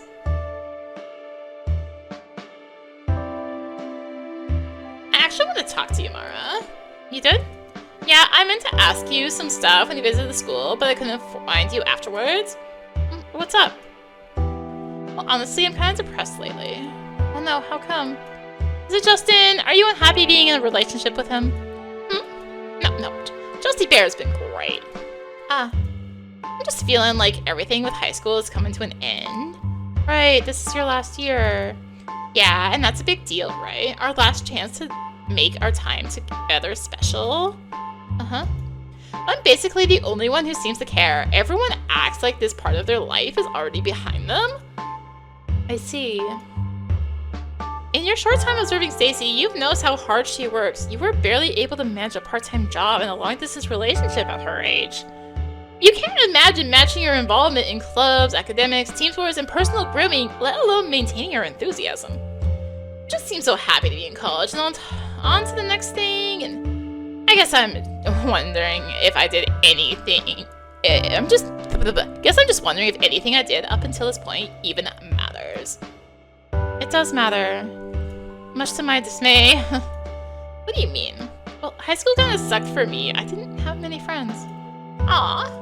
It's fine. There are plenty of people out there. Not everyone finds me annoying. But I still carry a lot of stuff from high school. Like what? My distrust. Sometimes people were mean to me in high school. I guess that still messes with me. Who was mean to you? There's no sense in naming names. That's not relevant. Who? Oh, I'm sure Justin could tell you who the assholes were. Justin says there were so many assholes in your year, he still gets mad about it too. Ah. Yeah, he also says it's hard to trust anyone because there's so many goddamn assholes out there. Oh well, did you have any other questions? I may be a little too trusting sometimes. Not everyone has good intentions, huh? People want to be good. People are trying to be good. I don't think most people set out to be cruel. But sometimes they are anyway. Why do you think that is? I think a lot of the time people are just thinking about themselves, their status, fears, desires. And it gets so especially bad when they use someone else to deal with those things. Yikes. Someone younger who's never ventured beyond high school, for example. I knew a guy who used his girlfriend for her employee discount at Virgin Megastore. Crazy. He never even bought CDs. He just got like 15 different Red Hot Chili Peppers t-shirts. Okay, well, some people are inherently bad. Are you still mad at those people from high school, the ones who betrayed your trust? Trying not to be. I'm not sure it does me any good to be mad. I don't know. Sometimes it feels good to be mad. Yeah. But not like forever. At some point, I prefer to be happy again. Maybe not in the same way as before, but in any way that time has shown me. I like that. That's really optimistic. Thanks. It literally just occurred to me. Thanks, Mara. I'm glad we could talk. Me too.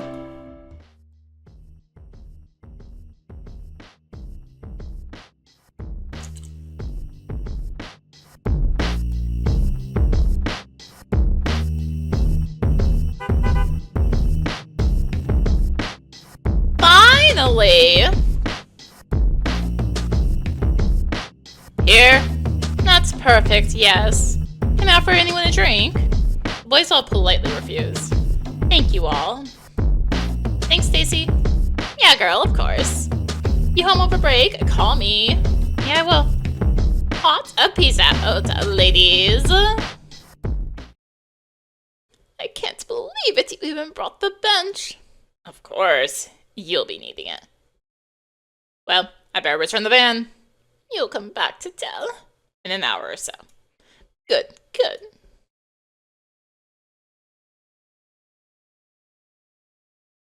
Do you like it there, Grandma? It's a little close to the TV. Not sure what we can do about that. Think of it this way. You can play a piano and watch I Love Lucy at the same time. That's your generation's version of multitasking, right? You're a lunatic booba.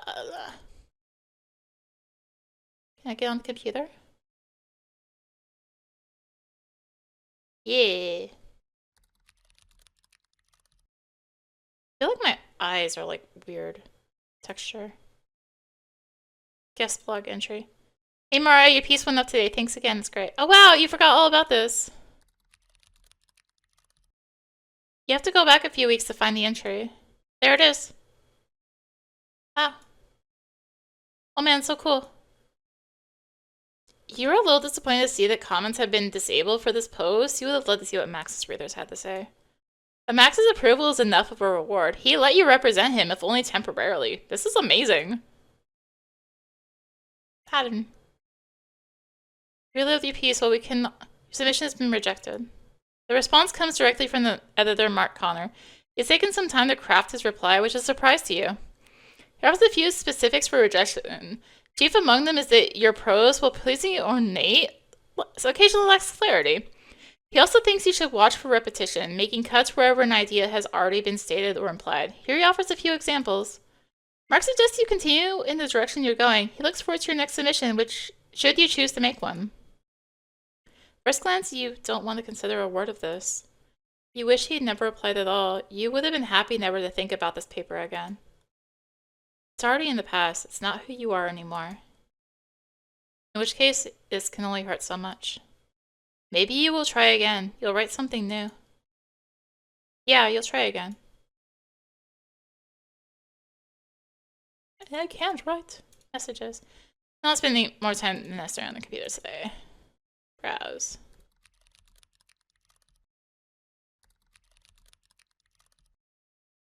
Your grades have been updated. You are no longer failing literacy criticism. In fact, Perkins has generously given you a C. He must have liked your Bartleby essay. You really couldn't have blamed him for skimming it since it was delivered so late. You're glad you made the extra effort. You hope this somewhat redeems you in Perkins' mind. Phew, what a relief. I can enjoy winter break. I can't search. No email. Alright. Bare minimum. Let's save it. Room?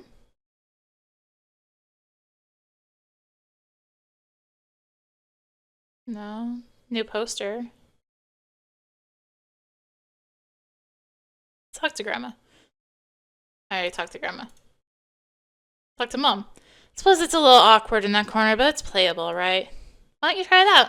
Oh no, I'm completely out of practice. What about you, Grandma? Want to play the piano?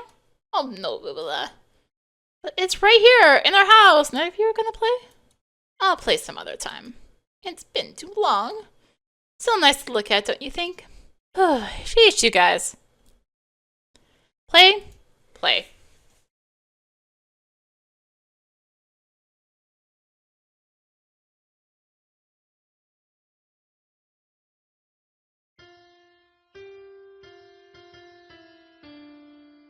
Right, that's it. This note is D. So its left must be C, and this is E. C, D, E. It was from, and so on, from A to G, then it repeats. I've got it now? Got it.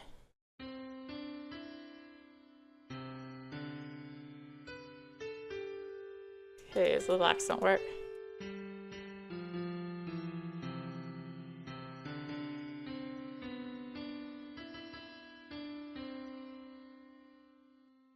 Not really sure what to play. Didn't Grandma have some sheet music? Maybe it came with a piano.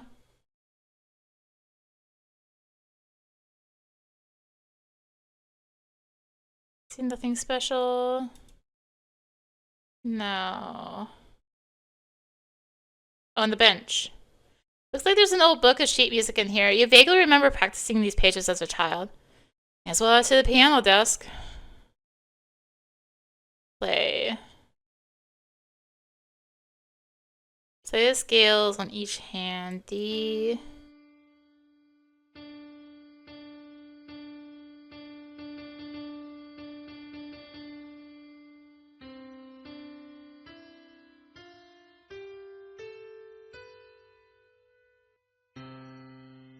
It almost sounded like something. Let's try it again.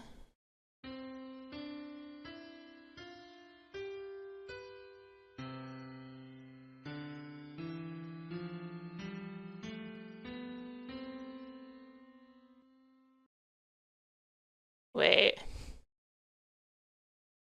There. Aha. Oh gosh.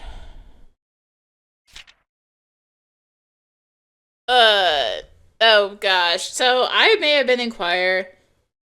Don't ask me about reading sheet music. Okay, okay. We're gonna bust out the good old camera.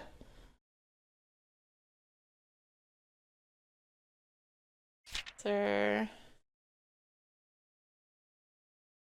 Okay. So is this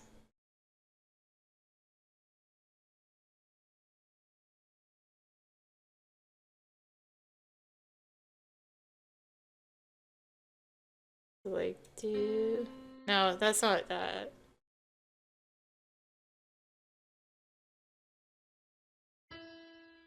E, G.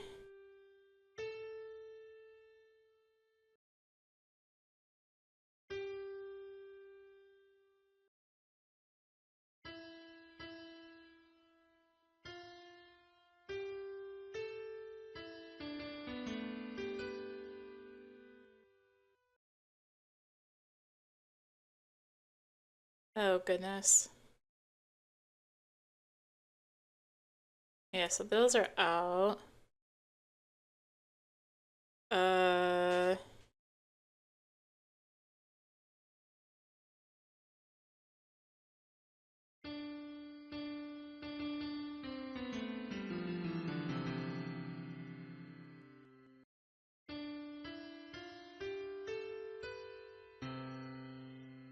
Sound like something. Let's try it again.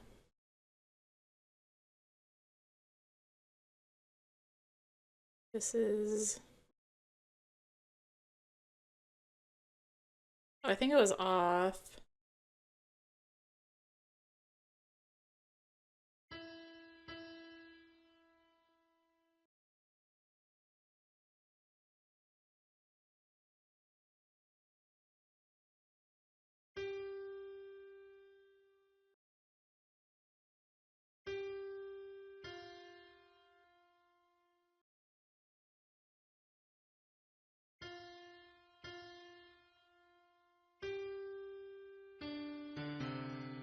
Oh, goodness. No.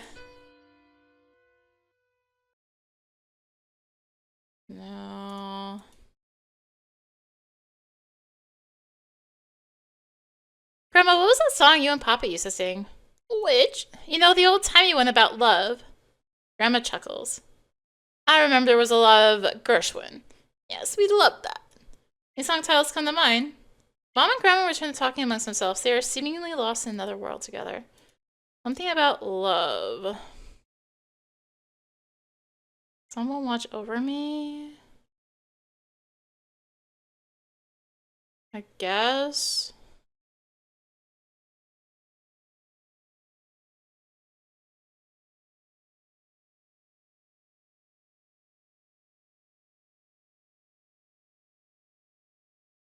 Find a key T. It's ready to get started. Look for the two.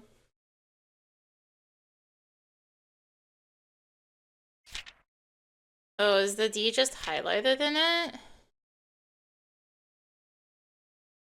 Or something? That's D.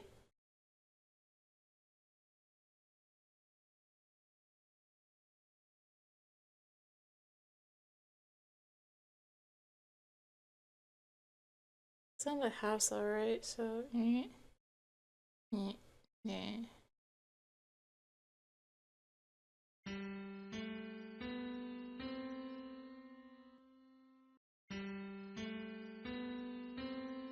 So that's almost something.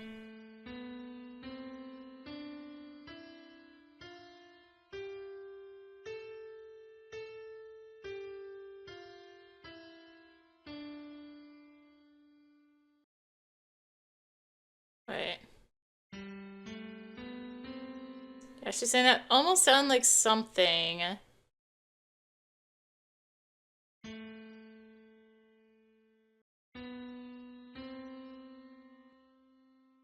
Wait. Yeah, she stops me there.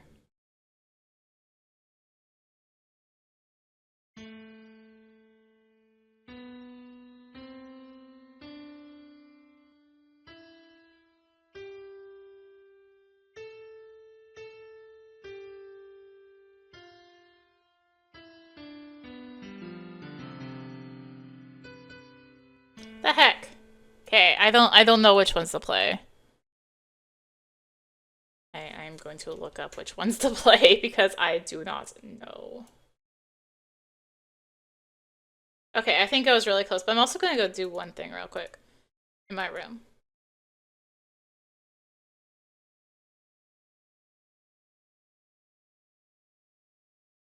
The guitar. You don't feel like playing right now or being alone in your room or spend some time with Grandma. Okay, fine. No guitar. Play the piano. Okay, I did have the right start. Like, this is very close, but that...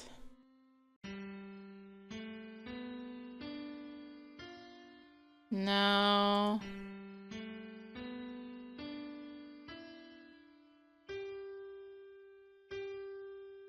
Almost. No, no, no, no. 3, 4... There we go! Oh! You know that one, dear. You used to sing it all the time. Yes, with Papa. That's a nice memory. It's been years. You used to play it too, Michelle. I remember that. She did it beautifully. I can't anymore. Why don't you give it a shot? I'm all out of practice, dear. You're playing it better than I would. You play it so nice, Michelle. Yeah, Mom, come on.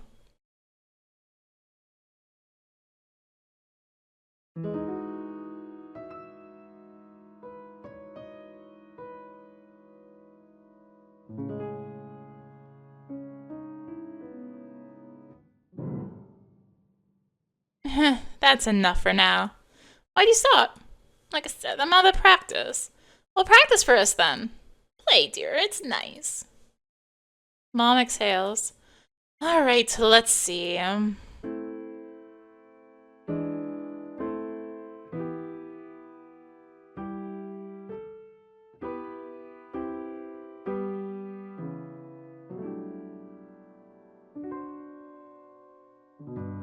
There's somebody I'm longing to see. You're not getting me to sing this part. I hope that he turns out to be...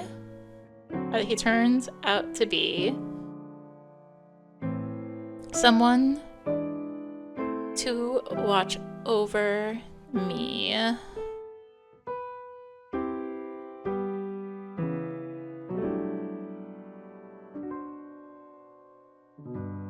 I'm a little lamb that's lost in a wood. I know I could always be good. To one who will watch over me.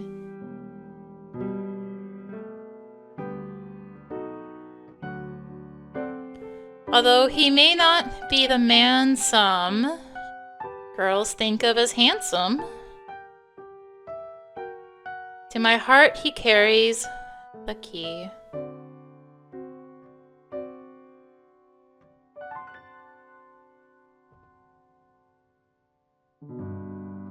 Won't you tell him, please, to put on some speed? Follow my lead. Oh, how I need someone to watch over me.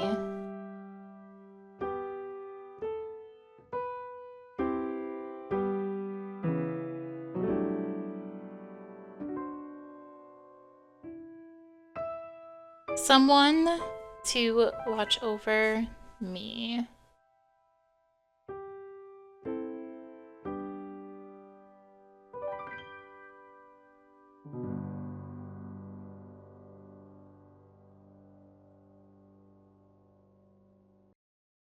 Huh, I'm so awful. Mom, that was amazing! I really had it at some point. I'm pretty sure you have it. Thank you.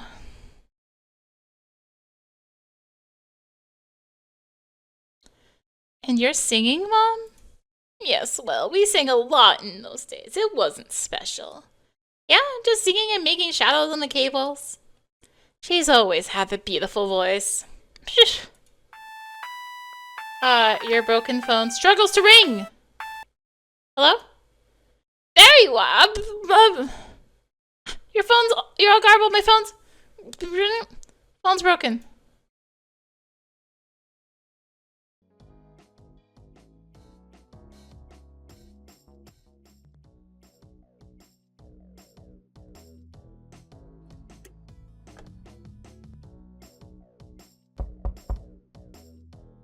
Hello?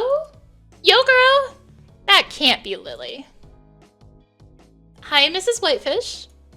You can call me Michelle. We're all ladies here. Grandma, Lily used to play with me when we were little. Do you remember? I'm not sure. I came over for Passover one time? Yeah. And we filmed a parody of Blair Witch Project in your basement? Yeah. Oh, yes, of course. Always such a pretty girl. Just like our Mara. Oh, come on. Mara, I'm just in town for the night. Wanna go out? Oh, would that be okay? Do you need me tonight? Well, Timothy's visiting, but... Oh, right, my brother's visiting. Oh, okay. But it would just be for a couple hours, right? Yeah, just to catch up.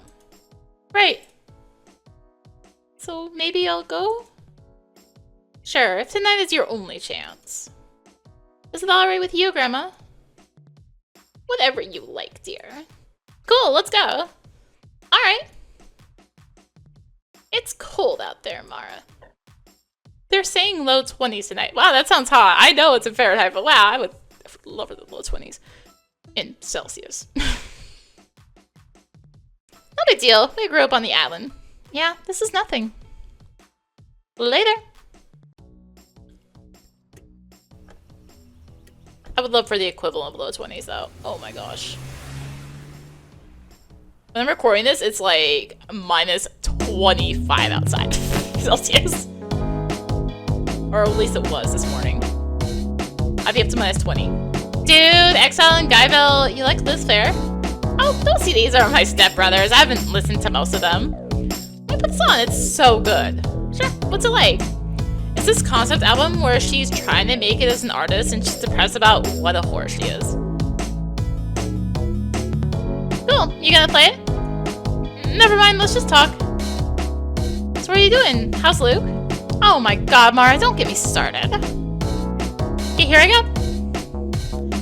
Lily's tale is long and filled with highly specific, yet oddly familiar details about the unraveling of her relationship with Luke.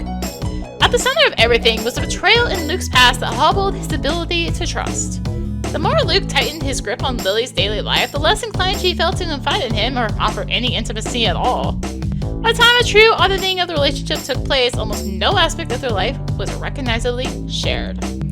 Lily was eager to end the relationship, but Luke, unable to picture Lily with someone else, insisted for months that they work things out. This too was stifled at every turn by Luke's crippling doubt. In the end, Lily was more depleted than she'd ever thought possible. She was so checked out that it was hard to remember that the Luke she'd once loved, the person who she'd aspired to marry. So it was over before you even knew it. Yeah. There's this glue that holds a bad relationship together. It's known as the sunk cost fallacy. More like the sunk dick fallacy. That's a lot funnier if you read it.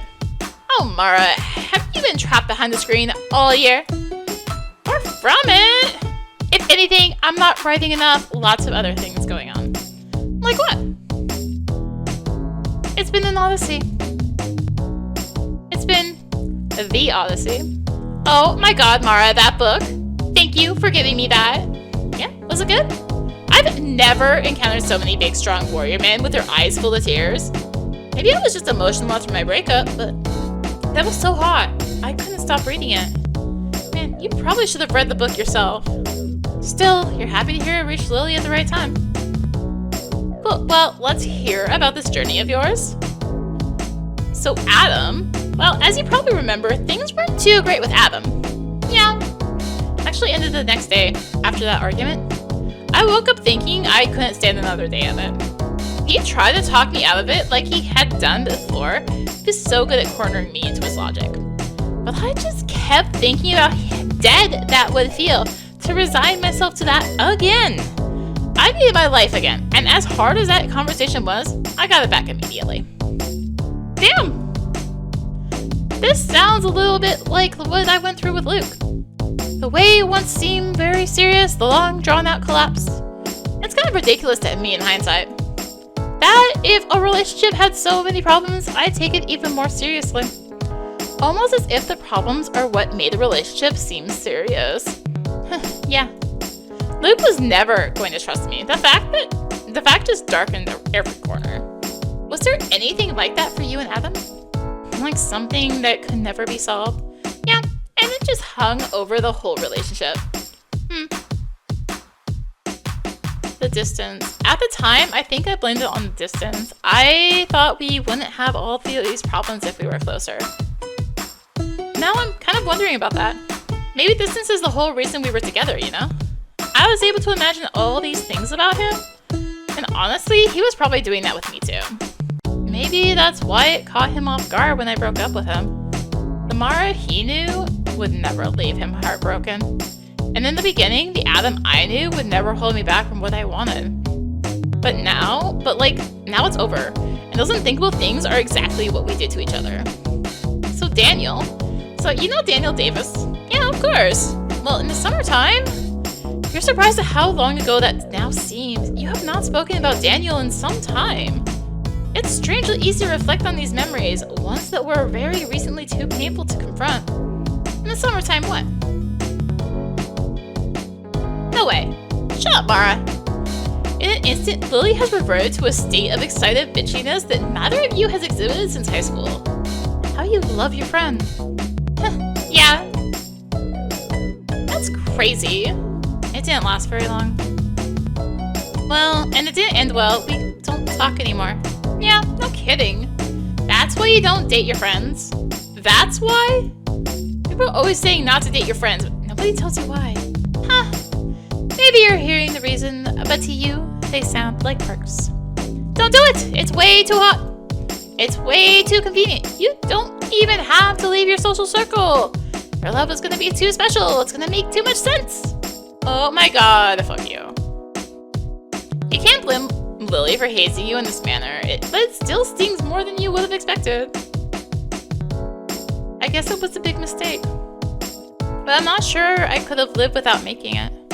I had to know if we could ever be something. I just had to know. But for a little while, it was beautiful, Lily. It was nothing ever had been. You think maybe the question of you and Daniel was hanging in the air this whole time? That deep down, you both always wondered? That's a difficult thing to ponder. Is it possible you and Daniel were never actually friends? That your curiosity for each other was greater than any camaraderie? We were friends. No, it still feels to me like we were friends. We were funny together. We could talk about anything. Even sex? No, everything except that. Maybe you were friends. I think that's the tragedy of it all. I didn't actually know how to grow into anything else. And then there was just nowhere else to go. Yeah, sorry, babe. So John, there was someone else. Dude! What happened to my Mara? The adult world has corrupted you. Who? Well, he's this older guy. How much older? A bit older? 40? No! Lily, you think I'd date a 40-year-old guy? Oh, maybe. Why would you think that? I mean, it happens. It's actually pretty typical in a child's development to model their, choices. After the paternal, Okay, I read Freud too. Yeah, what do you think? Pretty sick. Huh. Yeah, I don't think that's what it is with me. Yeah, probably not. What's the guy's name? You probably haven't heard of him. Mara, what's his name? John Klein? Nope, no idea. Well, he's pretty well known. His new book is on display at Ribbons. That's a store. Okay, so you were dating him? I don't know if it could be called that. You were just screwing. Yeah, it was just a fling. He's not really the dating kind. And I'm not really looking for anything more serious right now. Even as you say it, your heart tells you it can't be true. Could John really move on so easily? It must have hurt him to say goodbye. It must have. Yesterday was like nothing else. Even John said so. How can something so extraordinary not want to continue? You're not sure how strongly you can commit to what you're saying. It's like you're in high school again, trying to give Lily the answers she will scrutinize the least. It's not the first time you've been jerked around by some guy only Joel Lily for support. You don't need to be this way anymore. You can tell her the truth. This all just recently happened? Yeah, like today? Oh shit. I don't know, Lily. It's kind of screwing with me. I can't really sum it up to you. No, yeah, of course, it happened today. It's barely even hit you yet, Mara. Information is still traveling from your ovaries to your brain. Is he hot? Uh-huh. Can I find a pic of him online? Go right ahead. I believe you shall find everything in order. You temptress. Painted woman. Siren! This is kind of like old times, isn't it?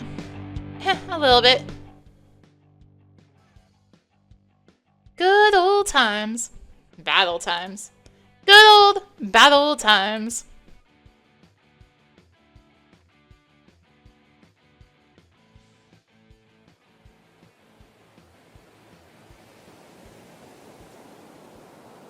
I went to see my dad today. Yeah? He hasn't aged today. A lot of the time I think about the inevitability of it all.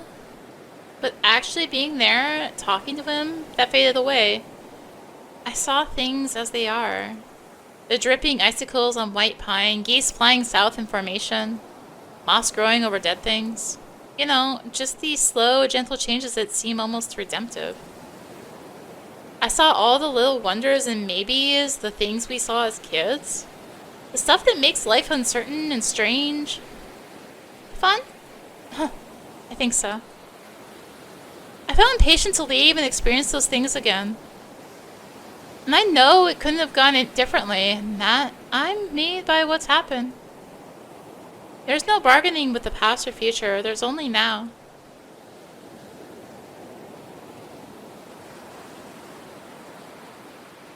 Yeah.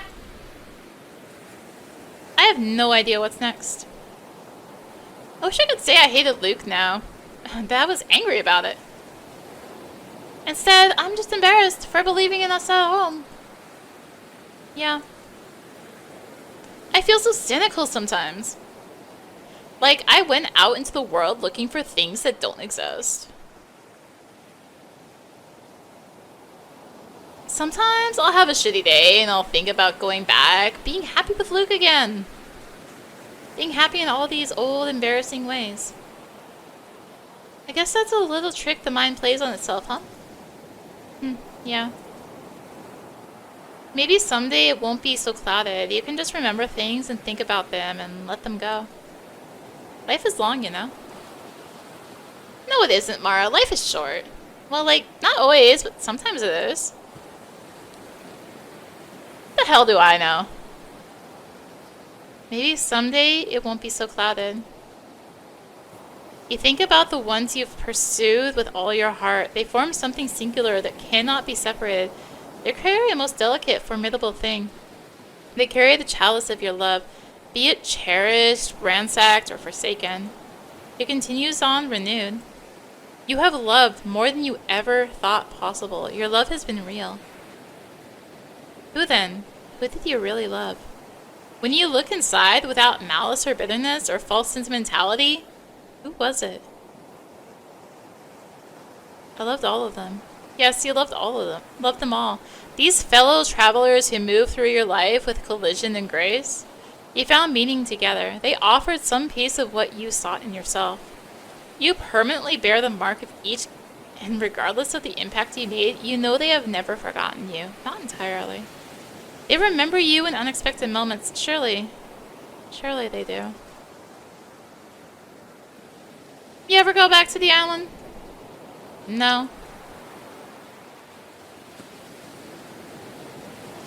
Any reason? No, I keep meaning to. Same here.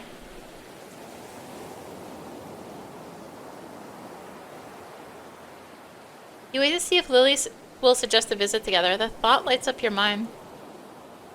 You imagine your old life packed neatly away, waiting for your return. It doesn't come up again. The conversation shifts to other things. People, food, creative endeavors, musings about the future. Maybe things were never that simple. Growing up felt endless and non-negotiable. In some ways, life is less complicated now. You wrote hundreds of thousands of brainless, sorrowful words. When you finally left the island and became serious, you wanted to leave the weight of all that behind. But it turns out the stupid old words don't die. You cannot expel them. They are sent away only to return, gasping and gathering and swelling, ready to topple again.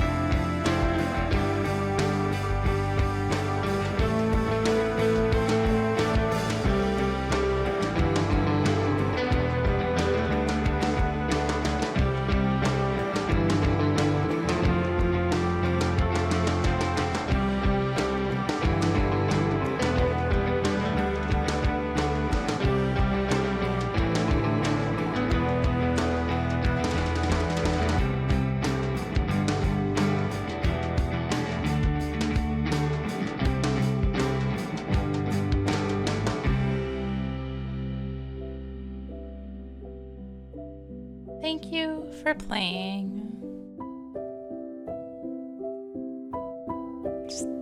Just like this. Just right here. Well, I guess that is Perfect Tides station to station. Whoo, what a ride! An infinitely longer ride than the first game, too. Oh my goodness. What a ride, though. Oh my goodness. Well, I am gonna call it good there. So, thank you so much for watching the video, series, and both series if you watch both of them. If not, go watch Perfect Tides. What the heck, go watch it. If you enjoyed it, consider tossing in a like, comment, subscribe, maybe click the bell for notifications. Also consider checking the description below. Various links, social media, Discord, you can come hang out and also get notifications there. Also in the description is links to support the channel, PayPal, various affiliate links. You can also become a channel member. And yeah, thank you to Stripe PR for the code for the game. And thank you again so much for watching Perfect Tide Station to Station. I hope to see you all in the next adventure, whatever that may be. And until next time, this is rinimt signing out. Bye!